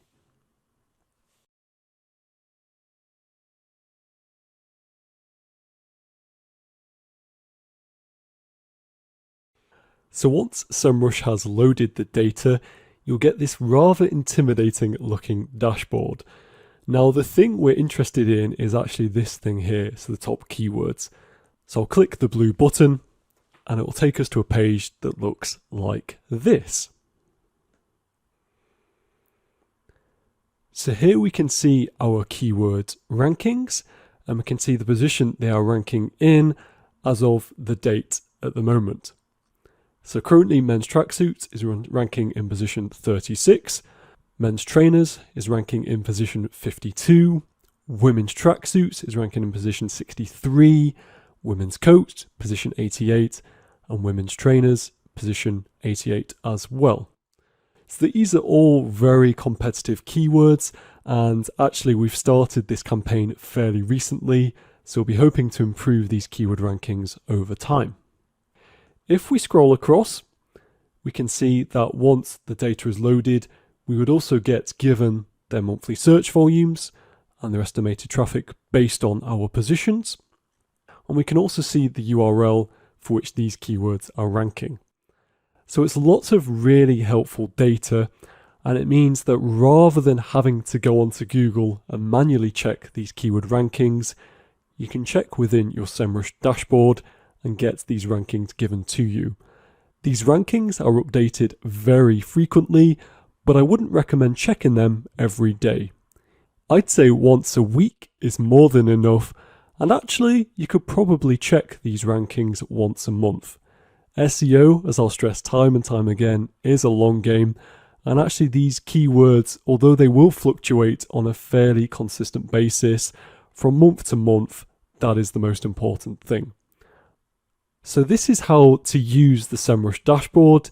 In the next video, I'll be showing you another tool you can use to track your keywords. See you there. Welcome back. So in this video, I'll be showing you an alternative to SEMrush, SERProbot.com. It has a 14-day free trial in which you can use all its features, and at $5 a month, it's a lot cheaper than SEMrush. However, if you already have an account with SEMrush, I'd recommend using SEMrush because of its built-in rank tracking feature. As you'll soon see, SERProbot provides the same tracking results as SEMrush, so they're both as good as each other. So to get started, you simply create an account by clicking sign up, add a few details, confirm your account by email, and then you'll be taken to a dashboard that looks like this. So what you'll need to do is click New Project, enter your project name. So in this case, I'm going to use Freeman's once again. Click Project Type, so Google is absolutely fine. I'm going to copy the domain into this box here. Allow URL to tick that. With the keywords, you have the option to add them in bulk by clicking this button here. So again, I'm just going to copy the keywords from the SEMrush tracker. I'll paste them in here. And then I'll click region. So we're looking here, in this case, the United Kingdom. So if I just start searching United Kingdom, it gives me the option to do that. Looking at desktop still, although you can change that to mobile if you want. And location is also United Kingdom. And then just simply click Add Project. So it has been successfully created, and we can see here now for this project, it is tracking 5 keywords. SERProbot hasn't got the data in, but once it does, it will show the search volume of these keywords. It'll tell us which URL they are found at, and it will also tell us the ranking position. So it's essentially the same thing as SEMrush. It's just a lot cheaper and it's less bells and whistles. So if you're looking to find a tool purely for tracking keywords, SERProbot is a great place to start. So that's all I want to show you in this particular video. I hope it was helpful, and I'll see you in the next one. Bye for now. Welcome back. So a question I'm often asked is, how long does it take to start seeing results from SEO? As you'll have seen from previous videos, it is possible to rank well for the keywords you target. However, as we've also discussed, there are lots of factors that come into play, such as keyword competitiveness and the number of backlinks a site has. This makes it hard to say when you're likely to start seeing results. With this being said, I've worked with brands that have started ranking highly for keywords they've optimized for within 4 to 6 weeks. This is usually the best case. It can take much longer for a website to start seeing results after making improvements, sometimes well over 6 months. Something else to bear in mind is the Google Sandbox. The Google Sandbox is a term that means it takes a while for Google to crawl, index, and trust your content enough to rank it high in search results. This is particularly true if your site is brand new. You can get out of the sandbox quicker by targeting less competitive keywords and using this as your main strategy. SEO is not a quick fix and results aren't guaranteed. However, the steps in this course have been proven with brands I've worked with, and many are ranking for highly competitive keywords. Patience and consistency are the keys, as cliche as that sounds. You have to build trust and authority, and these aren't built overnight. One of the ways a site builds authority, as you know, is through backlinks and being mentioned on other sites. This too takes time. In theory, you could build 1,000 links in a week if you really pushed yourself, but I wouldn't recommend this, as Google is likely to suspect your link building is unnatural and you could be penalized. You want to build links naturally and gradually, and this takes time. Look at your SEO campaign on a month-by-month basis and assess your campaign after 3 months. Is it going in the right direction? Is there anything you need to change/refocus? In the first month, you may need to pay a little more attention to make sure your on-page SEO and backlinks seem to be working. Keep plugging away and you will get there. You're following a proven roadmap. See you in the next video. Bye for now. Okay, so in this video, we're going to look at competitors, and more specifically, we're going to identify which keywords our competitors are ranking for and whether there might be an opportunity for us to rank for these very same keywords. So the tool we're going to use to identify these keywords is SEMrush, and specifically the keyword gap tool, which you can find here on the left-hand side toolbar. So the brand we're going to focus on is freemans.com, like we've seen in previous videos. So I'm going to paste that in here as the U website. One of our competitors, which I'm going to copy in, is Next. So Next is a big player in this space of fashion, home, beauty, those sorts of things. So I'll paste that in here as one of the competitors. I'm just going to have one more competitor, and this one is very.co.uk. So all 3 of these websites are basically selling the same sort of stuff. They all have very similar offerings, and therefore they are very close competitors. So what we're going to do is we're going to see which keywords Freemans is ranking for, which keywords Next is ranking for, and which keywords Very is ranking for, and which positions. Not just this, but we'll also see what positions they're ranking in for these keywords and whether there's any crossover. So we simply press compare, and then SEMrush gives us this very useful dashboard. So I'm going to break it down a little bit for you. The first thing we can see here on the right hand side is this keyword overlap. So this is just a very helpful graphic which tells us how many keywords organically each brand is ranking for. So we can see here Freeman's ranking for just under 65,000 keywords organically, but compared to Next and Very, we are a long way behind. So Next has just over 720,000 keywords it is ranking for organically, and Very has just under 560,000 keywords. And we can see here there is some crossover. So there are 35.9k shared keywords. This means these are keywords that all three websites are ranking for in different positions. We can see that Next and Very share just over 310,000 keywords. So even though it doesn't give a breakdown of these keywords, it is a useful graphic and it can help you explain to your team why you might be behind in organic traffic compared to your competitors. The thing we are most interested in is this thing down here, so the main table. This shows you all the keywords that all three websites are ranking for and their positions. So for example, we can see that Freeman's, here denoted blue, is ranking in position 87 for Skechers. So Skechers is a brand of trainers in the UK. I believe they probably sell worldwide, and we are ranking in position 87. Compare this to Next. They are ranking in position 8 for this keyword, and then Very position 75.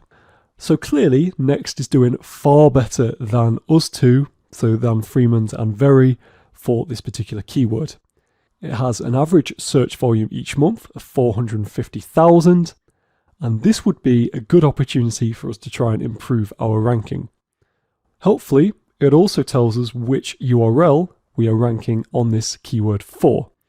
So in this case, for Skechers, we can see that it's under the footwear section and women's footwear that we are ranking for this keyword. For Next, we can see they have a dedicated page for the brand Skechers, and then for Very, they too are ranking for this keyword on a women's footwear page. Just looking at another example, if we scroll down, we'll see that it's not just branded terms and keywords that we can see, but there's also some more generic keywords. So for example, men's tracksuits, we can see that Freeman's is ranking in position 37. Next is again ranking in position 8 for this keyword, and then Very is taking the lead on this keyword, so it's ranking in position 6. So once we started to identify where our competitors are doing better than us in terms of keyword rankings, what is helpful to do is to see, okay, why are they doing better? So is there anything they're doing from an on-site SEO perspective that we could learn from and replicate on our own website? So to do this, just simply open up the URL for the keyword they're ranking for. So in this case, men's tracksuits. We can see here they have tracksuits for men, shop men's tracksuits in their title tag up the top here. So they have variations of men's tracksuits and tracksuits for men. They also have men's tracksuits here in the H1. And if we go down this page past all the products, we can see they have a really nice bit of content here. So 3 subheadings with more mentions of men's tracksuits and lots of content. So from an SEO point of view on site, this is really good. And we could definitely look to replicate something like this for Freeman's. I haven't checked the Freeman's page, but I know for a fact we won't have content like this on our page. Let's just look for completion at Next. So we'll open up their URL too for men's tracksuits. And again, we can see they have some content here at the top, which is nice from an SEO point of view. Men's tracksuits again is the H1. And again, in the title tag, they have men's tracksuits and then variations of tracksuit sets. So that's all really good. Scrolling down the page, just see if there's any more content at the bottom. It looks like this page is going to keep on scrolling, so it won't let us get to the bottom. But yes, they do have content here at the top, which is good from an SEO point of view. So you can start to piece together some competitor analysis based on the keyword rankings, and this can all be found in this useful dashboard within SEMrush. So it is a fantastic tool. One last thing I wanted to show you, As with all data on SEMrush, you can export this as a CSV. So if you wanted to manipulate this data and find which keywords you are ranking for compared to your competitors, maybe which keywords have the greatest search volume, or which keywords you are ranking better than your competitors for, you can do all that sort of manipulation outside of SEMrush. So there you have it. That is how you can start to piece together some competitor analysis. Hope you found this video helpful. See you in the next one. Bye for now. Welcome back. So one thing I recommend doing is keeping track of the backlinks you build for your website. The beauty of this is if something goes wrong, say you're ranking on page 1 for a keyword and then drop back to page 5, it's likely to be one of two issues: your on-page SEO or your off-page SEO. If you haven't made any changes to your website, it's probably an off-page SEO issue. Therefore, keeping track of your backlinks helps diagnose the problem and see where your site has gone wrong. For example, if you build 2 backlinks and then a week or so later your rankings go down, the 2 backlinks could be the problem. So having a sheet with all your backlinks will enable you to go back over your link building history and pinpoint the backlink or backlinks which may be causing the problem. So to do this, we're going to use a spreadsheet that looks like this. So we have source, domain authority, URL, anchor text, the type of anchor text, date posted, and notes. We'll be going through an example of filling this in so you can see what this looks like in the wild. So the website we're going to use to fill in this spreadsheet is Freeman's, and we're simply going to go to the Backlink Analytics tab down the left-hand side. So we have here the options to type in our website. So again, I'm just going to type in freemans.com, then press Analyze. And then the tab that we're interested in is this Backlinks tab right at the top here. And then if we scroll down, we can see all of the backlinks that this website has pointing to it.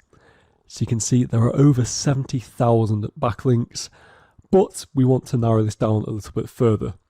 So what I usually do is look at just the follow backlinks, because these are the only backlinks that are giving our website any SEO benefits. And then rather than looking at all the backlinks per referring domain, we're just going to look at one link per referring domain.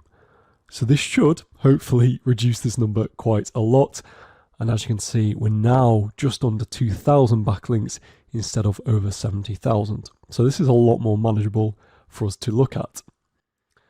So what I would usually do as well at this point is order this based on first seen. So I want to see the oldest backlinks first and the newest backlinks last. And we can see here that we have some backlink examples. So we're all good now to start looking at this table. So the first website example we have here is from safejewelry.com. So I'm just going to open this link right here. And we can see that it's mentioned Freeman's here. So we have a link on this website and it's pointing to the home page. So what I'm going to do is I'm going to copy this URL. It's worth noting at this point that I don't think this link is particularly good.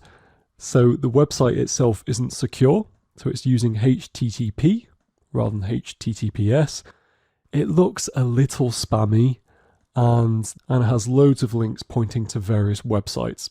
So it's not a great link, but nonetheless, for the purposes of this example, we'll go through it. So like I say, I'm just going to copy that URL. I'm going to paste that here as the source. So to look at the domain authority, we can use a very helpful Chrome extension, which we have seen in previous videos. So this Mozbar Chrome extension. And we can see that it's telling us the domain authority of this website is 18. So that's not fantastic. I like to see domain authorities of over 40.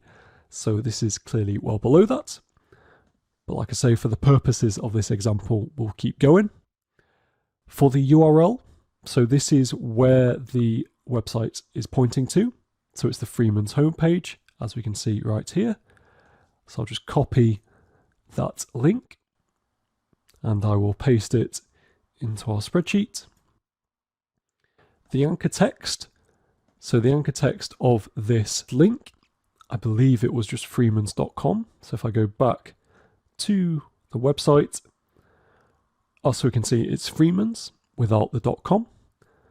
So I will just copy that text and then I will paste it in here without the formatting. The type, so this is a brand type anchor text.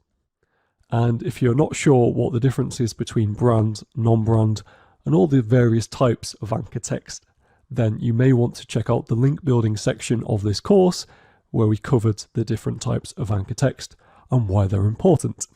For date posted, it doesn't look like this website has any information on this. So what I would do is simply go to SEMrush and we'll use this date right here.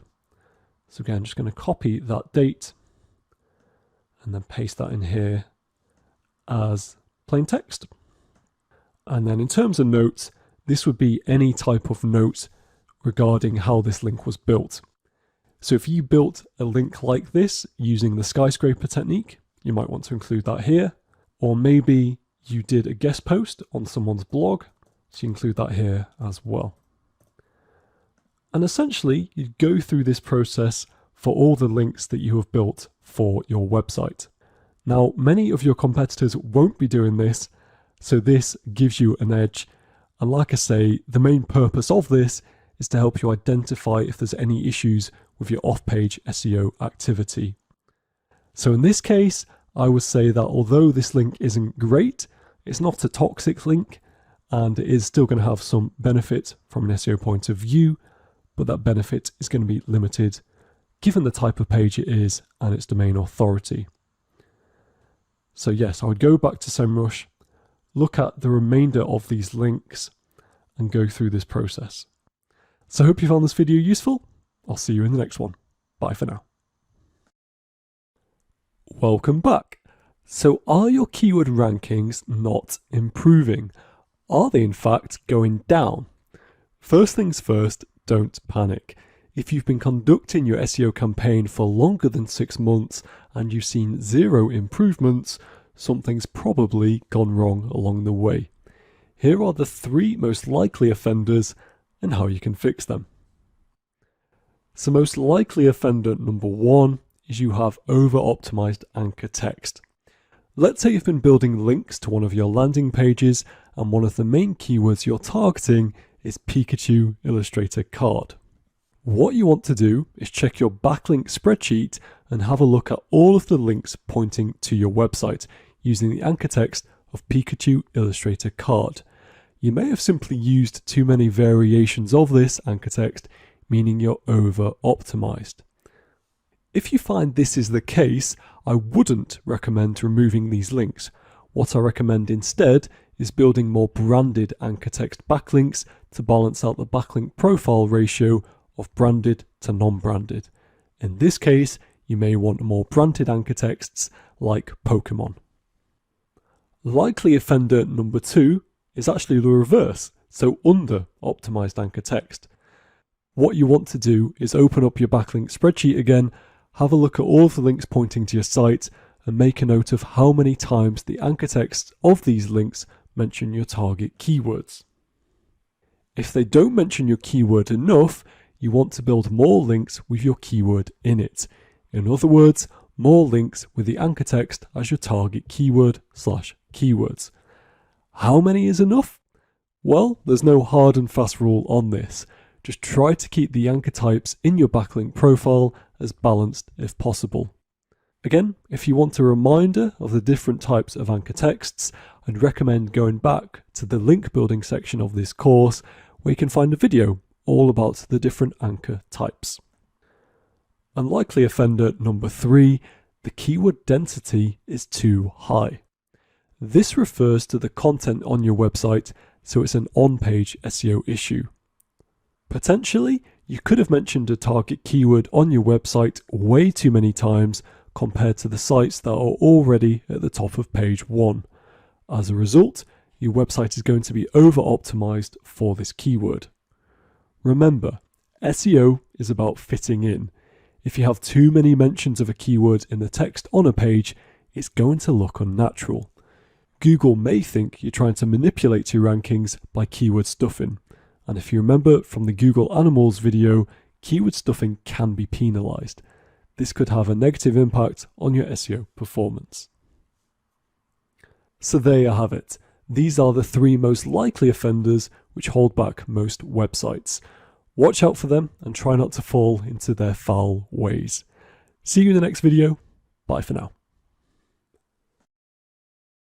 Hi. So in this video, I want to help you identify which keywords are driving the most clicks to your website and what this can tell you about content you could create for your website. So to do this, we're going to use Freeman's once again, and I'm going to go to the search results tab here under performance. And once this loads, you'll get a dashboard that looks something like this. So if we scroll down below this graph, you can see there are queries that are driving clicks to our website, and these are the impressions for these queries. So before we analyze this in any greater detail, I'm going to add an exclusion query here. So rather than seeing all these queries for Freeman's, which is a branded search, we're going to eliminate these branded queries by selecting queries not containing and then typing Freeman. So you may want to do this for your own dashboard as well, if you're seeing that most of your queries are branded queries. So now that we've removed these branded queries, we have a greater selection of keywords and a more representative keyword selection. So we can see here that the organic keyword that is driving most clicks to Freeman's in this time frame, so the last 3 months, has been Julian MacDonald. Now I know Julian MacDonald is a designer for Freeman's and they have an exclusive range on Freeman's website. So this makes a lot of sense. The next keyword driving the most clicks is this one right here. So buy now, pay later UK no credits check. Very specific, so a very long tail keyword. And we can see this has driven 860 clicks in the last 3 months. And then there's some more keywords right here. So this is a particularly useful dashboard for 2 reasons. So clearly it tells us which queries are driving the most clicks to our website, but we can also see a discrepancy between impressions and clicks. So impressions are the number of times Freeman's appears as an organic listing for this query in this time frame.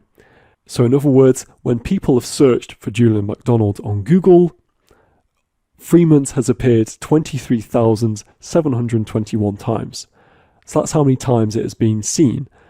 However, our website has only been clicked to 1,357 times in this time frame.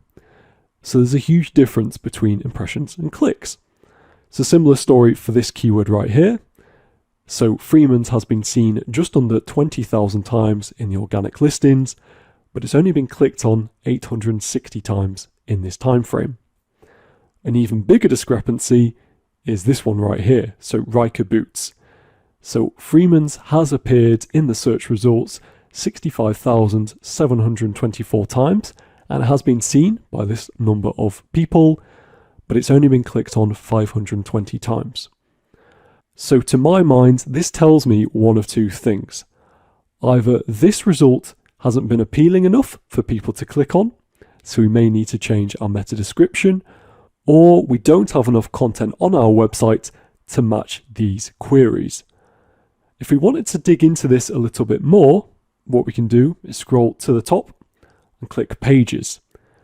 So this will tell us which pages are driving the most impressions and most clicks, and we can investigate these pages in a little bit more detail if they correspond. So you can see this page here is driving the most impressions and clicks organically. So we can open up this URL by clicking this button here, and we could see how could we optimize this better for the queries in this tab. So it might be a case of including more detail, or maybe we might be able to change the meta description, or a combination of on-site factors. It's a similar story here for this page about Julian McDonald. We're seeing a lot of impressions, but can we improve the click-through rate? Can we improve the meta description and the title tag for this particular page to make it more enticing for people to click on? Or could we even create even more content around the designer and try and capture even more keywords relating to Julian McDonald? It raises a few questions and it gives us something to try and create content from. So it's a great place to start if you're struggling for content ideas, but you can see people are searching for terms that you might be able to create content around. So I hope you found this video helpful. I'll see you in the next one. Bye for now. Hey, so in this section, we're going to be looking at SEO website audits. When I start working with a brand on their website, running an SEO audit is one of the first things I do, so they're really important. The question is, what are they? Put simply, an SEO website audit is a process of evaluating a website to see how search-friendly it is. You can think of it as going to see a new doctor for the first time. They're likely to run some checks to make sure you're in good shape and that there are no underlying issues that may cause you harm further down the road. It's the same with an SEO website audit. Its main goal is to help optimize a website so that it can achieve higher rankings. It does so by helping identify things that may be holding the website back from ranking on the first page of Google. If you want another analogy, it's also like building a foundation for a house. The process of looking under the hood of a website helps to build a solid foundation on which you can run a successful SEO campaign. Without a strong foundation, all your efforts could come tumbling down.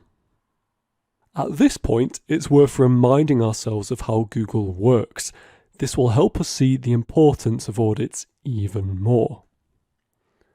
So Google sends a spider, otherwise known as a crawlbot, across the World Wide Web. It dances along the internet and finds trillions and trillions of web pages. It then separates the trillions of pages into three categories: known pages, crawled pages, and indexed pages. Known pages are simply the pages Google knows about but hasn't done anything with. Some pages are known because Google has already visited them before. Other pages are discovered when Google follows a link from a known page to a new page. Still, other pages are discovered when a website owner submits a list of pages, otherwise known as a sitemap, for Google to crawl. Once Google discovers a page, it visits the page to find out what's going on. Google renders the page and analyzes the text and overall visual layout to decide where it can appear in search results. The better that Google can understand your site, the better it can match it to people who are looking for your content. Having your page crawled, however, does not necessarily mean your page was or will be indexed. After a page is discovered, Google tries to understand what the page is about. This process is called indexing. Google analyzes the content of the page, catalogs images and video files embedded on the page, and tries to understand what the page is about. This information is then stored in the Google Index, a huge database stored in many computers. The underlying message then is this: the more Google can understand your pages and what's on them, the better it can match your pages to people who are looking for your content. Audits are an important cog in this process. They can help you help Google. This is why they're so important. With this being said, I'll see you in the next video where we jump into SEO audits in more detail. See you there. Welcome back. So when it comes to completing an SEO audit, you need a tool that can help you crawl a website. Now, there are many types of crawl tools out there, and I've used a bunch of them over the years. And the two that I would recommend most are the following.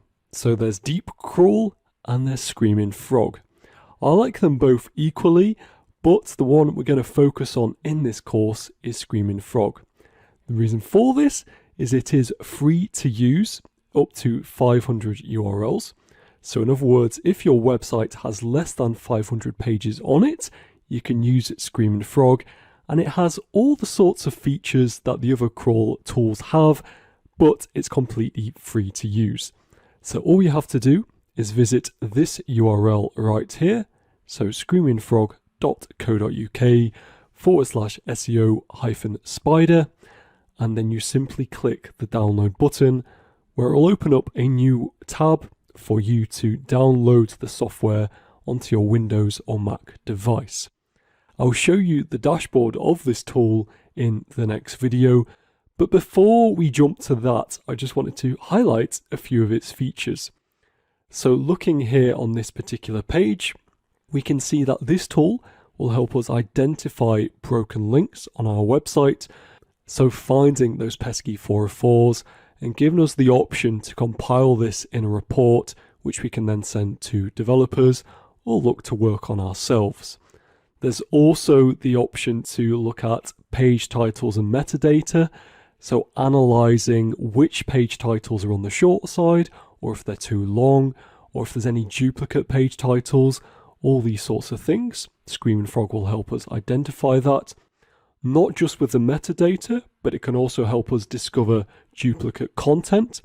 So looking at things like whether the content on a page is similar to content that can be found elsewhere on your website.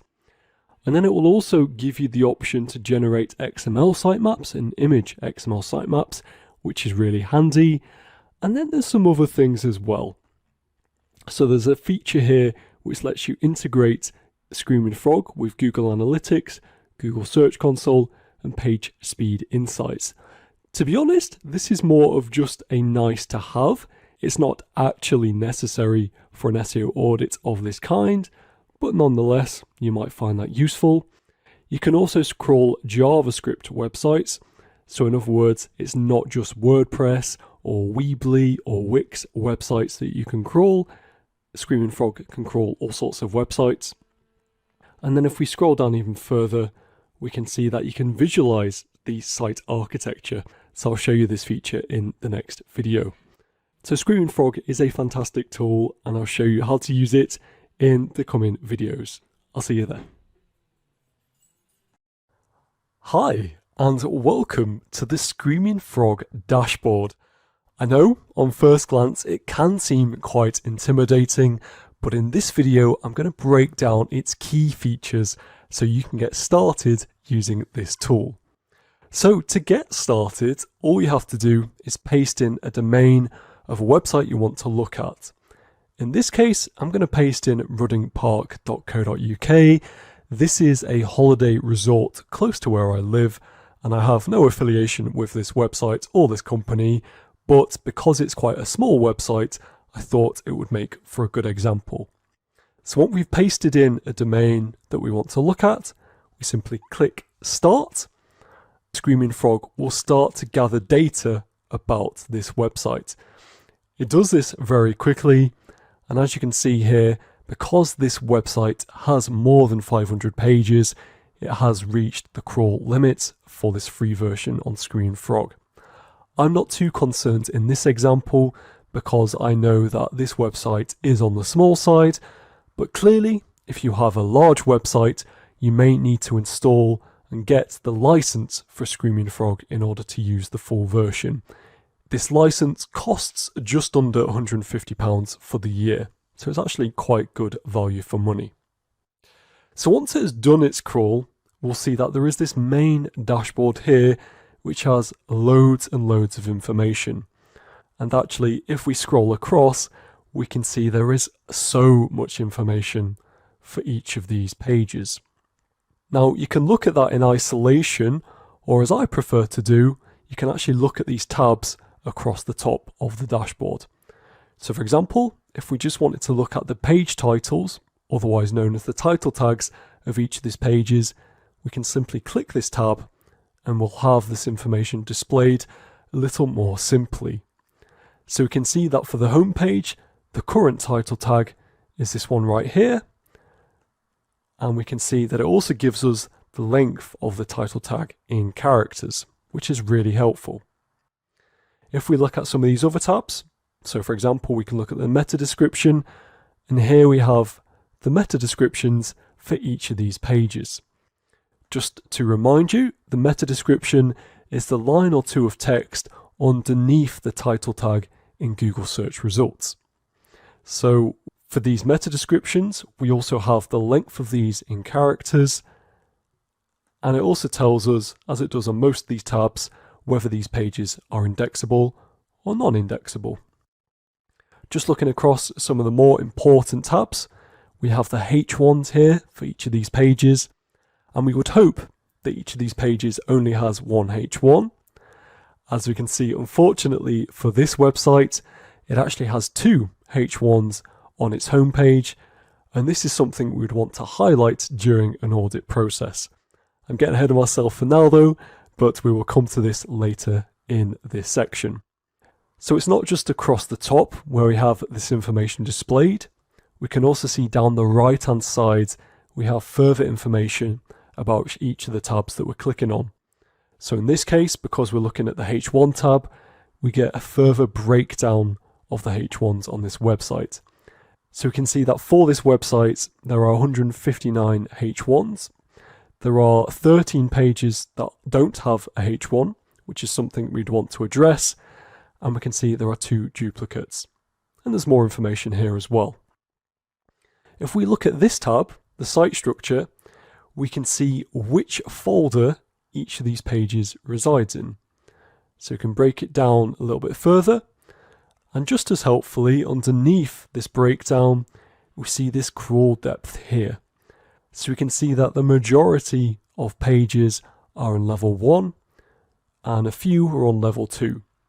So this tells us that most pages on this website can be found after 1 click from the home page, and there are some pages that can be found 2 clicks after the home page, which is pretty good.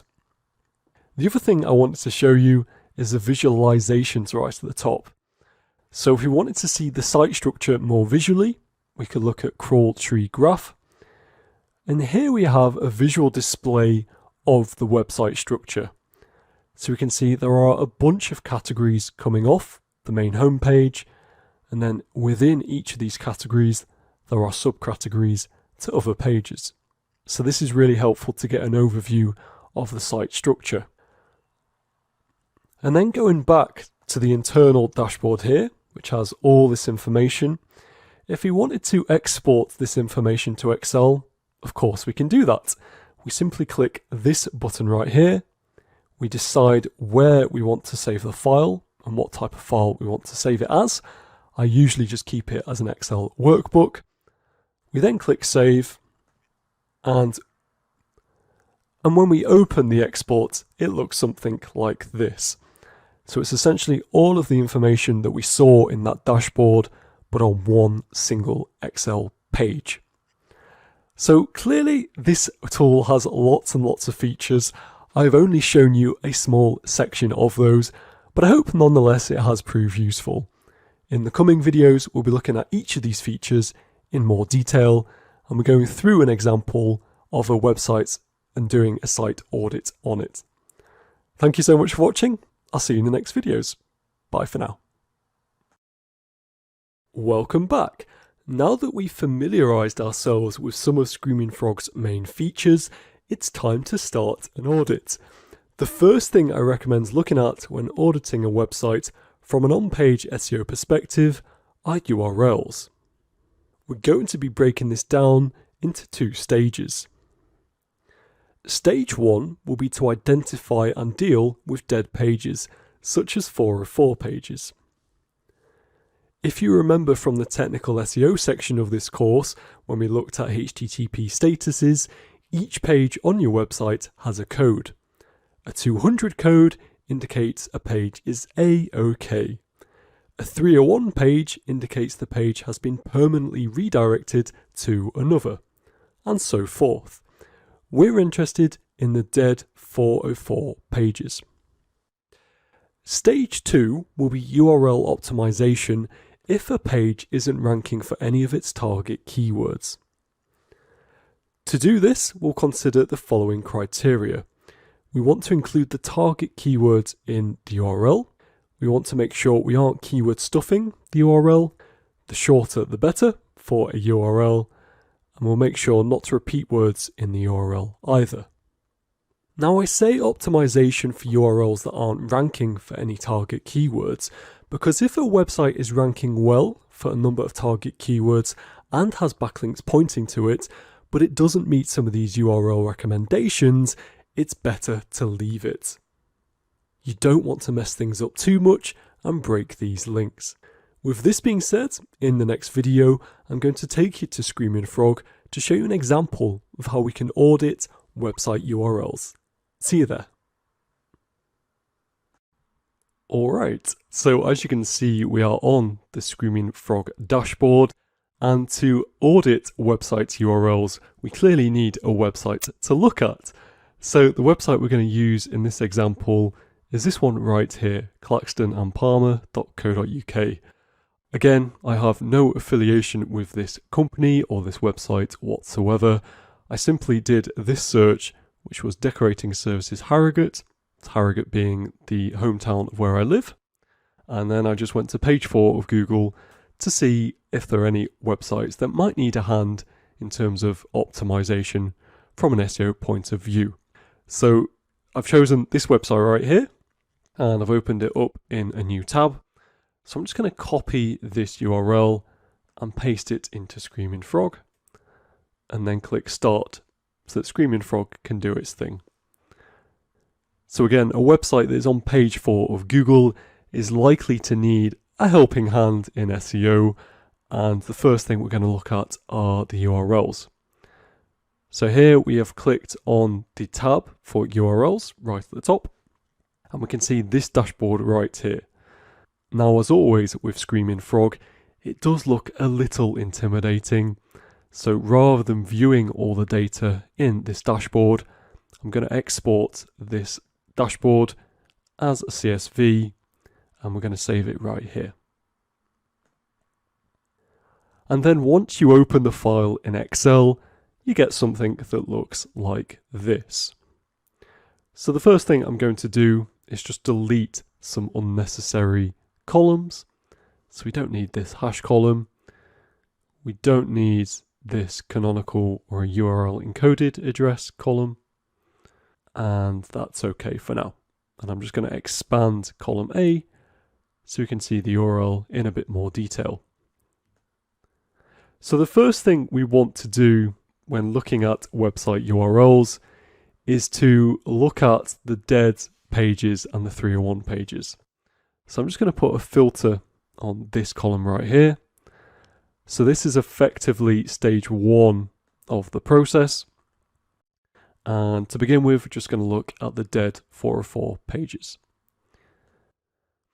So as we can see, there aren't a huge amount on this website, and the pages that are dead 404 pages are these WordPress content image pages. So we can see that's an image, JPEG there. This too is an image. They're all images, basically. So what does this tell us? Well, these particular pages are unlikely to have any SEO value. Why do I know that? Well, it's unlikely that there's going to be backlinks pointing to these image pages, and it's unlikely that these image pages are going to be ranking for any important keywords. Therefore, we don't need to worry about trying to keep them from an SEO point of view or trying to redirect them. And actually what we can do is just leave them as dead 404 pages. Now, some people in SEO would say that actually you need to redirect all 404 pages so that Google doesn't index them and waste your crawl budget. Actually, this isn't true.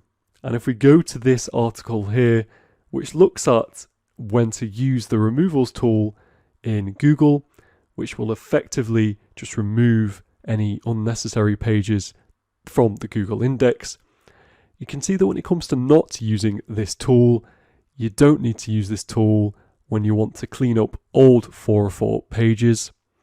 So if you have outdated URLs in the index, Google's crawlers will see this as we crawl your URLs, and those pages will naturally drop out of our search results.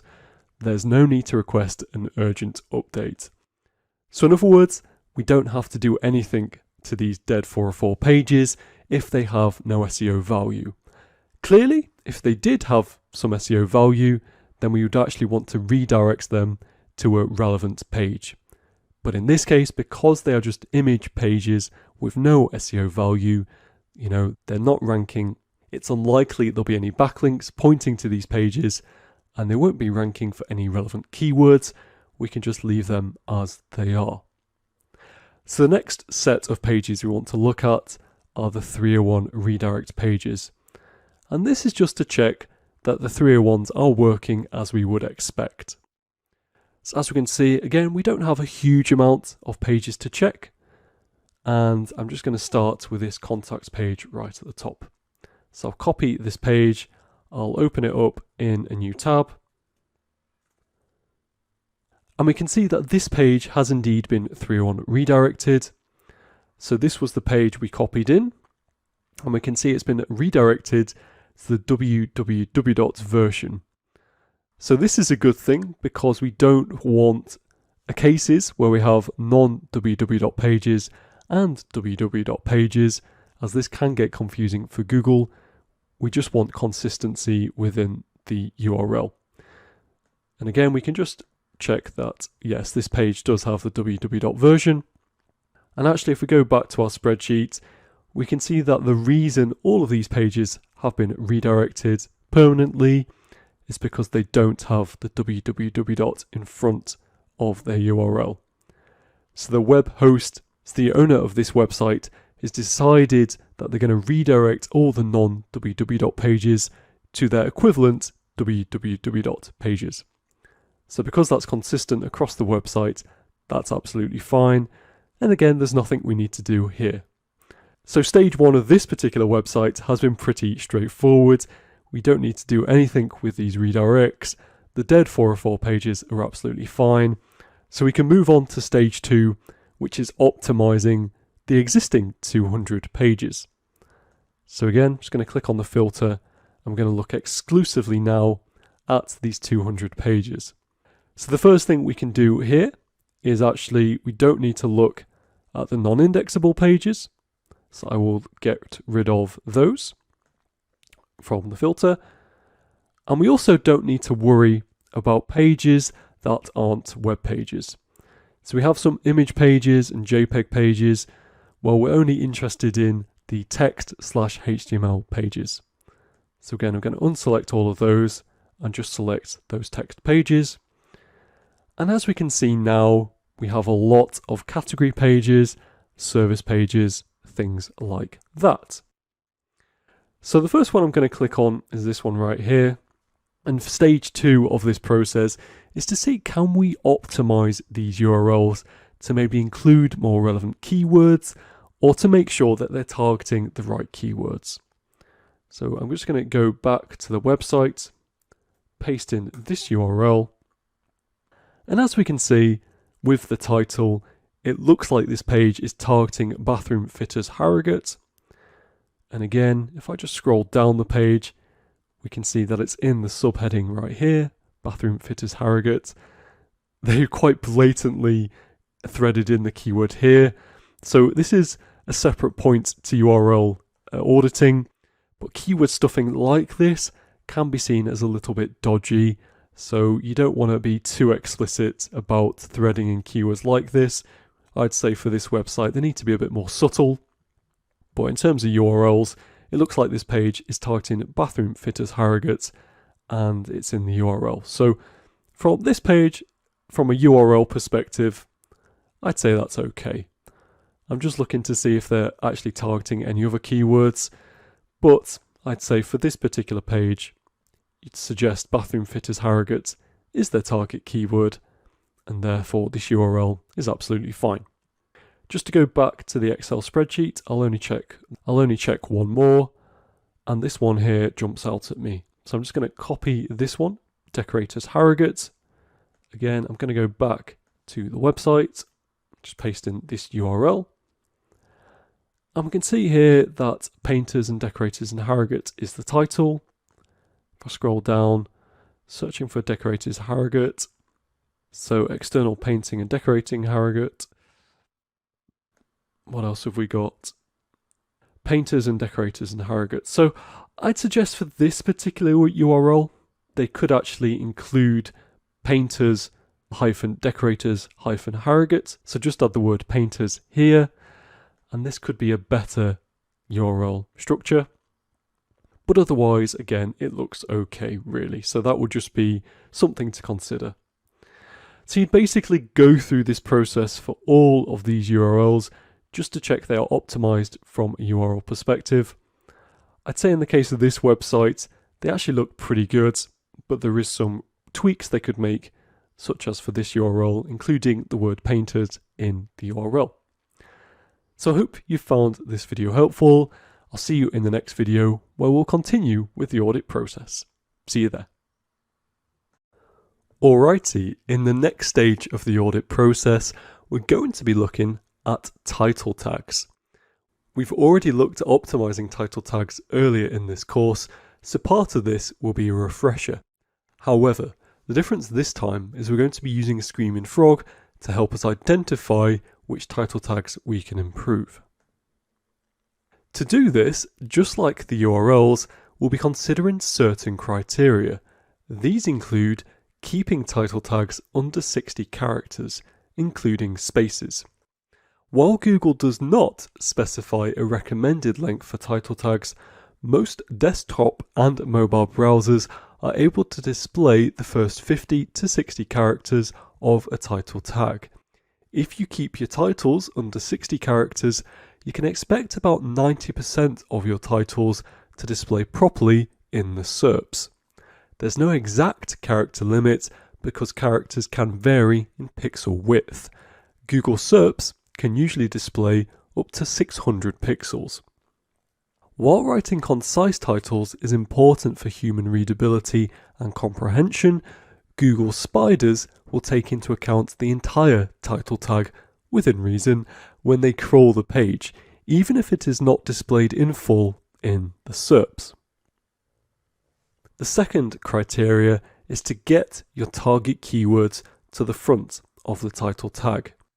Google gives greater weight to the words at the front of the title tag, so you want to make sure these come first where possible. The third criteria is to include single words / variations of your keywords. One of the things you'll come to appreciate about SEO, if you haven't already, is a lot of what we do in SEO is saying the same thing in different ways. Synonyms are our friends, just like this LinkedIn post demonstrates. And finally, don't repeat words and write naturally. So in the next video, I'll take you to Screaming Frog to show you an example of how we can audit page titles. See you there. Okay, so as you can see, we are once again on Screaming Frog, and in this video, we're going to analyze the title tags of the same website that we used when looking at website URLs. So the first thing we need to do is grab that URL. So again, claxtonandpalmer.co.uk.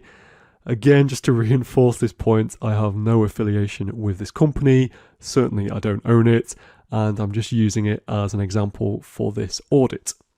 So we're going to paste it in here. Again, press start. And again, Screaming Frog will do its thing. So I could have kept this crawl from the previous video, but I didn't. So hence I'm crawling it again.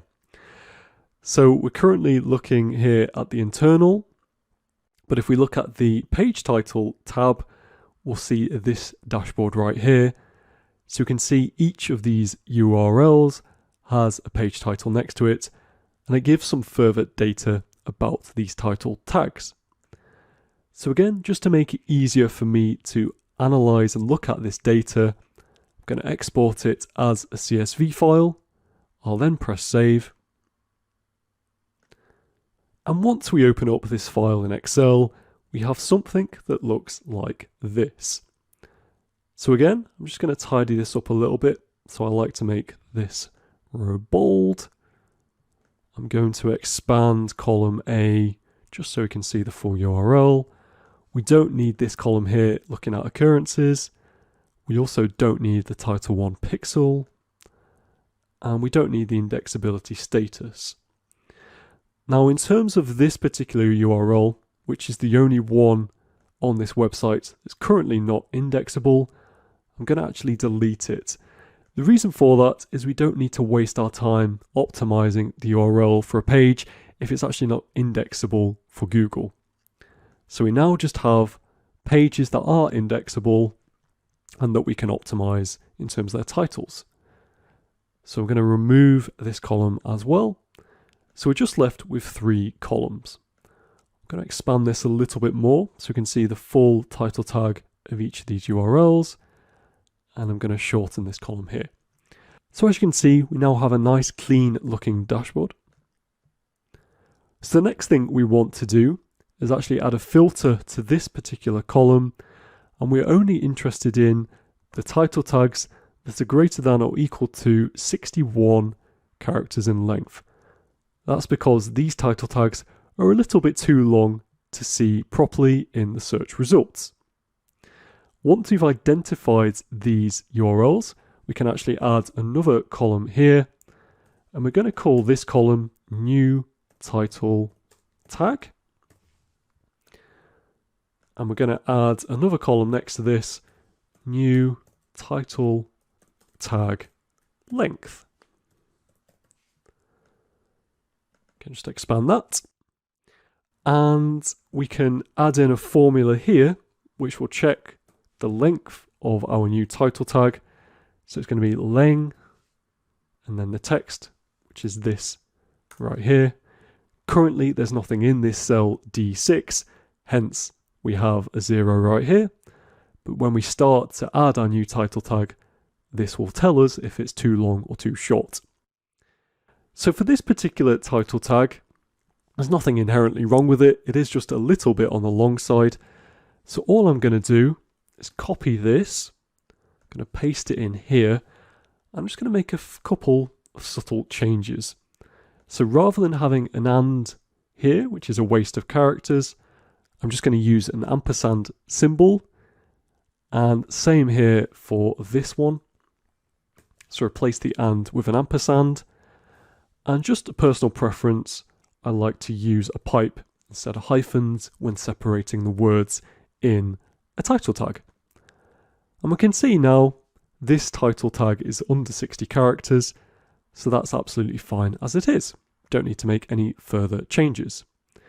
If we wanted to, we could actually remove the website. I think that's unnecessary. And now it's even shorter, and I think that's a better title tag. For this title tag, Painters and Decorators in Harrogate, Claxton and Palmer of Harrogate, again, a very similar deal. So I'm going to paste in this title tag. Again, I'm going to replace the and with an ampersand. And I'm going to change the hyphen to a pipe. And again, I'm going to get rid of that and.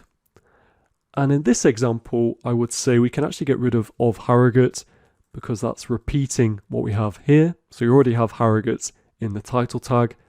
And if we remember from the previous video, we don't want to repeat words unnecessarily in title tags. So that would be absolutely fine. I'm going to drag down this formula so we can see that this title tag is 53 characters long, which is under 60 characters. So this therefore is a better title tag than this one. So now that we've optimized the title tags that are too long, we can unfilter that particular column and look at the remaining title tags. Now I'm not going to go through all of them in this particular video, but I'm going to show you how I would look to optimize the titles in this website. So the first one I want to look at is actually the homepage, and I'd argue the homepage is probably the most important title tag you want to look at for a website. So I've actually already got it open here. And I'm just going to look at this page to see what it's currently targeting. So as we can see in the title tag here, we have design, build, maintain in the title tag. and we have the brand name here. So looking at the logo, they use Claxton and Palmer, and they have an ampersand symbol between Claxton and Palmer. So again, we could replace the and in this title tag with an ampersand, so that would shorten it. And like I say, they're also currently targeting design, build, maintain as some sort of tagline. I'd say that's pretty meaningless. And actually, if we look down at what this page is all about, we can see this company does a range of different things. They have home improvements, bathrooms and tiling, professional painting and decorating, you name it, they do a bunch of things. So that gives us a bit of context about what this page is all about and what we could potentially target. Now, when it comes to changing this title tag, the first thing I'd want to do is actually see if this URL is currently ranking for any keywords, and if it is, can we improve these keyword rankings? To do this, I'm going to go to SEMrush, and I'm going to look at the organic research tool. I will then paste in this URL into this box here. We're looking at the UK, so that's absolutely fine. I'll then click search, and we can see that this website is ranking for 10 keywords organically in the United Kingdom. And we have them listed there. Now, this is currently looking at the root domain. I actually want to look at the exact URL just to see which keywords this exact URL is ranking for. We can see it's only ranking for 2 keywords, so Harrogate Maintenance Company and Harrogate Kitchens and Bathrooms. Position 59 for this one and position 82 for this one. So it's nowhere near page 1, and the search volumes are on the small side, but at least it is ranking for these 2 keywords. What I would then do is say, well, actually, maybe we could target this keyword. It seems pretty relevant to the content on the page. So this company is a maintenance company because they do all sorts of stuff. It's not just painting and decorating. They do home improvements, they do tiling, plumbing and repairs, all that sort of stuff. So it is a maintenance company essentially. So I would take this keyword, and before I actually include it in the URL, I would see, are there any existing companies that are targeting this keyword? So I'd go to Google and simply search Harrogate Maintenance Company, and I would look at the existing competition. So we can see here we have Yell, which is a big player in this space, and this is reflected by their domain authority. So if I click on the Mozbar extension, we can see the domain authority of Yell is 72. So therefore, this means it's unlikely we're going to be able to rank above this particular website if we were to target Harrogate Maintenance Company in the title tag of our example company. However, if we open up this next website, which is ranking in position 2, doesn't seem to be targeting Harrogate Maintenance Company in the title tag. It does have maintenance and Harrogate in the title tag, but they're not explicitly targeted. Same with this one here. So again, they have maintenance, they have Harrogate in the meta description, but again, it's not explicitly targeted in the title tag. And if we look at the domain authority of each of these websites, this one has a domain authority of 1, so it basically has no backlinks or SEO value. And for this one, it has a DA of 6, so very similar story. So this tells me that if we were to target Harrogate Maintenance Company for this particular URL, so claxtonandpalmer.co.uk, include it at the front of the title tag to give it a greater weight, and to mention this throughout the on-site content, I think we could rank in position 2 for this particular keyword, Harrogate Maintenance Company. So using all this justification, I'm going to include this in the title tag, the new title tag. So we're going to change this to Harrogate Maintenance Company. Going to have a pipe, and then just put Claxton and Palmer with an ampersand. Again, We don't need to put of Harrogate at the end because we already have Harrogate mentioned in the title tag. And if I check the length of this title tag, we can see that it's 48. So actually there's room to potentially add another keyword. But for now, I'm just going to leave that as it is because that is still a much better title tag than what is currently there, which includes this random tagline design, build, maintain. So just on that, if we wanted to include design and build, we could do. So something like this, another pipe. So it's a little on the long side. So therefore, maybe just put building, just play around with it a little bit. Yeah, so that would be okay. So Harrogate Maintenance Company, building, Claxton Palmer. So we're kind of capturing what was already there with the existing title tag, but made some improvements to target this keyword here, Harrogate Maintenance Company. So I'd then go through this process for the remaining URLs on this website, and that is how you would optimize the title tags. Hope you found this video useful. See you in the next one. Bye for now. Welcome back. So in this stage of the SEO audit, we're going to be looking at meta descriptions. So just as a reminder, meta descriptions are the lines of text underneath the title tag in search results.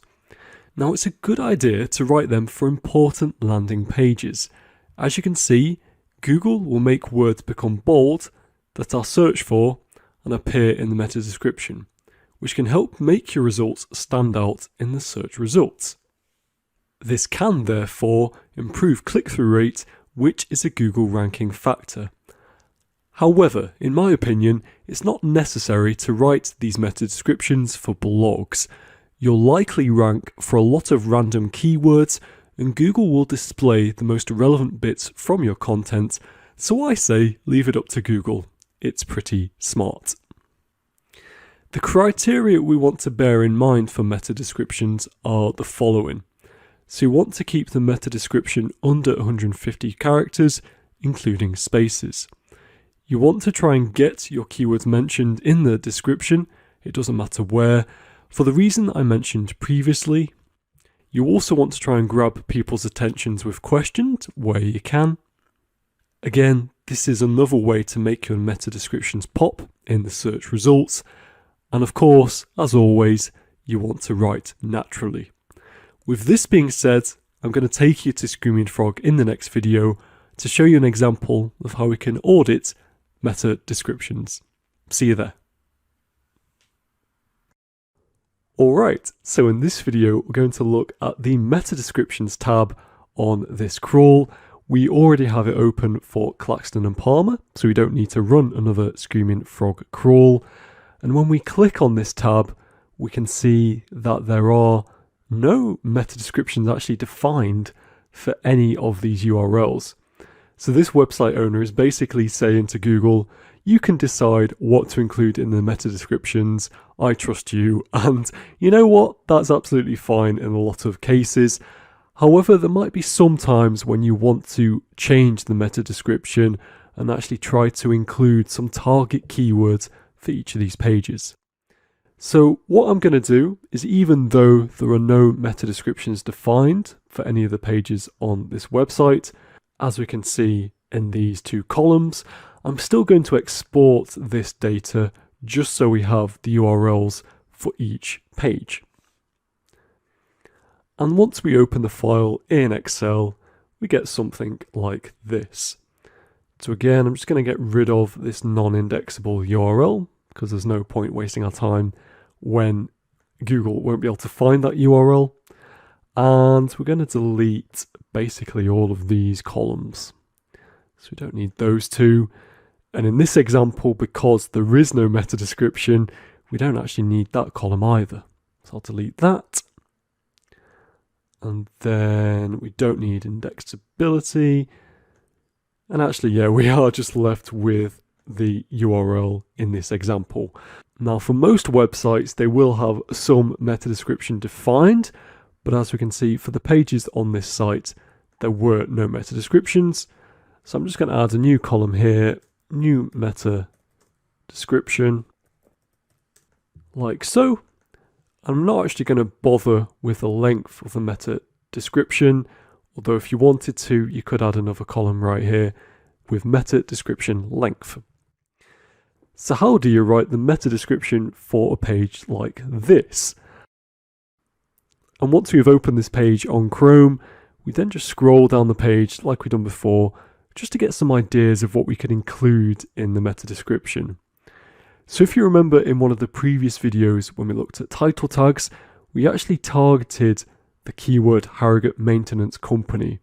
So I'd want to thread that into the meta description somehow. We'd also want to include the brand name, so Claxton and Palmer, and we could probably include some of these other references such as design, build, maintain, maybe home improvement services, something like this. So with those ideas, I'm going to just simply start writing some things. So maybe start with a question, something like, are you looking for a property maintenance company in Harrogate? We can help. Give us a call for all your home improvement needs. Something like this. So we're targeting maintenance company Harrogate. We've got property in there. We've also got home improvement services. So actually I haven't included services. I could include that. So home improvement services rather than needs. So now we have home improvement services in there as a target, as a keyword. And you know what? I think that would be all right. So I'll just expand this out, and then I would also want to just change the alignment. So I'm going to center.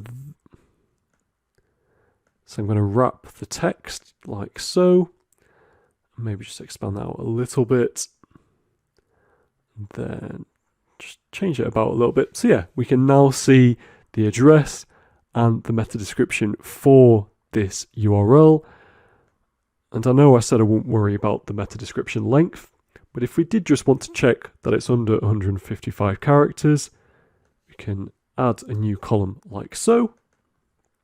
Add length to this, just so we know what we're talking about. And then, like we've seen in a previous video, I'm going to use this formula here.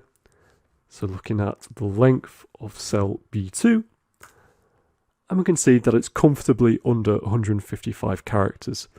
So we still have about 20 characters to play with. So we could even throw in something like this. Maybe actually you could change that to just Claxton and Palmer. Oops, didn't mean to capitalize that. So Claxton and Palmer can help. So still 155 characters, but now we have included the brand name, so Claxton and Palmer. We've got Harrogate in there. We've got property maintenance company, got home improvement services. So as you can see, we're actually targeting quite a lot of keywords just in this meta description. And we started it with a question as well. So I'd say, not to toot my own horn, that's quite a good meta description. So obviously we would do this for all of the main important pages on this website. I suggest that yes, you don't have to do this for all of the pages, particularly if resource is tight, but if you can, but try to write unique meta descriptions for all the key pages on your website. I hope you found this video helpful. I'll see you in the next one. Bye for now. Welcome back.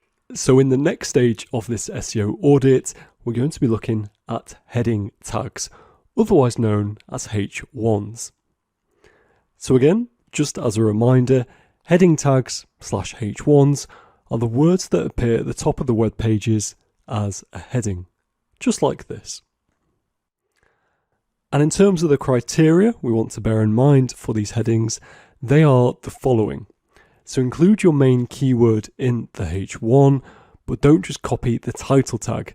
This isn't a good use of the valuable SEO real estate. You also want to make sure there's just one H1 tag per page. Having more than one confuses Google and can result in the page not ranking as well as it should. You can have as many H2, H3, etc. tags as you want, just make sure they're relevant subtopics. And finally, like all things SEO, write your headings naturally. With this being said, in the next video, I'm going to take you once again to Screaming Frog to show you an example of how we can audit heading tags. See you there. Okay, so we have the Screaming Frog crawl of Claxton and Palmer, and in this video we're going to be taking a closer look at the H1 tags. So currently we're on the internal tag and we see this dashboard right here, and if we scroll across all the way to the right, then we can see that we have the H1s listed here and we have the H2s listed here. Now, what I would normally do is actually, instead of looking at the H1 tag individually, I'd want to compare it with the page titles just to make sure there isn't too much overlap. After all, if they're too similar, we're not making the most of this SEO real estate. So in other words, what I'm going to do is I'm just going to export this internals dashboard to a CSV file, and then I'm going to tidy it up a little bit in Excel, just so we can look at the H1s, the H2s, and the title tags. So as you know by now, to export a dashboard like this to a CSV, we simply click export and then save this file. And then once we've opened the file in Excel, it'll look something like this. So again, I'm just going to expand column A as I've done in previous videos. We can delete most of these columns, so we don't need to worry about the status code. We don't need to worry about this either. And we don't need to worry about this. And we can delete that one. And we can delete most of these. So we are just looking at the H1s. We'll keep the link for the H1s, keep the H2s. And yeah, we'll get rid of the rest of this stuff. So as you can see, we get a lot of information in the Screaming Frog files when we look purely at the internals tab. So again, I'm just going to pop a filter onto this column here because we only want to look at the text/HTML pages. So I'm going to unselect all and then select just that one there. And again, we don't need to look at the non-indexable pages. So we're just going to select the indexable, and that has narrowed this down for us quite a lot. And then, just like we've done with previous optimizations, we just want to look at the title, the H1. Is it targeting the keywords we want it to target? And is there an opportunity to thread in more keywords and optimize it even better? So as you can see at the moment, Screaming Frog is telling us that this page, the home page, doesn't actually have a H1 defined yet. It only has a H2 defined, which is that design, build, maintain logo tagline. So we want to address this and actually have a H1 defined. So what we're going to do is we are just going to check that by opening up this website in our browser.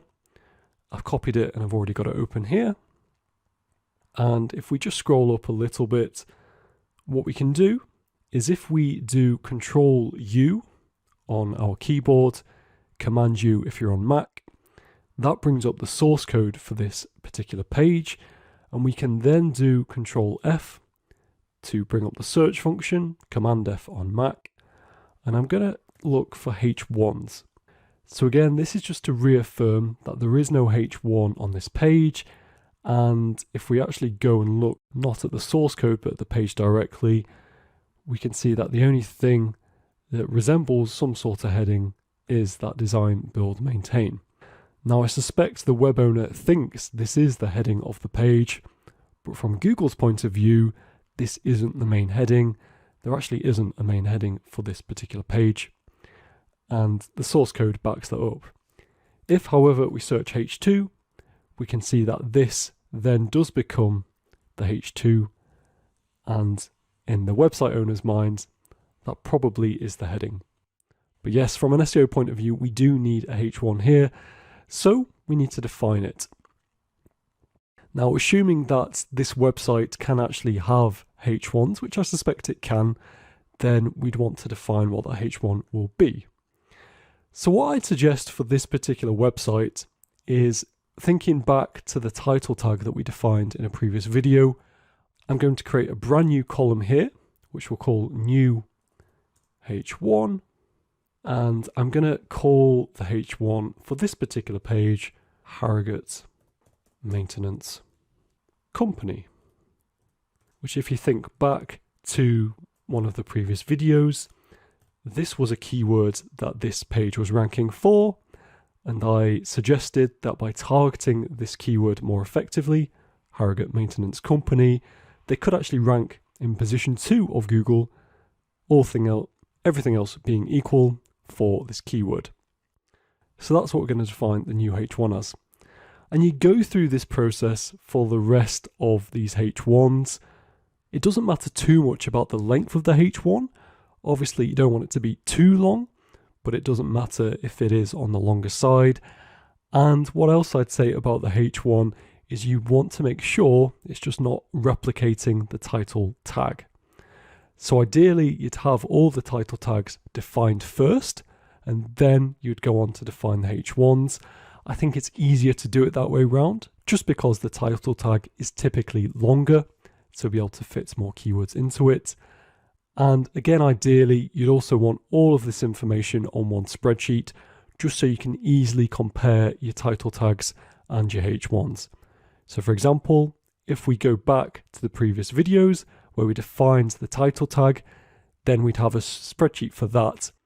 And you could then simply add these columns to that spreadsheet so that you have the H1s on the same page as your new title tags.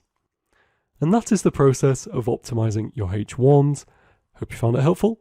See you in the next video. Bye for now. Welcome back.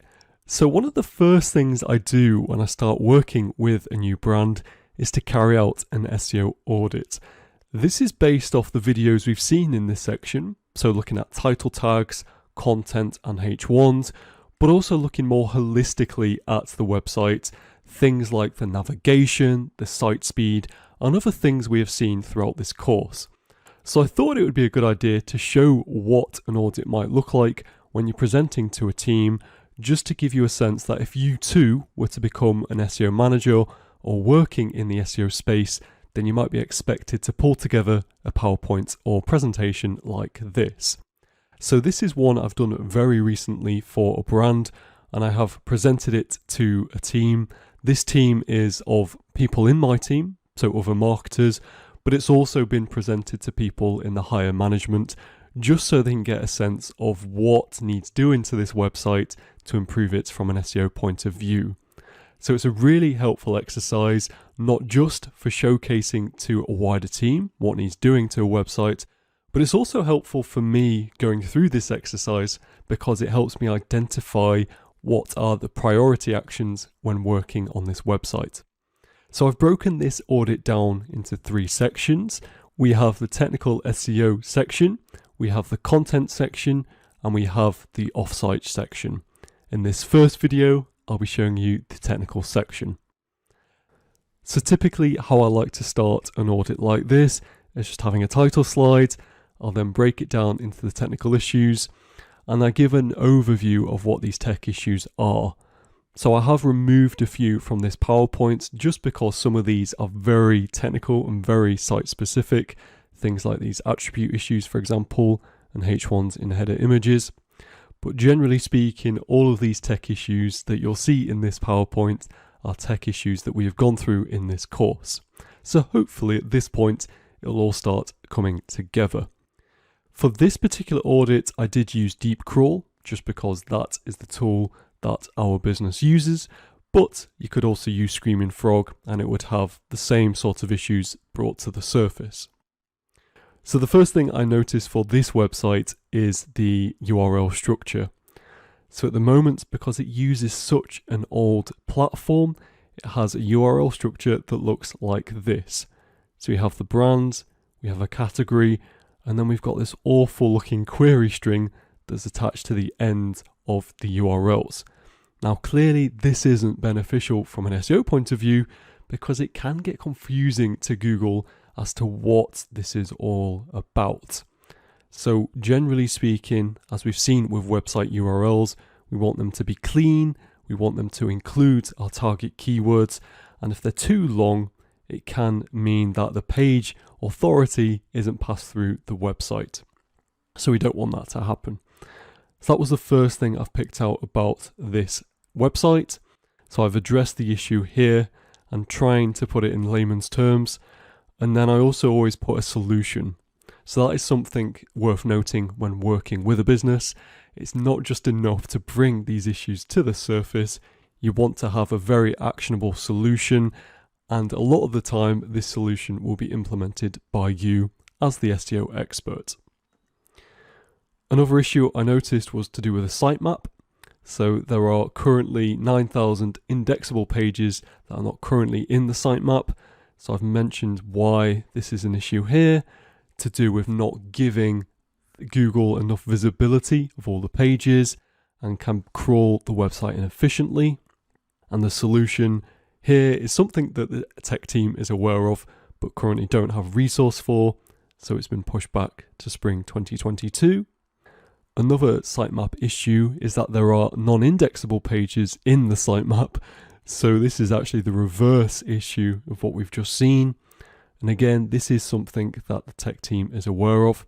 The reason it is an issue is because when you're sending a signal to Google that you don't want to index these pages because they have a no index tag, but then you're including them in the sitemap, it just gets a little confusing for Google. It's like, well, you want them in the sitemap, so that makes me think that you want to index them, but you've added this no index tag.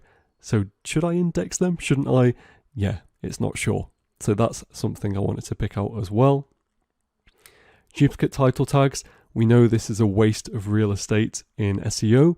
So we want to make sure that we're not using the same title tags for different pages. So that is an issue I brought to the surface. And here the case would be to look into the metadata across the whole site to look for optimization opportunities. And then finally, from a tech point of view, I've picked out slow page speed.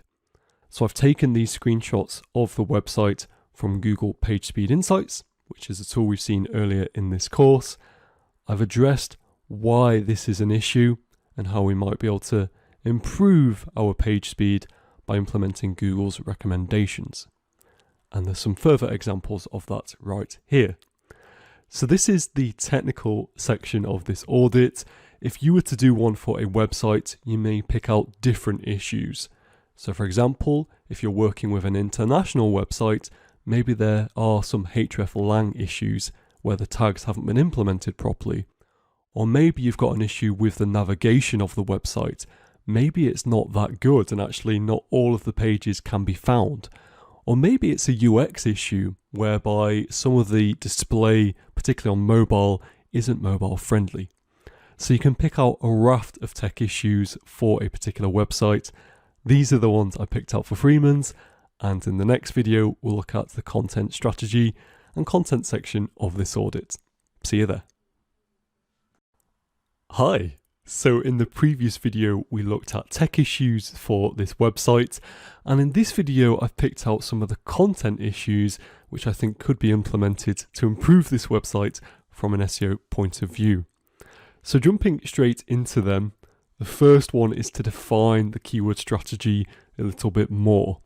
So one of the things about being an SEO manager for a brand is that sometimes, if the website is particularly large, you have to work not just within your own team within the business, but you also may have to liaise with an agency. So this is the case for me at the moment. I am the SEO manager for this particular brand. Part of my role is to actually delegate the work and what needs doing to the website to an agency that we're working with. So in our case, we're working with an agency called iProspect, and actually part of my role is to oversee the work that they do. So one of the things we need to do at the moment is define our keyword strategy, and iProspect pull together a deck for me to look at when it comes to identifying keyword opportunities. So in this case, they've recognized that we are selling these grills, but we're not currently optimized for them. And this is reflected in our rankings. So for this particular product, we're ranking in position 32. For this particular product, we're nowhere near page 1. We're not even on page 10 of Google. And then for this product, we're once again in position 32. So they've benchmarked our rankings against Argos, which is another big player in this space in the United Kingdom. And they've identified that actually they're ranking position 2 for this product, position 5 for this product, and position 8 for this product. So it's a case of looking at what our competitors are doing, in this case Argos, and seeing whether we can replicate this for our own website. So this is an ongoing piece that we're currently working on, and once it's ready, I will then be able to work with my internal brand and trading teams to make the changes and to get the content on the site. So working with our brand team to make sure the tone of voice is as they would hope it to be when creating these new landing pages, and then working with the trading team, i.e. the team that gets the content onto the website, to make sure that it is actually there and that it's all working okay. So that is just one aspect of the content strategy for this particular website. And then once we've got this keyword strategy laid down, it's a case of looking at our content and how we can improve it. So again, I did some competitor analysis, looking at another one of our close competitors, very.co.uk, and noting that they have a lot of content on not just their product pages, but also their core landing pages, CLPs. So I've suggested, rather than just having one line of content on our product pages and our core landing pages, as you can see right here, we need to be getting a lot more content onto these pages. This will help give Google more context about what the page is all about, but also it gives us an opportunity to target and rank for more relevant keywords. So again, this is something that I would run with iProspect, our agency, just to make sure we're targeting the right keywords and then working with the brand and trading teams to create the content for the website. I've picked out some more examples here, not just on Very on mobile, but also another competitor on mobile. So we can see once again, they've got a lot more content on their landing pages. And it's a similar story for this page, which is looking at women's dresses, which is a big focus for our website at the moment. So Very, currently ranking position 11 of Google search results for the keyword women's dresses, and Freeman's is currently outside of the top 100 of Google UK search results for the keyword women's dresses. So it's worth noting at this point that actually Freeman's hasn't had someone working on their website from an SEO point of view for the past year prior to me coming into the business, hence why they are seeing a lot of their non-brand keywords not perform as well. They haven't been actively targeting these brand keywords, and that is definitely reflective in their current rankings. Something else I've picked out for this website is under-optimized content on CLPs. So it's not just a case of not having enough content on these pages, but when they do have content, it's not targeted enough for relevant keywords. Comparing this to Very, so for this particular page, which looks at women's clothing, I've just highlighted where they've got keywords that are targeting women's fashion and women's clothing. So we can see that they have relevant keywords targeted within this content, and this is something we need to be doing more of. So again, solution here is to work with iProspect on this keyword strategy, define it more, so actually decide which keywords we want to target, which keywords have the greatest opportunity for us to rank highly for, and then working with the internal brand and trading teams to create this content. And a final thing I wanted to pick out in this content section for this audit is the blog. So again, our agency pulled together some recommendations for our blog revolving around the metadata and internal linking. And actually, when it comes to the blog itself, it's only linked to in the footer of our website, so it has very little visibility. It's almost as if we're embarrassed about the blog and don't want to showcase it. So one of my suggestions would be to include a link to the blog in the main navigation at the top of the page, and to also make sure that we're following these recommendations that our agency has pulled together. So once again, I hope this has given you a sense of the sort of things you can include in an audit when talking about content. Thanks for watching. See you in the next video. Bye for now. Hi. So in this video, we're going to look at the final section of this audit, and that is the offsite SEO section. So this section is by far the shortest on this audit, but that doesn't mean it's the least important. The reason I haven't got many slides on this section is because the strategy itself is very one-dimensional. And that strategy is to basically get more backlinks pointing to our website to bridge this backlink gap versus our competitors. So as we know, the quantity and quality of backlinks pointing to a site is one of the most important Google ranking factors because it signals to Google that a site is trustworthy and is seen as an authority in its space. And as we can see, we are significantly behind all of our close competitors on all the key backlink metrics. So we're behind our competitors in terms of the total referring domains, i.e. how many websites are sending links to our website. We're also behind on domain authority, and we're also behind on the total number of backlinks. So the number of backlinks here is greater than the total number of referring domains because these websites may be sending more than one backlink to our website. And in terms of the breakdown of these backlinks, we have no follow and follow, otherwise known as do follow backlinks. So we can see here that we want to have more follow backlinks than no follow backlinks because these follow backlinks give that link juice to our website. So they pass on link authority, whilst no follow backlinks don't pass on any link authority. Now this doesn't mean that no follow links aren't valuable because they can actually drive lots of traffic to a website, particularly if it's a link from a website that gets a lot of traffic itself. But in SEO terms, these no follow backlinks aren't as valuable as these follow/do follow backlinks. So we can see, yes, we are behind our competitors on basically every single metric. The one that jumps out most to me is actually the total number of backlinks. So we have just over 21,000. Our closest competitor, Very, has over 5.1 million, and Next has over 64 million. So we have a significant gap to bridge. And that is why the solution is to work with our agency on a link building campaign. So they are going to be implementing some of the strategies we saw in the link building section of this course. So using things like the skyscraper strategy to create content for our website and to try and entice publications to link to our content instead of our competitors.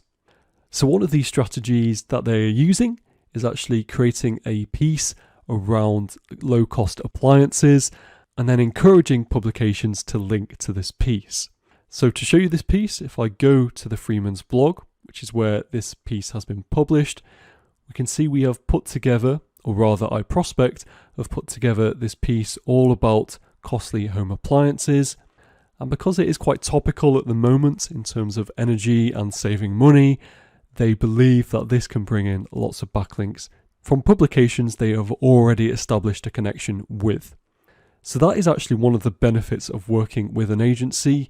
You can leverage their existing connections with journalists, publications, and all these sorts of contacts. So you don't have to cold call on new publications. You can use their existing contacts. So we've got this piece of content. Time will tell whether we manage to get lots of backlinks from it, but iProspect are hopeful that they can, and actually we can start to bridge this gap. Now clearly it's going to take a long time to get anywhere near these competitors of ours, and of course as we're creating more backlinks, so will our competitors. So this is an important part of the SEO strategy to try and bridge this backlink gap, and we're doing so with link building campaigns. And then to wrap up this overall SEO audit, I've put together some key priority actions for each of these sections. So looking at the sitemap, duplicate title tags and page speed improvements, we have defining keyword strategies and improving the content on our site, and then finally this link building campaign. So I hope you found this SEO audit helpful. If you are going to be working in the SEO space, then it's likely you'll need to pull together a similar looking presentation for your team and for key stakeholders. Thanks for watching. I'll see you in the next video. Bye for now. Hey, so in this section of the course, we're going to be exploring site migrations.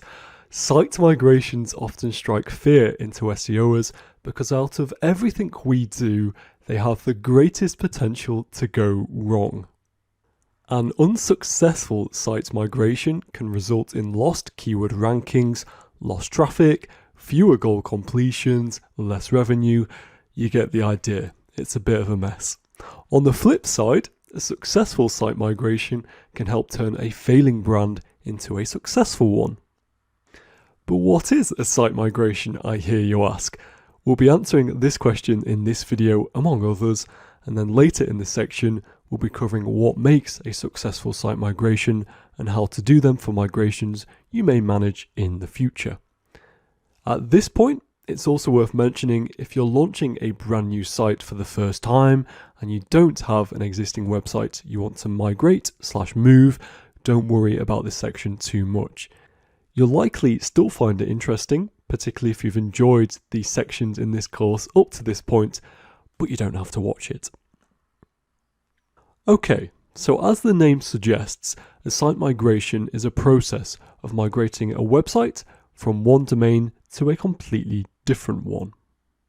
In a website migration, a website may undergo substantial URL, structure, content, UX, design, or platform changes.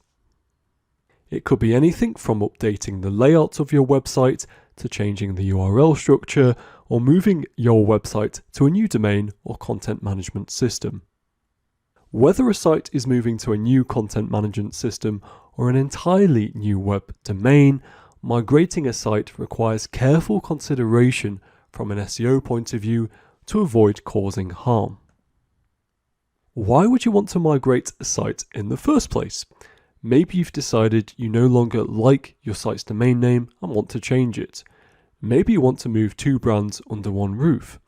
Maybe you want to use a different CMS. The reasons can be wide-ranging. Now, there are many different types of web migrations. These include protocol, so changing your web domain from HTTP to HTTPS. There's subdomain, so changing your site from www.yoursite.com to new subdomain.yoursite.com. There's the domain itself, so changing your website URL from www.olddomain.com to www.newdomain.com. There's changing top-level domain, so changing your URL from a .com to a .org, .net, or vice versa. There's changing the CMS, so moving your website from your current content management system to a new one, for example, moving from WordPress to Shopify.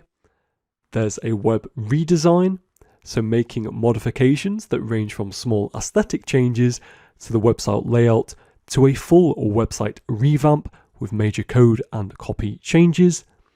There's a structural migration, so changing the website architecture or structure, which usually means changing either the user flow of a website or the URL structure on which the website is built. And then there's a hybrid of using a combination of one of the above types of migration. Now, you might think of a site migration like moving a physical shop. Imagine you own a brick and mortar shop and you move premises. Now, how are people going to know how to find your new digs? Well, you might do the following. You might put up a "We've moved" sign in the window. You might set up forwarding of your post. You might redirect your phone number. You might update your business details with a council /HMRC/Sandwichman. You might update your business details with a council. All of these are indicators that you've moved to a new premises. Once all these things are in place, existing and new customers are likely to find and frequent your new premises. Your website needs the same treatment. The moment you switch on your new site, every one of those old pages no longer exists, providing you've put the correct redirects in place. But in Google, they're still there. And if someone clicks on one of those pages in the search results, they'll be met with a dead end, an empty shop with no idea of where to go next. Not taking SEO factors into consideration when migrating a website is the equivalent of burning your shop to the ground and starting elsewhere under a new identity. This isn't the most helpful thing if you're looking to grow your business. Successful site migrations, on the other hand, can send traffic from your old website to your shiny new website and help retain your keyword rankings. Just as importantly, all of the link authority and link juice you've previously built up from websites linking to yours will be retained with website 2.0. Now, how long does a site migration take? Well, the length of an SEO migration really comes down to the size of your website, how much of the content you're moving, and the pre and post audits you need to conduct. A 100-page website is going to take substantially less time than a 1,000-page website, which will take even less time than a 50,000-page website, and so on. Some SEO migrations take a month to prepare and execute, while some take 3 months. I recommend allowing at least 3 months to be safe, but as always, it depends on you and your team resources. Make sure you discuss it at length. It's important to give yourself enough time to plan, develop a staging site, audit, and then implement. In order for this to happen, site migrations must have a strategy to address crucial technical issues like taking a baseline reading of keyword rankings and traffic, putting redirects in place, making sure all analytics and reporting software are in line, taking care of any outstanding duplicate content, and a few other details. We'll be covering each of these in more detail as we go through this section. Thanks for watching. See you in the next video. Bye for now. Welcome back. So now that we've covered what a site migration is and why it's important to consider SEO factors, it's time to dig into the weeds. Before we go through the migration process in more detail though, we need to run some checks.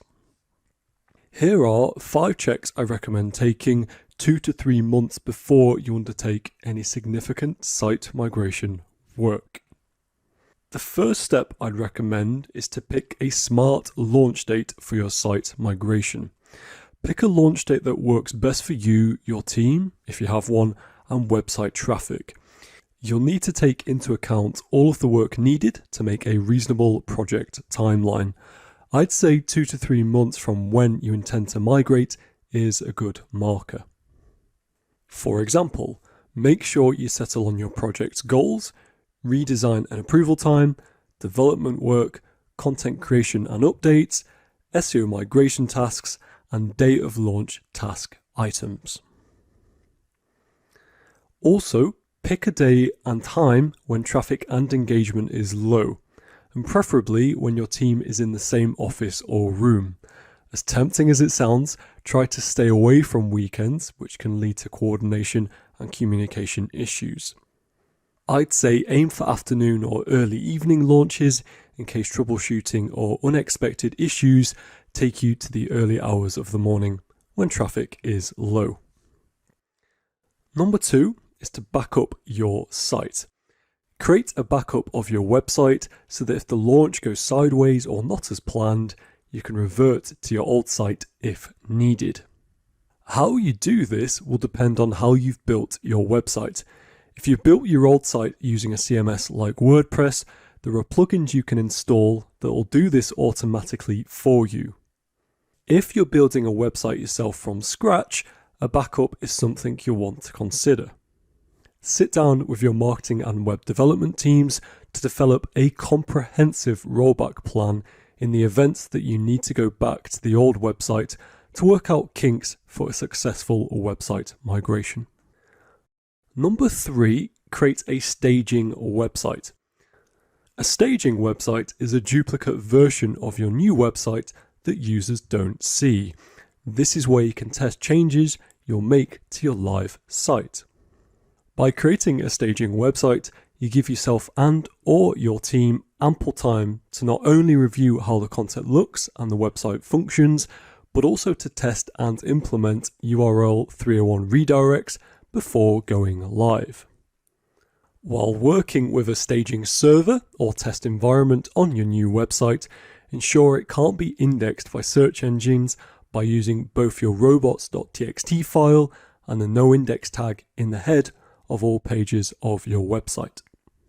If you're using a CMS like WordPress, you can start putting your website together without publishing it, and this can effectively become a staging site.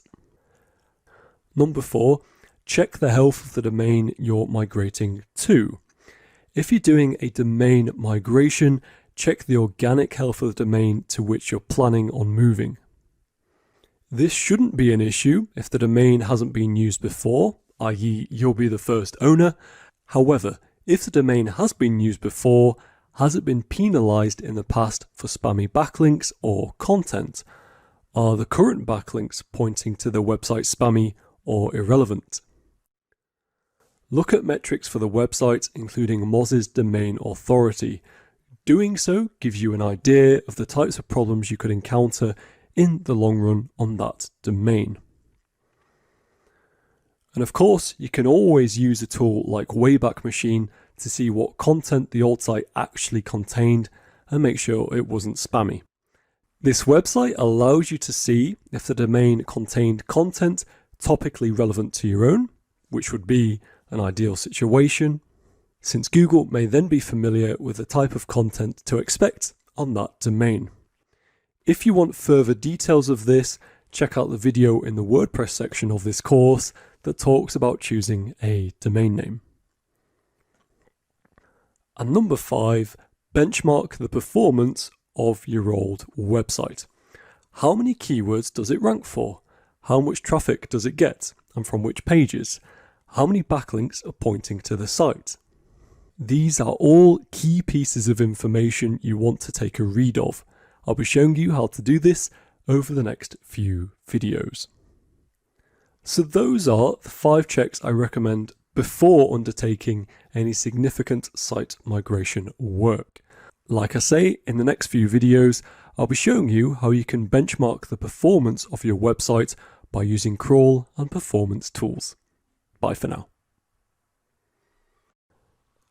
Okay, so in the previous video, I mentioned that we would be benchmarking performance of websites that we are wanting to migrate.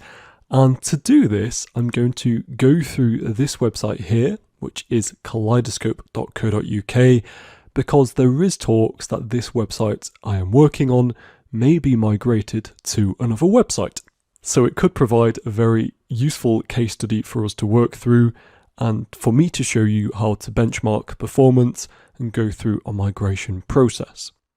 So the first thing I would want to do is to benchmark rankings. So what I'm going to do is I'm going to copy this domain for Kaleidoscope.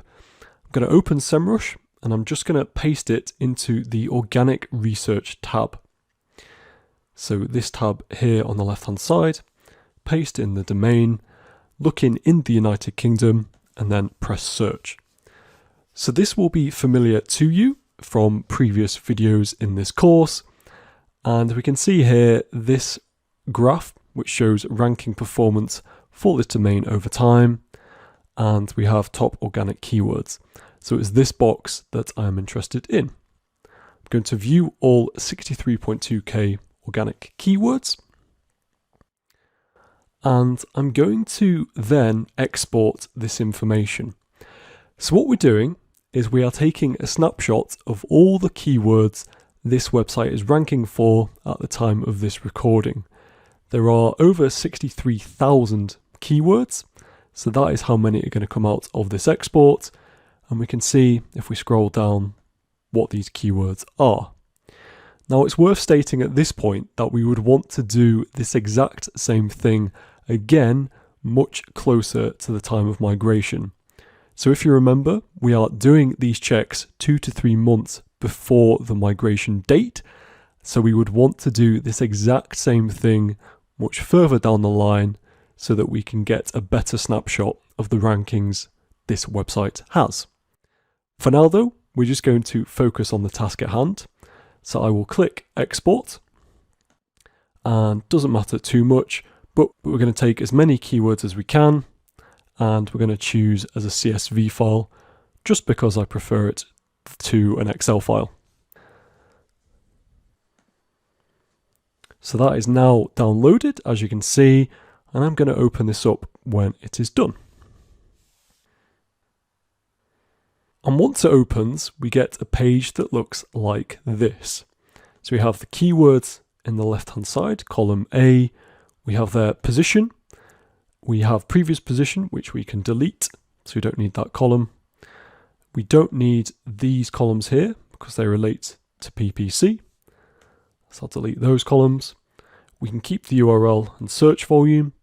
We don't need to worry about traffic. And indeed, all of these other columns to the right of these columns can get deleted. Delete those. So this is just a very simple export. And actually, this is all we need at this stage from this particular benchmark. So we've captured all of our keywords that we are ranking for. And then post migration, what we're going to do is continue taking similar exports like this and just seeing how these rankings fluctuate as we go through the migration process. So it is a really interesting gauge of where your migration is at. And typically what we see after a migration is we will see these rankings fluctuate. So if you are currently ranking in position 1 for a particular keyword, then post-migration, this may fall a little bit, but we would hope that once the pages start to rank again, then these keywords will pick back up.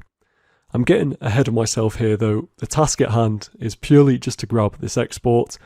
So if you are going through a migration process yourself, grab an export like this of all the keywords you are ranking for using a tool like SEMrush. Thanks for watching. See you in the next video where we're talking about another benchmark. See you there. Bye for now. Okay, so we're going to continue with the benchmarking process. And in this video, we're going to look at benchmarking our backlinks for this website here, kaleidoscope.co.uk. So just as a reminder, we are looking to migrate this website to another website. So we're taking and snapshotting as much information as we can about the performance of this website prior to migration. So for this video, like I say, we are going to look at backlinks. And to do that, we're going to use the backlink analytics tool on SEMrush. So all we want to do is paste in this URL here and then press analyze. And what this tool will tell us is how many backlinks Kaleidoscope has pointing to it. And of course, this is a really useful metric when looking at SEO performance. So we can ignore all of these boxes, and the one we are interested in is the top pages. So this will tell us which pages on Kaleidoscope have the most backlinks pointing to them. So we'll click View Full Report.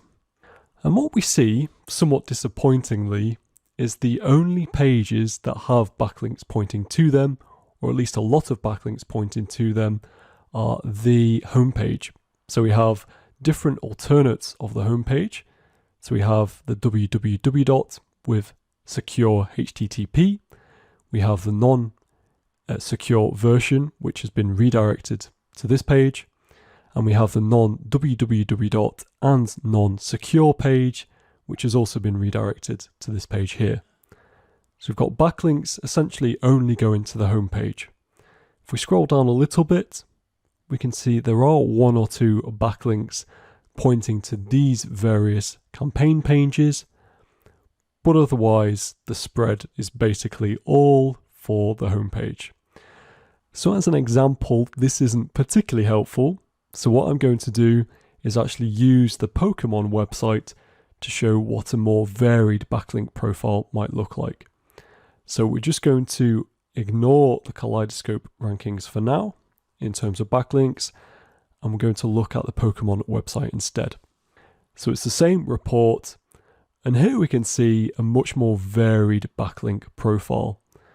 So we still have an awful lot of backlinks going to the homepage, in this case for Pokemon, but we also have a lot of backlinks pointing to various other category and product pages like so. So it's a lot more varied, and this is typically what we would want to see for our own website. So what I'm going to do, just like in the previous video, is export this particular file as a CSV. And then once it has downloaded, I'm going to open it up. So once we open up the report, we have a report that looks like this. So we have the source URL column. So these pages all have backlinks pointing to them. We have the source title, which we don't need to worry about, so I'll delete that column. We have the backlink column. We have the unique referring domains. We have external links, which we won't worry about. But we will keep this column here, which looks at internal links, and then we don't need that column either. So effectively what we have are a snapshot of the pages which have backlinks pointing to them. And the reason this is so important is because it can help us prioritize which pages need to be redirected first once we've begun the migration process. Now, when it comes to migrating, a big part of this job is to create what we call a redirect map. So we will have our existing URL, and we will be explaining in this redirect map which URL this current URL will point to instead on our new website. Don't worry about this too much for now, because we will be explaining this in more detail in a future video in this section.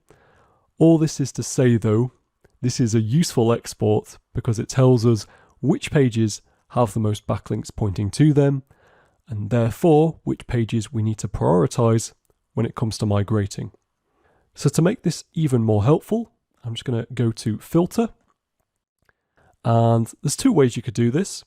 You could either filter based on which pages have the most domains pointing to them, in which case this is already sorted, or we could look at which pages have the most backlinks pointing to them, which is my preference. Usually they will come out pretty similar, so it doesn't matter too much, but now we have a list of URLs and we know in which order we need to prioritize the redirects.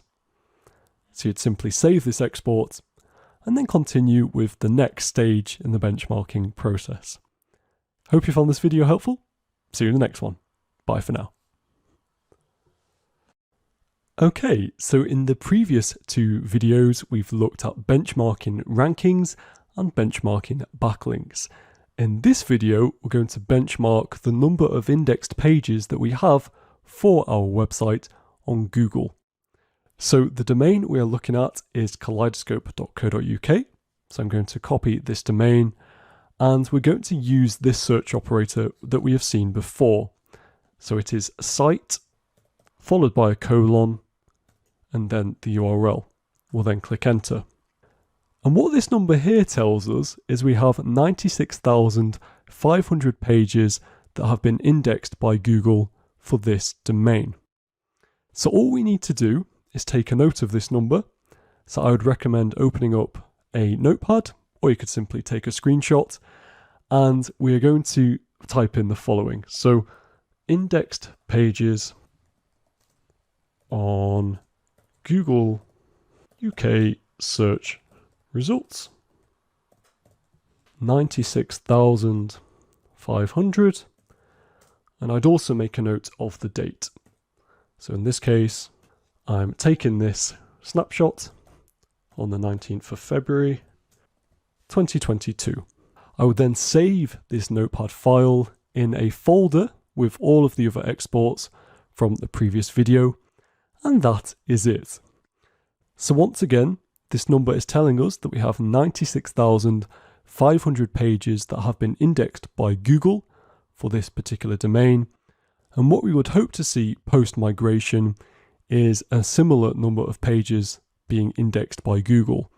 Now this may take a little bit of time post-migration, but this is the number we are aiming for, because providing we migrate all of the pages across and get all of our redirects in place, we would hope that we would see this same level of visibility post-migration.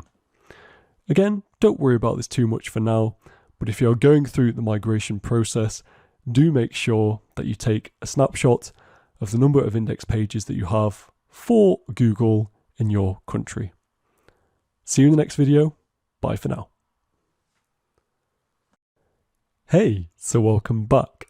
So in previous videos, we have started to benchmark important aspects of our SEO performance, including rankings, backlinks, and indexed pages. In this video, we're going to look at the final piece of benchmarking we need to do prior to a migration, and that is traffic, impressions, and clicks. Now, impressions and clicks are the ones you need to capture at a minimum, I would say, and if you have access to traffic, whether it be through Google Analytics or Adobe, it's worth making a note of that number as well for your top pages. So I'm going to show you the clicks and impressions for this website. We're looking at Kaleidoscope like we have seen in previous videos, and we're going to look under search results. So once we have clicked under search results, we can see the total number of impressions and the total number of clicks this website has been getting in the last 3 months. But we're going to change this date. So we want to look at the last 12 months and then just click apply. So this will now tell us how many clicks and impressions this website has got in the last 12 months. And if we scroll down and then click pages, we can see to which pages most of these clicks and impressions are coming from. So unsurprisingly, in this example, we're seeing a large portion of the clicks and impressions going to the homepage. We also have some going to the login page. So this would be where customers are logging into their own account. And then from here, we have clicks and impressions to the dresses page, the main fashion page, and a number of other pages. So all we'd want to do is capture this information, and to do that, we can simply export this as a CSV, just like we have done for the rankings and the backlinks data. So once I've clicked it, it will then save it in this zip file. We'll show this in the folder. And once we open it, we can see we have a number of pages here. So the one we want to look at is pages. And once it opens, we are given this document here, which shows us which pages have been getting the most clicks and impressions over the last 12 months. So if we wanted to, we could keep the click-through rate because that could be important. I'd say we don't need to worry about the position. And then we have this data here. So once again, I would then save this information into the folder containing the other exports that we've taken in the previous videos. Like I say, if you can get the traffic data as well, that would also be really helpful. And if you do keep a track of revenue, then similarly, you'd want that information as well. But as a minimum, I would definitely suggest getting information about the clicks and impressions and which pages are getting the most clicks and impressions. It's already sorted for us, so we don't need to worry about filtering it, and we can just look at this information and make sure that we prioritize these pages to be redirected first. Now, hopefully, what you'll find is, particularly when it comes to backlinks and rankings, these pages are likely to correspond to the pages which we have already marked as a priority based on those other two metrics. So for example, if we find, which hopefully we would find, the homepage is getting the most backlinks pointing to it, it's also ranking for the most organic keywords, and as we can see, it's also getting the most clicks and impressions, then clearly this would be a page that we want to prioritize as one to redirect. Similarly, if we find that this page, which looks at fashion dresses, is getting a lot of clicks and impressions, and also it has some backlinks pointing to it, and it is ranking for a lot of keywords, then this too would be a priority page, and so on and so on. So hopefully we'll see a lot of corresponding going on with these pages. Hope that has been helpful. I'll see you in the next video where we're going to talk about redirect mapping. See you there. Bye for now. Hi. So in this video, we're going to start looking at redirect maps. Redirect maps are a really fancy way of saying what the old URL is for a page and what the new URL will be on the new domain. Now, typically what we see is when working with developers, they will use what we call a staging website. So this is a duplicate version of the new website that is not live on the internet, so only developers can see it. It's useful to create a staging website because it allows us to create these redirects and get all these pages mapped out without putting it live, so we can double check for errors. So typically what the staging URL will look like is staging dot and then whatever the domain is. Now in this case, I'm going to assume that the domain isn't actually changing, so it's still kaleidoscope.co.uk. It is just the structure of the URLs and the overall functionality of the website that is changing, hence the migration. So in this case, we have a URL here for the homepage that I've already created, staging.kaleidoscope.co.uk, which is exactly the same as the old URL. Now what I'm going to do is I'm going to work on some of these URLs and show what a new URL might look like and how we start putting together this redirect map. Something you would want to check with your developers first is whether this type of file is okay for them to work from. With migrations I've worked on in the past, and when working with developers, an Excel file like this has always been okay, but your developers may have a preference. If you're doing this all of yourself and you're going to be implementing the redirects yourself, then decide for yourself whether this sort of file is okay to work from. So what I've done is I've ordered these pages based on priority. So it's clearly starting with the home page because we saw from our benchmarking that this page is getting the most traffic, has the most organic rankings, and also has the most backlinks pointing to it. So we'd want to make sure that we're redirecting the homepage to our new site. And then the next important page would be the login page. The next important page after that will be this dresses page, and so on and so on. Now, if you are a little bit thin on resource for your migration process, you may decide you don't want to redirect all of these pages to equivalents on a new website.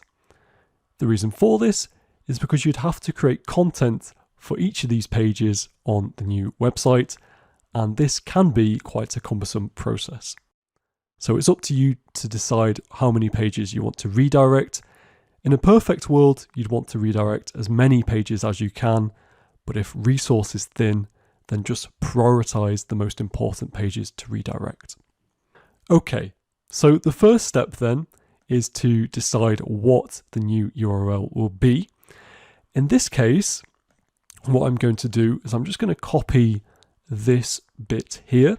So this is going to stay the same for basically all of the new URLs.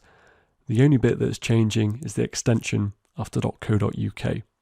So for the homepage, we have no extension because it is just simply the domain as it is. But for the login page, what I would suggest is we just have login rather than this awful looking string that we have at the moment. So I know because of working on this website that the reason this exists is because of the current platform this website is using.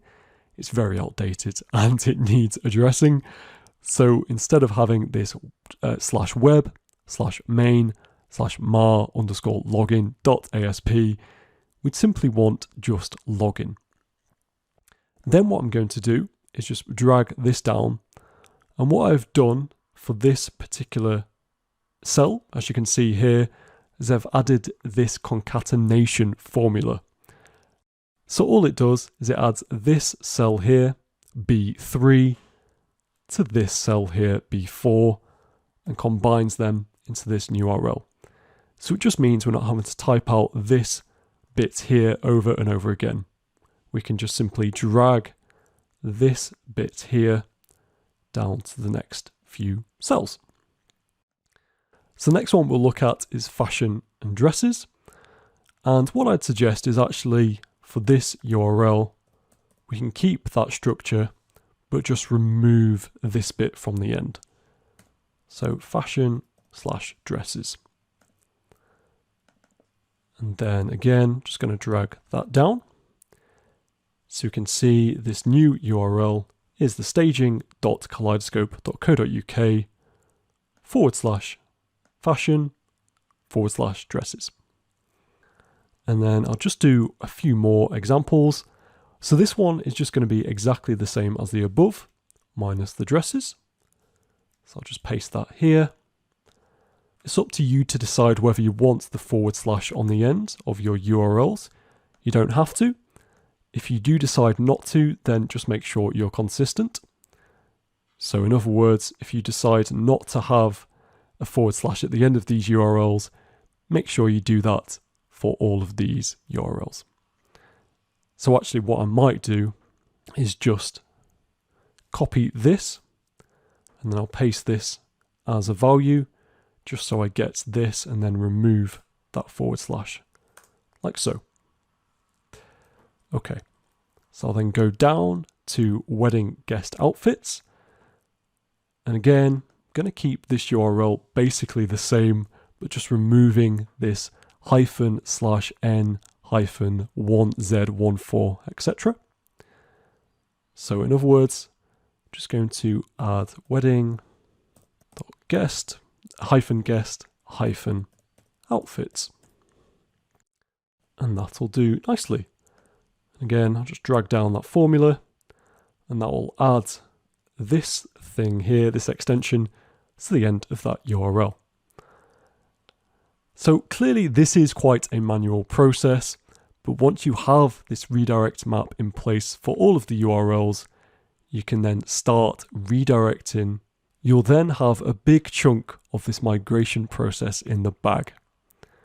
So I hope you found this video useful, and I'll see you in the next video where we're going to start looking at the pre-launch things you need to start doing for a migration. See you there. Okay, so your site migration is fast approaching. The nerves are jangling and we're in the final straight.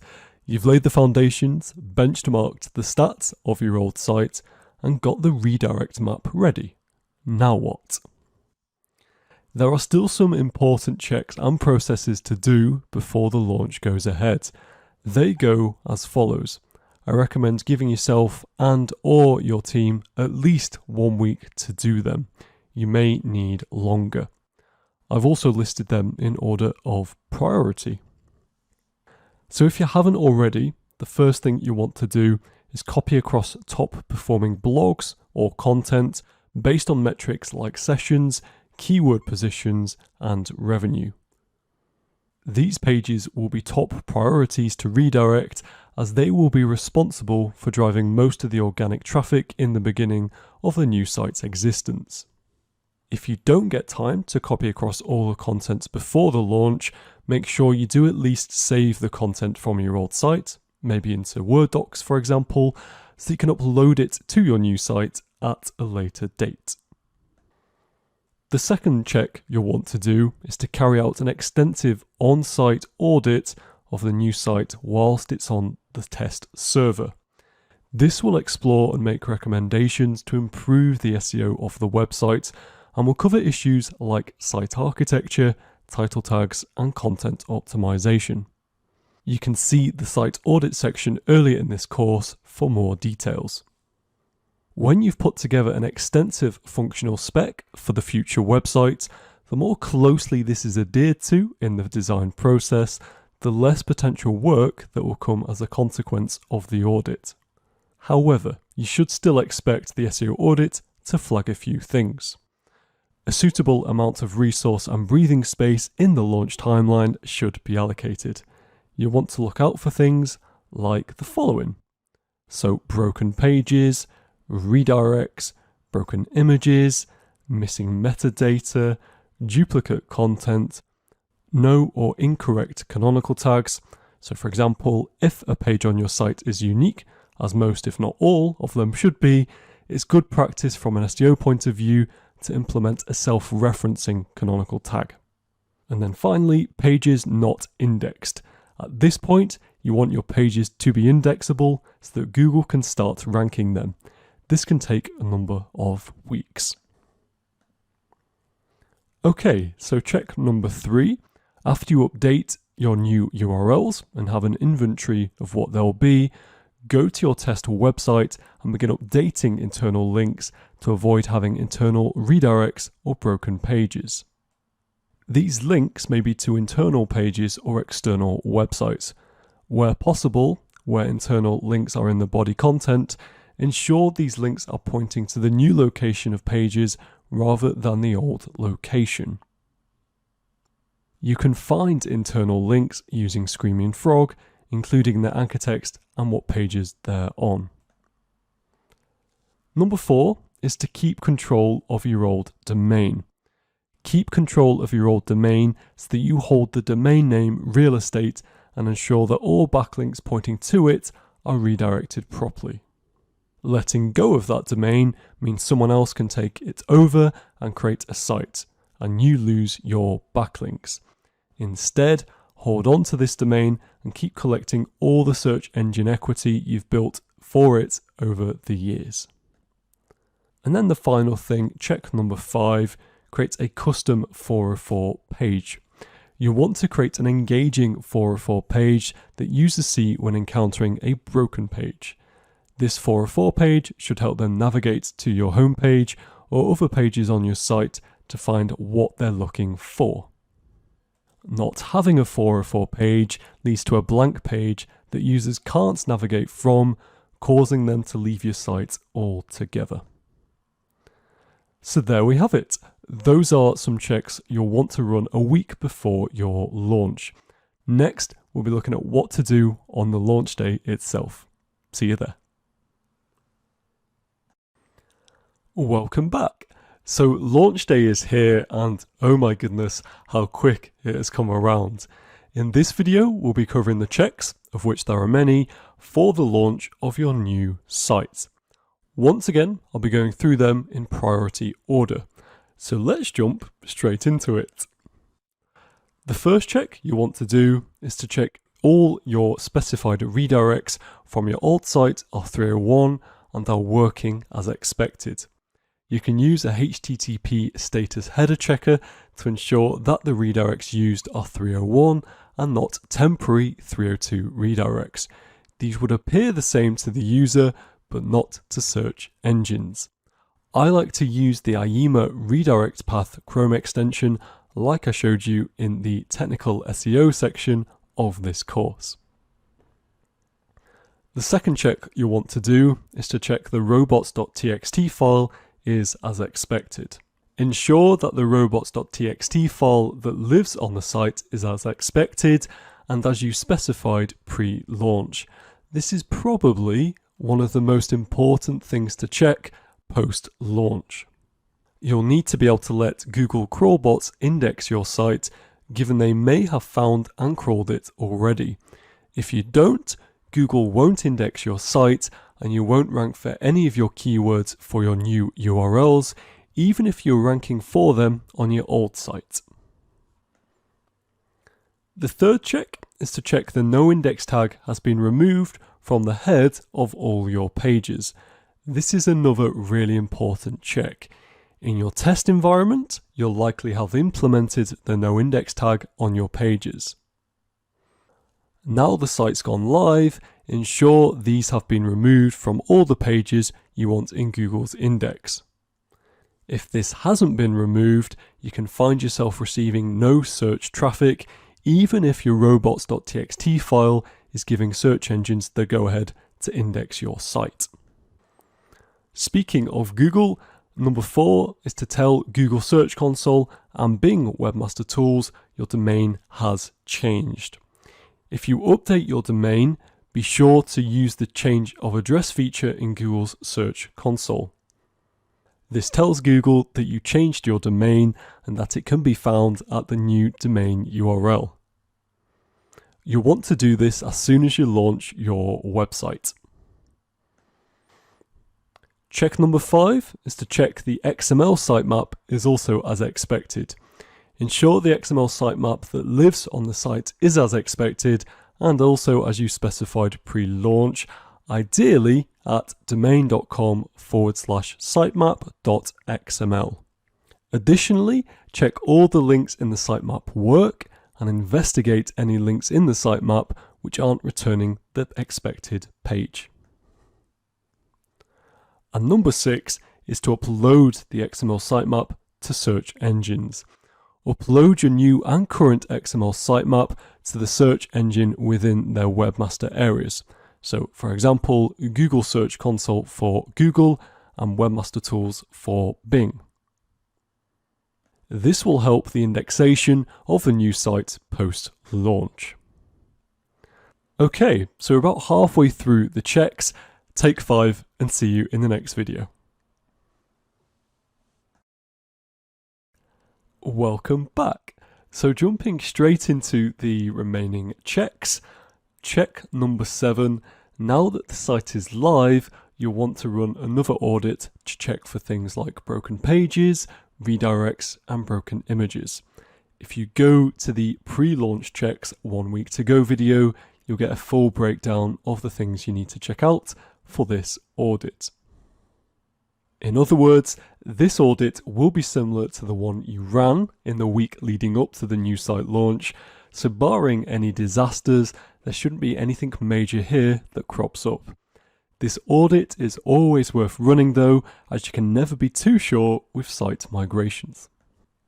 Check number 8 is to ensure title tags and meta descriptions have been implemented.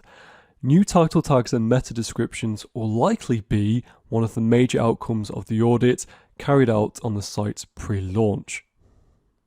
Ensure the title tags and meta descriptions reflect those you specified. Check number 9 is to test for broken links. Repeat your test for broken internal links on the live site to ensure that no link is pointing to a page that no longer exists. Again, you don't have to do this manually. You can use a tool like Screaming Frog, as I've shown you before. Number 10 is to ensure there are no soft 404s on your live site. On the live site, test a dummy URL which should lead to a 404. For example, you could try your domain /xpgry. So just a random bunch of letters, and ensure this is a proper 404 error rather than what we call a soft 404. A soft 404 appears to be a 404, but actually returns a 200 status code. A success status code tells search engines that there is a real page at that URL. As a result, the page may be listed in search results, and search engines will continue trying to crawl that non-existent URL instead of spending their time crawling your real pages. This can lead to duplication of content on your website and consequently poor search engine performance. In some cases, a soft 404 might be a page with little or no content. For example, a sparsely populated or empty page. Check number 11 is to check analytics codes are in place. Ensure that analytics codes are triggering as expected on normal and conversion pages, either on the page direct or within your tag management system. gachecker.com is a great tool that can assist in this process if you're using Google Analytics. Test number 12 is to test your new site on your mobile device. Pull out your phone and go to your website. First, make sure your website is responsive and rendering properly on your mobile device.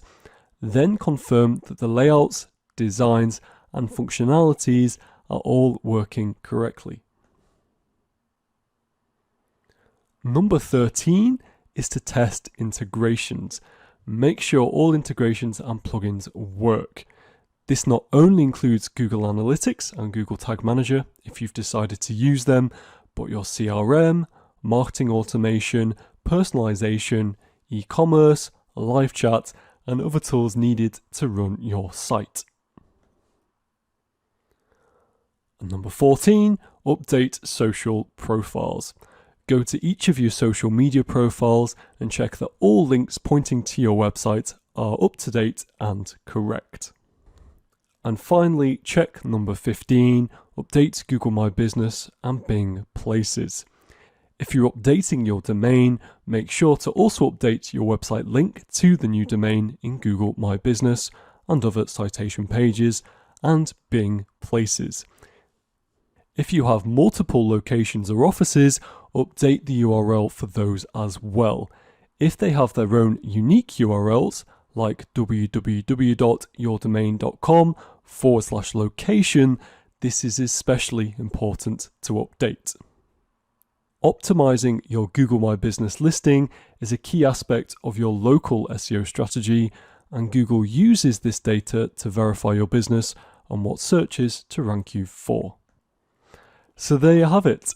These are the important checks you should be going through for a new website when it launches. But the checks don't stop here.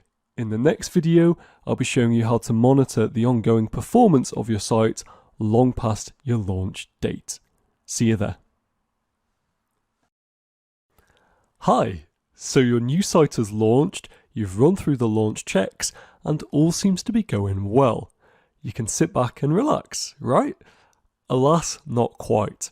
An SEO's work is never over, particularly after a site's migration. At this point, it's worth noting the following. If your migration goes well, Google and other search engines should start ranking your new website for the keywords your old website was previously ranking for. You can think of it like the runners passing the baton in a relay race. After hitting the Go Live button and completing the launch checks, you want to make sure this happens. Watch your analytics over the next week to month.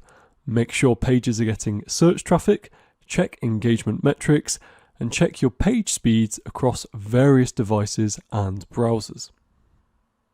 I'll talk about these in more detail shortly. Don't be alarmed if keyword performance dips at first. This is perfectly normal. They should pick up once search engines note the changes and the redirects. This could take a day, it could take a week, it may take longer. Once they do, the new site should start ranking for the keywords and drive organic traffic, just like the keywords did on your old site.